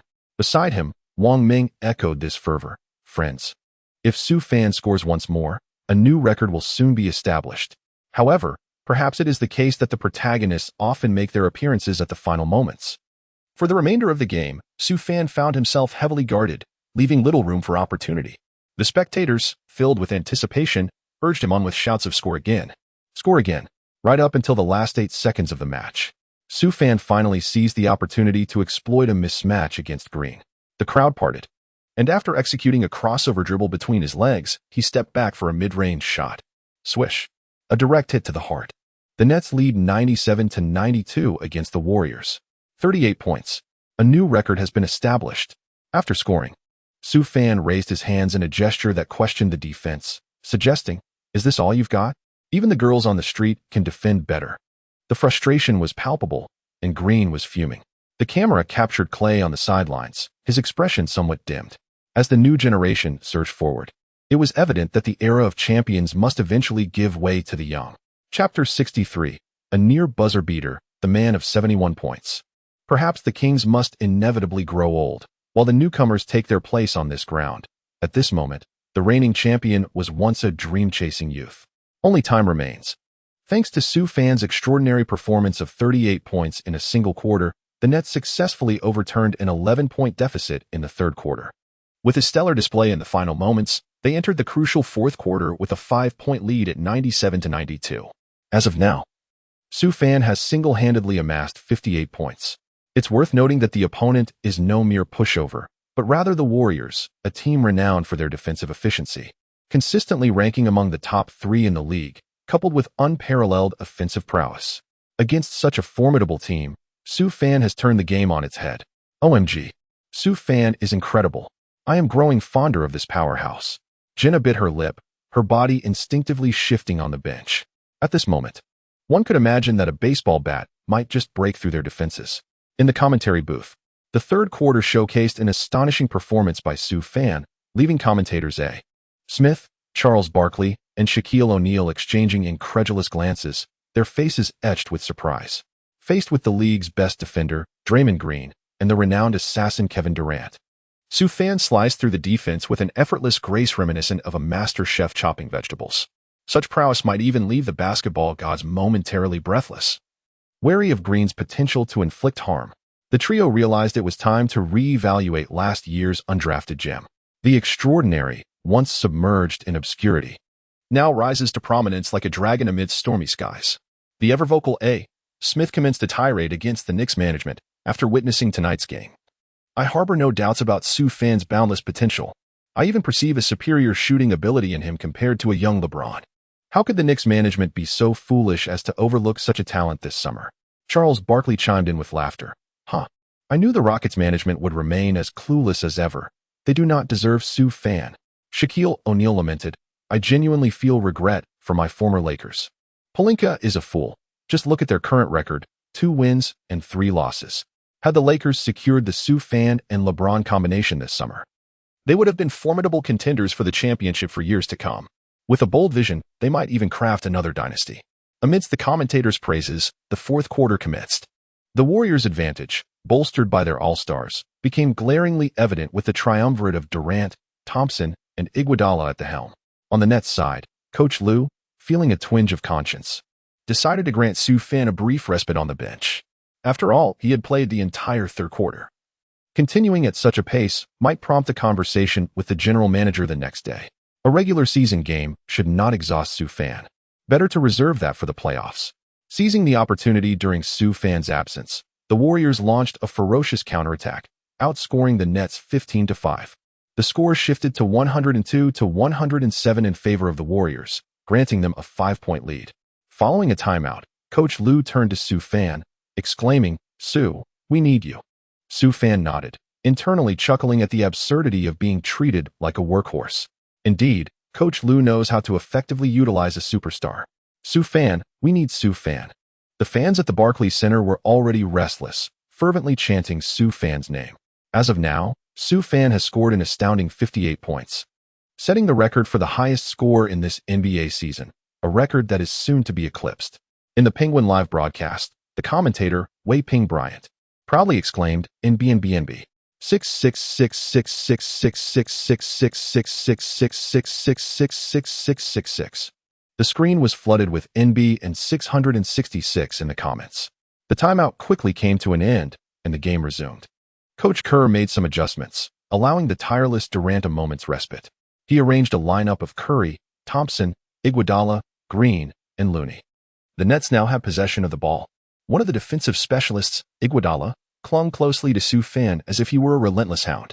However, Sue Fan was no LeBron. With a swift crossover dribble, he executed a step-back jumper from the vicinity of the free throw line at a 45-degree angle. The basketball traced a beautiful arc through the air. Swish. It found its mark with precision. 104-107. What a beautiful shot, Sue. The ecstatic fans cheered. Sue Fan's immediate mid-range shot upon entering the game stabilized the team's morale. What composure! Wang Meng from the Penguin Live broadcast marveled during the defensive possession. Sue Fan skillfully utilized his long arms to execute a magnificent interception, thwarting Green's pass intended for Thompson. A swift counterattack ensues. Sue Fan executed a remarkable two-pointer, confronting the defensive duo of Thompson and Iguodala. With an exquisite mid-air folding layup, he successfully scored. The referee's whistle pierced the air, signaling Iguodala's foul. The triumphant 2-1 left Sue Fan celebrating with a fervent fist pump. His fellow Nets teammates rushed forward to engage in a chest bump of jubilation. As Sue Fan positioned himself at the free throw line, the entire arena erupted in a chorus of MVP. MVP. MVP. Sue Fan's penalty shot struck true. Right from the outset, a powerful surge of 5-0 leveled the score in an instant. Simultaneously, he elevated his personal career scoring record to an impressive 63 points. Coach Kerr, wary of the situation, could not afford to let Durant rest any longer and quickly brought him back onto the court. He also intensified the double-team defense on Sue Fan, compelling him to pass the ball. As they denied him the opportunity to shoot, Sue Fan adeptly assumed the role of a playmaker, focusing on organization and defense. This strategy persisted until just 53 seconds remained in the game. Thanks to Sue Fan's remarkable performance, the Nets players found their rhythm again, leading by 4 points with a score of 129-125 as they entered the decisive phase of the match. The Nets held possession of the ball. Sue Fan, positioned beyond the arc, received a precise pass from Russell following a penetrating drive. Confronted by Durant's relentless pursuit on the perimeter, he rose with grace and unleashed a decisive shot that pierced the heart of the defense. The crowd within the Barclays Center erupted into a frenzy. After the basket, Sue Fan executed a gesture reminiscent of the renowned Stephen Curry, bidding a fond farewell to the Golden State Warriors. Sue Fan's personal score has reached an impressive 71 points. Durant, exhausted, leaned on his knees, clearly fatigued. He has logged the most playing time among the five-star Warriors, totaling 43 minutes thus far. Simultaneously, Durant gazed despairingly at the scoreboard. Nets 132, Warriors 125. One cannot deny the strength of the Warriors. Despite Sue Fan's remarkable 71 points, they trailed by merely 7. This iteration of the Warriors is undoubtedly a formidable force this season. It is unrealistic to expect everyone to possess a shooting touch as fierce as Sue Fan's tonight. Even Sue Fan himself cannot guarantee such precision in the next game. The subsequent minutes of the match slipped into garbage time. The referee blew the final whistle. The score read 134-128. The home team, the Nets, successfully repelled the formidable Golden State Warriors with a narrow 6-point advantage. In this match, Sue Fan not only scored a staggering 71 points, but also contributed 11 rebounds, 6 assists, 4 steals, and 3 blocks. He single-handedly dismantled the league's top 3 defenses, facing off against the league's premier offense and the overall strongest team. Such a performance could rightly be dubbed that of a battle god. On the sidelines, home fans lingered, reluctant to depart, chanting Sioux Fan's name. At this moment, ESPN's beautiful reporter, Catherine Byler, along with her cameraman, conducted an interview with tonight's MVP, the star of the show. Byler: "Hi, Sue. First of all, congratulations on a hard-fought victory for you and your team at home. Your team's record now stands at 6 wins and 0 losses, marking a 6-game winning streak that keeps you ranked first in the Eastern Conference in the entire league." Upon hearing this, Sioux Fan nodded slightly and smiled.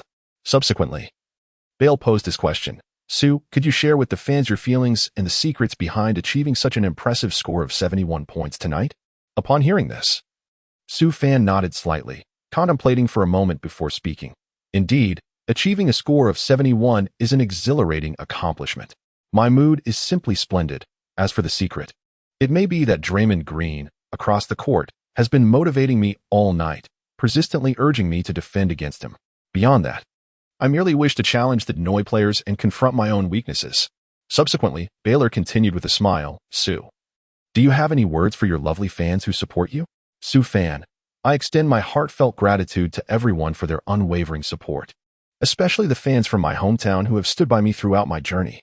Your motivation and encouragement have been the driving force behind my continued presence in the NBA. It is worth noting that I was on the verge of retirement just last year." Haha. Upon hearing this, Baylor couldn't help but smile, remarking that if I were to retire, a significant portion of NBA players might find themselves without jobs. Finally, Baylor concluded with a warm smile directed at the camera. "I thank Sioux Fan for participating in this interview and wish him the best in breaking more records and leading the Nets to greater achievements in the upcoming matches." After the interview, Baylor took a photo with Sioux Fan. "How wonderful.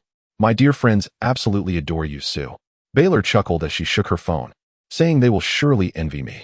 In response, Sioux Fan merely smiled in silence. "Another day of showboating. How exhausting. With my striking looks, I hope I don't attract the attention of the boastful old man. Perhaps I should consider being a bit more low-key." At that moment, the system's voice echoed in his mind. "There is no need for concern, host. Feel free to flaunt your prowess, and the system will intervene if necessary." After the game, Sioux Fan delivered a breathtaking performance, scoring 71 points and triumphing over the 5-star Warriors, a news piece that has once again captured the attention of the entire nation, dominating the front pages of major media outlets. TNT Sports heralds: "The sophomore sensation from China erupts for 71 points, leading his team to victory against the Warriors." FW Sports notes: "The NBA is swept by the Sioux whirlwind, relegating the 5-star Warriors to mere stepping stones." The Open Arena highlights: "The Nets remain undefeated in 6 games, making the title of this year's best general manager a foregone conclusion." Furthermore, the latest MV rankings from ESN have sparked considerable discussion, listing: 1. Sioux Fan, 2. Jokic, 3. Giannis, 4. Leonard. Sioux Fan has triumphed over a multitude of prominent figures to secure the top position.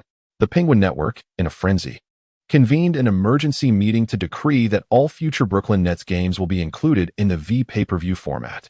Moreover, every Friday evening, a dedicated basketball program focusing on Sioux Fan will be launched, primarily showcasing his weekly highlights, while also featuring several commentators to discuss the latest NBA news.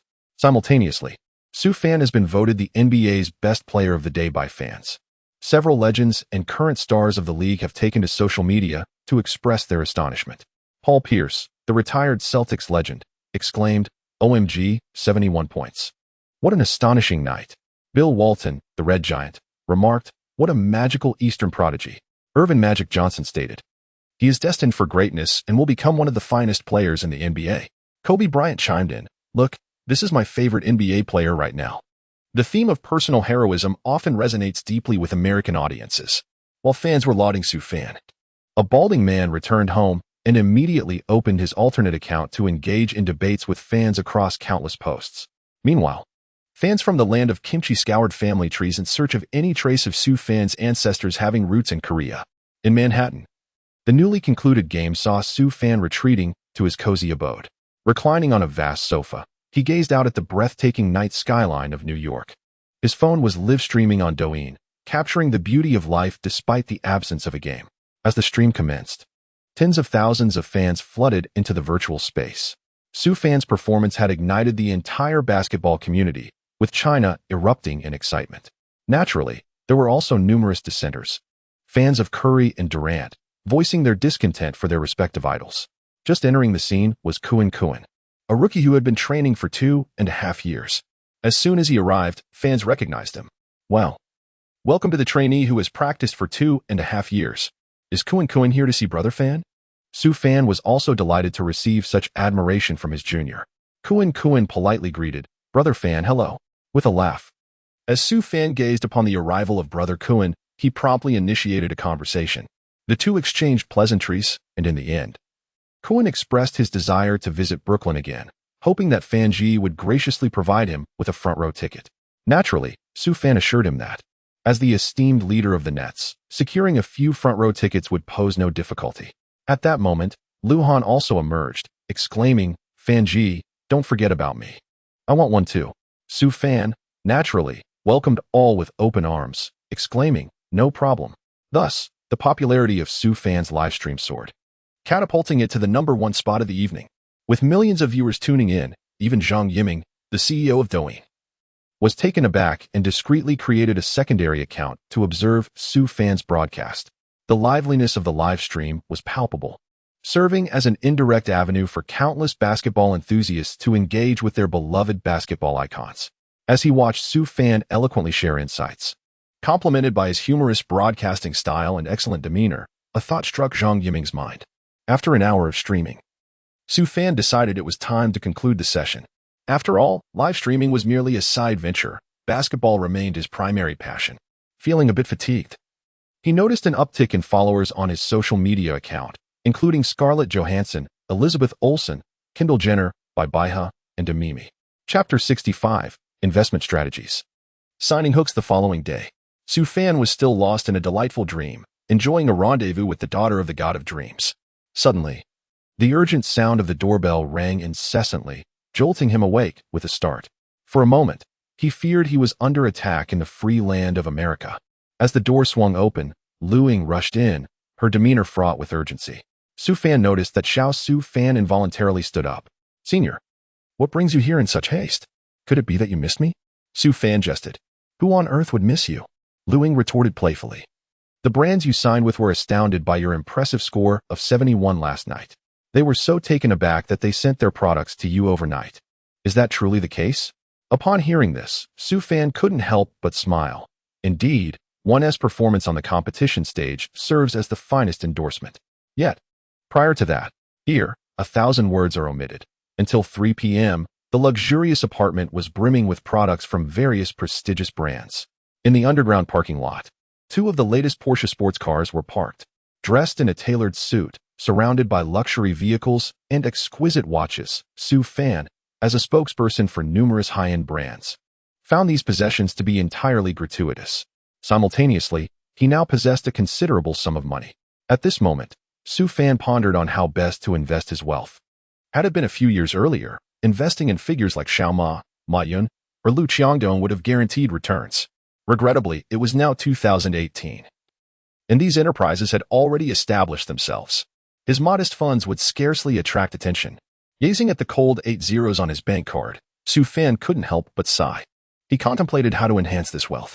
Suddenly, a thought struck him. Why not invest in Douyin? After all, Douyin was just beginning its journey. Still in its nascent stage, a timely investment could yield substantial returns. Moreover, Su Fan recognized that in the future, Douyin's user base and influence would experience significant growth, presenting a vast market opportunity. At the same time, he recalled the cryptocurrency Dogecoin.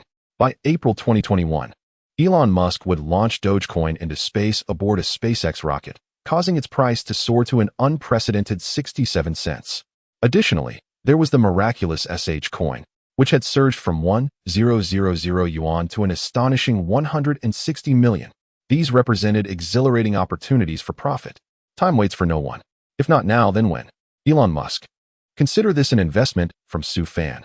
Soon, he instructed his management team to purchase a substantial amount of Dogecoin and SH coin under a corporate name. With this strategy, he could simply relax at home, waiting to cash out at the peak. However, the notion of idleness was an impossibility. Su Fan understood that even after amassing such considerable wealth, one must remain vigilant. He began to contemplate potential future challenges and prepared in advance. This was especially true in light of the recent global event, which was indeed quite terrifying.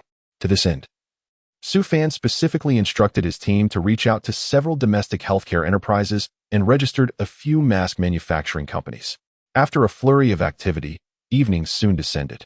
At this moment, within the confines of a five-star hotel in New York, Su Fan and Luing were leisurely dining in a private booth. Surrounded by contracts from over a dozen sneaker brands, Nike, Adidas, Under Armour, New Balance, Converse, as well as domestic brands like 361, Hongxing Erk, and Ta, and Li Ning, were all fervently vying to secure this new superstar of the NBA. Following his incredible performance of 71 points in the last game against the Warriors, both Nike and Adidas were driven to frenzy. Executives from these companies worked tirelessly overnight to draft lucrative maximum salary contracts. Other brands followed suit, though the quality of their offers varied significantly. After savoring a bite of roasted chicken, Su Fan gently touched his slightly protruding abdomen and mused, "Indeed, exquisite delicacies are truly delectable." At that moment, Luing turned to Su Fan and inquired, "Hey, how are you considering those contracts?" In response, Su Fan chuckled, "Of course. I'm giving it serious thought. I won't entertain offers from the smaller brands.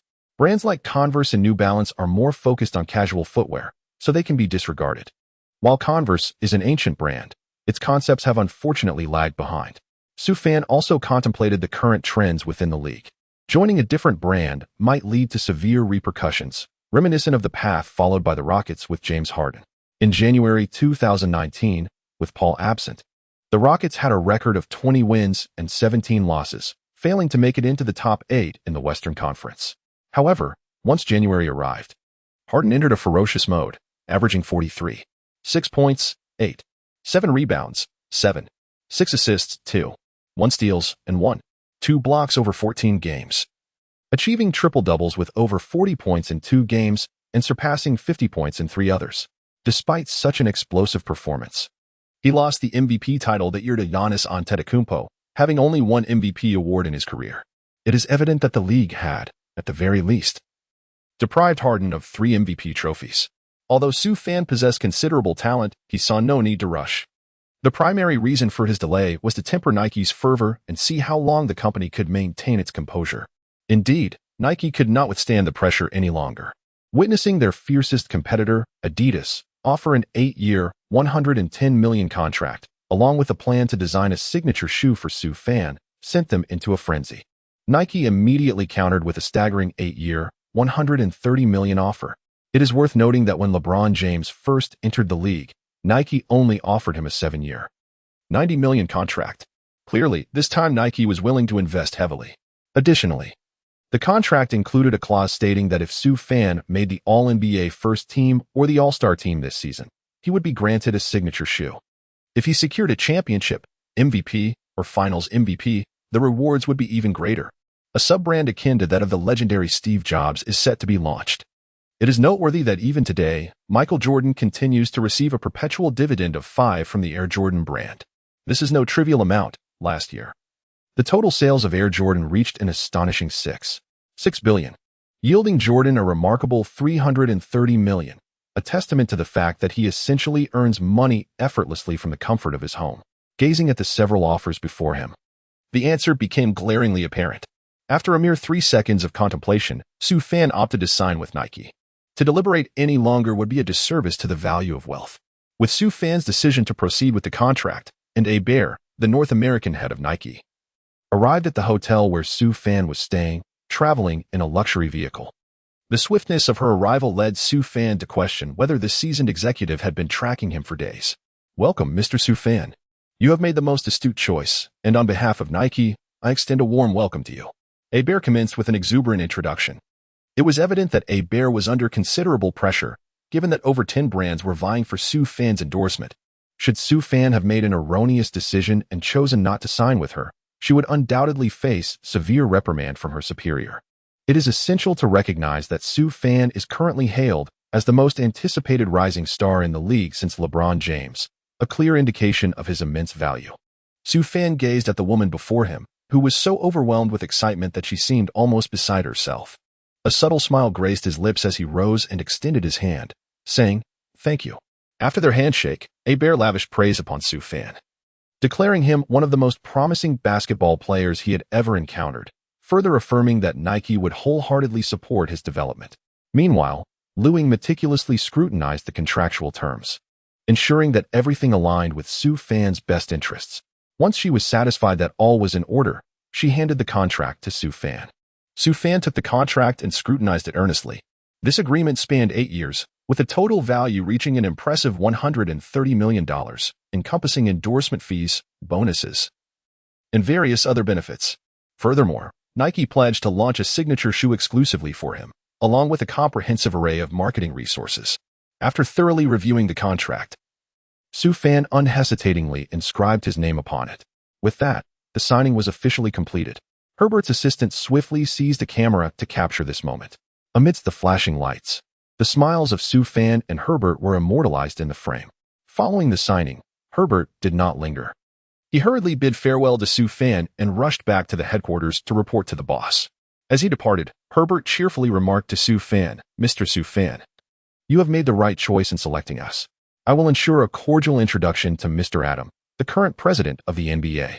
From now on, you shall be our superstar." Chapter 66, Reactions from All Sides, Christmas Battle Boots. Not long after the signing between Nike and Su Fan, the eager marketing department of Nike had already featured Su Fan's basketball cover on the promotional page of their official shoe website. Simultaneously, the Nike official website announced, "Congratulations to Mr. Su Fan for joining the Nike family. We will spare no effort in creating his exclusive battle boots, empowering him to excel on the NBA stage. Note, details regarding the contract amount and specifics will be revealed shortly." A single stone stirred 1,000 ripples. Fans were abuzz with excitement. Amazing. This is absolutely insane. The premier sneaker brand has signed the hottest basketball star. From now on, I'm a devoted fan of Nike shoes. At Adidas headquarters, what on earth are you doing? The CEO of Adidas, Rhodes, gazed at a group of ineffectual individuals before him, feeling his blood pressure soar. The company had been signing various new stars to elevate its brand, attempting to challenge Nike's dominance. Su Fan is a crucial element within the organization. How outrageous. Rhodes, in a moment of fervor, uttered an expletive. The subordinates beneath him recoiled in shock.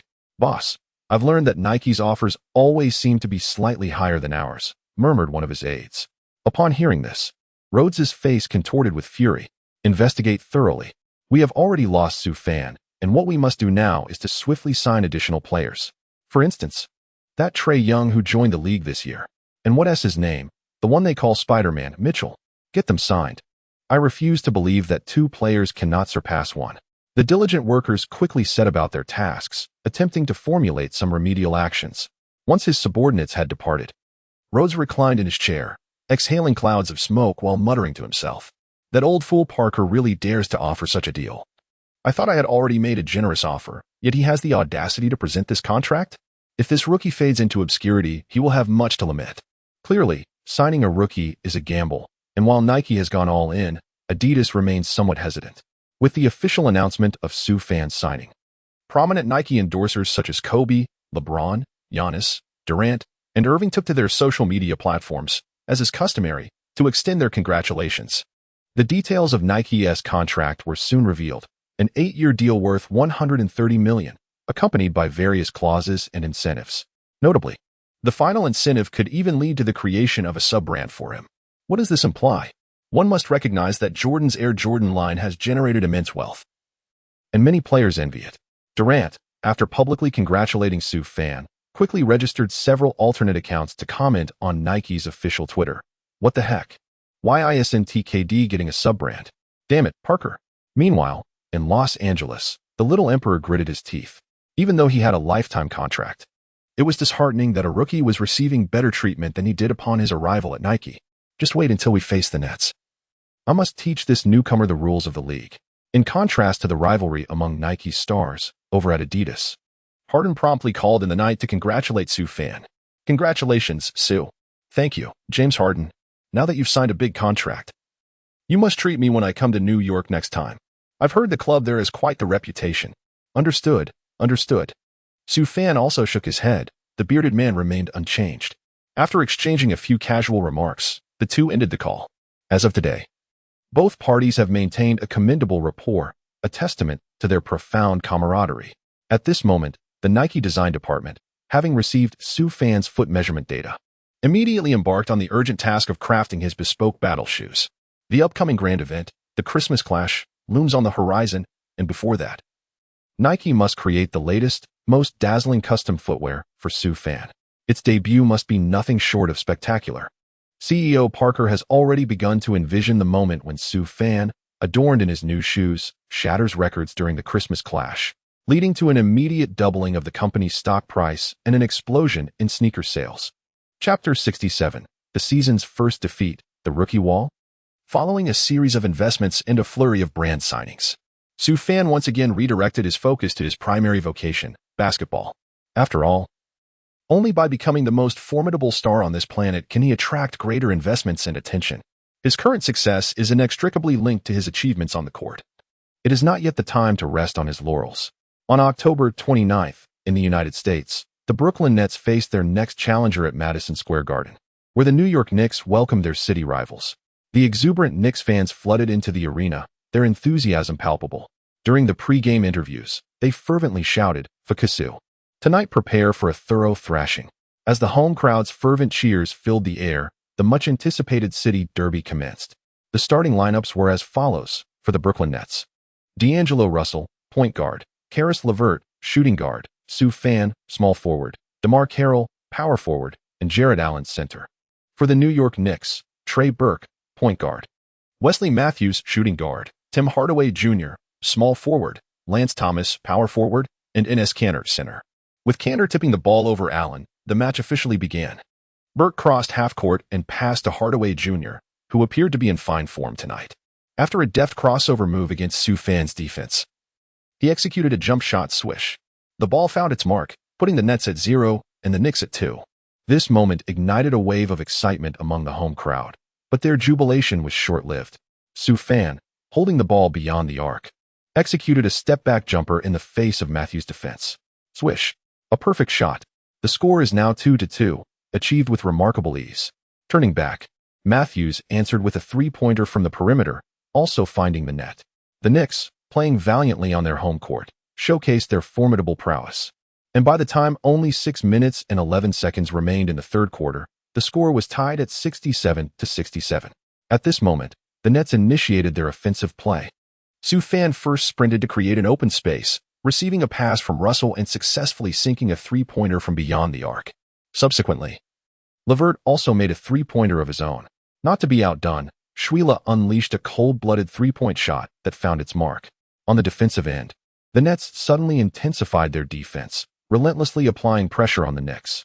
The unexpectedly heightened intensity from the Nets, coupled with the Knicks' declining shooting accuracy, resulted in an explosive offensive surge of 18-2. In the blink of an eye, the score gap widened. This continued until there were merely 11 seconds left in the third quarter. Bang, bang, bang.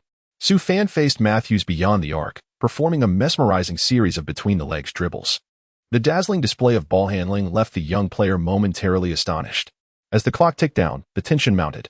Su Fan executed a crossover, seamlessly transitioning into a change of direction, leaving Matthews unable to react in time and tumbling to the ground. Su Fan retreated and took a three-point shot, the basketball tracing a beautiful arc through the air. Swish. A decisive blow. 88-69. With Su Fan's buzzer-beater three-pointer, the visiting Nets secured a commanding 19-point lead as they entered the fourth quarter. Meanwhile, Su Fan had already amassed 38 points in just 3 quarters, effectively ushering the game into garbage time.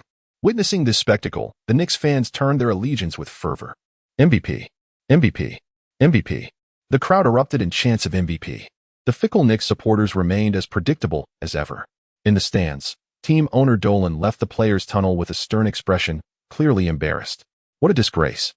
Su Fan and his teammates celebrated with high fives. Brother Fan, you've conquered the Knicks.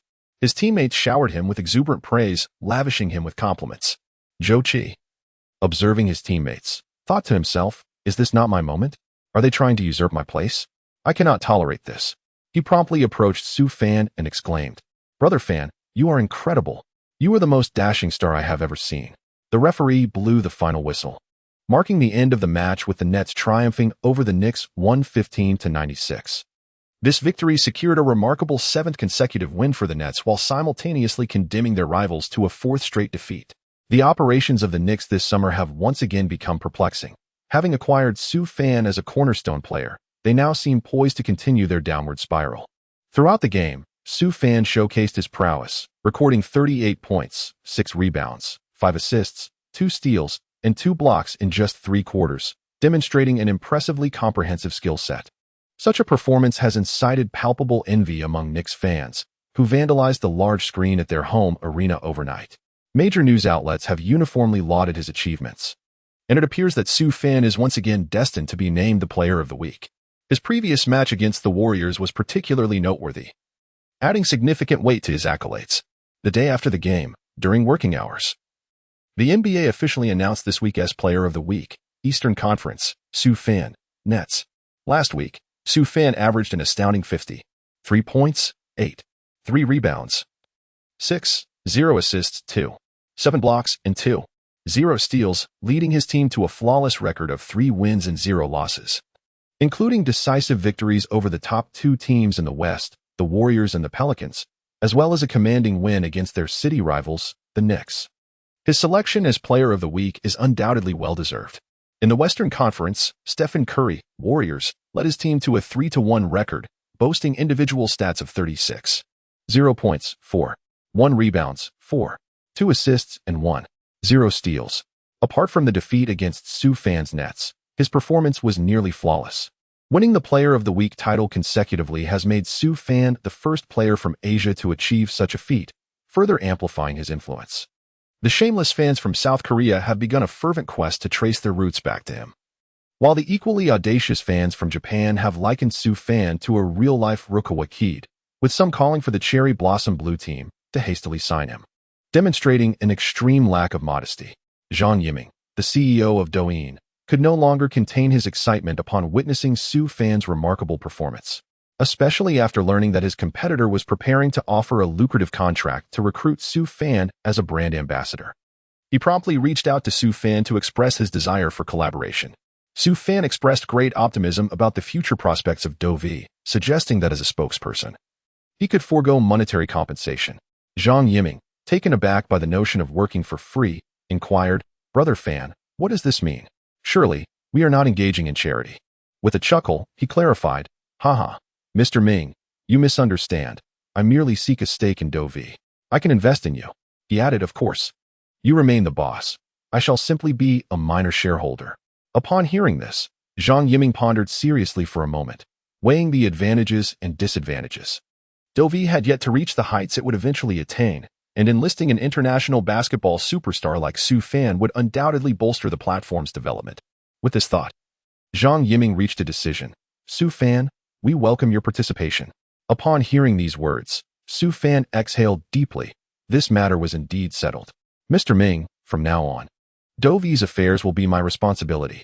That very evening, Douyin officially announced Mr. Su Fan had become the brand's image spokesperson, marking a significant milestone in their ambition to dominate the short video industry. With Douyin already beginning to shine, the partnership with the immensely popular Su Fan proved to be a formidable alliance. However, shortly after the signing celebration, the following day, the Nets faced the Pistons at home, boasting a record of 4 wins and 2 losses and positioned 5th in the Eastern Conference. As everyone anticipated an easy victory for the Nets, who had achieved an impressive 7-0 start to the season, the outcome was shocking. The Nets faltered, losing 108-120 to the Pistons, a disappointing defeat by 12 points.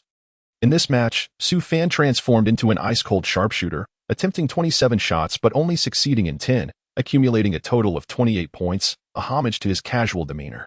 Due to Su Fan's lackluster performance, the entire Nets team also struggled offensively. On the Pistons side, Griffin delivered a commendable effort with 25 points and 9 rebounds, while Drummond achieved an impressive double-double with 24 points and 23 rebounds. Both players decisively overwhelmed the Nets' interior defense. After the game, Certain media outlets seized upon Su Fan's performance to launch a barrage of criticism. They denounced his selfish play style, noting that with 27 attempts yielding only 28 points, he averaged a mere point per shot. Where has the once promising rookie's magic vanished? The Nets' favorable schedule has come to an end, and Su Fan is now facing the reality of being an undrafted talent. Some journalists have also commented that Su Fan has encountered the rookie wall. Should he fail to overcome this challenge, he may face nothing more than a fleeting moment of brilliance. Meanwhile, Adidas took to their official site to mock their rival Nike, stating, "Look, Parker, you're getting old. It's time to step aside." In the next match, Su Fan will face his former team, the Rockets. Chapter 68. Engaging in casual conversation and supporting each other during a delightful holiday. With 27 shots resulting in 28 points, even Kobe in Los Angeles found it amusing. Publicly endorsing Su Fan on Twitter. Sometimes, ordinary people cannot comprehend our unwavering belief in the necessity of scoring. At that moment, Su Fan, lounging at home while scrolling through Twitter, was utterly astonished. His mentor had genuinely given him a thumbs up. Countless spectators flocked to Su Fan's social media account to leave comments. "Hey man," a mutual admiration between fellow craftsmen. Following this, the Nets will enjoy a 3-day hiatus before their next game. Su Fan, fortunate to have a rare short holiday, spent the first day enjoying a leisurely morning with Lu Ying. They began by preparing and savoring breakfast together before indulging in television and gaming in the living room. At noon, they cooked a delightful meal, relishing the fruits of their labor, during which Su Fan also invited Lu Ying to taste some fresh, pure milk. In the afternoon, they decided to take a stroll, wandering through the mall with an exuberant spirit of shopping. The evening culminated in a movie, followed by a deep dive into academic discussions, marking a day filled with fulfillment. On the second day, Su Fan headed to the team for training. Despite the absence of a game, training remained imperative. The upcoming match was against the Houston Rockets, last season's reigning champions. Their star player, James Harden, is renowned as an extraordinary scorer and playmaker, acknowledged as one of the greatest two-way guards in NBA history. During training that day, the team primarily focused on defensive strategies against the formidable Harden. This season, Chris Paul's performance had been lackluster, transforming their dual-core strategy into a single-core predicament, leaving Harden to shoulder the burden. As of now, the Rockets had managed only one victory against 5 defeats, a stark contrast to their championship status last season, now seemingly on a downward spiral. In contrast, under Su Fan's leadership, the Nets boasted an impressive record of 7 wins and 1 loss, standing at the pinnacle of the league. The adage "no comparison, no harm" rang true. Rumors circulated that team owner Fetty was contemplating the dismissal of general manager Morey, as poor performance often necessitates a scapegoat. It was evident that Morey, who had let Su Fan go, signed Paul, and released Ariza, had become the primary target for blame. The ruthless nature of capital was undeniable, and Morey seemingly deserved his fate. After a grueling day of training, Su Fan was in the locker room changing clothes when Coach Lu approached him, patting him on the shoulder with genuine concern. "Su, there's been a lot of chatter about you online lately, but don't put too much pressure on yourself." Hearing this warmed Su Fan's heart. It seemed Coach Lu was ready to offer him some comforting words. He continued, "As long as you are on the court, just focus on being yourself. Whether you shoot 27 times or even 40, I believe it's completely fine." The trust and support from Coach Lu were immensely reassuring. Having a coach like him, who granted his stars the freedom to shine, was undoubtedly a blessing. The thought of encountering a coach like Popovich, who enforced egalitarianism and discouraged standout personal statistics, was unbearable. With a smile, Su Fan replied, "Coach, you can rest assured. I am well aware of the integrity of certain journalists. They possess an insatiable penchant for sensationalism and creating controversies from nothing. Once I step onto the field, my sole focus must be on immersing myself in the game, undistracted by the cacophony of external noise." Upon hearing such resolute and confident words, Coach Lu nodded in satisfaction, gently patting my back once more as a sign of appreciation and encouragement before turning to leave the locker room. Before long, Su Fan had changed into his attire. Just then, a melodious and crisp voice echoed through the air as Su Fan calmly retrieved a brand new Huawei phone from his pocket. To his surprise, the caller ID revealed it was none other than James Harden. Without hesitation, he pressed the answer button. "Su, I've already flown to Brooklyn. Where are you now?" "Oh, I'm at the Barclays Center. Dinga. Haha, that's splendid. I'll head over to find you right away. Wait for me." With that, the other party hastily ended the call. Su Fan shook his head in resignation, recognizing that the big bearded man was, as always, eager for a night of revelry. Shortly thereafter, Su Fan arrived at the Barclays Center in a sleek Porsche sports car, just in time to spot a jubilant James Harden. Upon their meeting, Su Fan greeted him warmly and invited Harden into the car. "Su, you do realize this is your home turf. Tonight, we must celebrate and unwind," Harden declared, a mischievous grin spreading across his face. "All right, since you insist, how could I possibly refuse?" Su Fan replied with a smile. With that, he pressed the accelerator, and the car surged forward. As they drove, Harden admired the exclusive Porsche, chuckling, "Su, you've really made it. This is all thanks to your support, Dunga." Su Fan replied, "Haha, you cheeky lad. This is all a result of your own hard work." Harden mused, gazing out at the New York skyline. "Honestly, I find myself reminiscing about the moments we battled side by side in the finals." As night fell and the city lights began to twinkle, New York's vibrant nightlife was unmatched by anything Houston could offer. Su Fan first took Harden to a luxurious five-star hotel for dinner, and then they proceeded to one of New York's opulent nightclubs, Marquee, New York. Upon their arrival, it seemed as though Harden's very essence had been invigorated. With the pulsating rhythm of the music, he eagerly dashed to the center of the dance floor, engaging in lively dance with a voluptuous woman. Observing this, Su Fan could not help but mutter under his breath, "With the opposite sex, he forsakes his humanity." Just then, a melodious chime rang out behind him. "Are you Su Fan?" Upon hearing the voice, Su Fan turned around in mild confusion, lowering his gaze to find a stunningly attractive woman standing before him. Her long, slender legs, illuminated by the vibrant lights, appeared exceptionally alluring, compelling one to steal a few more glances.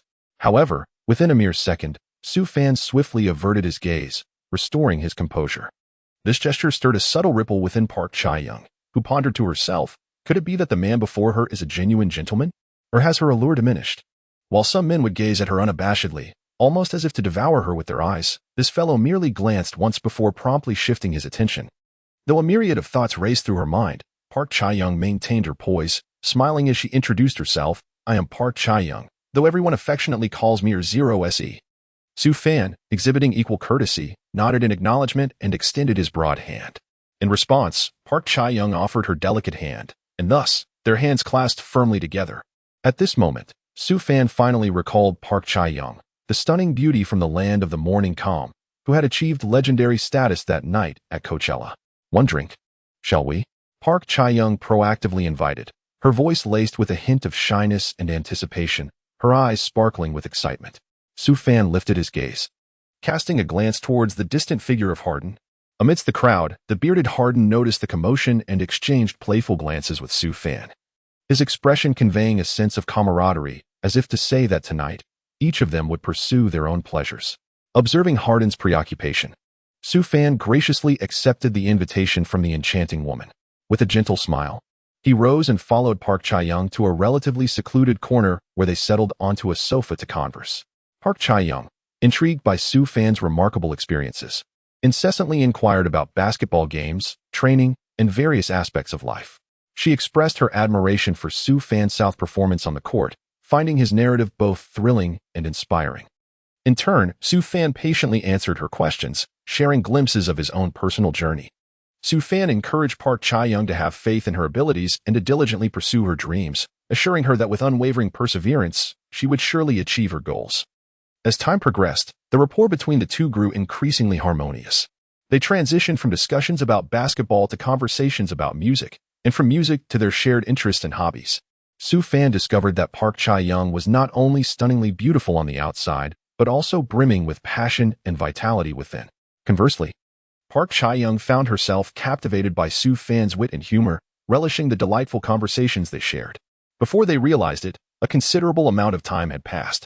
The two then rose to leave the nightclub and strolled together through the streets of New York.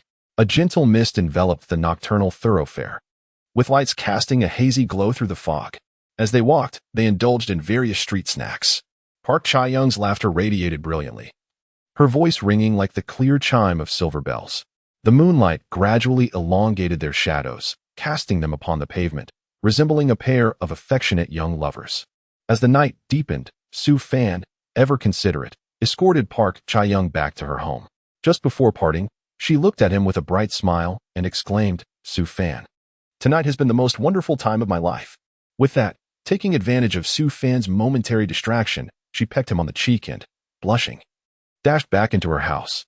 Alone under the night sky, Su Fan touched his cheek, muttering to himself, "Damn it, I was just kissed unexpectedly." On November 2nd, in the United States, at the Barclays Center Arena, the anticipated regular season game between the Nets and the Rockets was set to commence. Both teams were fervently yearning for a victory. The Rockets desperately sought to end their losing streak, while the Nets aimed to prove that they were not merely a fleeting phenomenon. Su Fan, too, needed to demonstrate that he remained a reliable superstar rather than just a role player fading into obscurity. This match was crucial for both sides. The starting lineups were as follows: Brooklyn Nets, D'Angelo Russell, point guard; Karis LeVert, shooting guard; Su Fan, small forward; DeMar Carroll, power forward; Jared Allen, center. Houston Rockets, Chris Paul, point guard; James Harden, shooting guard; Carmelo Anthony, small forward; P.J. Tucker, power forward; Clint Capella, center. Before the game began, during the warm-up phase, Su Fan made his way to the Rockets bench to greet some old teammates. "Hey, brother." Tucker greeted Su Fan with an enthusiastic bear hug, while Capella approached to celebrate with a high five. As for the bearded Harden, he exchanged a friendly gesture of camaraderie. Everything seemed unchanged, except for the jersey adorning Su Fan, now belonging to a different team. Meanwhile, Chris Paul quietly engaged in shooting practice, seemingly oblivious to Su Fan's presence. Observing this, Su Fan remained indifferent. Recognizing that each person has their own aspirations, everyone understands the essence of Paul's character, self-serving. However, this does not overshadow his fervent desire for victory. In the end, D'Antoni came over to offer his congratulations, exclaiming, "Well done, Su. You are now a bona fide superstar. Haha, all thanks to your excellent guidance." Su Fan humbly downplayed his achievements. However, Deshuai shook his head with a smile, remarking, "I have always recognized your efforts. The success you have attained today is a testament to your hard work. Keep pushing forward, Su. I firmly believe you will astonish the entire league in the future." Amidst this amiable exchange, the highly anticipated showdown between the teams commenced. The ever-attentive Penguin live broadcast certainly would not miss tonight's game, featuring commentators Yong E and Sukun, one a fan of the Warriors and the other of the Lakers. Chapter 70, a thrilling encounter with the perplexed Rockets. Both team starters approached the center line for the tip-off. With a resounding smack, Allen leaped high, tapping the basketball above Capella's head. The spotlighted clash officially began. Russell swiftly dribbled past half-court, delivering the ball to Su Fan.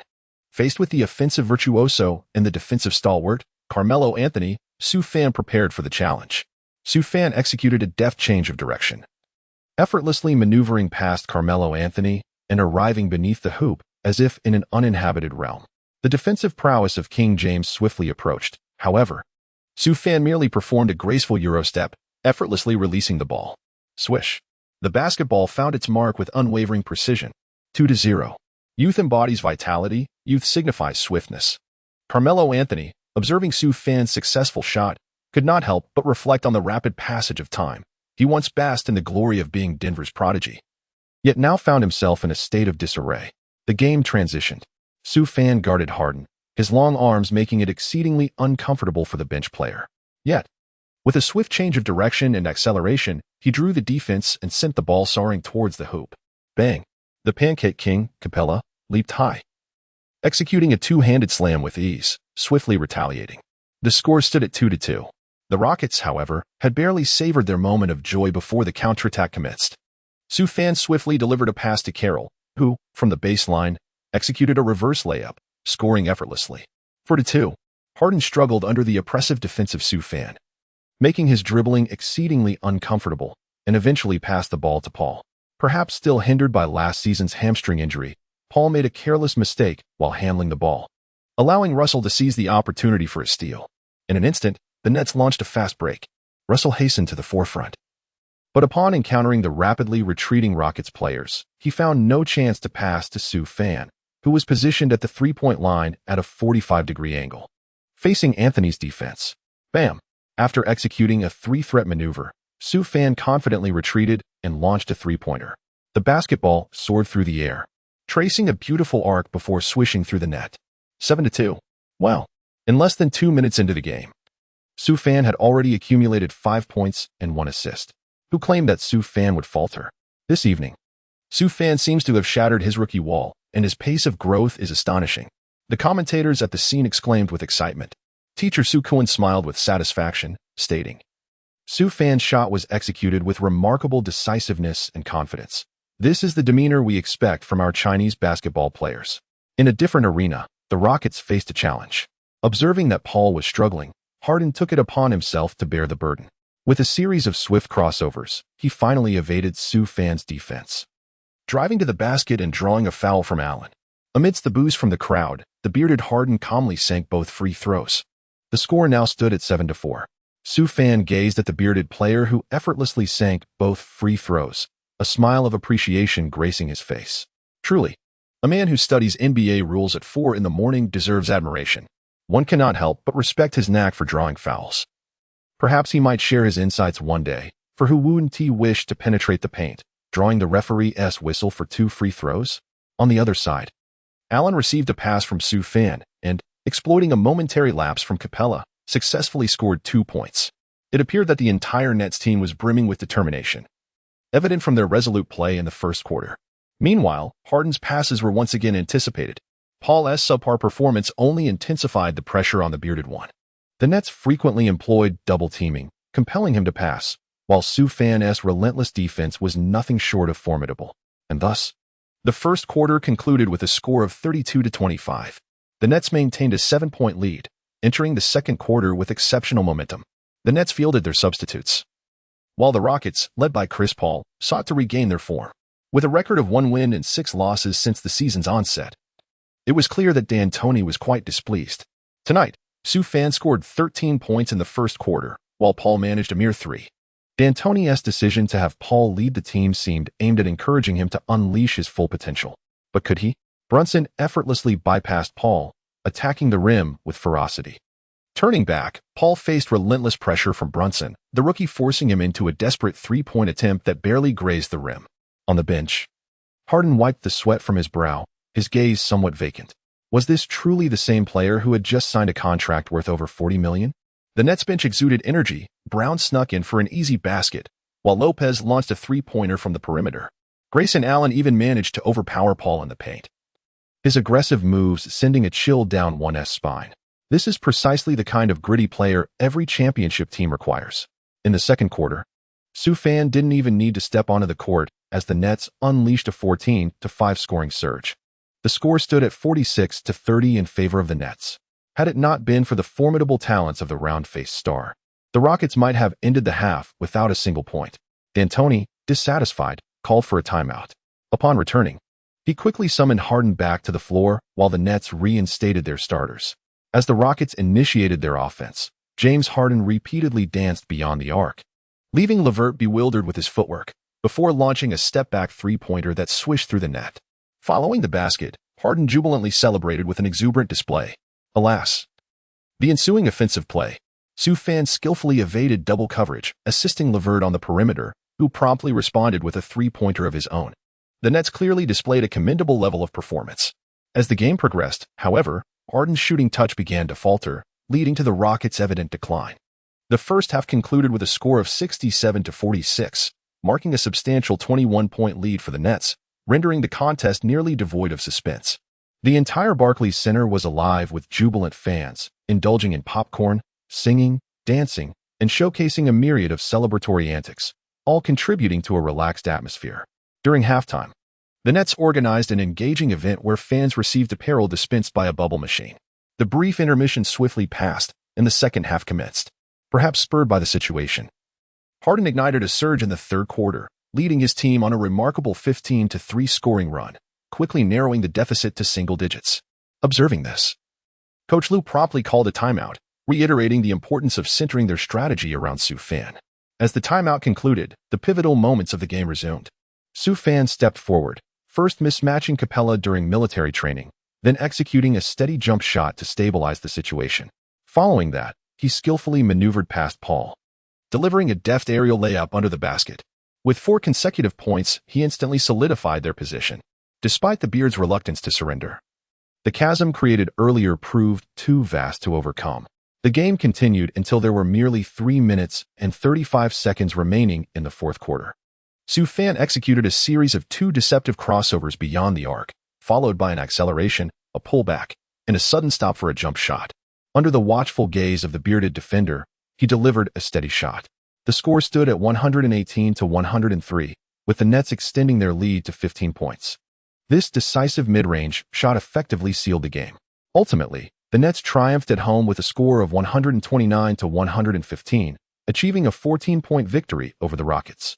Following their previous defeat, they secured a comfortable win on their home turf, handing their opponents their 7th loss of the season. What lies ahead for last season's reigning champions? Chapter 71.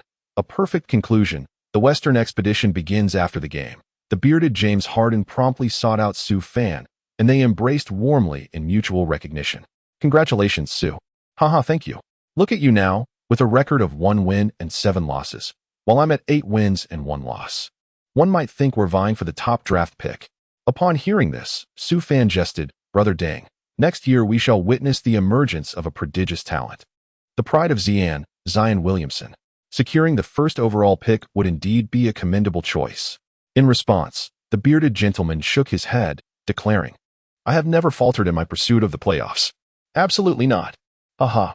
Su Fan remained unfazed. For it was clear that the Rockets would not succumb to mediocrity this season. Once Paul and Capella were sidelined due to injuries, the emergence of the formidable Rockets would be inevitable. After a heartfelt embrace between the players, both teams retreated through the tunnel back to their locker rooms. This evening, following a previous lackluster performance, Su Fan dazzled with a remarkable tally of 37 points, 11 rebounds, 4 assists, 1 steal, and 1 block. His outstanding double-double display silenced all skepticism. Those critics would do well to keep their silence. This match also ignited a wave of elation among the concerned employees of Nike. Su Fan is not merely a fleeting phenomenon. He possesses genuine prowess. Upon this realization, the executives at Nike have begun to urge their production lines to work overtime in crafting Su Fan's Christmas sneakers. Concurrently, F0X Sports published an article declaring, a battle that dispels doubts, the league's most formidable new star is since. ABC Radio remarked, the NBA once again experiences a surge of Chinese influence. FW Sports noted, Su Fan faces his former team, delivering a commanding performance with 37 points and a double-double, showing no mercy. ESN reported, Chris Paul, with a mere 9 points, 5 assists, and 3 rebounds, appears lost once more. What lies ahead for the Rockets and Harden? Some journalists have even exclaimed in astonishment, wondering if Su Fan is poised to claim the title of Player of the Week once again. A third consecutive accolade would indeed be astonishing. Such explosive performances by Su Fan have drawn even greater attention from the public. At this moment, in the White House, Ivanka Trump gazes at Su Fan's Instagram, captivated by his photos showcasing his chiseled physique and 8-pack abs, and cannot help but hit the follow button. Following the contest against the Rockets, the Nets are set to embark on a series of relatively easy and delightful matchups against the 76ers and the Suns. At that time, the towering Joel Embiid and Devin Booker have yet to reach their potential. Su Fan delivered a resounding lesson to the wrestling enthusiast, the Emperor, executing a stunning dunk that sent him sprawling to the ground. The Brooklyn Nets triumphed over the Philadelphia 76ers with a decisive score of 122-97, a 25-point victory. Following this, at the Barclays Center, the Nets prepared to face their final home opponent, the Phoenix Suns. The players were undoubtedly eager to conclude their home games with a victory before embarking on their journey westward. The starting lineups for the two teams were as follows: Brooklyn Nets, D'Angelo Russell, point guard; Karis LeVert, shooting guard; Su Fan, small forward; DeMar Carroll, power forward; Jared Allen, center. Phoenix Suns, Isaiah Canaan, point guard; Devin Booker, shooting guard; Trevor Ariza, small forward; Ryan Anderson, power forward; DeAndre Ayton, center. This evening, Kendall Jenner was also present at the game, capturing the attention of Booker, who was focused on his training. Unfortunately, the affection was unreciprocated.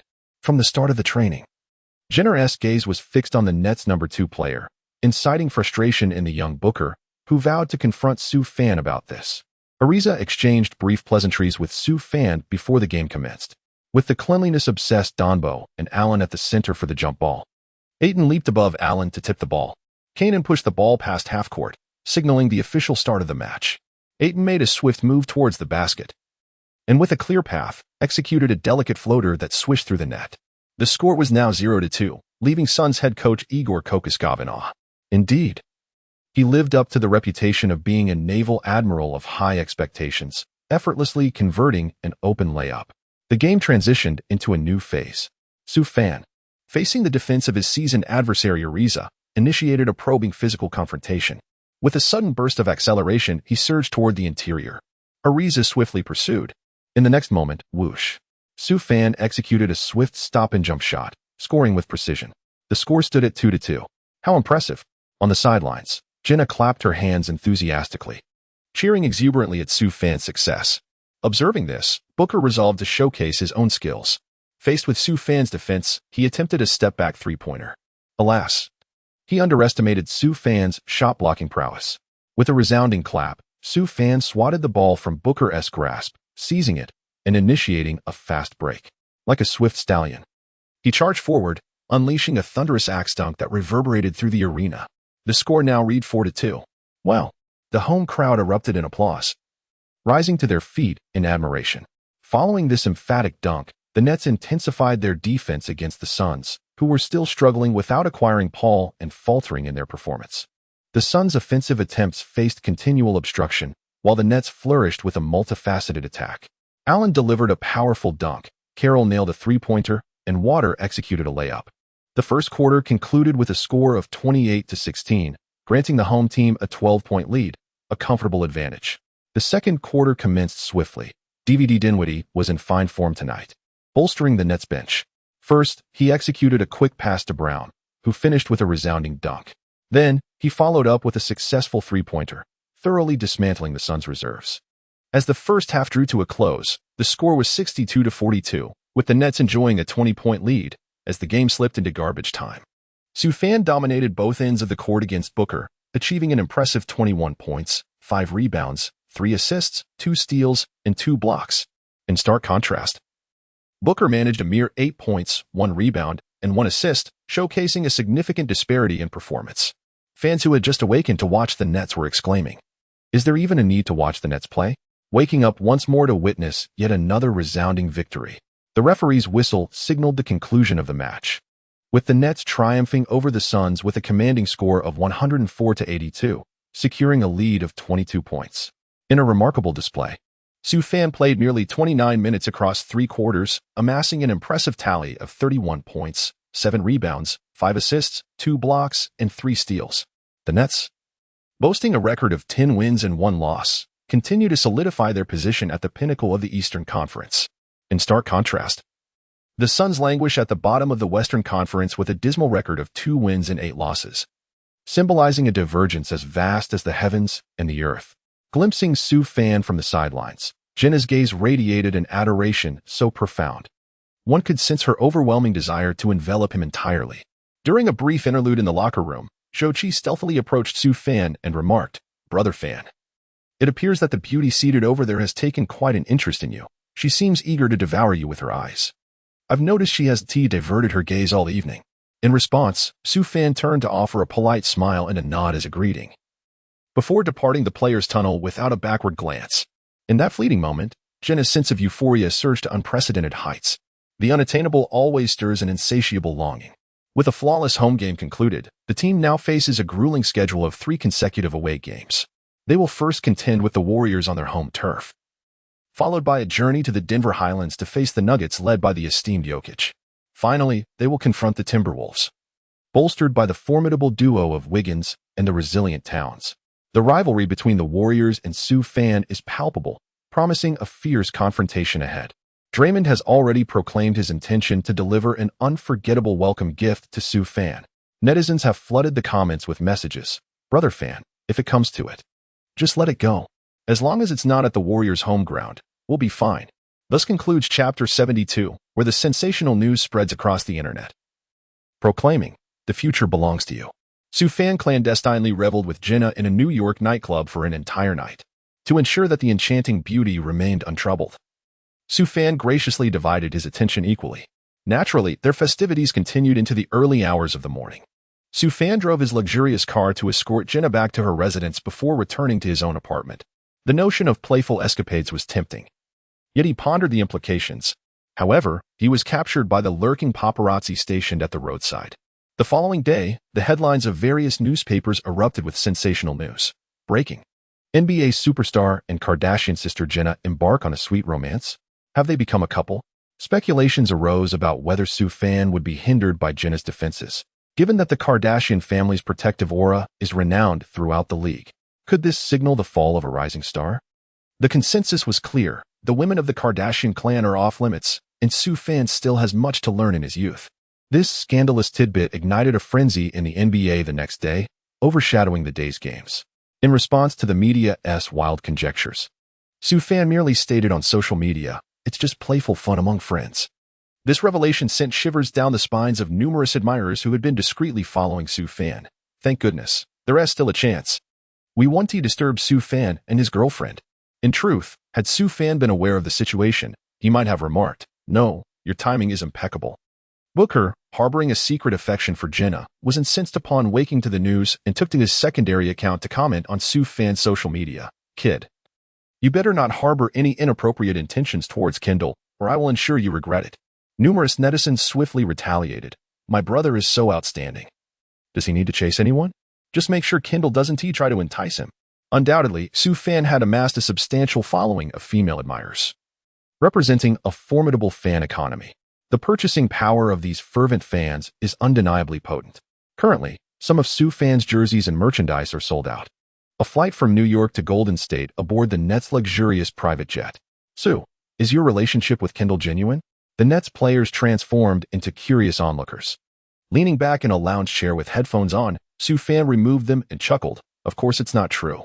We merely shared a couple of drinks. In truth, I must admit, Kendall's figure is quite impressive. She would be a fine catch, brother Fan." The mischievous Brown smirked. "Indeed, I believe it could be possible, given your charm." "Sue," Carroll remarked. Sue Fan shook his head, donned his headphones, and remarked softly, "At present, I have little in the way of thoughts. I wish to devote all my energy to basketball. The championship title is my sole aspiration." Sue Fan reclined, closed his eyes, and began to cultivate his spirit. Coach Lue quietly exhaled in relief. Fortunately, if Sue Fan had failed to break through Jenna's relentless defense, the fate of his team would have been dire. Meanwhile, the players of the Nets expressed a certain admiration for Sue Fan, young and affluent, yet so disciplined. Many athletes, upon suddenly acquiring wealth, succumb to vice, indulging in drugs and other destructive behaviors. In Oakland, within the training facility, the entire Warriors team was engrossed in rigorous practice, having been humiliated in their last match. Their frustration was palpable. This time, in their home arena, the Oracle Arena, they were determined to redeem themselves. Durant, silently honing his three-point shooting in the corner, resolved not to accept defeat again.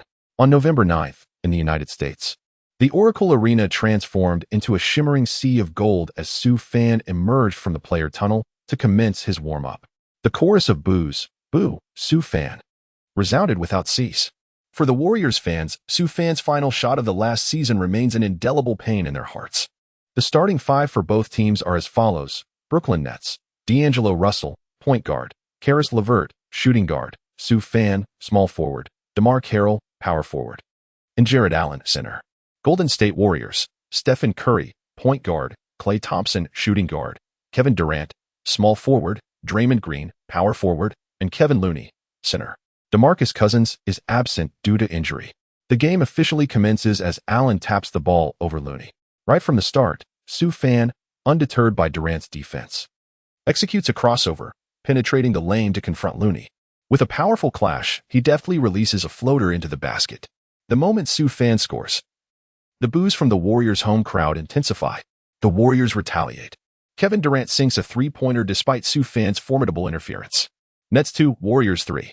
Durant is also back in form. After scoring, he exuberantly pumps his fist, having awaited this moment for far too long. However, the jubilation is short-lived. Curry accelerates, distributing the ball to LeVert. B00M. LeVert executes a thunderous dunk along the baseline. Youth is indeed a blessing. 4-3. Meanwhile, Curry, with the aid of a moving screen from Looney, sinks a three-pointer from beyond the arc. The prodigy is in fine form tonight, and the Splash Brothers are beginning to shine, posing a significant challenge to the Nets' defense. The Warriors' solid performance is causing Coach Luke some concern. If Klay keeps this momentum, the game may not even be necessary. As the saying goes, what one fears often comes to pass. Klay Thompson receives a pass from Green and launches a three-pointer. A radiant beam of light. Swish, a perfect shot. The Warriors explode with a 20-7 run right from the outset, swiftly widening the score gap. In this moment, Sue Fan must concede that the Warriors indeed possess superior strength. His team still has a considerable distance to cover before reaching championship caliber. However, what goes around comes around. Once players like Brunson, Lopez, and Brown mature, the Nets will inevitably evolve into a formidable force. It is worth noting that this year's draft also features promising talents. The future belongs to the Nets, but for now, it remains with the Warriors. The game continues until the final 21 seconds of the fourth quarter.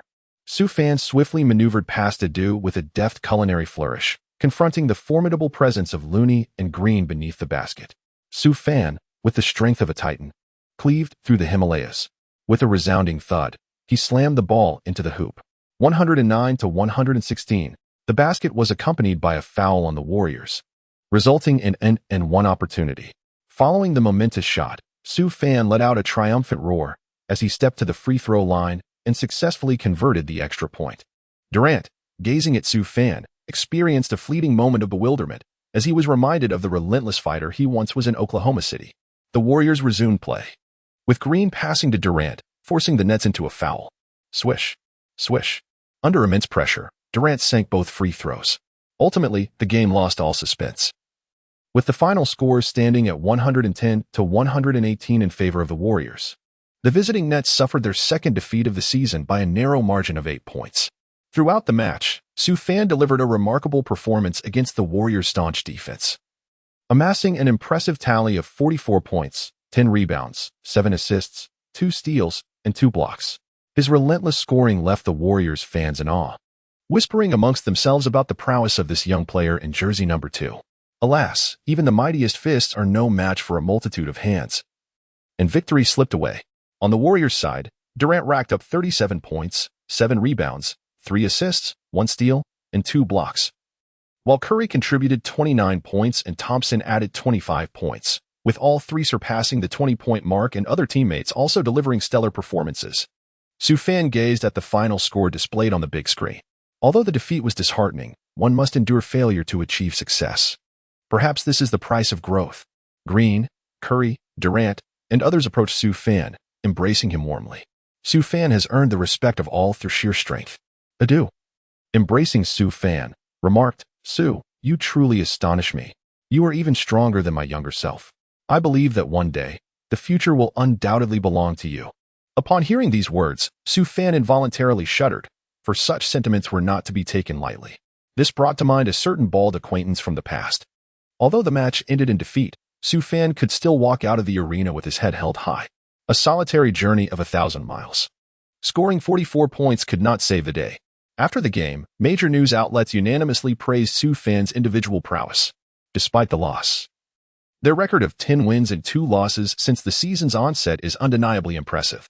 This marks the best start in the history of the Nets, a team not historically affluent. Following their defeat to the Warriors, the Nets wasted no time and immediately boarded a flight to Denver. Their next encounter would take place at the Pepsi Center, where they would face the Nuggets, led by the formidable Jokic. The Denver altitude, a daunting home court. The Nuggets currently rank second in the Western Conference. The upcoming match promises to be a fierce battle. One side is well-rested and in excellent form, while the other is weary from travel. Pre-game predictions from various media outlets overwhelmingly favor the Nuggets, suggesting the Nets are unlikely to triumph and will likely face a significant loss. However, the Nets are not without their own fighting spirit. They possess compelling reasons to strive for victory. Presently, Sue Fan and Jokic are neck and neck at the pinnacle of the MVP rankings, and their rivalry intensifies with each passing game. This clash between them has been heralded as a direct confrontation for the MVP title. For Sue Fan, leading his team to victory in this match would undoubtedly bolster his standing. Consequently, the game has been designated for nationwide broadcast. Who could have anticipated, at the season's commencement, that the Nets would become such a sensation? It is all due to Sue Fan, who has fundamentally transformed the team's character and style. Such influence is exceedingly rare. Even within the vast annals of NBA history, players of Sue Fan's caliber often earn the esteemed title of cornerstone. Serbian Jokic versus Chinese Sue Fan. Two superstars hailing from disparate nations are poised to engage in a fierce MVP contest. The Eastern Conference's top-ranked Nets face off against the Western Conference's second-ranked Nuggets, promising a riveting showdown of titans. From any perspective, this match is bound to drive all fans into a frenzy. With the plane's descent, the entire Nets team has arrived at the Denver Highlands. This dreary locale is rather dull. New York is far more entertaining. Russell couldn't help but comment, "Well, we're just here to play a game, and then we'll be on our way." Dinwiddie chuckled as he patted Russell's backpack. Sue Fan descended from the airplane, clutching his suitcase, and made his way to the team's dedicated vehicle, where he found a spot to recline and began to close his eyes in a bid to rejuvenate. Time was of the essence. Having played yesterday, they were set to fly to Denver that very night. Without adequate rest, the following day would indeed be arduous. As he scrolled through his phone, Sue Fan muttered, "The MV battle?" This direct confrontation regarding the MV is undeniably significant. It is well known that securing it will serve as a crucial reference during the final evaluation phase. To claim indifference towards the MV would be disingenuous. Who does not desire an MV? One may feign lack of concern for the MV, yet one cannot afford to be without it. It is, indeed, the gateway for superstars. With this thought in mind, Sue Fan's gaze grew resolute. The highly anticipated showdown is officially upon us. On November 10th, in Denver's Pepsi Center, the Denver Nuggets will face off against the Brooklyn Nets. This match, which has garnered significant attention, will be broadcast live on Penguin Sports. The clash between the two teams is not only a battle of titans, but also a critical moment in the MVP rankings. In a luxurious villa in Los Angeles, Kelly Cohen reclined on her bed, dressed in light attire. On the table lay several bottles of red wine. Having indulged in the wine, Cohen appeared even more alluring, her every movement exuding charm. "How can I win over that young lad?"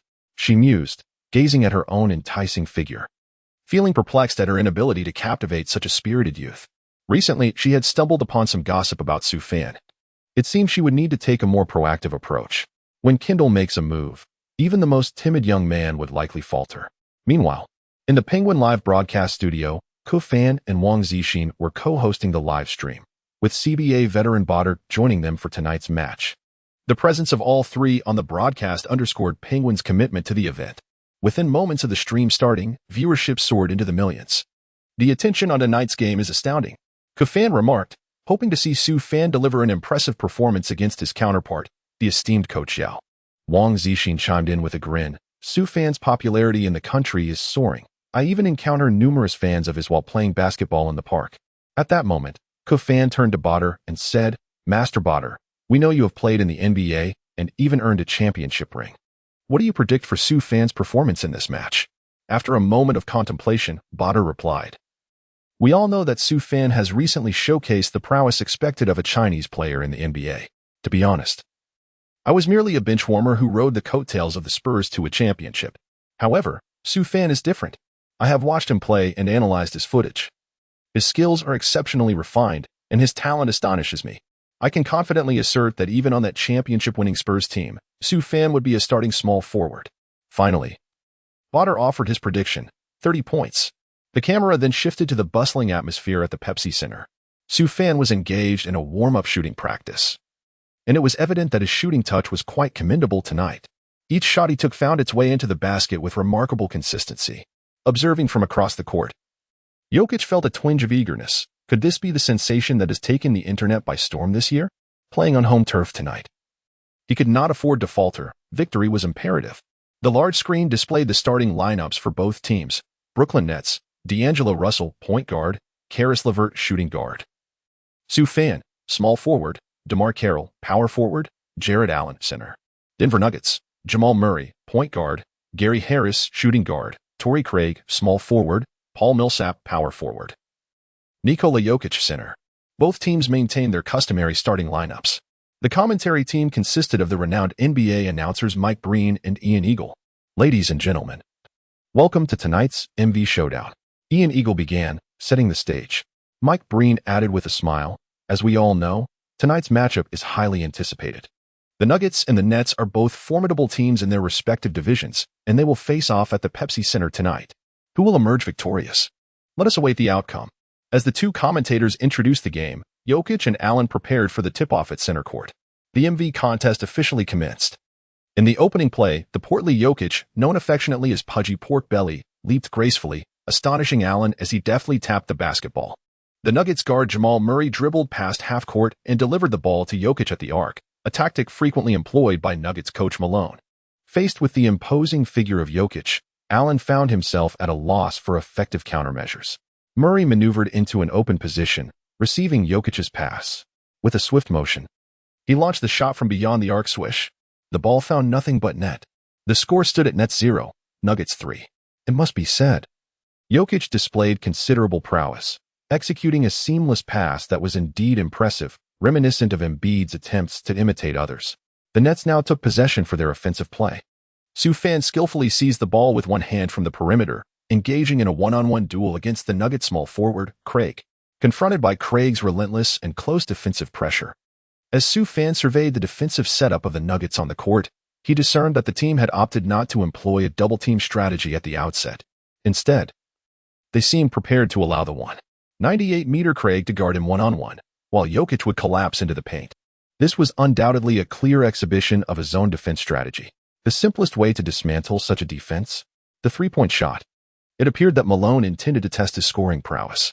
With this thought in mind, Sufjan signaled for Allen to set a pick. Utilizing the screen, Sufjan adeptly exploited Jokic's inability to contest effectively, seizing the opportunity to shoot from the open space. He launched a clean, arcing three-pointer. Swish. It found its mark with precision. 3-3. From the very start, Jokic had become a mere backdrop, and Sufjan executed his shot with remarkable decisiveness. In the Penguin livestream, Kevin was applauding enthusiastically. As the possession shifted, the Nuggets commenced their offensive play. Jokic, still moving at his characteristic slow pace beneath the basket, was unable to be contained. With a graceful hook shot, he scored effortlessly. Swish. 3-5. The offensive maneuvers of this portly fellow who adored Cola were indeed enigmatic. On the other side, Sufjan, unwilling to be outdone, capitalized on Jokic's defensive shortcomings. Another long two-pointer found its way through the net. 5-5. The two MVP contenders quickly found their rhythm at the onset, propelling both teams into a fast-paced offensive exchange under the guidance of their respective leaders. However, it was evident that a rapid tempo was not particularly advantageous for the Nets, who were agile and quick, whereas the Nuggets struggled under the weight of their heavier players. Dragging their excess baggage up and down the court was a significant drain on their stamina. Jokic preferred to methodically grind down defenses. Conversely, the Nets were eager to accelerate the pace, especially with the swift Sufjan on their roster. And there it was. Jokic attempted to post up against Allen, but his footwork seemed sluggish, and his reactions were a beat too slow. Clap. Sufjan seized the opportunity to execute a well-timed double team, successfully intercepting the ball. A swift counterattack ensued. Sufjan, with his feet firmly planted on the wind and firewheels, swiftly dashed towards the front court. Flanking him were Carroll and LeVert, invigorated as if by a surge of adrenaline, soaring in unison. This fast break left the Nuggets players with only Mamba Murray retreating on defense. As Sufjan approached the foul line, he faced Murray's close guard and executed a deceptive pass fake, effortlessly outsmarting the defense. With a deft hesitation dribble, he soared for a layup, effortlessly sending the ball through the hoop. Remarkably, only 6 seconds elapsed from the steal to the score. The defensive counterattack following Su's steal was astonishingly swift. To culminate the play, he delivered a masterful fake before shooting, demonstrating remarkable ingenuity. "I have begun to admire this young lad from Huagua," exclaimed Mike Breen from the commentary booth. Even the Nuggets fans could not deny the sheer elegance of this play. As the possession transitioned, Jokic heightened his alertness, seizing the moment when the Nets double team took shape. He executed an elbow pass to the perimeter where Murray awaited. Faced with an open shot, Murray rose and decisively sank a three-pointer. Following his basket, Murray prepared to celebrate with a bow and arrow gesture. As the Nets initiated their fast break, Sufjan skillfully dribbled the ball from the backcourt to the front, executing a behind-the-back dribble to evade Craig, subsequently drawing in defenders before delivering a precise bounce pass to Allen beneath the basket. Bang! Allen, presented with such a delectable opportunity, seized it without hesitation, executing a powerful two-handed slam dunk. On the sidelines, Nuggets head coach Malone glared at the showboating Murray, reprimanding him sharply. "For heaven's sake. Everyone else is scoring while you're still at half court. What are you flaunting about?" Murray, feeling aggrieved, could only lament the situation. After all, he had finally made a three-pointer, yet celebration seemed out of reach. Jokic, observing Sufjan, was reminded of a fiery red figure, an embodiment of relentless pursuit, reminiscent of the Rockets. In that moment, Jokic wished fervently for a player like Su Fan on his team. Soon, the first quarter came to a close, with the Nets leading the Nuggets 34-24. Remarkably, the visiting Nets, even on a back-to-back schedule, managed to secure a 10-point advantage as they entered the second quarter. Su Fan achieved an astonishing scoring rate, accumulating 13 points within a single quarter, while also contributing 3 rebounds, 3 assists, 2 steals, and 1 block. In contrast, Teacher Yo managed to score 11 points but committed 3 turnovers. Meanwhile, sitting on the bench, Jokic was already drenched in sweat, as the intensity of this quarter felt akin to that of 2. If Jokic is likened to a walking piece of pork belly, then Su Fan is akin to a flying UFO, soaring through the air with unparalleled agility. Su Fan's breakthrough is swifter than Harden's. However, it is undeniable that the rhythm of the latter is superior. Jokic indeed finds himself in a bit of a predicament. Perhaps only a master like Teacher Song could truly test Su Fan's defense in such circumstances. If you give him space, he will shoot. If you defend closely, he will still score, and with considerable depth. The second quarter commenced swiftly, with both teams fielding their substitutes. Perhaps influenced by altitude sickness, the Nets players initially appeared disoriented, akin to headless flies. On the other hand, Michael Porter Jr. executed a series of drives and shots, gradually narrowing the gap in the score. When the deficit shrank to a mere 3 points, Coach Lue called a timely timeout. He swiftly altered the strategy, instructing Joe Harris to unleash his shooting. As for DeAndre Jordan, he too was given the freedom to operate. This adjustment invigorated the Nets. Brunson aggressively penetrated the paint, drawing fouls and converting both free throws, signaling the start of a counterattack. Joe Harris also nailed a three-pointer. This continued until there were 6 minutes and 11 seconds remaining in the second quarter.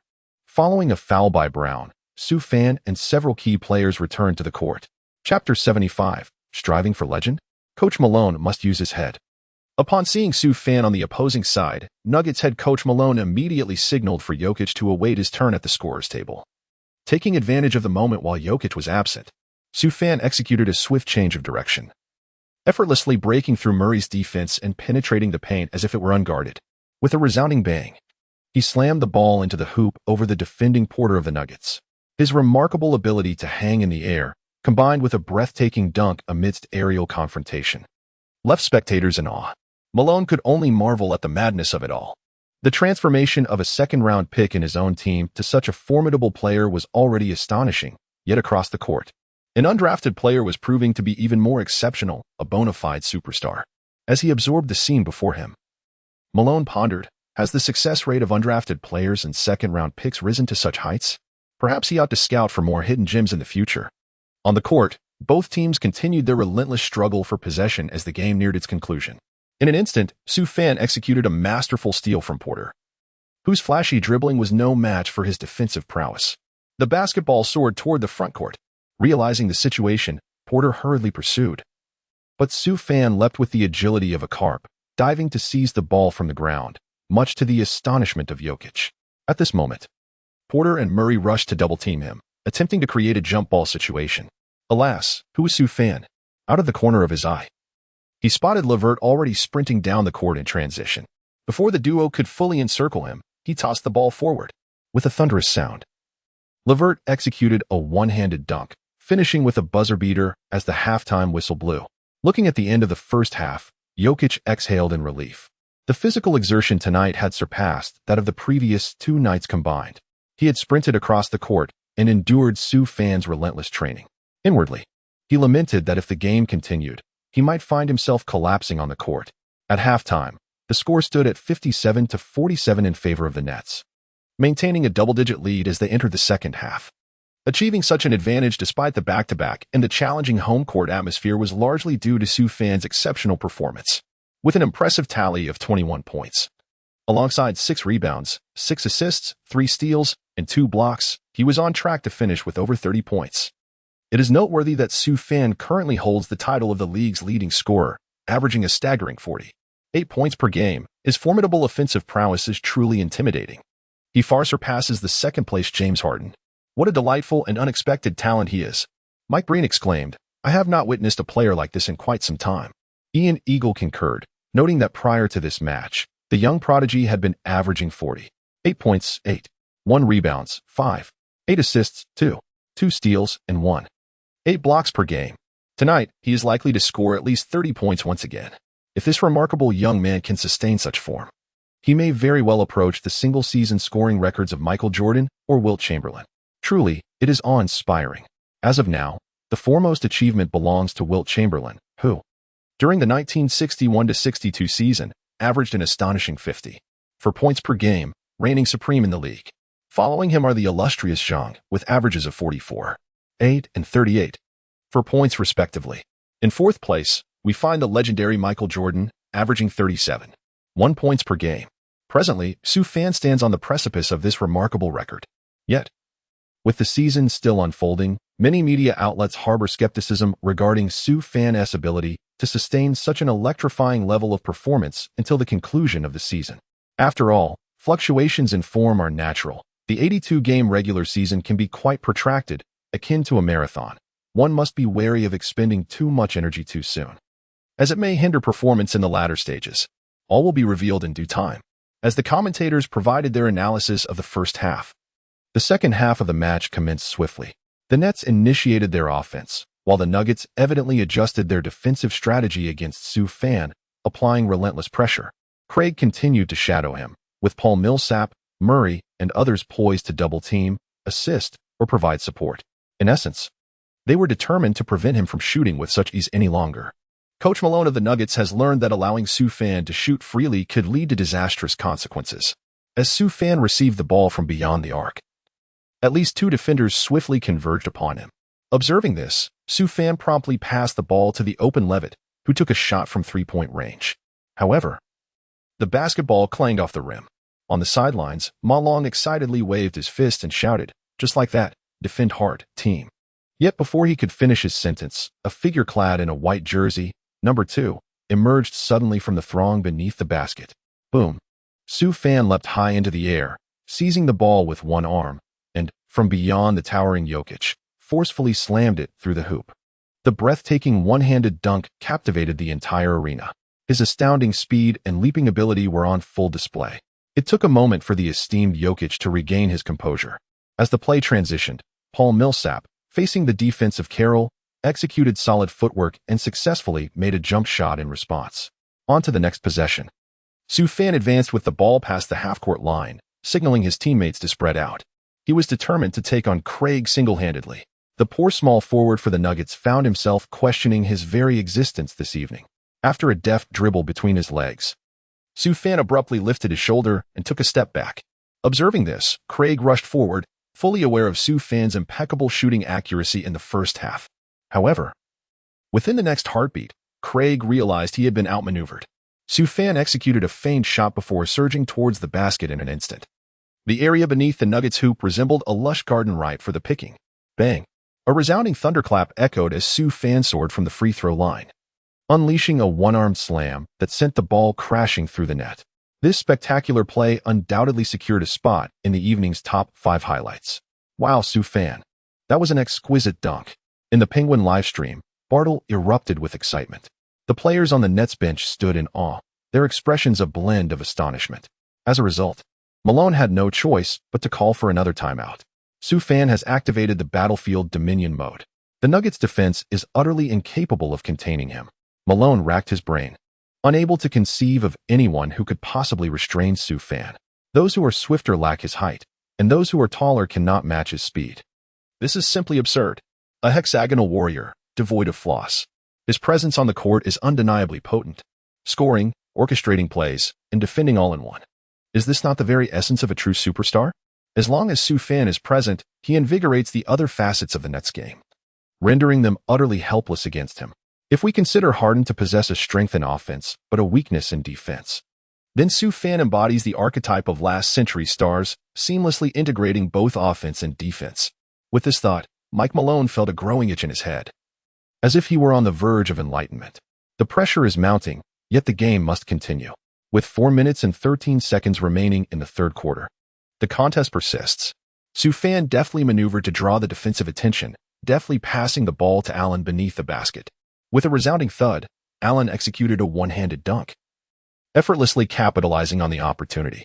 Jokic, witnessing this effortless score, felt a pang of frustration, having to labor extensively for a mere 2 points. while the player before him casually secured the same amount. Throughout the third quarter, the Nuggets found themselves increasingly reliant on their star player, Jokic.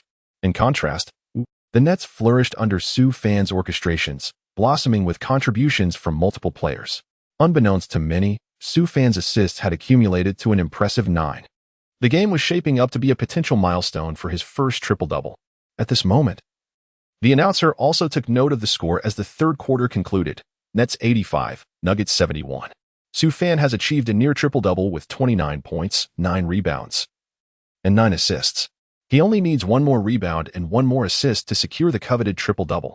Some fans hope that the Nuggets will muster some effort in the fourth quarter and avoid letting the game slip into garbage time too quickly. Fans from Hardwood expressed their eager anticipation. Chapter 76. The block and jersey exchange. The brief intermission has swiftly concluded, and the fourth quarter of the game commences once more. Murray leads the Nuggets bench into battle. Perhaps unwilling to suffer an embarrassing defeat in front of their home crowd, the Kobe Murray astonishingly sinks a series of challenging three-pointers, preserving the suspense of the match. With only 6 minutes and 18 seconds remaining in the fourth quarter, the Nuggets have narrowed the gap to a mere 7 points. At this moment, Sue Fan returns to take charge of the game. The audience from Hardwood has begun to feel the tension for Sue Fan's first career triple-double. As the Nuggets advance, Jokic makes a couple of moves to draw the defense, passing the ball to the on-fire Murray in the fourth quarter. With confidence, Murray rises for a soft floater, but alas, the self-assured Murray fails to notice a figure stealthily approaching from his side. Get down! With a thunderous roar, Sue Fan suddenly surged forth, executing a breathtaking block that sent Murray's shot crashing to the ground. Instantly, chaos engulfed the court.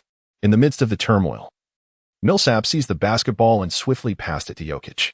Jokic, asserting his position, performed an astonishingly agile spin before releasing a bank shot. Just as Jokic prepared to celebrate with confidence, a sharp sound echoed, snap. In the very next moment, Sue Fan, having just landed and leaped again as if propelled by springs, soared into the air without the slightest need for a pause. He snatched the basketball from the sky, this time with even greater ferocity, blocking Jokic's shot midair. The rapid succession of leaping and swatting left the Nuggets players utterly bewildered, causing them to momentarily forget their defensive duties. Russell was already breaking away down the court. At the opportune moment, Sue Fan executed a long throw to Waterla, the quarterback. With effortless grace, Waterla completed a 3-step layup, sending the ball through the hoop. In an instant, the point differential was once again extended to 9.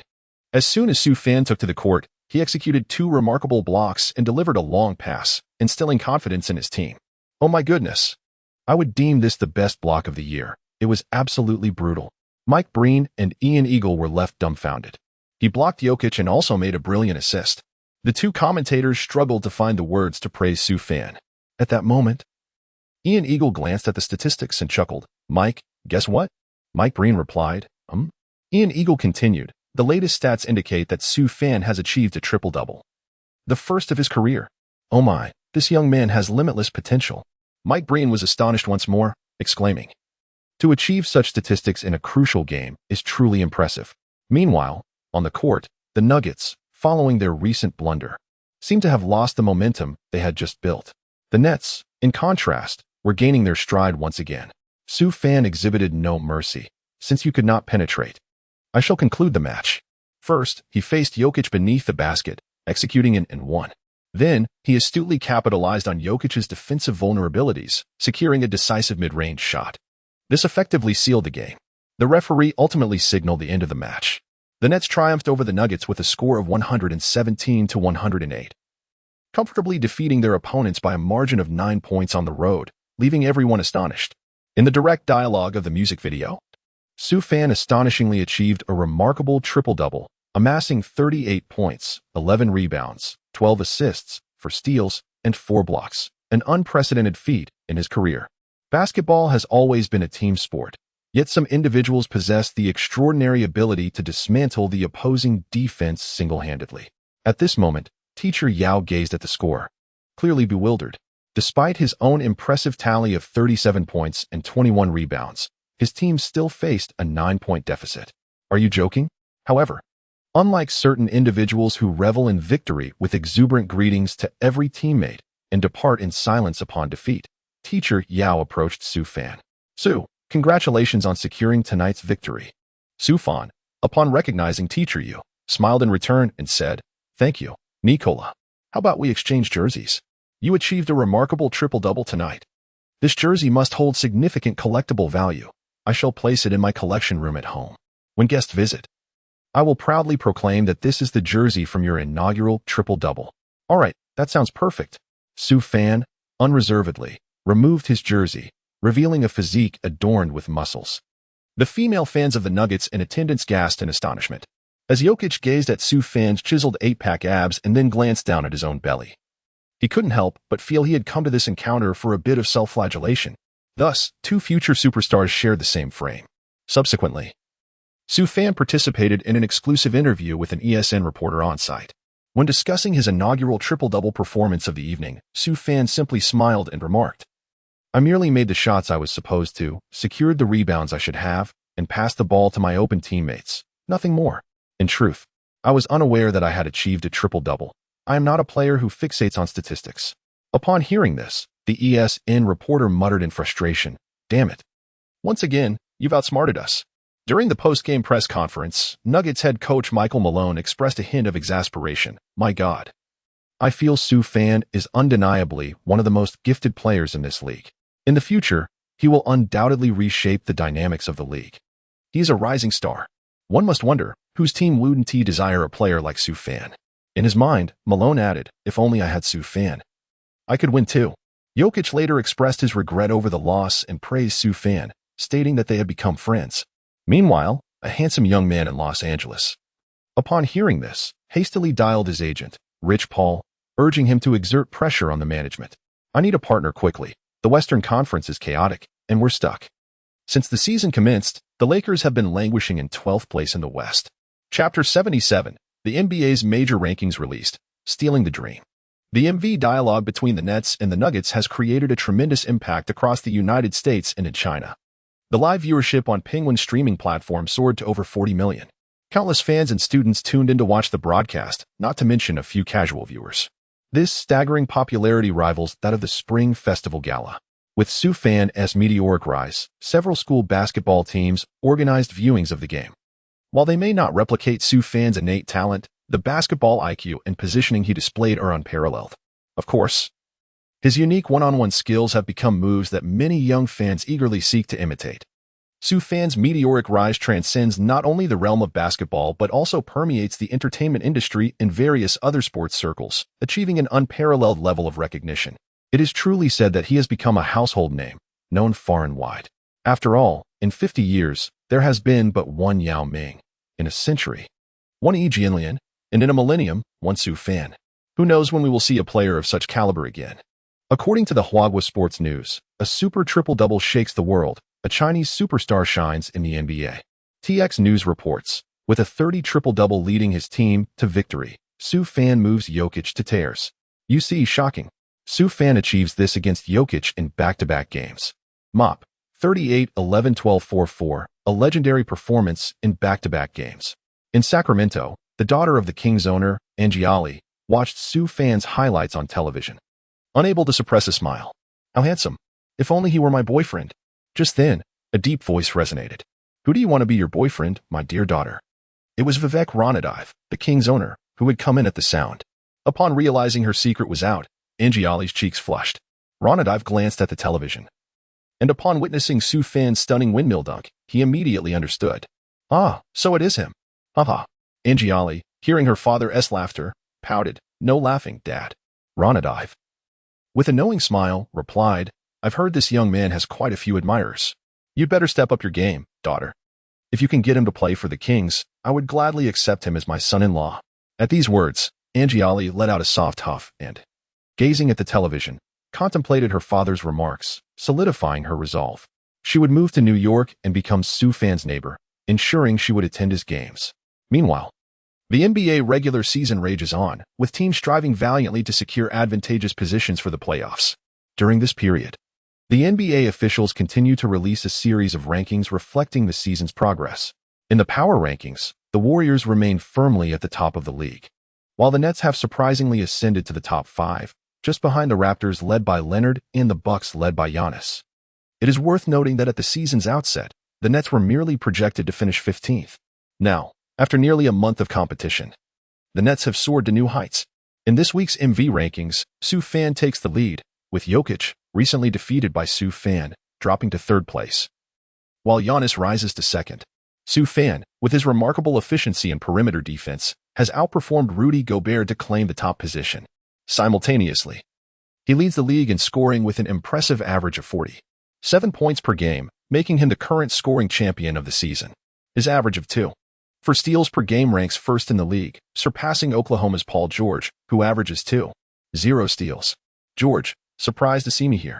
Additionally, Sue Fan's average of 2.0 blocks places him third in the league, trailing only Turner's 2.7 blocks and Gobert's 2.3 blocks.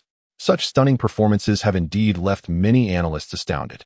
Predictions made prior to the regular season have been thoroughly debunked, leaving some faces quite bruised. Some team executives are undoubtedly regretting their choices, realizing that with Sue Fan's prowess, there was no need to pursue LeBron James. They should be lining up to welcome Sue Fan back as the leader. Shortly after the conclusion of tonight's game, the Houston Rockets officially announced the dismissal of their general manager, Daryl Morey. With a current record of just 3 wins and 8 losses, the Rockets find themselves ranked 14th in the Western Conference, particularly if they had retained Sue Fan, who commands a contract exceeding $40 million. The team could have soared to new heights. Morey's series of questionable decisions have incited immense fury from Rockets owner Tillman Fertitta, who has faced ridicule at family gatherings and among NBA team owners, being labeled as the most disastrous and foolish choice of the century. Furthermore, certain media outlets have deemed the Rockets' decision to let Sue Fan go as one of the worst in NBA history, comparable to Portland's miss on Jordan. Ultimately, the blame for this fiasco squarely falls on Morey.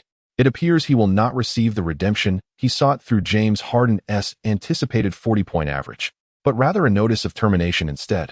Nevertheless, Morey remains a formidable figure. Just as he faces unemployment, the Philadelphia 76ers have already announced his hiring as a consultant.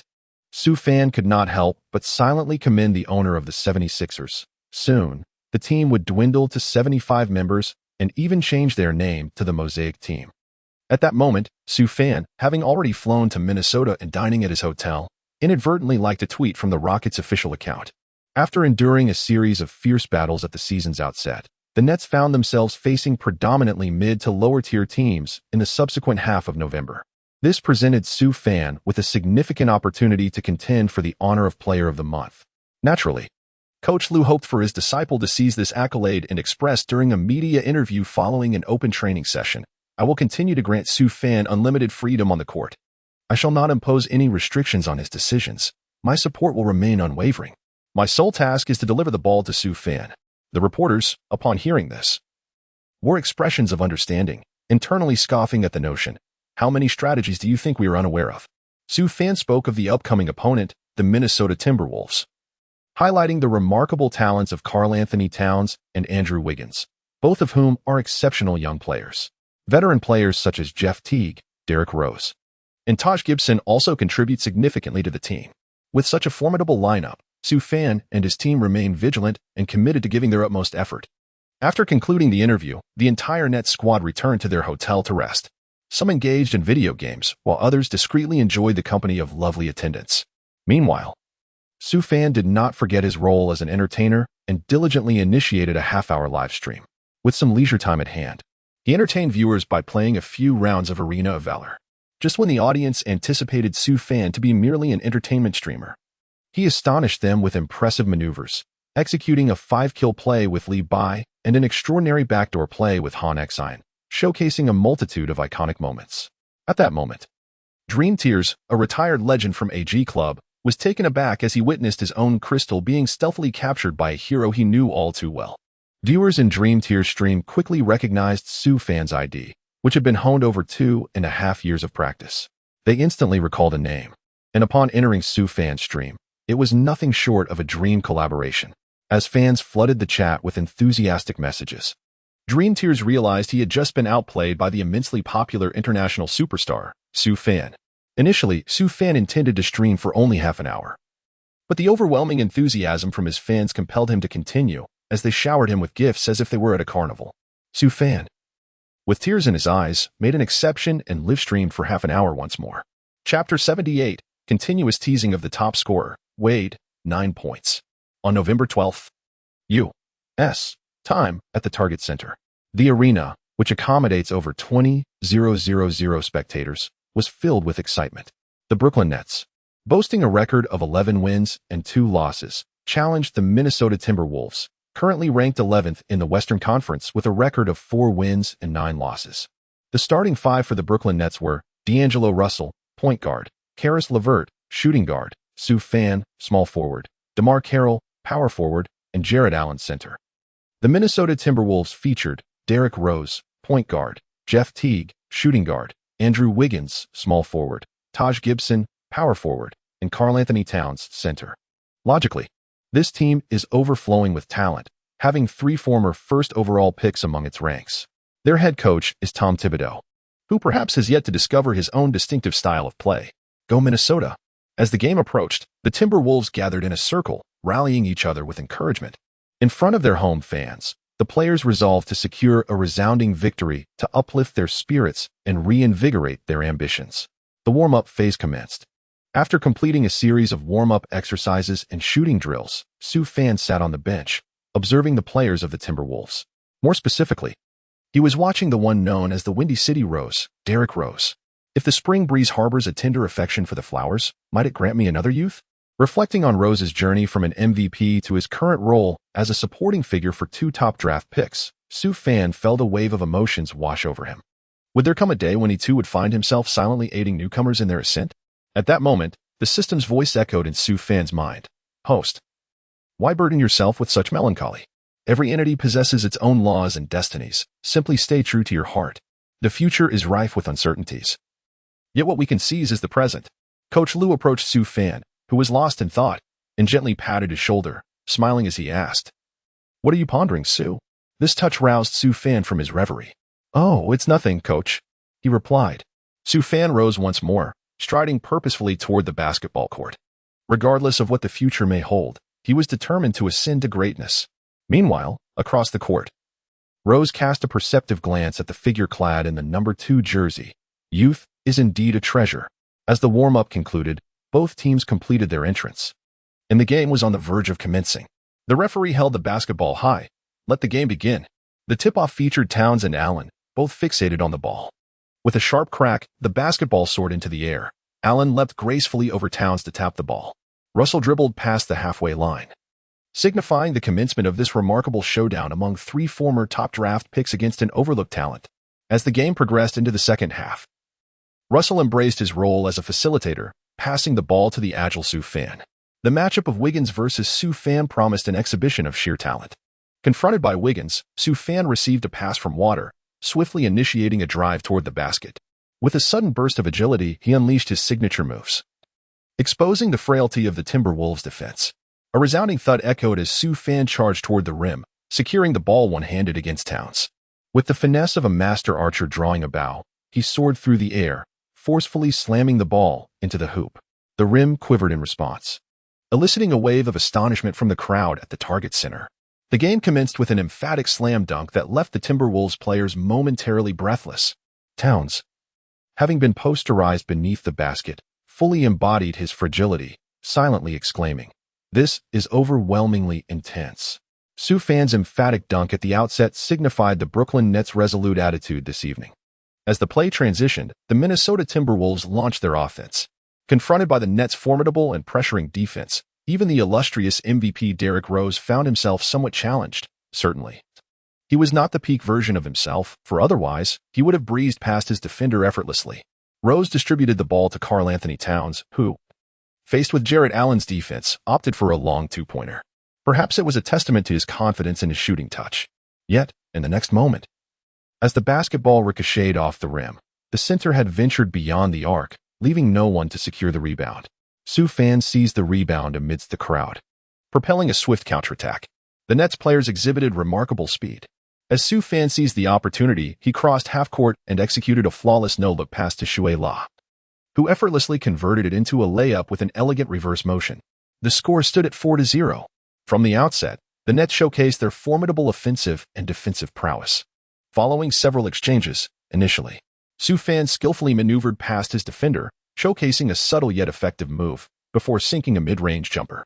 He then proceeded to deliver a series of 3 consecutive blows to Wiggins, demonstrating the sheer dominance of innate talent. One wonders if Kawhi will abandon his thermos tonight. An astonishing 11-0 lead.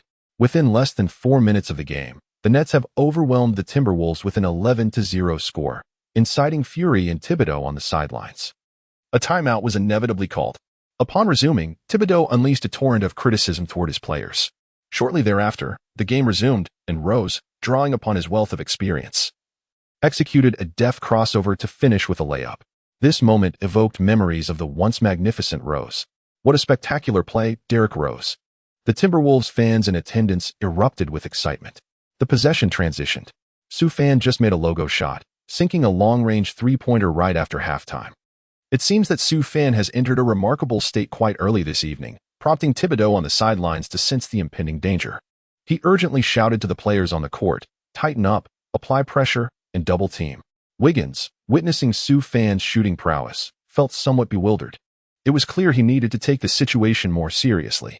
As the Mouth brother contemplated various ways to demonstrate his superiority to Sue Fan, a sudden miscommunication occurred, resulting in another turnover for the Timberwolves.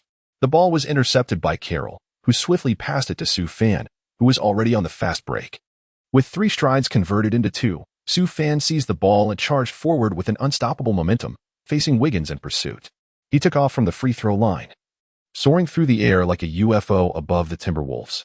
Wiggins could only attempt to intervene, but all efforts were in vain. A deafening sound of the ball piercing through the air echoed throughout the arena. Sue Fan soared towards the rim, executing a breathtaking dunk from the free throw line, igniting the entire target center. Some fans even found themselves swayed by the electrifying moment. The Nets bench erupted, waving towels in jubilant celebration. "Oh my God!" He took off from the free throw line, slamming it down amidst defenders. The commentators were left in stunned awe, exclaiming, "This play, with its aerial grace and sheer power, deserves a perfect score. I can scarcely fathom how Sue Fan manages to fly like that. Such a move would undoubtedly earn a flawless rating in a dunk contest." Meanwhile, Wade, at home watching television with his children, couldn't help but smirk, thinking, "A perfect 10? I could only give it a 9. Chapter 79, Bewildering the Twin Draft Picks, Rose. "Are you coming?" On the sidelines, Timberwolves head coach Thibodeau could only shake his head in resignation at the unfolding scene. His defensive strategy had been meticulously crafted, yet the execution by his players left much to be desired. After all, he couldn't step onto the court and defend himself. With this frustrating realization, Thibodeau gestured exasperatedly towards his players, demanding, "Can't you defend a little harder? What are you doing out there?" In such a scenario, all Timberwolves fans could do was unleash their loudest boos in an attempt to rattle Sue Fan. Yet, Sue Fan remained unfazed, a battle-hardened player. He thrived on the jeers of the crowd. The louder they booed, the more invigorated he became. In the first quarter, under Sue Fan's leadership, the Nets unleashed a torrent of momentum. Russell, Allen, Carroll, and LeVert, the starting players, went wild. Fast breaks, three-pointers, alley-oops, every possible highlight was showcased in that opening quarter.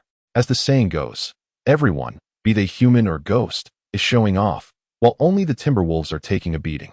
During the first quarter, the Nets rained down 9 three-pointers, amassing an impressive 45 points to lead the Timberwolves by 25, with a score of 45-20. Thibodeau's proud defensive system was nearly dismantled by Sue Fan alone. As the second quarter commenced, the Timberwolves opted to field nearly their entire starting lineup. It was evident that under Thibodeau's guidance, there was little need for substitutes, and if not for the NBA's rule mandating a roster of 15 players, he might have relied solely on 5 sturdy players. From the outset of the second quarter, it was clear that the Timberwolves were reluctant to concede in front of their home crowd so early on. Rose and Towns relentlessly attacked the rim. Their efforts momentarily narrowed the deficit to around 10 points. However, as momentum ebbed and flowed, when the Nets' well-rested starters returned to the court, Sue Fan executed a dazzling move at the three-point arc, first changing direction with a deft dribble between his legs before stepping back to launch a shot over Wiggins. He then accelerated past Rose with remarkable speed, finishing with a challenging layup against Towns, converting yet another 2-1. Towns, watching Sue Fan celebrate, felt as though the sky had fallen upon him. The previously narrowing score gap had suddenly widened once more. This was, in part, attributable to the Timberwolves players not having received adequate rest. After all, one is not made of iron. Fatigue is only natural, especially since the starters hardly received a minute of respite. It was simply a matter of being utterly exhausted, a quintessential display of American basketball. The Timberwolves players were visibly fatigued, their movements noticeably sluggish.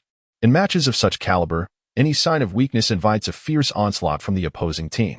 The commentators analyzed the situation unfolding on the court, echoing the sentiments of the fans who noted that Towns was so tired he had to lean on his knees. Playing under Thibodeau is indeed a test of endurance. Meanwhile, the Timberwolves' home crowd looked on in disappointment as the score continued to widen. As the first half concluded, the Nets led 78-50. A nearly 30-point advantage, leaving both the Timberwolves players and their supporters in a state of bewilderment. Scoring 78 points in a half is an offensive juggernaut that no one can withstand. In this half, Sue Fan amassed 18 points and dished out 8 assists. Despite being the target of Thibodeau's relentless defensive strategy, Sue Fan still managed to orchestrate plays. His array of flashy passes provided his teammates with comfortable scoring opportunities. Apart from Carroll, for starters reached double figures in scoring during the first half.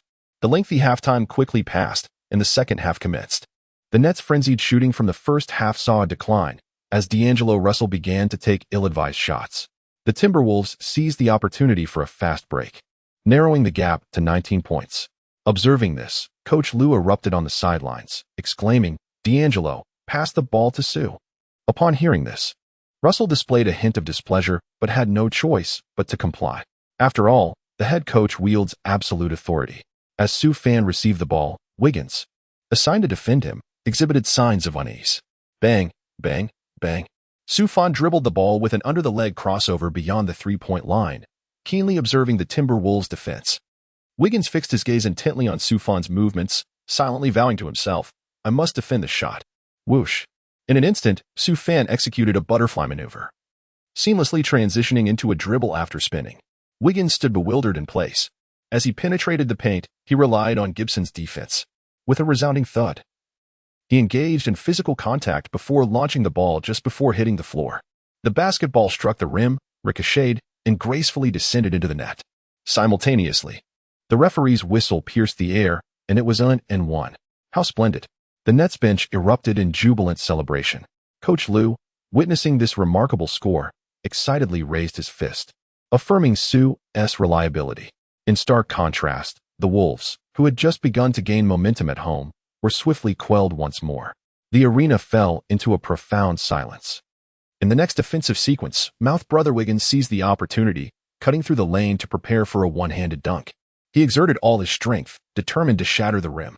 However, in the following moment, rather than a basket, he was met with Sue Fan's merciless block.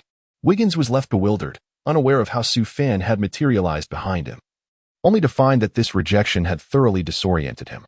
As Wiggins awkwardly missed an open dunk, the scene transitioned to a fast break.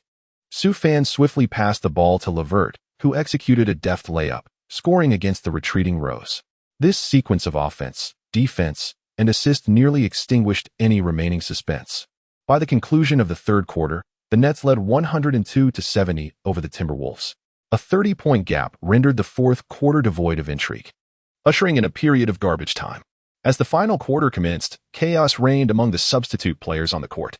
Meanwhile, Wiggins and Towns, the newly crowned #1 draft picks, sat bewildered on the bench, their faces obscured by towels as they stared at the scoreboard, unable to fathom which aspect of their game had faltered. The referee's whistle pierced the air, signaling the end of the match. The Nets triumphed over the Timberwolves with a decisive 121-101 victory, achieving a 2-game winning streak on the road. Sue Fan scored a modest 30 points, but he delivered an impressive 13 assists, the highest of the game, alongside 9 rebounds, 3 steals, and 2 blocks. He was just 1 rebound shy of a triple-double, a fact that would certainly vex any perfectionist. Towns posted a substantial double-double with 20 points and 15 rebounds. Yet the Timberwolves seem to be grappling with an elusive problem that prevents them from securing victories. Wiggins contributed 17 points, while Rose added 16. After the game, Sue Fan hurried to find Rose, recalling how he admired Rose's playing style during his school days. It must be said, Rose's gameplay is indeed exquisite.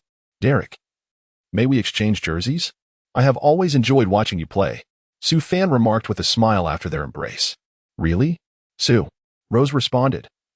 his face beaming as he gazed at the youthful figure before him, whose raw talent radiated an explosive playing style. At that moment, it felt as if a chord within him had been struck, and a flood of nostalgic memories rushed back. In the end, both players removed their jerseys, each holding the other's in hand, and they completed the moment with a photograph. After the picture was taken, they exchanged fist bumps as a gesture of camaraderie. Derek, if ever you find yourself weary and unable to run, remember to come to Brooklyn. I will always keep a spot for you. Let us chase that O'Brien trophy together. In the end, Sue Fan could no longer restrain himself and extended an invitation to recruit the superstar. For he could not bear to witness the demise of this once great athlete in such an unceremonious manner. Rose cast a serious glance at Sue Fan. Sue, thank you. Chapter 80. Fans welcome at the airport. Time magazine invitation after triumphing over the Timberwolves. The Nets concluded their 3-game road trip with an impressive record of 2 wins and 1 loss. As of now, they have achieved an exceptional start to the season with 12 victories and only 2 defeats in the 14 games played, marking the best record in franchise history. This remarkable feat can be attributed to Sue Fan's unparalleled offensive efficiency, averaging over 40 points per game throughout the season's 14 contests. During the post-game press conference, Thibodeau praised Sue Fan's performance in response to a reporter's inquiry. Gentlemen, his presence on the court is undeniable. He utterly dismantled our defense. When we double-teamed him, he orchestrated plays for his teammates, and when we allowed him to shoot, he consistently scored. To me, he is the MVP of this season. The reporters in attendance were taken aback by Thibodeau's declaration, as it marked the first time a coach publicly acknowledged Sue Fan as the MVP.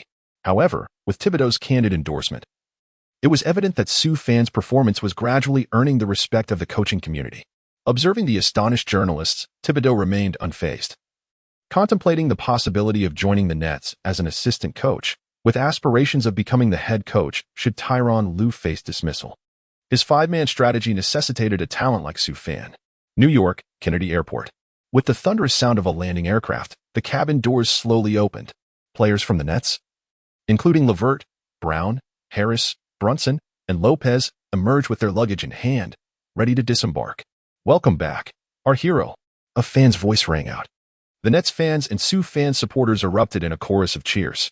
You've all worked hard. The players waved their hands to greet the enthusiastic crowd. Joe Chi, stepping off the plane, turned to Sue Fan and exclaimed, Brother Fan, look at all the fans here to welcome us. We have our own fan reception. Haha. Look at you, so excited. Sue Fan gently tapped Joe Chi on the shoulder. While Sue Fan carried his backpack, Joe Chi effortlessly managed to grab 2 pieces of luggage.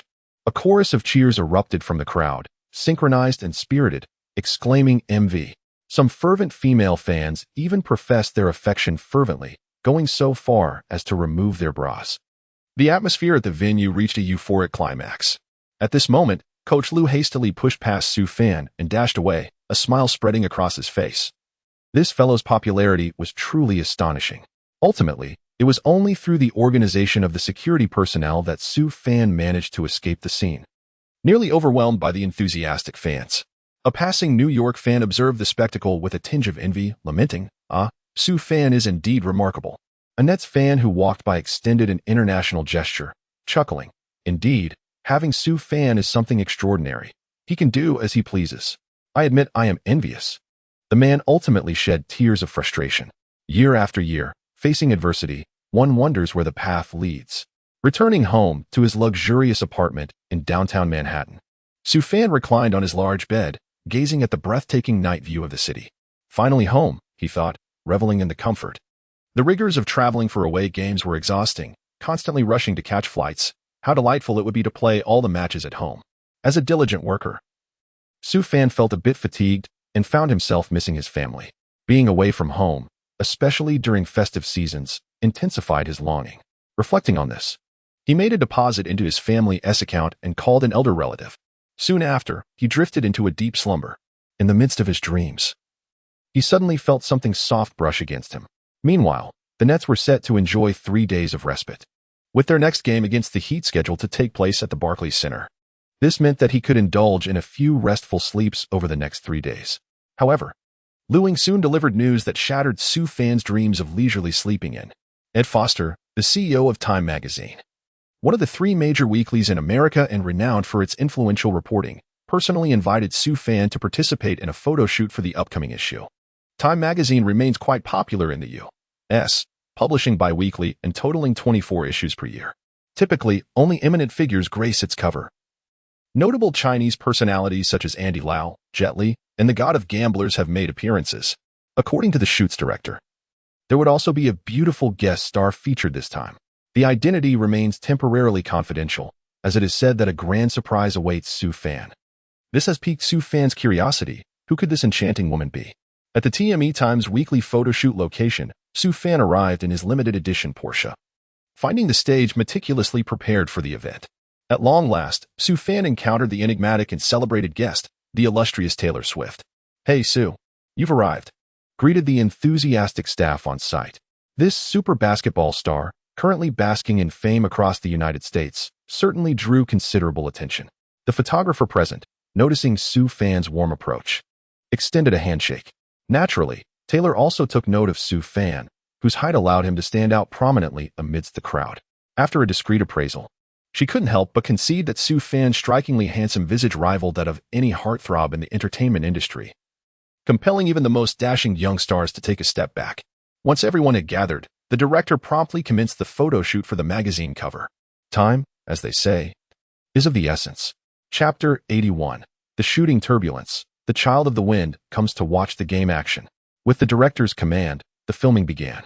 Initially, Sue Fan exhibited a hint of shyness and nervousness, resulting in several misfires as he failed to align with the camera.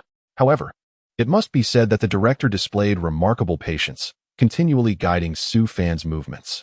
Observing Sue Fan's struggles, the system could no longer contain its frustration, exclaiming, "Host, you are undoubtedly the most inept host I have ever encountered." Taking the host's predicament into account, it graciously bestowed upon him the acting talent of an Oscar-winning actor. Sue Fan experienced a moment of enlightenment, yet remained oblivious to the state of his younger brother's hair. Contemplating this, he turned his gaze towards the elegantly dressed Taylor, adorned in a low-cut gown, and mused inwardly, "If only Taylor could assist me in my examination, how remarkable that would be." At that moment, Taylor glanced at Sue Fan, sensing something, prompting him to quickly suppress his thoughts and respond with a warm, spring-like smile. With the innate talent of a film emperor, Sue Fan swiftly mastered the techniques of shooting and the requirements of positioning. The subsequent filming progressed remarkably smoothly, both in expression management and action coordination. Sue Fan and Taylor exhibited an exceptional rapport. The striking combination of their good looks elicited incessant praise from the photographers, with each photograph deemed a masterpiece. Sue Fan's every pose appeared strikingly professional and fluid, as if he had years of experience behind him. "Excellent, truly excellent," the director exclaimed, visibly delighted by Sue Fan's outstanding performance, reflecting on the effectiveness of his previous patient guidance. Taylor, astonished, gazed at the young man before her, never anticipating that Sue Fan would acclimate to the filming process so swiftly and showcase such exceptional expressiveness. Initially, she had assumed he would require more time for instruction, but it became evident that Sue Fan was an exceptionally promising newcomer. A flicker of curiosity ignited within Taylor, deepening her interest in this youthful and handsome boy.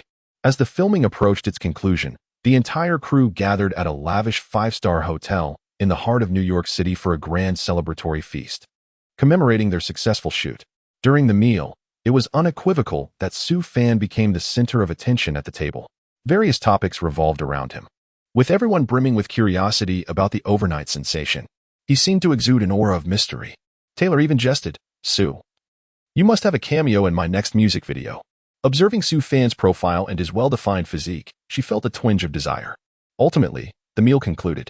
Sue Fan and Taylor happened to be on the same route, so he drove his luxurious sports car to escort the inebriated Taylor back to her home. Supporting her as they entered, Sue Fan, due to the angle, inadvertently caught a glimpse of Taylor's delicate figure. This created an awkward situation. Ultimately, after safely delivering the intoxicated Taylor to her residence, Sue Fan hastily departed, almost as if fleeing. It was not that Sue Fan lacked courage. Rather, it felt inappropriate to engage intimately so soon after their acquaintance. Meanwhile, Taylor lay in her bed, showing no signs of her earlier drunkenness. Reflecting on Sue Fan's bashful demeanor, Taylor found him rather endearing. Indeed, he was quite an intriguing young man at that moment. The scene of Sue Fan assisting her home was once again captured by paparazzi, Concealed in the bushes beneath Taylor Swift's residence, the photographer beamed with satisfaction at the images on his camera, muttering to himself, "I've secured the headline." Undoubtedly. The following day's tabloids would feature yet another sensational story, a noteworthy encounter between a rising NBA star and Taylor Swift. On November 14th, in the United States, the Barclays Center was filled to capacity. Tonight, Mr. Kai attended the game accompanied by Canadian basketball legend Steve Nash and general manager Marks. As the players entered the arena to warm up, Musk eagerly introduced Nash to Sue Fan, saying, "Allow me to present to you the legendary NBA point guard, Steve Nash. It's an honor to finally meet you." Sue Fan gazed at the wind child before him and extended his hand. Nash, displaying equal courtesy, reached out his hand as well. Smiling, "Sue, I have recently heard much about your illustrious reputation. Today, thanks to Boss Kai, I finally have the pleasure of meeting you in person. Haha. It is all but a name." Sue Fan chuckled and shook his head. Had Nash chosen not to embark on his coaching career, he would still be the esteemed, graceful child of the wind. However, the coaching tenure of the Brooklyn Nets trio has been nothing short of disheartening. His statement, "I believe Harden hasn't passed away," was particularly cringeworthy. In truth, Sue Fan had always held a favorable impression of Nash during his playing days. However, as a coach, Nash has become quite difficult to commend. Oblivious to the fact that Sue Fan had already mentally critiqued him, the ever-cheerful Nash remarked, "Sue, I think your passing is exceptional, though there are areas where you could improve and excel even further." Following this, Nash imparted some passing techniques and personal insights. Sue Fan listened intently to the wisdom of this two-time MVP. "As long as he wasn't my head coach, everything was up for discussion." Before long, the large screen displayed the starting lineup for the evening. Brooklyn Nets, D'Angelo Russell, point guard, Karis LeVert, shooting guard, Sue Fan, small forward, DeMar Carroll, power forward, Jarrett Allen, center.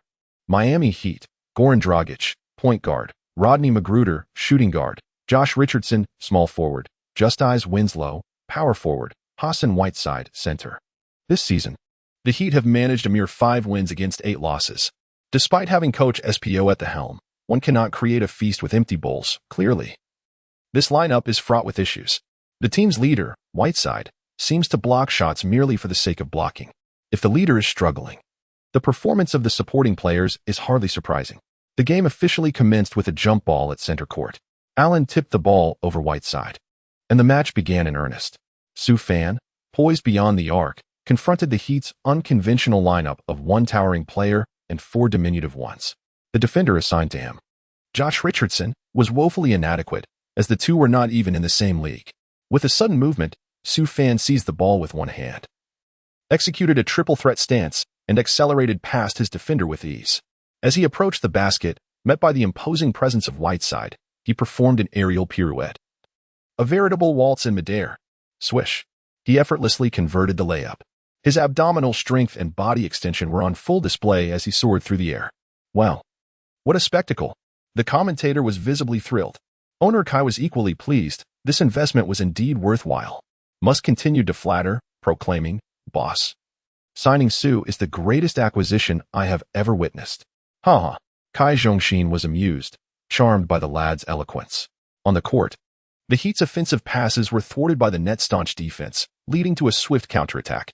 Sue Fan, Shui La, and Leffiet executed a rapid counterattack. The Miami Heat's Dragic was caught off guard by the defensive lapses. With a swift move, Leffiet received a pass from Sue Fan and made an impressive layup. The score stood at 4-0. This sudden surge of 4-0 left the Heat momentarily bewildered as the game progressed into the third quarter. With just 4 minutes and 15 seconds remaining, the intensity heightened. Sue Fan defended Dragic with a resounding block from behind. The crowd erupted as Sue Fan delivered a ferocious rejection to Goran. Just as the commentator's words faded, bang! In a swift counterattack, Sue Fan executed a self-alley-oop dunk, wreaking havoc on the Heat's rim once more. The defensive effort was palpable, and even Coach Spoelstra of the Heat couldn't contain his frustration on the sidelines. The Nets led 78-62, a comfortable 16-point advantage. This play was exquisite, showcasing a seamless rhythm in both defense and offense. Nash turned to owner Tsai with a smile, to which Tsai nodded approvingly, watching Sue Fan on the court as if a mother-in-law were growing increasingly pleased with her son-in-law. As the third quarter concluded, the score stood at 89-72, maintaining a 17-point lead heading into the fourth quarter. Just when the fans at Barclays Center anticipated another emphatic victory, it became evident that Spoelstra was a formidable strategist. Utilizing Goran Dragic alongside a cadre of substitutes, he stubbornly narrowed the gap to just 6 points. Coach Lou was visibly alarmed, urgently calling upon Soufan to take charge of the situation. Upon entering the game, the intensity heightened. Soufan, with the ball beyond the arc, skillfully exploited a mismatch against Whiteside, executing a swift Sam Gold maneuver to effortlessly shake off his defender. Whiteside, caught off guard, stumbled and remained stationary. Subsequently, Soufan executed a sudden stop and launched a jump shot. The basketball traced a graceful arc through the air, swishing through the net with precision, a true heart-stopper. This remarkable shot instilled confidence in his team. The Nets maintained a commanding lead until the final whistle, concluding the game at 120-107. With a 13-point advantage on home turf, they secured a triumphant victory over the Heat, marking their third consecutive win. The standout player of the match was undoubtedly Soufan, who amassed an impressive 37 points, 6 rebounds, 7 assists, 2 steals, and 1 block. Meanwhile, in a luxurious Miami mansion, Pat Riley watched Soufan's performance, nearly drooling with admiration. "By God, this is exactly the modern-day Jordan I have been desperately seeking," he mused, contemplating ways to bring him on board. Chapter 82. The frantic November. Fame breeds controversy following their home victory against the Heat. The Nets faced an intense schedule over the next fortnight, with 8 matches lined up against relatively weaker teams such as the Mavericks, Timberwolves, 76ers, Jazz, and Grizzlies. Truly a sweet stretch of fixtures. The Nets did not disappoint their fans, achieving a commendable record of 6 wins and 2 losses in those 8 games, despite experiencing 2 unexpected setbacks. In a home match against the Wizards, the veteran Howard suddenly erupted, delivering a remarkable performance with 21 points and 21 rebounds.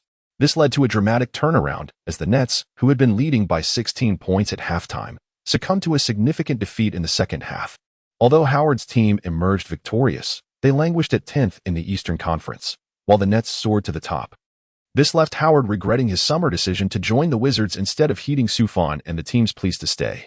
Alas, there is no remedy for regret.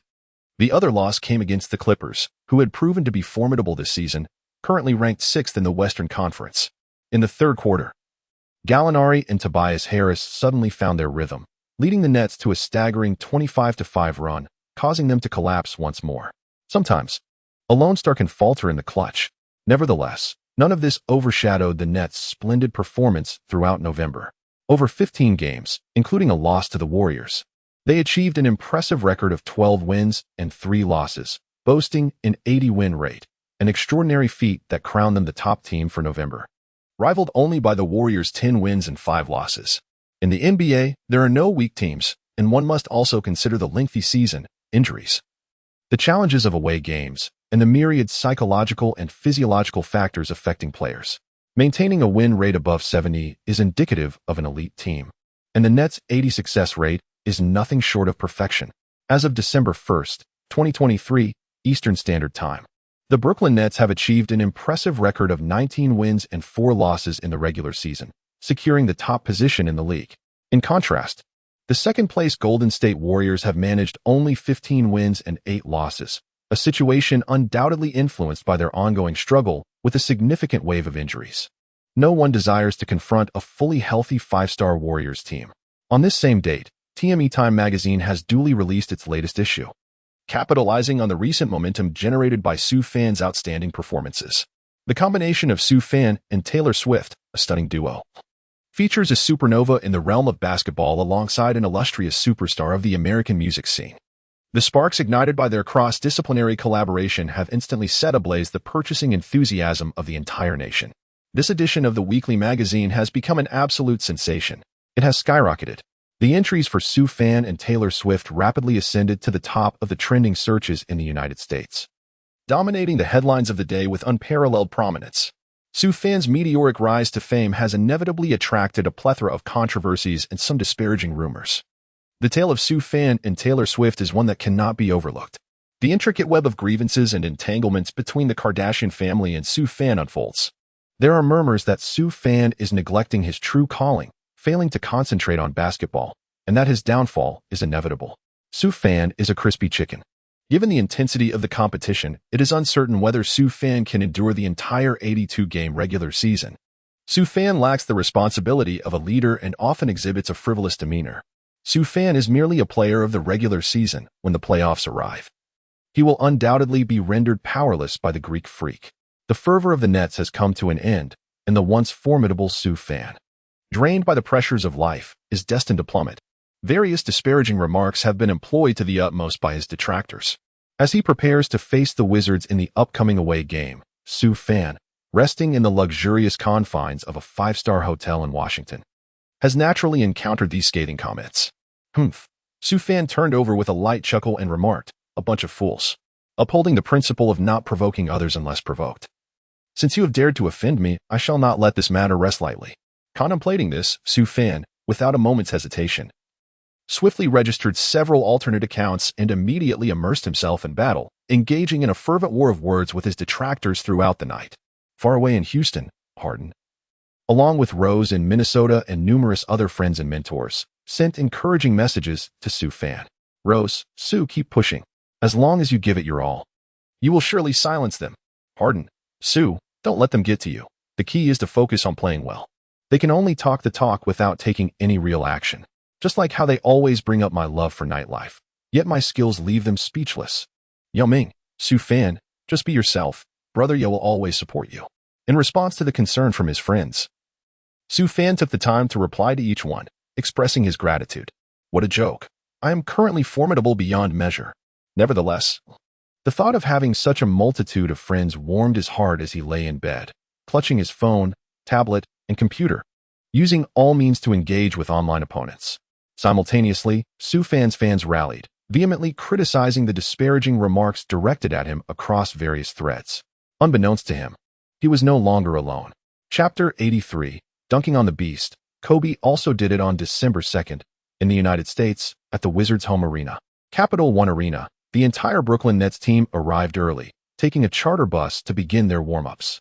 Having lost to the Wizards at home in November, the players were determined to avenge that defeat.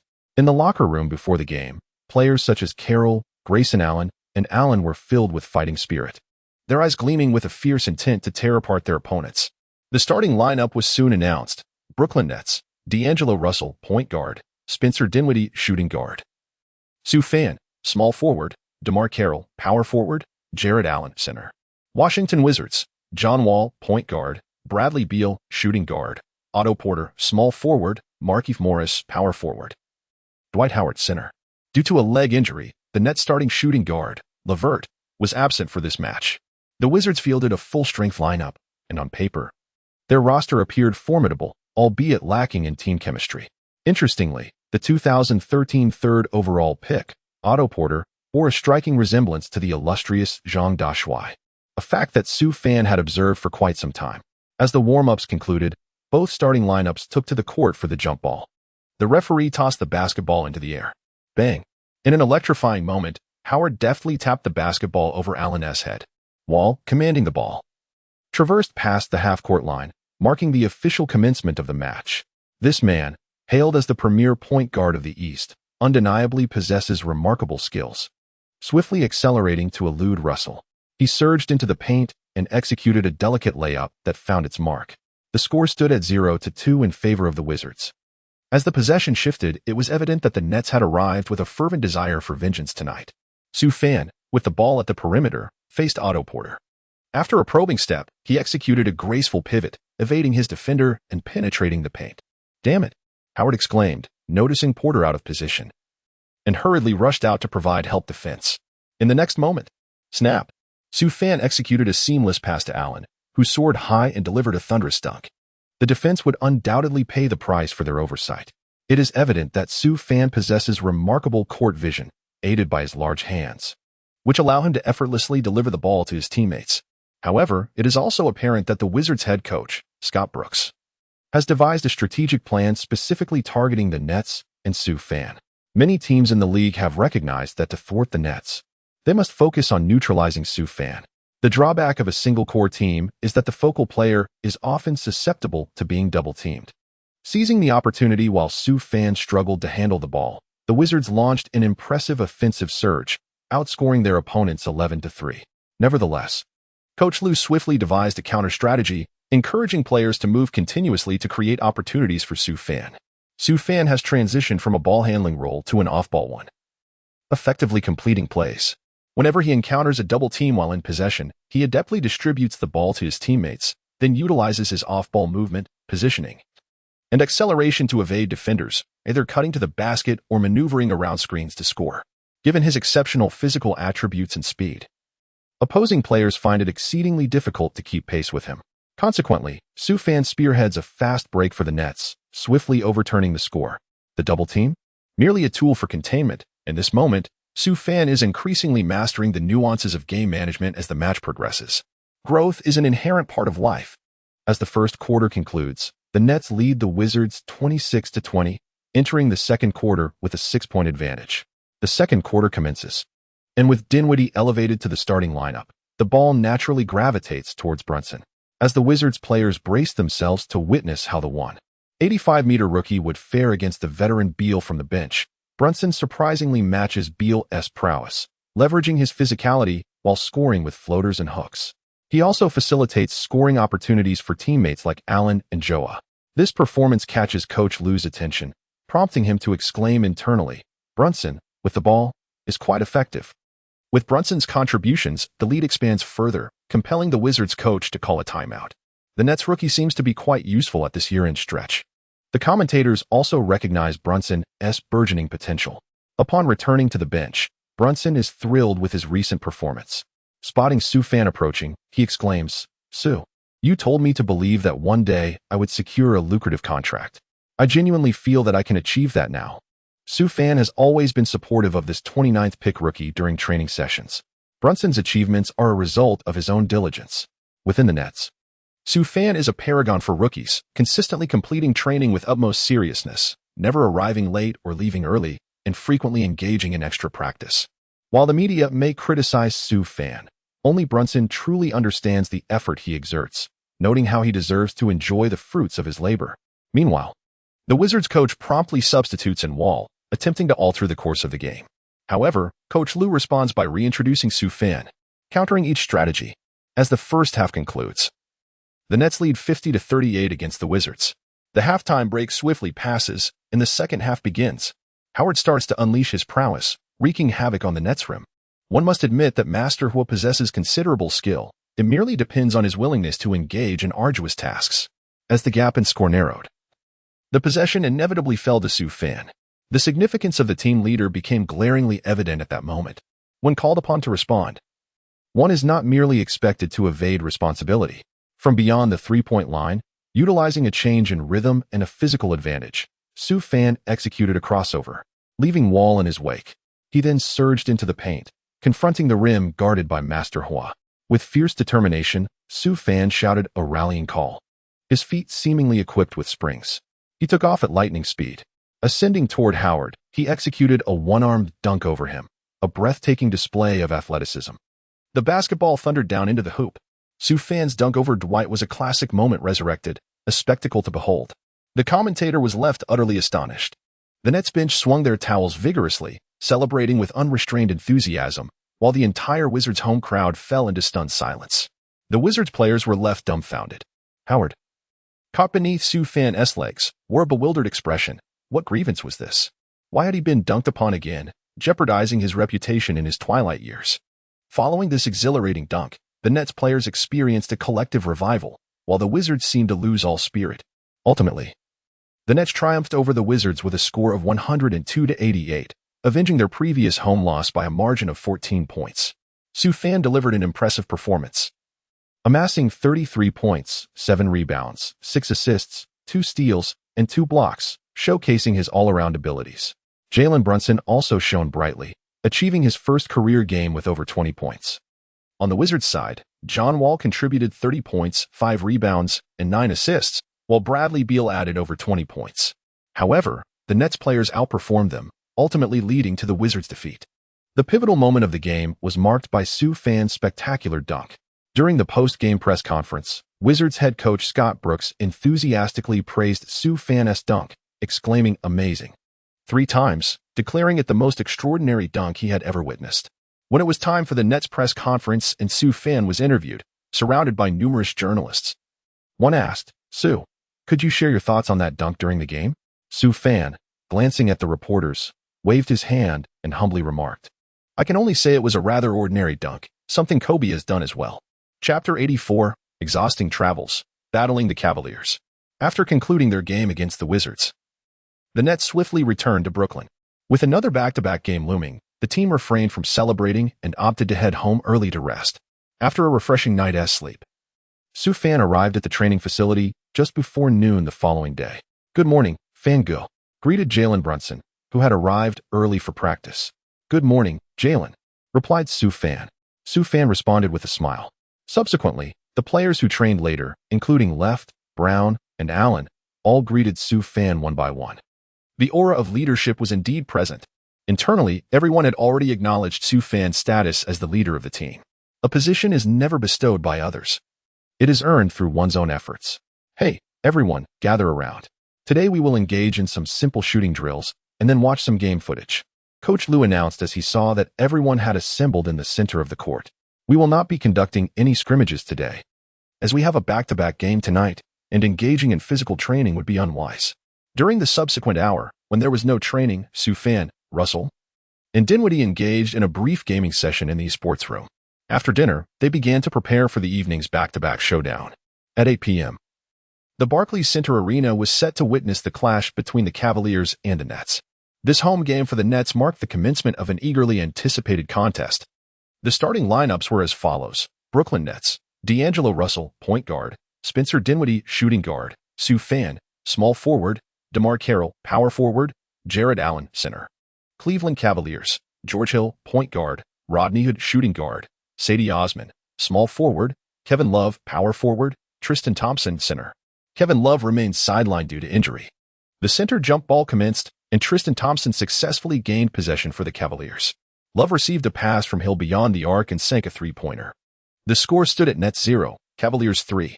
It appeared that the Nets were struggling with their stamina, perhaps hindered by the challenges of back-to-back games.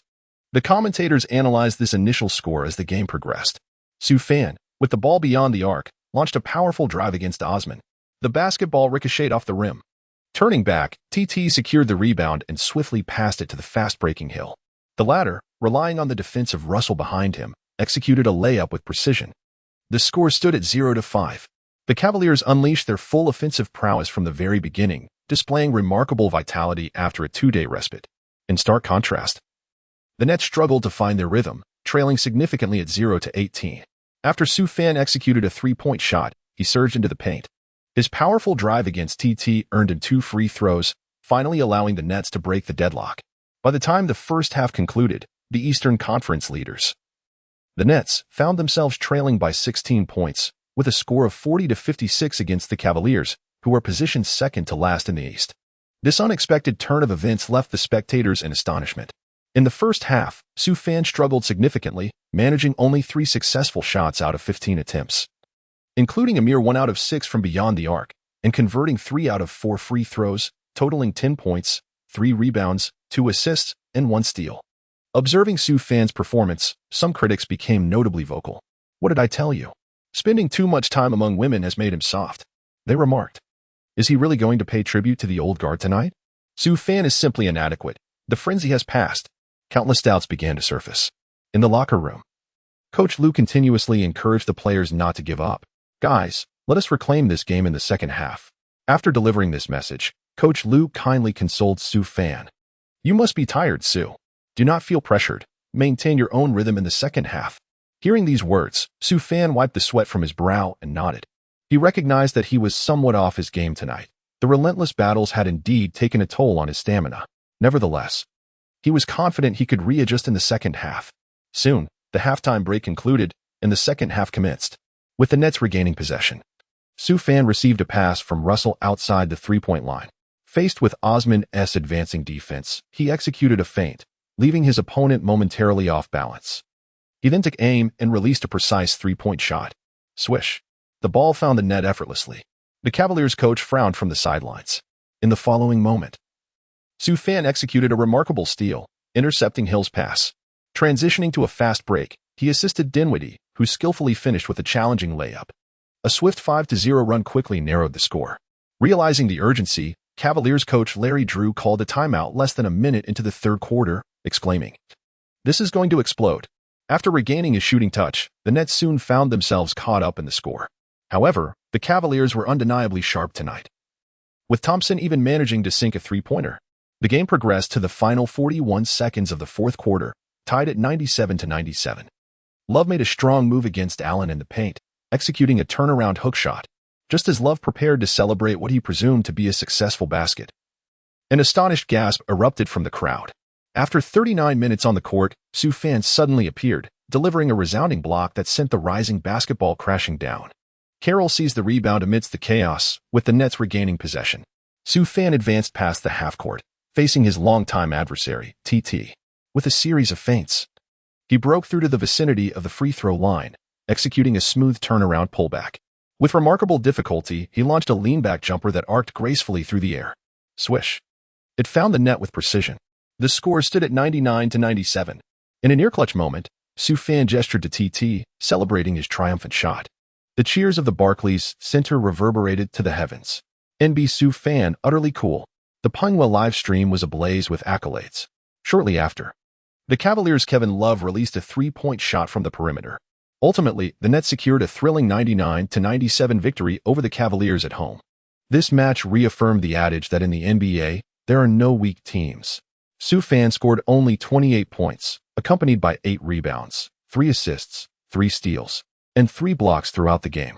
While his scoring was modest, he ultimately delivered a near game-winning shot that extricated him from the confines of the meeting room. At times, people have begun to hold Sioux fan to the lofty standard of averaging over 30 points per game. Even when he achieves 28 points, it is deemed inefficient. However, following the game, several esteemed NBA legends praised Sioux fan's performance, commending his courage as a leader. Michael Jordan expressed his admiration for Sioux fan on social media, expressing hope that one day he might play for the Hornets. Pat Riley, the head coach of the Heat, candidly remarked that if the Nets were willing to trade Sioux fan, every player on the team would be up for selection. Those who understand the game truly appreciate it, while those who do not engage in petty disputes. We cannot please everyone. Much like the stars in the sky, some will see them, while others will not. Existence itself is enough. One must simply shine for oneself. Chapter 85. First-time earning player of the month. The arrival of the Titan upon returning home after the game. Sioux fan enjoyed a delightful and fulfilling day with his senior. The following day, the NBA officially announced the player of the month for the previous month. In the Western Conference, Tobias Harris led the underappreciated Clippers to an impressive performance, averaging 21, 7 points, 8, 7 rebounds, and 3 assists, showcasing his remarkable statistics.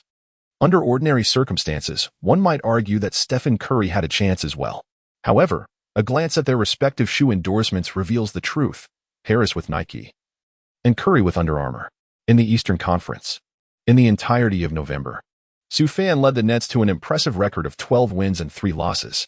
On a personal level, in November, Sioux fan averaged an astonishing 36, 1 points, 8 rebounds, 7, 8 assists, 5 steals, and 1 blocks per game, a truly luxurious statistical showcase. His average of 36, 1 points ranks him first in the league. Under Sioux fan's leadership, following a victory over the Cavaliers, the Nets' overall record stands at an impressive 21 wins and 4 losses, placing them at the pinnacle of the league and atop the Eastern Conference. This achievement has led Sioux fan to decisively surpass another formidable contender, Giannis Antetokounmpo, in the race for the monthly honors.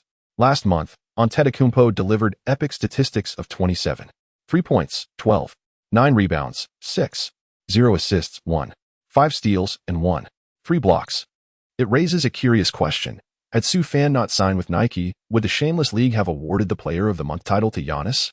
After all, the painful lesson of Dwayne Wade's experience is still fresh in our minds, and the phrase "follow Dwayne's lead" is no mere jest. With the announcement of November's Player of the Month, Sioux fan's name has ignited fervor across the league. Countless players, stars, coaches, and management have begun to reassess this remarkably talented second-year undrafted player who possesses an abundance of accolades. What an intimidating presence he is.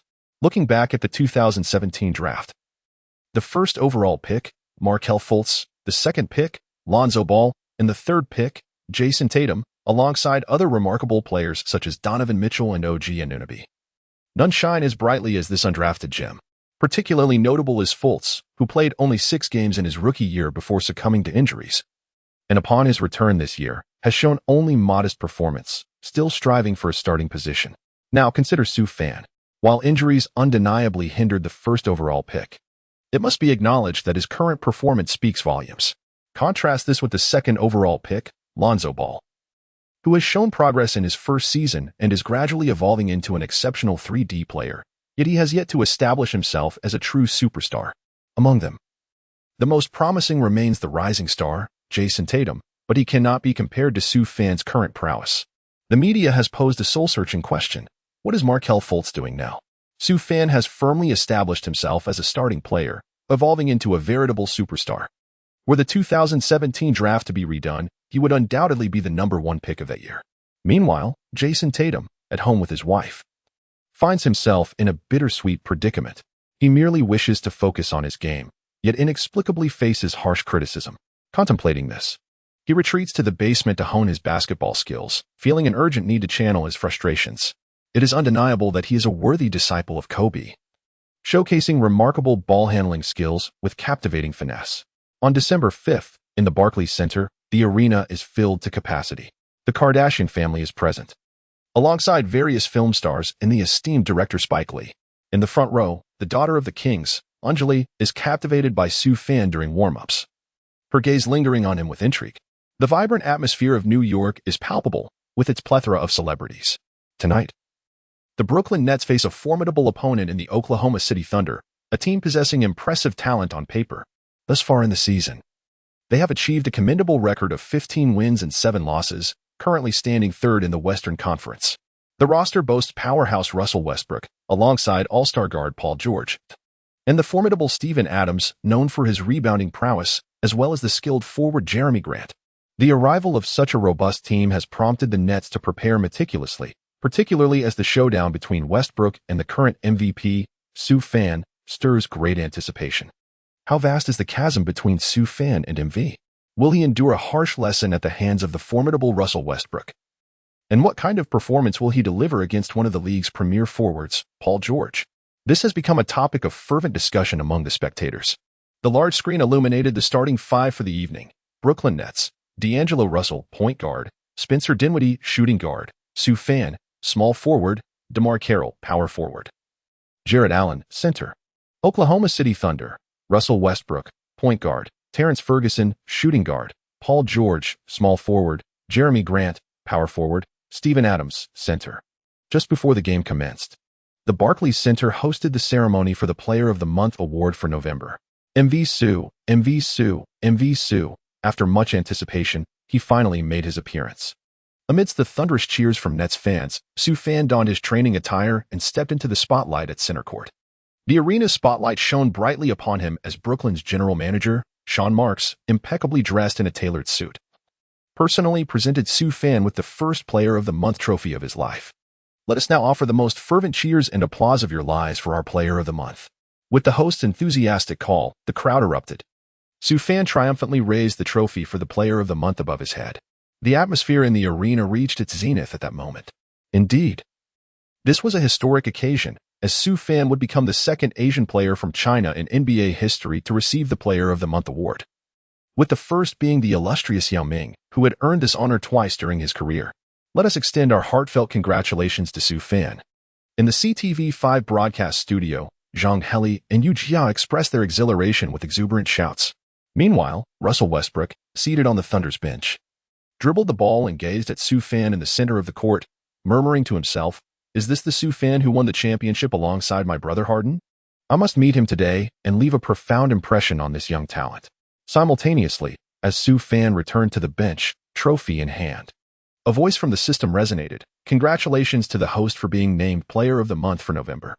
To reward the host for achieving this honor for the first time in his career, the system grants the host the crossover ability of Allen Iverson.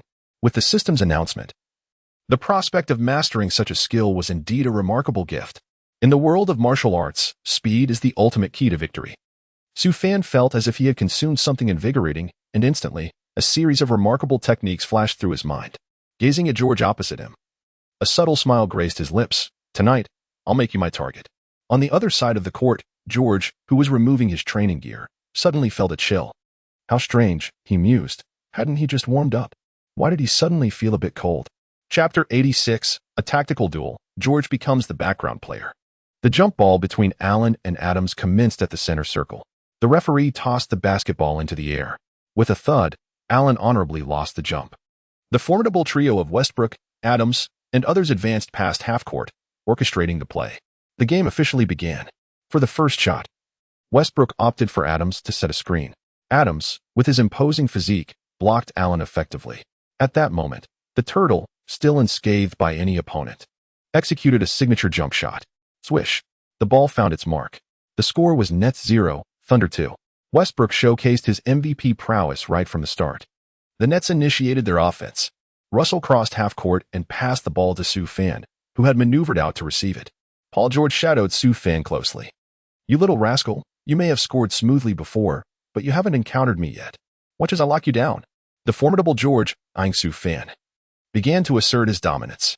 Prior to the game, George had meticulously studied Sue Fan's footage, convinced that his breakthroughs relied heavily on speed.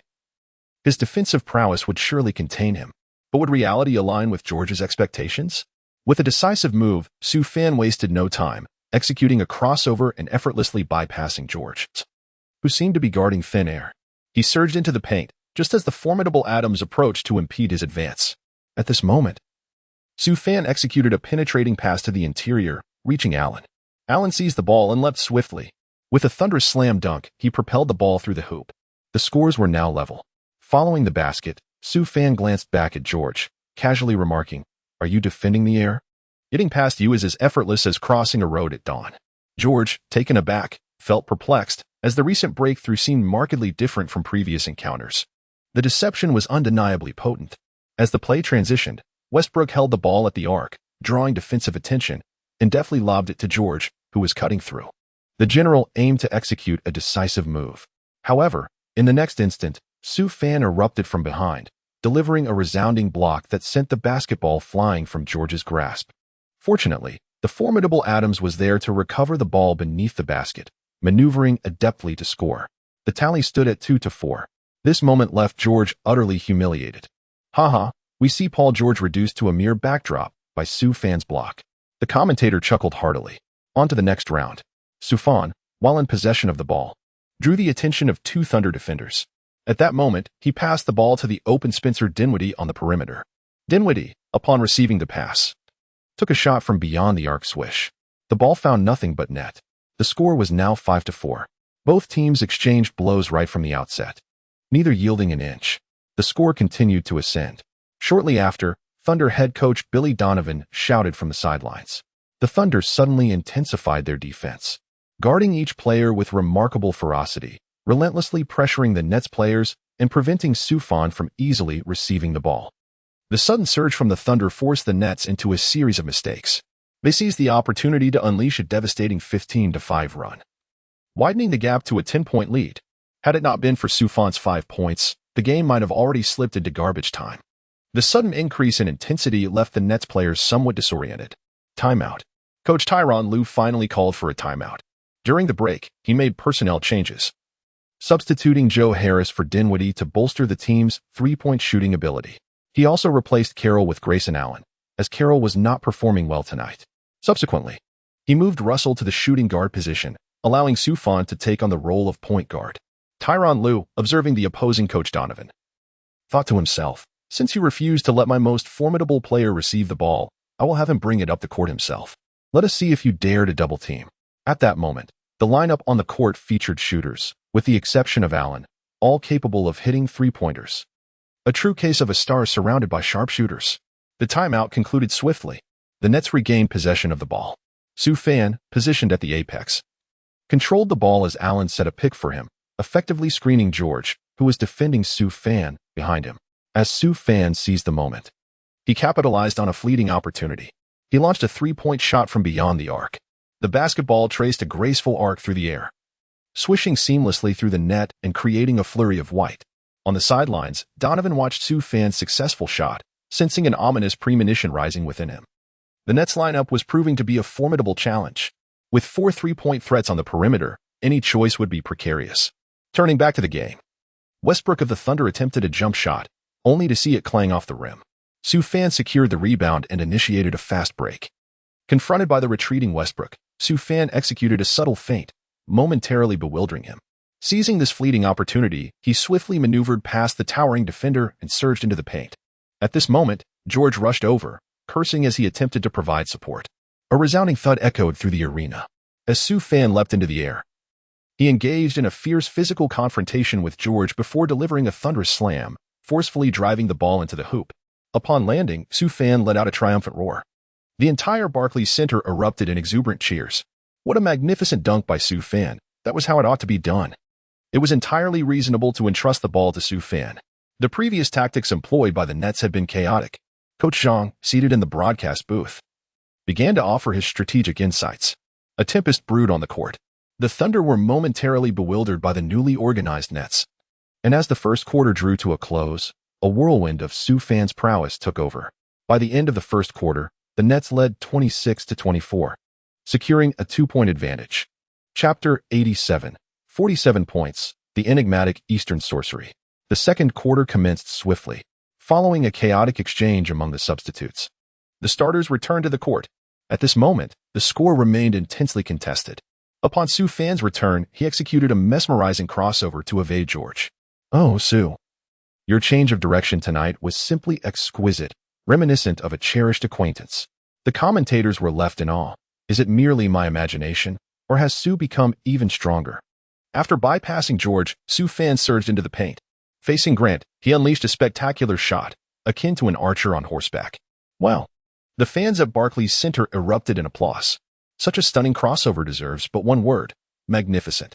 This play unequivocally opened the floodgates for Su Fan's scoring spree. In the ensuing moments, he showcased an array of skills, from step-back three-pointers to fadeaway jumpers, and executed difficult layups with finesse. Oh, MVG0D. What an astonishing display. The atmosphere at Barclays Center soared as Su Fan's performance reached new heights, with fans roaring in excitement, their cheers crescendoing. During this period, George, the formidable general, seemed nearly defeated. As the second quarter drew to a close, Su Fan amassed an impressive 11 points. The first half concluded with the Nets leading the Thunder 62-46, a 16-point advantage. By halftime, Su Fan had achieved an astounding 33 points on 13 of 19 shooting, including 3 of 5 from beyond the arc and a perfect 4 of 4 from the free throw line, along with 4 rebounds, 2 steals, and 2 blocks. 33 points by halftime? George returned to the locker room, his face a mask of disbelief. How can this be a player overlooked in the draft? At this moment, George's mind was filled with a torrent of bewilderment. Su Fan celebrated with each of his teammates, joyfully returning to the locker room. The atmosphere at the Nets' home court was ignited by Su Fan's performance, with cheers resounding throughout. OMG, Su Fan's display was utterly astonishing. I have a premonition that tonight we'll witness a score exceeding 50. His scoring came as effortlessly as slicing through vegetables. One of the league's premier defensive forwards, George, was thoroughly overwhelmed in the first half. Leading by 16 points against the formidable Thunder was a scenario no one had anticipated. In the Thunder's locker room, Donovan approached George directly, pointing out essential defensive adjustments. Simultaneously, Donovan resolved to implement a double-team strategy. When in doubt, resort to a double team. If 2 players fail, then 3 will suffice. If 3 are inadequate, then 4, the entire team. Tonight, you shall not score 50 on my watch. Westbrook, witnessing this scene, was left dumbfounded, unable to mask his astonishment. The head coach had gone completely mad. The halftime intermission swiftly passed, and the second half of the game resumed, with the Nets in possession of the ball. As Su Fan has just acquired possession of the ball, Grant from the Thunder swiftly approaches to set up a double team with George. Just as the trap is about to take shape, Su Fan, with a deft maneuver reminiscent of a soul transcending time and space, skillfully weaves through the narrow gap between 2 defenders. He drives into the paint, where Adams can only make a futile attempt to disrupt his momentum. Undeterred, Su Fan executes a graceful jump shot, sinking the ball once more. The score now stands at 64-46. After his successful basket, Su Fan retreats to defend, casting a light-hearted smile at George as he passes, remarking, "Keep it up. You nearly had me." As the play transitions, Paul George, fueled by determination, attempts a challenging shot against Su Fan, executing a series of crossovers followed by a sudden stop for a jump shot. However, the ball ricochets off the rim. Such aggressive plays undeniably inflict harm upon the team. Even the league's rising star, Durant, struggles to succeed in one-on-one situations, let alone a player of George's caliber. Adams secures the rebound, but his descent is abruptly intercepted. Dinwiddie swiftly advances with the ball, while Sue Fan has already sprinted to the front court. Westbrook is still in pursuit. Bang! Sue Fan received a long pass from Dinwiddie. Confronting Westbrook's defense, after a physical tussle, he executed a reverse layup. Swish! The ball found its mark with precision. 66-46. This play also drew a foul from the formidable Turtle. And won. Oh! Sue faced Russell and completed a remarkable 2-1. With this layup, the Nets' lead had expanded to 20 points. The entire arena erupted in fervor. As Sue Fan stepped to the free throw line, the chants of MVP, MVP, MVP resounded throughout the venue, filling the air with exuberance. He received the ball from the referee. Sue Fan adjusted his breathing, and with a flick of his wrist, he executed a swift shot. The additional penalty was successful. The score now stood at 67-46, extending the lead to a remarkable 21 points. In response, Thunder's head coach Donovan, recognizing the precarious situation, called a timeout in a desperate attempt to stifle Sue Fan's offensive momentum. 38 points already. Less than 2 minutes had passed since the onset of the third quarter. If this continued, tonight would undoubtedly become a record-breaking evening for Sue Fan. Such a formidable scorer was not someone Donovan wished to see find his rhythm. Back on the bench, Sue Fan celebrated with teammates Joe Chi, Brown, Brunson, and others, exchanging high fives and jubilant camaraderie. "Well done, Sue," exclaimed Coach Lue, sharing in the joy with a celebratory clap. As the timeout concluded, the game resumed. Westbrook charged aggressively into the paint, scoring 2 points. Sue Fan attracted the Thunder's defense, swiftly passing to Dinwiddie, who responded with a three-pointer. The contest persisted until only 13 seconds remained in the third quarter. On the Thunder's side, Paul George, who had been thoroughly dominated throughout the night, finally sank a long-range three-pointer, restoring a semblance of dignity. This shot narrowed the gap to 22 points, leaving the Nets with merely 3 seconds left. As the Nets inbound the ball to Sue Fan, he took 2 dribbles and advanced to the logo area. Faced with George's relentless pressure, he executed a logo shot. The three-pointer was launched directly. The basketball soared through the air, tracing a beautiful arc, capturing the attention of the entire arena. In the next moment, a crisp swish echoed as the ball plunged into the net, creating a splash. The lights illuminated, signaling the end of the third quarter.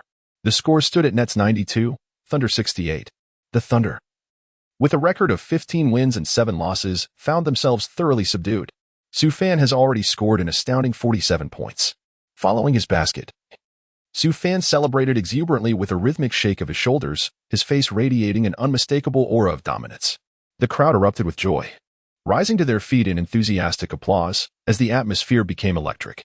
Oh my, tonight Sue has once again unleashed his fury. What a spectacular individual showcase. It's exhilarating. Sue has delighted us with his series of breathtaking shots. 47 points by the end of the third quarter. My goodness, the divine presence has graced Brooklyn tonight. Should the Thunder refuse to concede in the fourth quarter, Sue Fan may very well shatter the 50-point barrier once more. The season's highest score remains Sue Fan's own record of 71 points, truly terrifying. The second highest is Harden's 55 points. It is unfathomable to consider the strength of their partnership if it were to remain intact. The Rockets have once again squandered the chance for a dynasty. At this moment, the audience is utterly exhilarated. Witnessing Sue Fan's return to the bench, they are once again treated to a mesmerizing performance. F0X Sports aptly noted on social media, this remarkable young man from the East has showcased Eastern magic at the Barclays Center. Donovan has completely lost his composure on the Thunder bench as silence envelopes the entire squad. Chapter 88, Paul George successfully seals the game in the final quarter. Both teams fielded their substitutes. Just as the Thunder appeared ready to concede, an unexpected hero emerged from the bench. Dennis Schneider suddenly ignited, scoring 15 points in just over 5 minutes with a combination of drives and shots, leading the Thunder on a 24-8 run. An unexpected twist unfolded.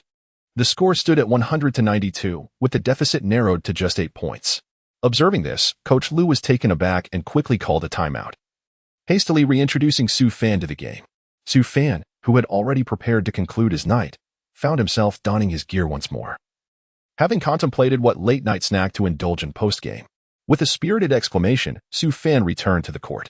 Russell, Dinwiddie, and the other net starters rejoined the fray, while the Thunder also brought back Westbrook and George, with the impressive SC Charger remaining on the floor. SC Charger, still in fine form, promptly sank another three-pointer. 100-95. The gap had shrunk to just 5 points. The fans below were on edge. "Get the ball to Su Fan," Coach Lou shouted emphatically as the play transitioned. Su Fan held the ball beyond the arc, facing the defender, Paul George. "Rookie, tonight victory is assured." George taunted. "Is it really due to you? It's that little black guy over there who's making the difference. Those points you gained have nothing to do with you." Su Fan retorted with a smile. "Humph." George scoffed, spreading his arms wide to thwart Su Fan's advance. "Over here." After taking a step back to create some space, Su Fan suddenly accelerated with a swift drop step. His movements were as thunderous as they were graceful, as silent as a cunning rabbit. In an instant, Su Fan, at full speed, left the defender behind and charged towards the penalty area. George quickly followed, determined not to let him escape. Upon Su Fan's return, he swiftly retreated. In his eagerness, George executed an ill-fated split on the court. Then, Su Fan leaped majestically and released a flawless jump shot. Swish. It found its mark with precision. The score stood at 102-95. "Haha, Su has outmaneuvered Paul George." The commentator, thoroughly entertained, chuckled with excitement. Poor George once again faded into the background. A stunning 49 points. As the Thunder initiated their offense, a heated George signaled to Westbrook to take a step back, indicating his desire to take on the challenge alone. With a flurry of dazzling dribbles, George attempted to bypass Su Fan. However, Su Fan was no pushover after a relentless struggle. His formidable physique and extended reach rendered George's ball control ineffective. Seizing the moment, he swiftly stripped the ball away. A defensive counterattack ensued, confronted by Westbrook's pursuit. It was a showtime moment. Su Fan surged into the Thunder's front court, executing a spectacular windmill dunk reminiscent of Vince Carter. Following the basket, Su cast a commanding glance back at Westbrook, exuberantly celebrating. "Su MVP! Su MVP! Su MVP!" The arena erupted once more, and the Nets could no longer be contained. With a successful defensive stand and a decisive offensive play, George effectively sealed the game. In time, ultimately, the Nets triumphed over the Thunder with a score of 114-102, securing a 12-point advantage against the Western Conference's third seed. The entire match unfolded under George's shadow. Su Fan delivered an astonishing performance, scoring a staggering 57 points while also contributing 8 rebounds, 7 assists, 4 steals, and 3 blocks. Such a superlative display of skill is nothing short of extraordinary. After the game, embracing one another, Russell Westbrook exclaimed, "Hey, Su, you were simply phenomenal." Su Fan chuckled and remarked, "Russell, your performance was commendable. Scoring 21 points, grabbing 15 rebounds, and dishing out 17 assists, the Ninja Turtle truly showcased his prowess. Indeed. You are the man who has redefined the value of a triple-double."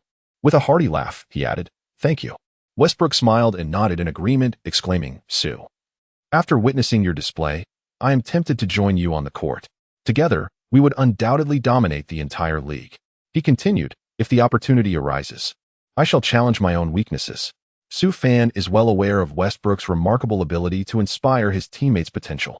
Subsequently, George, who scored 27 points in this match, approached Su Fan and extended a friendly handshake. Despite the defeat and being outplayed in their matchup, George displayed a commendable sense of sportsmanship after the game. Meanwhile, the Kardashian sisters, seated courtside, couldn't help but gaze at Su Fan with unabashed admiration. The relentless assaults of Su Fan against the Thunder's defense stirred a fervent desire within the Kardashian sisters to personally engage in defending against him. Eager to experience the sheer force of his impact, Kim Kardashian, wiping a droplet from the corner of her mouth, remarked, "Sister, have you yet secured Su? Do not blame me if I snatch your opportunity. I too yearn to grasp the intensity of the NBA's most sensational player." Kendall Jenner, crossing her arms defiantly, retorted, "Last time, I was so close to succeeding, yet he suddenly claimed that the water meter at home was broken. Such a feeble excuse." Upon hearing this, Kim adopted a more provocative stance, chuckling, "Sister, it appears our superstar has a preference for the curvaceous figures of me and our sister rather than your petite frame." In response, Kendall straightened her back, conceding, "All right, perhaps I do lack a bit in that regard." Meanwhile, on the opposite side of the arena, the heiress Angela of the Kings transformed into a fervent fan, fervently applauding and shouting, "Su, You are so handsome." She even shared Sue Fan's photograph on her social media, embodying the quintessential extravagant fan of the NBA. At that moment, an ESPN reporter seized the opportunity to interview Sue Fan, inquiring about his thoughts on scoring an impressive 57 points in the game. Sue Fan gazed into the camera and smiled, expressing his gratitude to his dear friend, Paul George, for his unwavering verbal encouragement throughout the game, which propelled him to achieve such a remarkable score. Meanwhile, Paul nearly stumbled as he walked through the player's tunnel, exclaiming, "Seriously, I motivated you." Chapter 89. The Life of a Fisherman. The battle for supremacy following the conclusion of the match against the Thunder. The media unanimously lauded Sue Fan's extraordinary performance, likening it to a divine intervention. F0X Sports remarked on his astonishing 57 points, noting that such a phenomenal display from an undrafted player was unprecedented. ESN echoed this sentiment, highlighting Russell Westbrook's endorsement, asserting that Sue Fan was indeed a contender for MVP status. FW Sports emphasized that the Nets had emerged as the most anticipated team of the season, with Sue Fan becoming its most surprising player. Simultaneously, some analysts began to speculate about the upcoming game between the Nets and the Raptors, pondering which team would ultimately prevail. As of now, the records of both teams were strikingly close. The Nets stood at 22 wins and 4 losses, while the Raptors boasted 21 wins and 5 losses. The narrow margin of victory indicated that this direct confrontation was essentially worth 2 games.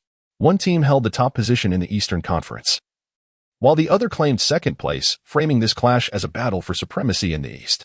Could this serve as a potential preview for the Eastern Conference Finals? The matchup was particularly intriguing, as Sue Fan would be pitted against the formidable Kawhi Leonard, after scoring over 50 points in the previous game against a formidable opponent. What kind of performance would Sue Fan deliver this time? Anticipation for the upcoming game was palpable. The NBA had even crafted a promotional video to highlight this match, underscoring its significance with nationwide broadcasts. Inside the training facility, Raptors head coach Nick Nurse was taken aback when discussing Sue Fan's previous performance and his season thus far, exclaiming, "Oh my God, oh my God. To be honest, I watched the last game, and he truly is an astonishing player. His scoring seems as effortless as drinking water." At this juncture, Nurse feigned a sense of mystery, stating, "However, we are not a team that can be easily defeated. Our roster includes the league's finest defender, Kawhi Leonard, and we possess exceptional defensive prowess. We will implement targeted defensive strategies against Sue Fan. We will not allow him easy access to the basket for those effortless scores." Within the Nets training camp, the atmosphere was charged with anticipation. After completing his physical training, Sue Fan sat on a bench to rest, sipping on electrolyte water to replenish his energy. The upcoming match promises to be challenging. Coach Lue approached, carrying materials on the Raptors, and settled down beside Sue Fan. DeLuo, also taking a break, chuckled, "With Sue here, we have nothing to worry about." "Haha." Coach Lue responded with a smile, "Indeed, we do possess our strengths." However, what truly concerned Coach Lue was the Raptors' depth in their roster and the maturity and reasonableness of their team rotation. Upon hearing Coach Tyronn Lue's words, Sue Fan rose to receive the basketball from the trainer's hands and executed a remarkable long-range three-pointer from beyond the court. The resounding exclamations of awe from players such as LeVert, Russell, and Dinwiddie echoed in the air. After sinking the shot, Sue Fan patted the ball in his hands and resumed his seat. "Tomorrow, I shall ensure that their journey to Brooklyn yields no fruitful results." Soon, the day's training approached its conclusion. In the underground parking lot of the arena, a jubilant voice exclaimed, "Fan Gu, I have arrived. Tonight, we must embark on a grand adventure." With a lively stride, Zhou Qi approached, fishing gear in hand, a broad smile on his face. "Excellent. Let us hop in the car and set off," Sue Fan replied, rolling down the window. Sue Fan cast a glance at the 2 beautiful women beside him, marveling inwardly at his leader's charm. Suddenly, the tranquility of the garage was shattered by the deep rumble of an engine. A colossal SUV slowly emerged from its parking space, speeding towards the serene lakes surrounding Manhattan. The wheels churned, kicking up a cloud of dust, heralding the commencement of a fishing expedition. Thus began the tranquil life of angling by the lakeside in New York. Sue Fan thoughtfully initiated a Douyin live stream for the fans, who eagerly joined him for a fishing session. However, upon noticing the 2 stunning beauties by his side, the viewers erupted in indignation. "Shameless, Sue thief. Just look at Brother Fan. Now that's what we call living. Our Brother Fan is truly remarkable, earning American dollars and spending his evenings fishing." On December 7th, In the Barclays Center, players adorned in various trendy brands arrived at the venue. The physique of NBA players resembled that of clothing mannequins, with every outfit fitting them impeccably. At this moment, the players' tunnel resembled a vibrant fashion runway. Ladies and gentlemen, we can witness both teams emerging from the tunnel into the arena. Tonight's game promises to be a colossal clash. In the Penguin Live broadcast, commentators Kevin Durant and the lovely Schwaer have commenced their pre-match commentary. Suddenly, the comments began to flood in. Handsome guy, here he comes. Sue fan, so dashing. Wow, he's so handsome it's a foul, brother fan. Dressed in a trendy t-shirt paired with casual jeans, Sue fan entered the arena. Inside the Nets locker room, the team rallied together, shouting a resounding chant. Hey brother, tonight, let's crush them. The morale of the Nets was exceptionally high. Meanwhile, the Raptors were equally determined to defeat their opponents and reclaim their position at the top of the Eastern Conference. The players had taken to the court for warm-ups, preparing for this highly anticipated showdown. As the start of the official game drew near, the number of viewers in the live stream began to surge exponentially, swiftly surpassing the 10 million mark. What insights do our commentators have for tonight's match? Schwaer inquired after introducing the brand's products, glancing at Kevin and Durant. Shall we have Teacher Durant go first? Kevin suggested, looking at Durant. No worries, you go ahead. Durant politely declined. Then I'll begin. Kevin, seeing no reason to defer, analyzed. As we all know, tonight's match is crucial for both teams. It can be said that whoever wins will take the top spot. I believe the Nets have a slight advantage, especially with home court benefit and Sue fan's recent stellar performance, which makes them more stable. In response, Durant offered his analysis. In the last game, Sue fan scored 57 points, leading the Nets to victory over the Thunder. His performance may see some fluctuations in this match. Within the ranks of the Raptors, Leonard and Siakam stand out as formidable players with long wingspans, alongside FVV, Danny Green, Ibaka, and Anunoby. Their presence poses significant challenges for Sue fan and the Brooklyn Nets. The Raptors boast a more cohesive and refined lineup, leading me to believe that they will ultimately emerge victorious. At this moment, the camera shifts back to the court, where the starting players of both teams have gathered at center stage following the player introductions. Leonard and Sue fan are set to face each other directly. Kawhi approaches Sue fan with an expressionless demeanor, resembling a robot. The large screen displays the starting lineups. Brooklyn Nets, D'Angelo Russell, point guard, Karis LeVert, shooting guard. Sue fan, small forward, DeMar Carroll, power forward, Jared Allen, center. Toronto Raptors, Kyle Lowry, point guard, Danny Green, shooting guard, Kawhi Leonard, small forward, Pascal Siakam, power forward. Jonas Valanciunas, center. In comparison to the Nets, the Raptors roster appears remarkably seasoned, embodying the essence of a championship team. The bench is also bolstered by excellent players such as VanVleet, Ibaka, and Anunoby. Notably, LeVert returns from injury for this match. Chapter 90, the game intensifies as Siakam executes a tackle. Valanciunas and Allen prepare for the jump ball at midcourt.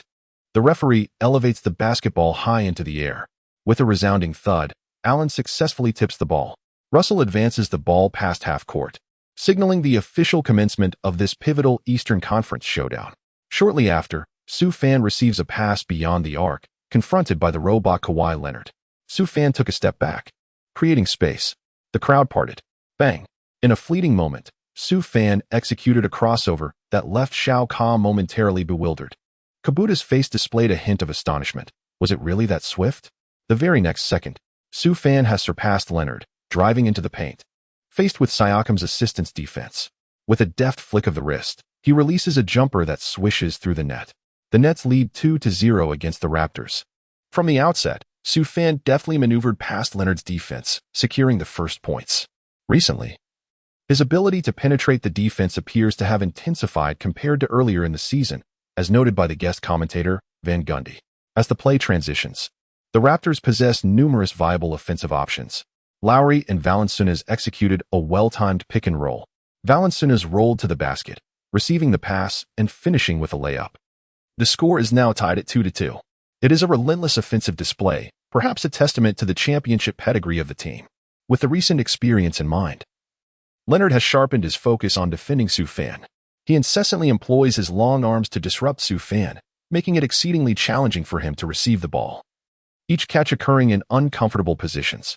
Observing this, Russell took it upon himself to launch a sudden three-point shot. Duong. The ball ricochets off the rim. Siakam, positioned inside, secures the rebound and swiftly dishes it out to the fast-breaking Emperor Danny Green. Green receives the ball and attempts a layup, completely unaware of a figure rapidly approaching from behind. Just as the basketball ascends to its zenith, poised to descend, Su Fan executed a resounding block, sending the ball crashing against the backboard. Green momentarily lost his vision, nearly toppling to the ground. Amidst the chaos, Leonard, who had been trailing behind, seized the ball and delivered a powerful two-handed dunk, bringing the score to 2-4. However, the impressive display of Su Fan's dominating block had clearly astonished the entire arena. The Nets initiated their offensive play. Su Fan, upon receiving the basketball on the perimeter, chose not to pass it to the inept Russell. Instead, he called for a screen from Allen.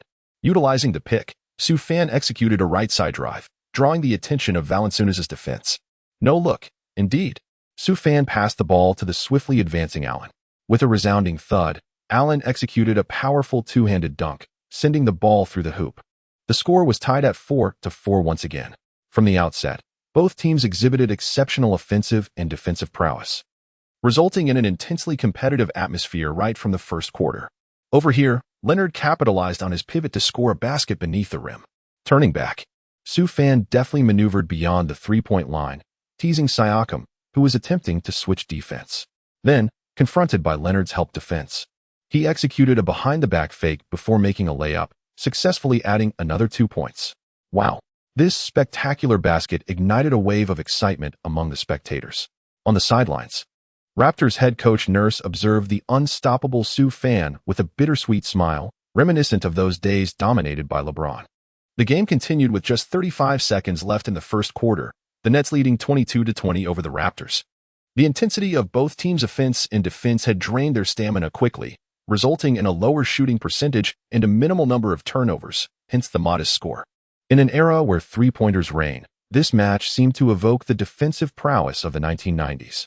Perhaps under the referee's directive, many fouls went uncalled, leading to a notably physical game. The Raptors regained possession. Leonard, with the ball, utilized a screen from his teammate on the perimeter to exploit a mismatch against Russell. After a series of dribbles, Leonard turned and executed a jump shot over the towering defender. Waters' defense, though formidable, proved insufficient against the robotic precision of Leonard. The ball traced a beautiful arc through the air. Swish. It found its mark. The score was now tied at 22. Well done, Kawhi. On the sidelines, the Raptors bench erupted in excitement, waving towels in celebration of Leonard's exquisite jump shot. Following the basket, Leonard, with an impassive demeanor, swiftly directed his teammates to fall back on defense. The Nets had 21 seconds remaining, presenting them with a clear opportunity to execute an offensive play. No room for complacency. As the Nets initiated their attack, Waters ceased dribbling, allowing Su Fan to bring the ball over half court. You can set screens, but so can I. Su Fan instructed his teammates to come forward for a screen, and soon Valanciunas was positioned directly in front of him. It was a moment reminiscent of military training. Bang, bang, bang. Su Fan commenced a rapid series of culinary maneuvers, causing Valen to momentarily lose his balance. In that instant, with remarkable agility, Su Fan executed 2 consecutive swift changes of direction. Valen, unable to maintain his composure, abruptly found himself seated on the ground, confronted by an expanse of emptiness before him. Su Fan swiftly penetrated the interior of the Raptors. At this moment, a somewhat vexed Siakam seized him with fervor. Nevertheless, just before losing his balance, Su Fan launched the ball toward the hoop. Swish. The ball danced around the rim twice before plunging into the net. 24-22. The referee's whistle pierced the air, signaling that the basket was valid and won. The entire Barclays Center erupted in a deafening chorus of cheers. The atmosphere was electric. Coach Nurse seethed from the sidelines. What on earth are you doing? Coach Lou was equally incensed. Is this a basketball play? Just a common foul? Su Fan felt a surge of annoyance when he was suddenly embraced by Siakam, whose actions seemed utterly pointless. As he was advancing swiftly, being unexpectedly seized by someone felt like an affront to his dignity. Release your filthy hands. Su Fan regarded Siakam before him with a frigid demeanor. On the other side, Siakam was no pushover either, approaching with an air of defiance. You may not be an easy target, but I am no mere obstacle either. Are you prepared to contest this? Su Fan swung his elbow, ready to engage in a brawl.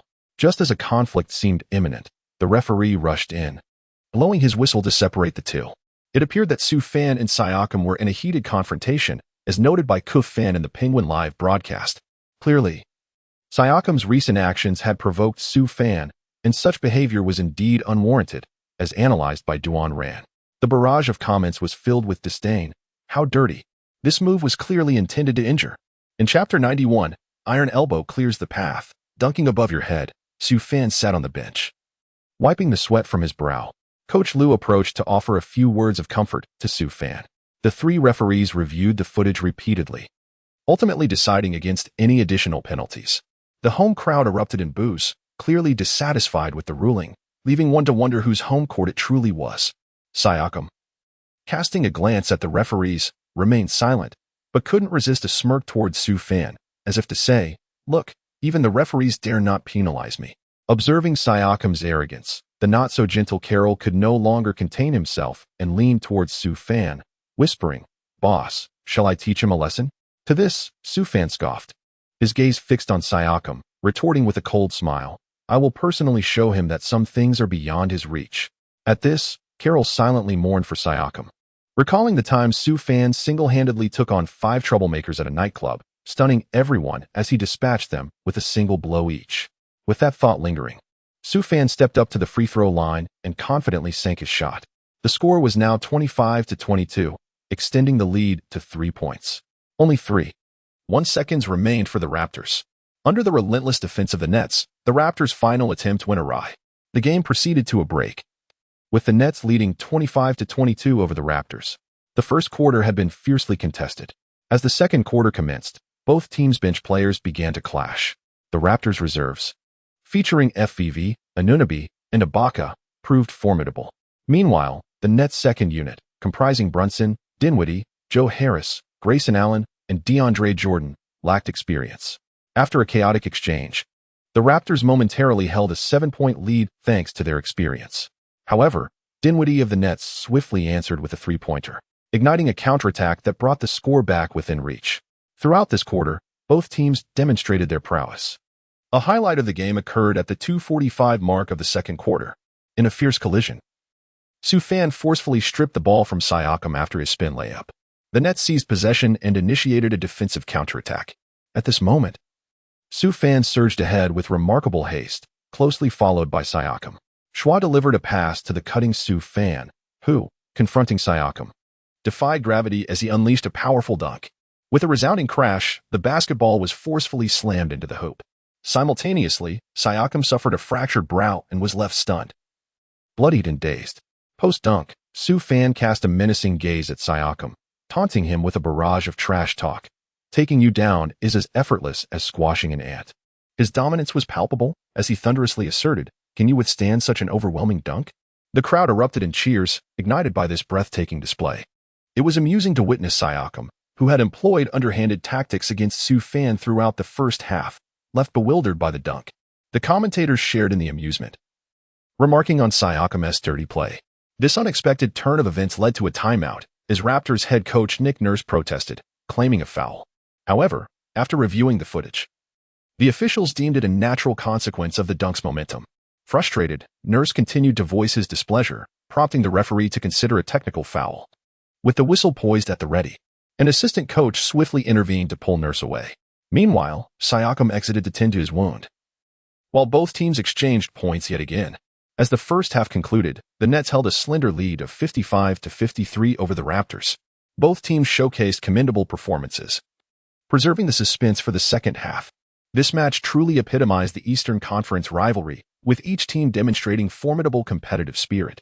Most notably, in facing his role model Kawhi Leonard, Su Fan maintained an impressive scoring efficiency, finishing the first half with 18 points, 5 rebounds, 2 assists, 2 steals, and 2 blocks on 7 of 12 shooting.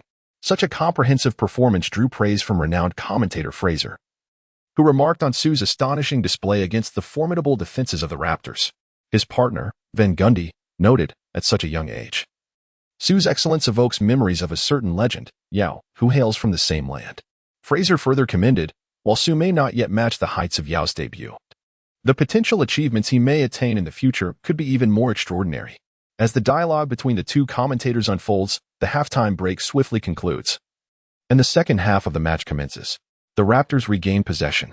The robotic-like Kawhi Leonard, holding the ball beyond the arc, confronts the defense of Sue Fan.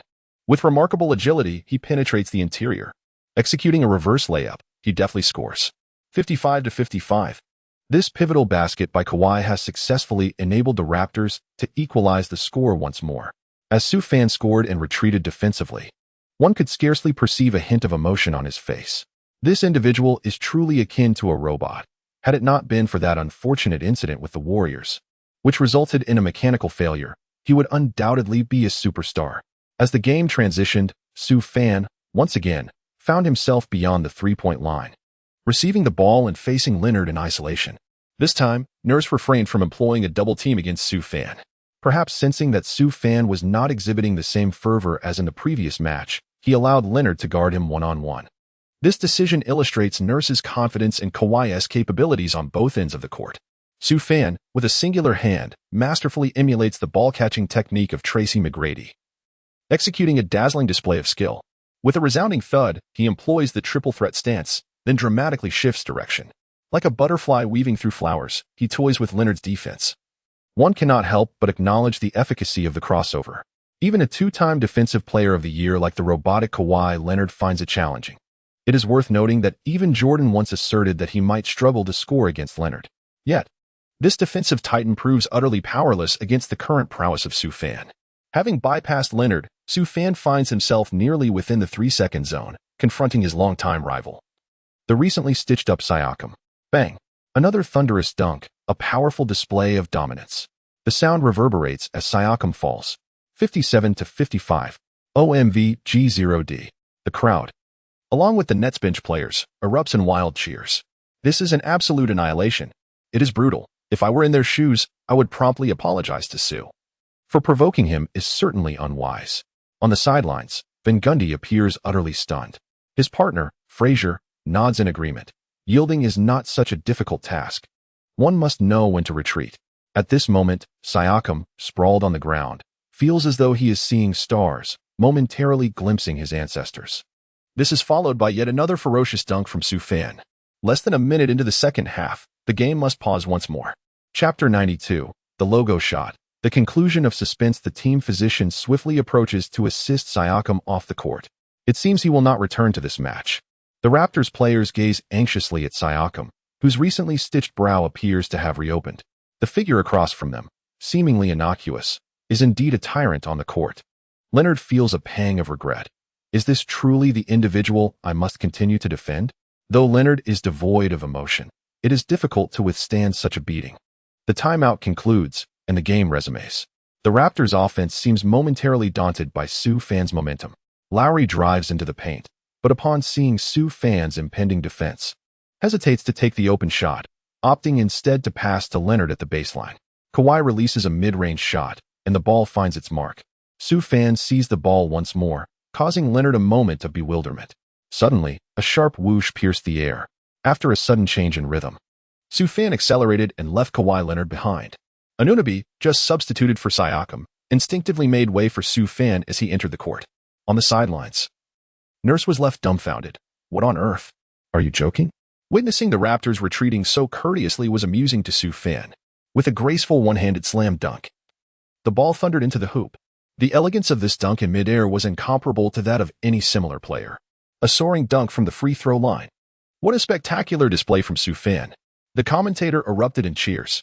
Sue Fan was nothing short of omnipotent on the court, excelling in offense, organization, and defense. Frazier could only express his amazement. With Sue Fan in play, Nurse felt an unsettling discomfort. He had the robotic caboclo on his side. Yet across the court stood the seemingly more versatile Sue Fan. With 4 minutes and 11 seconds remaining in the third quarter, thanks to Sue Fan's consecutive assists, the Nets had extended their lead to 7 points, 81-74. In this crucial moment, Nurse shouted, "Give the ball to Kawhi." Leonard did not disappoint the coach. Driving to the perimeter for an open shot, Valanciunas received the pass after Leonard attracted a double team. Swish. A three-pointer, 81-77. They successfully clawed back some points. In critical moments, Kawhi was the one to rely on. This trade for the Raptors proved worthwhile. Acquiring Leonard in exchange for DeRozan was precisely for these clutch situations. The Nets initiated their offense, and after a brief circulation, the ball found its way into Sioux Fan's hands. Alone with the ball, the Raptors' 5 players tensed up. This was the moment. After a triple threat stance, Sioux Fan utilized a feint to breach the Raptors' first layer of defense once more. The two-time DPOY Kawhi's defense felt utterly futile against Sioux Fan tonight. The commentators were left astounded. The other Raptors hurriedly converged to assist, tightening their defense to prevent an easy shot. Upon witnessing the unfolding play, Sioux Fan executed a deceptive pass to the open Love. The latter received the ball, drew back his bow, and with a swift motion, released a shot that pierced the net. 84-77. The gap was once again narrowed to 7 points. What a splendid play, beautifully executed. This pass was a result of Sioux Fan's incisive drive, which tore through the Raptors' defense, creating a golden opportunity for his teammate. It was a tactical triumph. In the Penguin Live broadcast, Duan Ran excitedly analyzed the situation. For heaven's sake, we must enhance our defensive intensity and ensure the ball is frequently placed in Leonard's hands, shouted Coach Nurse from the sidelines, his frustration palpable. The defense seemed to falter, as Sioux Fan navigated through the Raptors' defense with the ease of crossing a quiet street at dawn. Damn it, he muttered, as Leonard too was not invincible, finding himself thoroughly contained by Sioux Fan's relentless pressure. With similar arm length, Sioux Fan had him effectively in check, leading to a moment of stagnation for the ball. Love rushed in for the steal, while Leonard attempted to pass, only to have Sioux Fan deftly intercept the ball with a quick swipe. Chaos ensued. Carroll soared to snatch the ball over Lowry's head, tossing it into Sioux Fan's waiting hands. Sioux Fan advanced past half-court, his shooting touch ignited, and he launched a shot from beyond the logo. With a swift release, the ball soared as Leonard lunged desperately to block it. Yet Sioux Fan had already unleashed his throw. The basketball glided past Leonard's fingertips, heading straight for the hoop. Amidst the roaring cheers of the crowd, a crisp swish echoed as the ball plunged into the net.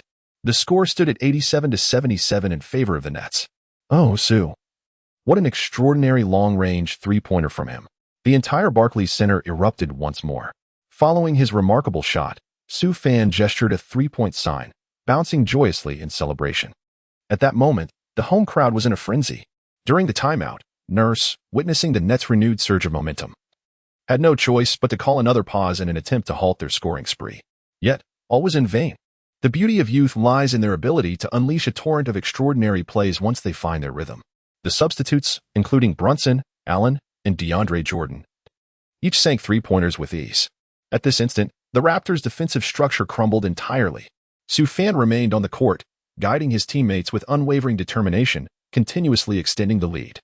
Coach Lue was evidently poised to conclude the game at the onset of the fourth quarter.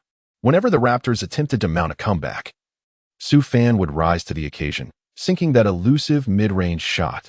With 8 minutes and 43 seconds remaining in the fourth quarter, the margin had expanded to an impressive 21 points. Recognizing the inevitable, Nurse opted not to pursue further, instead substituting his bench players in succession. Similarly, Tyronn Lue replaced Sioux Fan. As Sioux Fan prepared to exit the court, the arena erupted in chants of MVP. MVP. MVP. In tribute to his remarkable performance this evening, Sioux Fan waved to the fans in acknowledgement. Securing victory, they continue to maintain their position at the top of the Eastern Conference. Congratulations to Sioux Fan. Even the Raptors have been captivated by him. Our Sioux Fan is truly exceptional. Within the Penguin Live broadcast room, the commentary duo has begun to engage in lively discussions about off-court matters, such as whether Sioux Fan will represent the nation on the international stage. What kind of performance will Sioux exhibit on the international stage? Can his partnership with E. Jianlian create new glories? However, the reality remains that Sioux Fan has yet to receive any invitations. Chapter 93, Steady at the Top, a serendipitous encounter at the nightclub. Ultimately, the referee blew the whistle, signaling the end of the match. The Nets triumphed over the Raptors at home with a score of 121-101, securing a 20-point advantage. No one anticipated that the two teams, evenly matched in the first half, would see the Raptors collapse under Sioux Fan's relentless assault towards the end of the third quarter. Of course, Pascal Siakam's injury significantly impacted the Raptors' defensive strategy. More importantly, Sioux Fan's two ferocious dunks left the Raptors players momentarily stunned. The NBA has not witnessed such a powerhouse in quite some time, as players are now predominantly focused on three-point shots.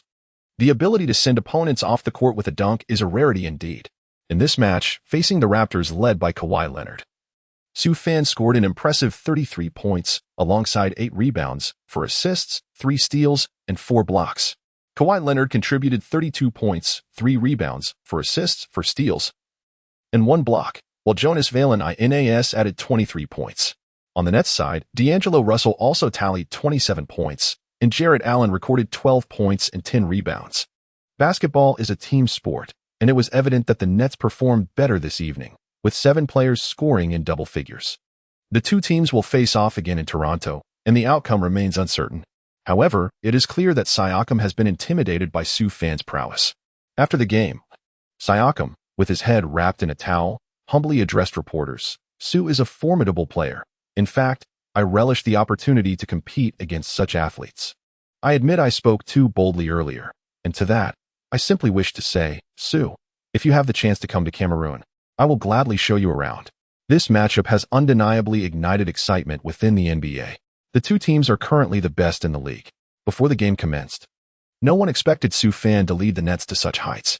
As of now, the Nets boast an impressive record of 23 wins and 4 losses, ranking first in the league and in the Eastern Conference. TNT Sports published an article overnight, proclaiming Sioux as the new #1 in the NBA, with his future achievements deemed immeasurable.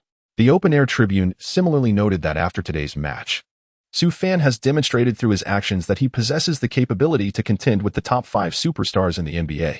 Domestically, he has already ascended to legendary status.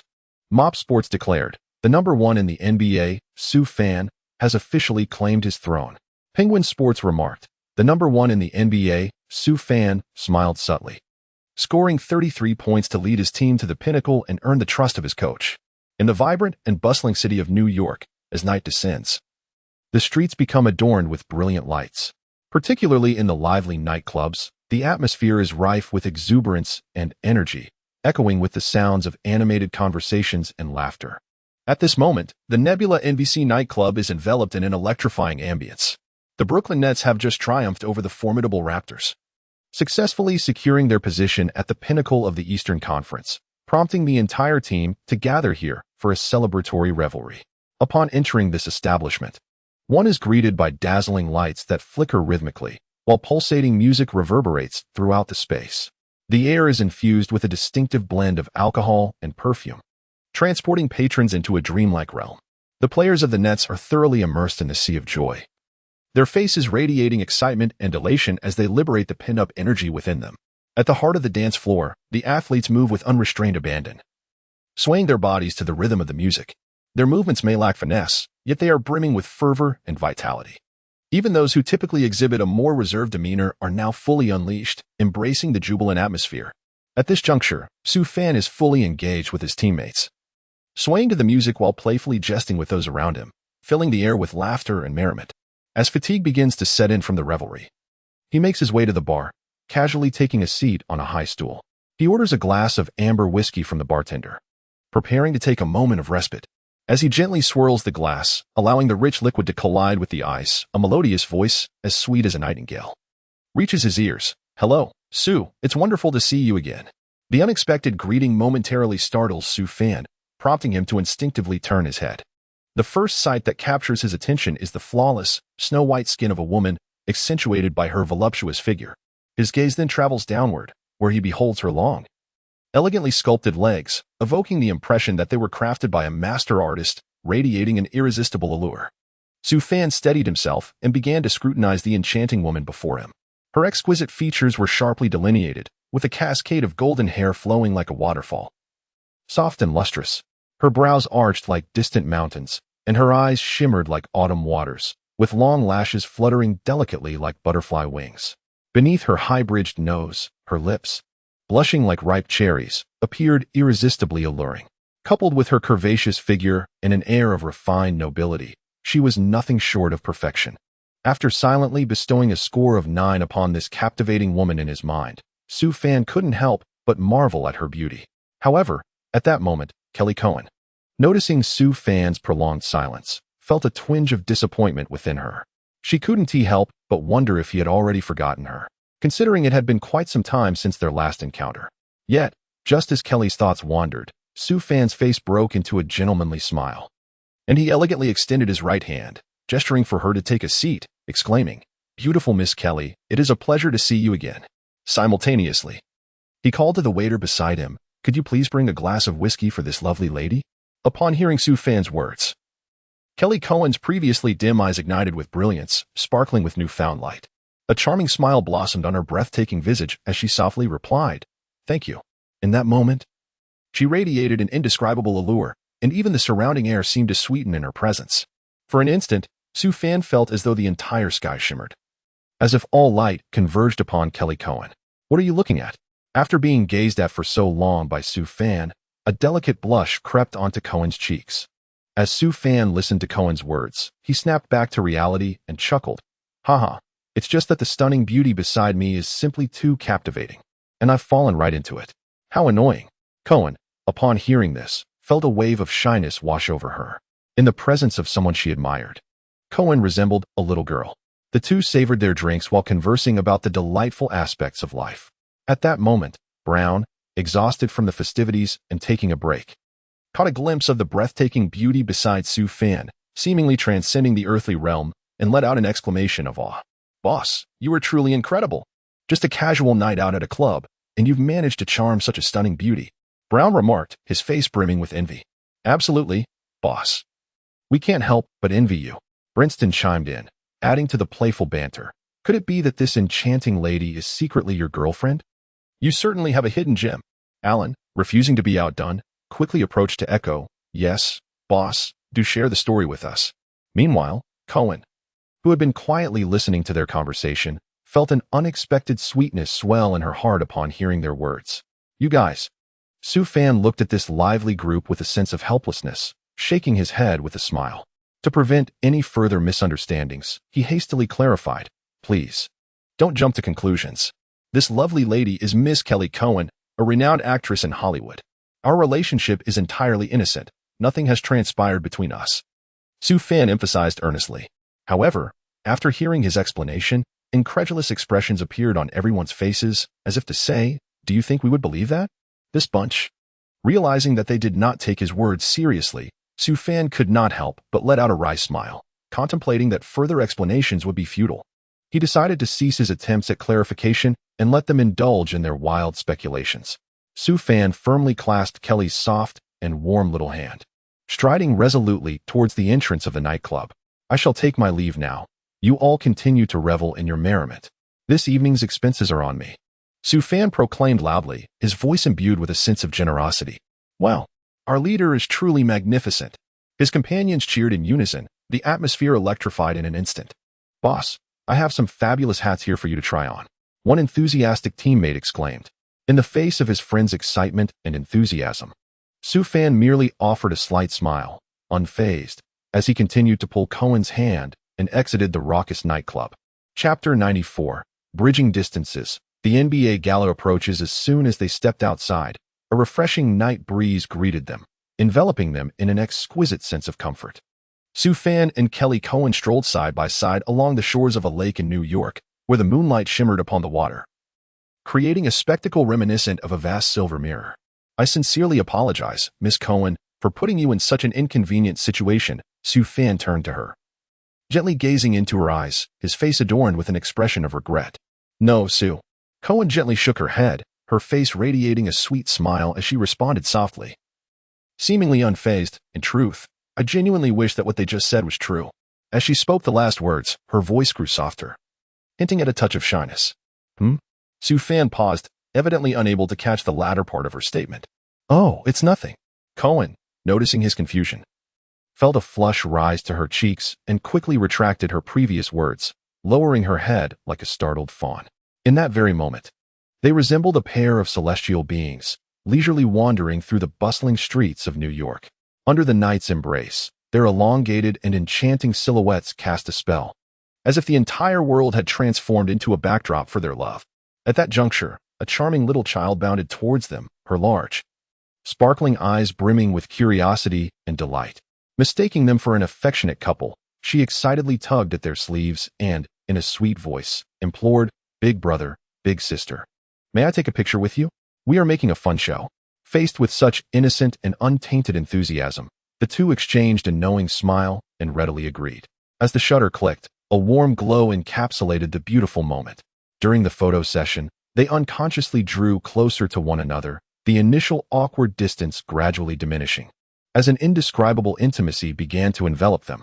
Following their triumph over the Raptors, the Nets were greeted with a relatively easier schedule, facing opponents such as the Knicks, 76ers, Wizards, and Hawks. With the exception of the 76ers, the other three teams were unable to reach the playoffs. After exerting some effort against the 76ers, the Nets concluded these 4 matches with a resounding record of 4 wins and no losses. In a remarkable turn of events following their defeat to the Clippers, the Nets achieved an astonishing 14-game winning streak, the longest in the NBA this season. Presently, their record stands at an impressive 27 wins and 4 losses, having only succumbed to the Warriors, Pistons, Wizards, and Clippers. Throughout this period, Fan continued to lead, surpassing Giannis and Jokic, maintaining his position at the pinnacle of the MV rankings. If all goes according to plan, this year's MVP will emerge among 3 contenders. However, surprises may arise when least expected. The Aladdin's lamp of the Rockets is currently brewing a remarkable strategy beyond the MVP rankings. In various other lists, such as the scoring and steals charts, Fan consistently ranks at the forefront. In light of the current circumstances, the Brooklyn Nets and the burgeoning superstar Fan are poised to embark on a journey to the City of Angels, Los Angeles, to face off in a highly anticipated showdown. It is noteworthy that the Lakers have surged in the latter half of this season, akin to a lion awakening from slumber, exhibiting an unstoppable momentum. They have triumphantly amassed an impressive record of 18 wins and 15 losses, propelling themselves to 6th place in the fiercely competitive Western Conference. Much like the Rockets, this duel is anticipated as a pivotal clash between Fan, a formidable contender for the future MVP title, and the seasoned MVP, the King LeBron James. Recall that last season, as the King led the Cleveland Cavaliers in their quest for the championship, it was Fan's emergence that ultimately led to their downfall in Houston, leaving them with bitter memories. Now, as fate intertwines their paths once again, the old enmities and new rivalries undoubtedly enhance the intrigue surrounding this match. Moreover, a plethora of hot topics abound in the United States and beyond regarding this event.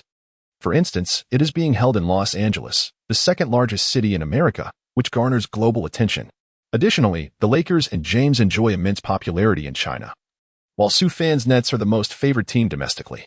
With these myriad factors converging, this match has generated fervor even before it commences, capturing the attention of fans worldwide. Domestically, the clash between the two teams is akin to the NBA's version of a spring festival gala. Internationally, its significance rivals that of the annual Christmas Day games. Undoubtedly, this encounter is destined to be a highly anticipated and spectacular showdown. Chapter 95, A Visit to Base Manor, Gene Base's Recruitment Los Angeles International Airport. A plane from Brooklyn gently descends onto the tarmac. With a thud, the cabin door swings open. The entire Nets team disembarks, each player carrying their own luggage. The athletes, laden with their suitcases, step off the aircraft, engaged in cheerful banter. Tomorrow's match, thanks to the Lakers, will once again be broadcast live across the nation, attracting significant attention. The team members found the designated vehicle at the entrance and boarded the team bus to rest at the hotel. Los Angeles, a vibrant and opportunity-laden city, sparkles like a brilliant gem set against the western shores of the Pacific. Nestled within this bustling metropolis lies an extraordinarily luxurious estate, standing quietly as if it were plucked from a fairy tale. Every detail of the opulent manor exudes infinite wealth and refinement. The grand entrance, towering and majestic, features a golden knocker that radiates an enigmatic glow, seemingly narrating the illustrious history of the family. At this moment, Jeannie Buss, the heiress of her family's fortune and honor, strolls gracefully along the path of her father's lavish estate. The interior of the manor is adorned like a fantastical realm, hinting that an esteemed guest is soon to arrive. At present, a myriad of enchanting women flit about the estate. Some are clad in extravagant kipayos, while others don fashionable short skirts and some wear elegant kimonos. By the poolside, numerous alluring figures in bikinis frolic and play, transforming the estate into a scene reminiscent of a Victoria's Secret fashion show. Before long, a Lincoln slowly glided to a halt at the entrance of the estate. The driver skillfully opened the door, revealing a striking figure poised at the threshold. Fan strode to the entrance. "Welcome, Mr. Fan," greeted the security guard at the door with warmth. Fan nodded, and was subsequently escorted by a servant to the reception lounge, where he took a seat.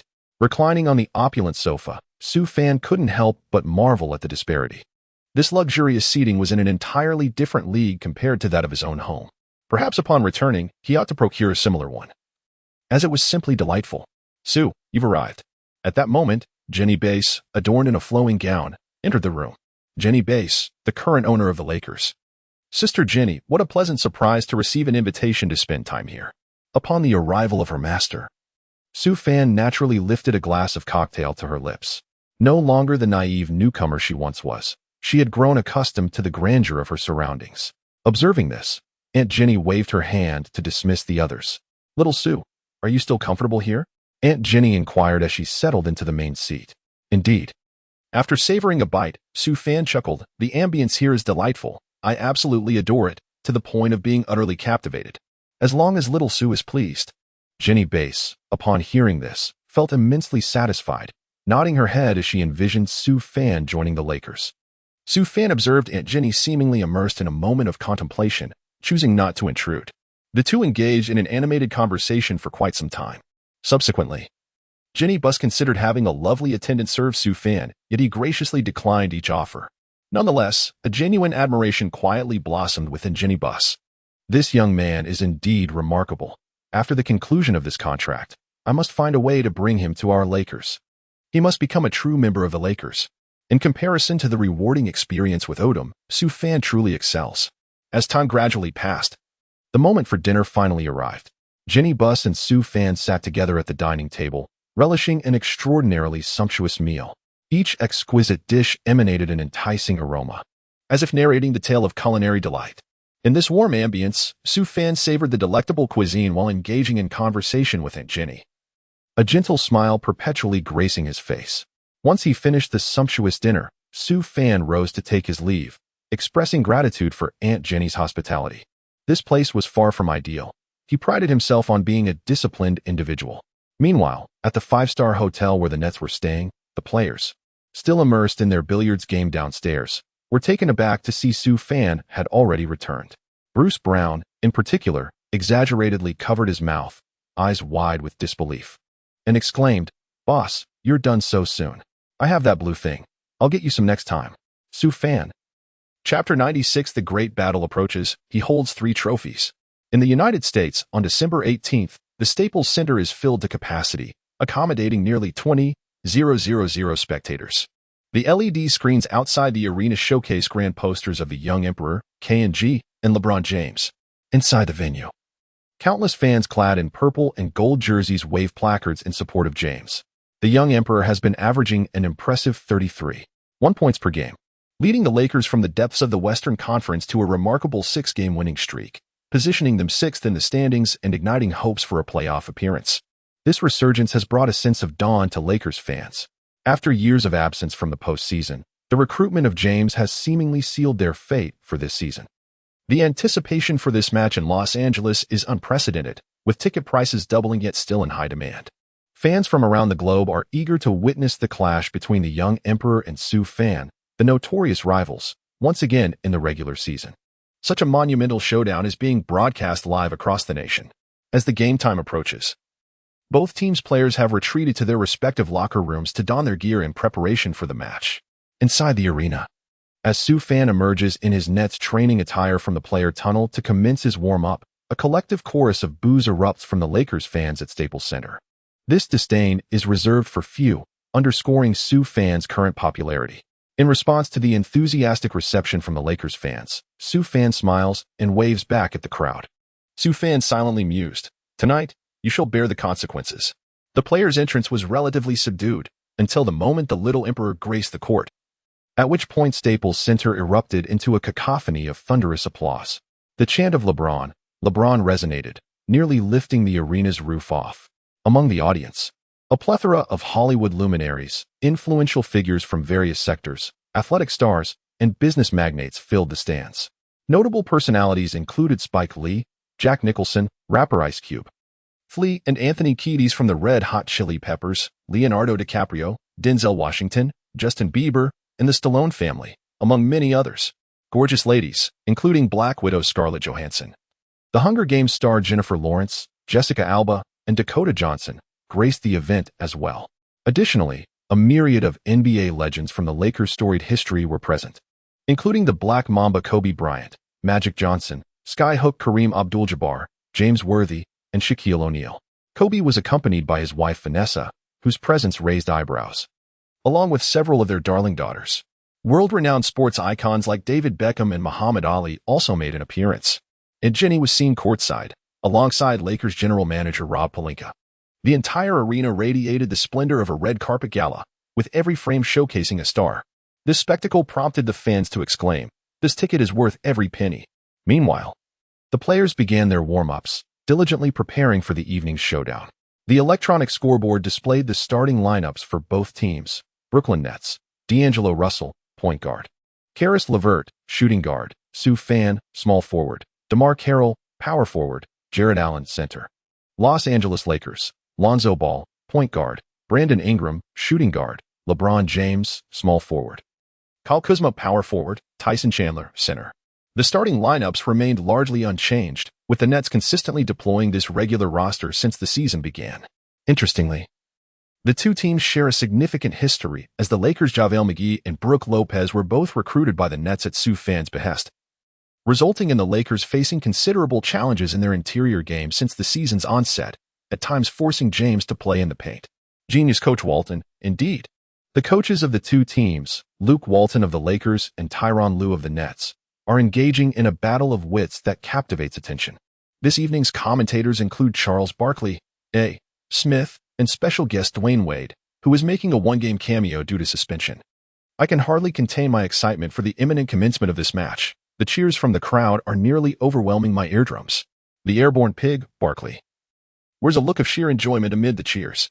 "Hey, you overgrown pig, those applauses aren't meant for you. Put away that piggish visage," chides his longtime rival, A. Smith. "Everyone has their youth. I was the star player on the Suns, the MV of the team."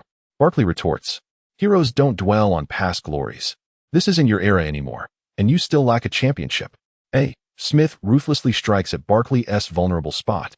Infuriated by the remarks, Barkley rises as if to confront Smith.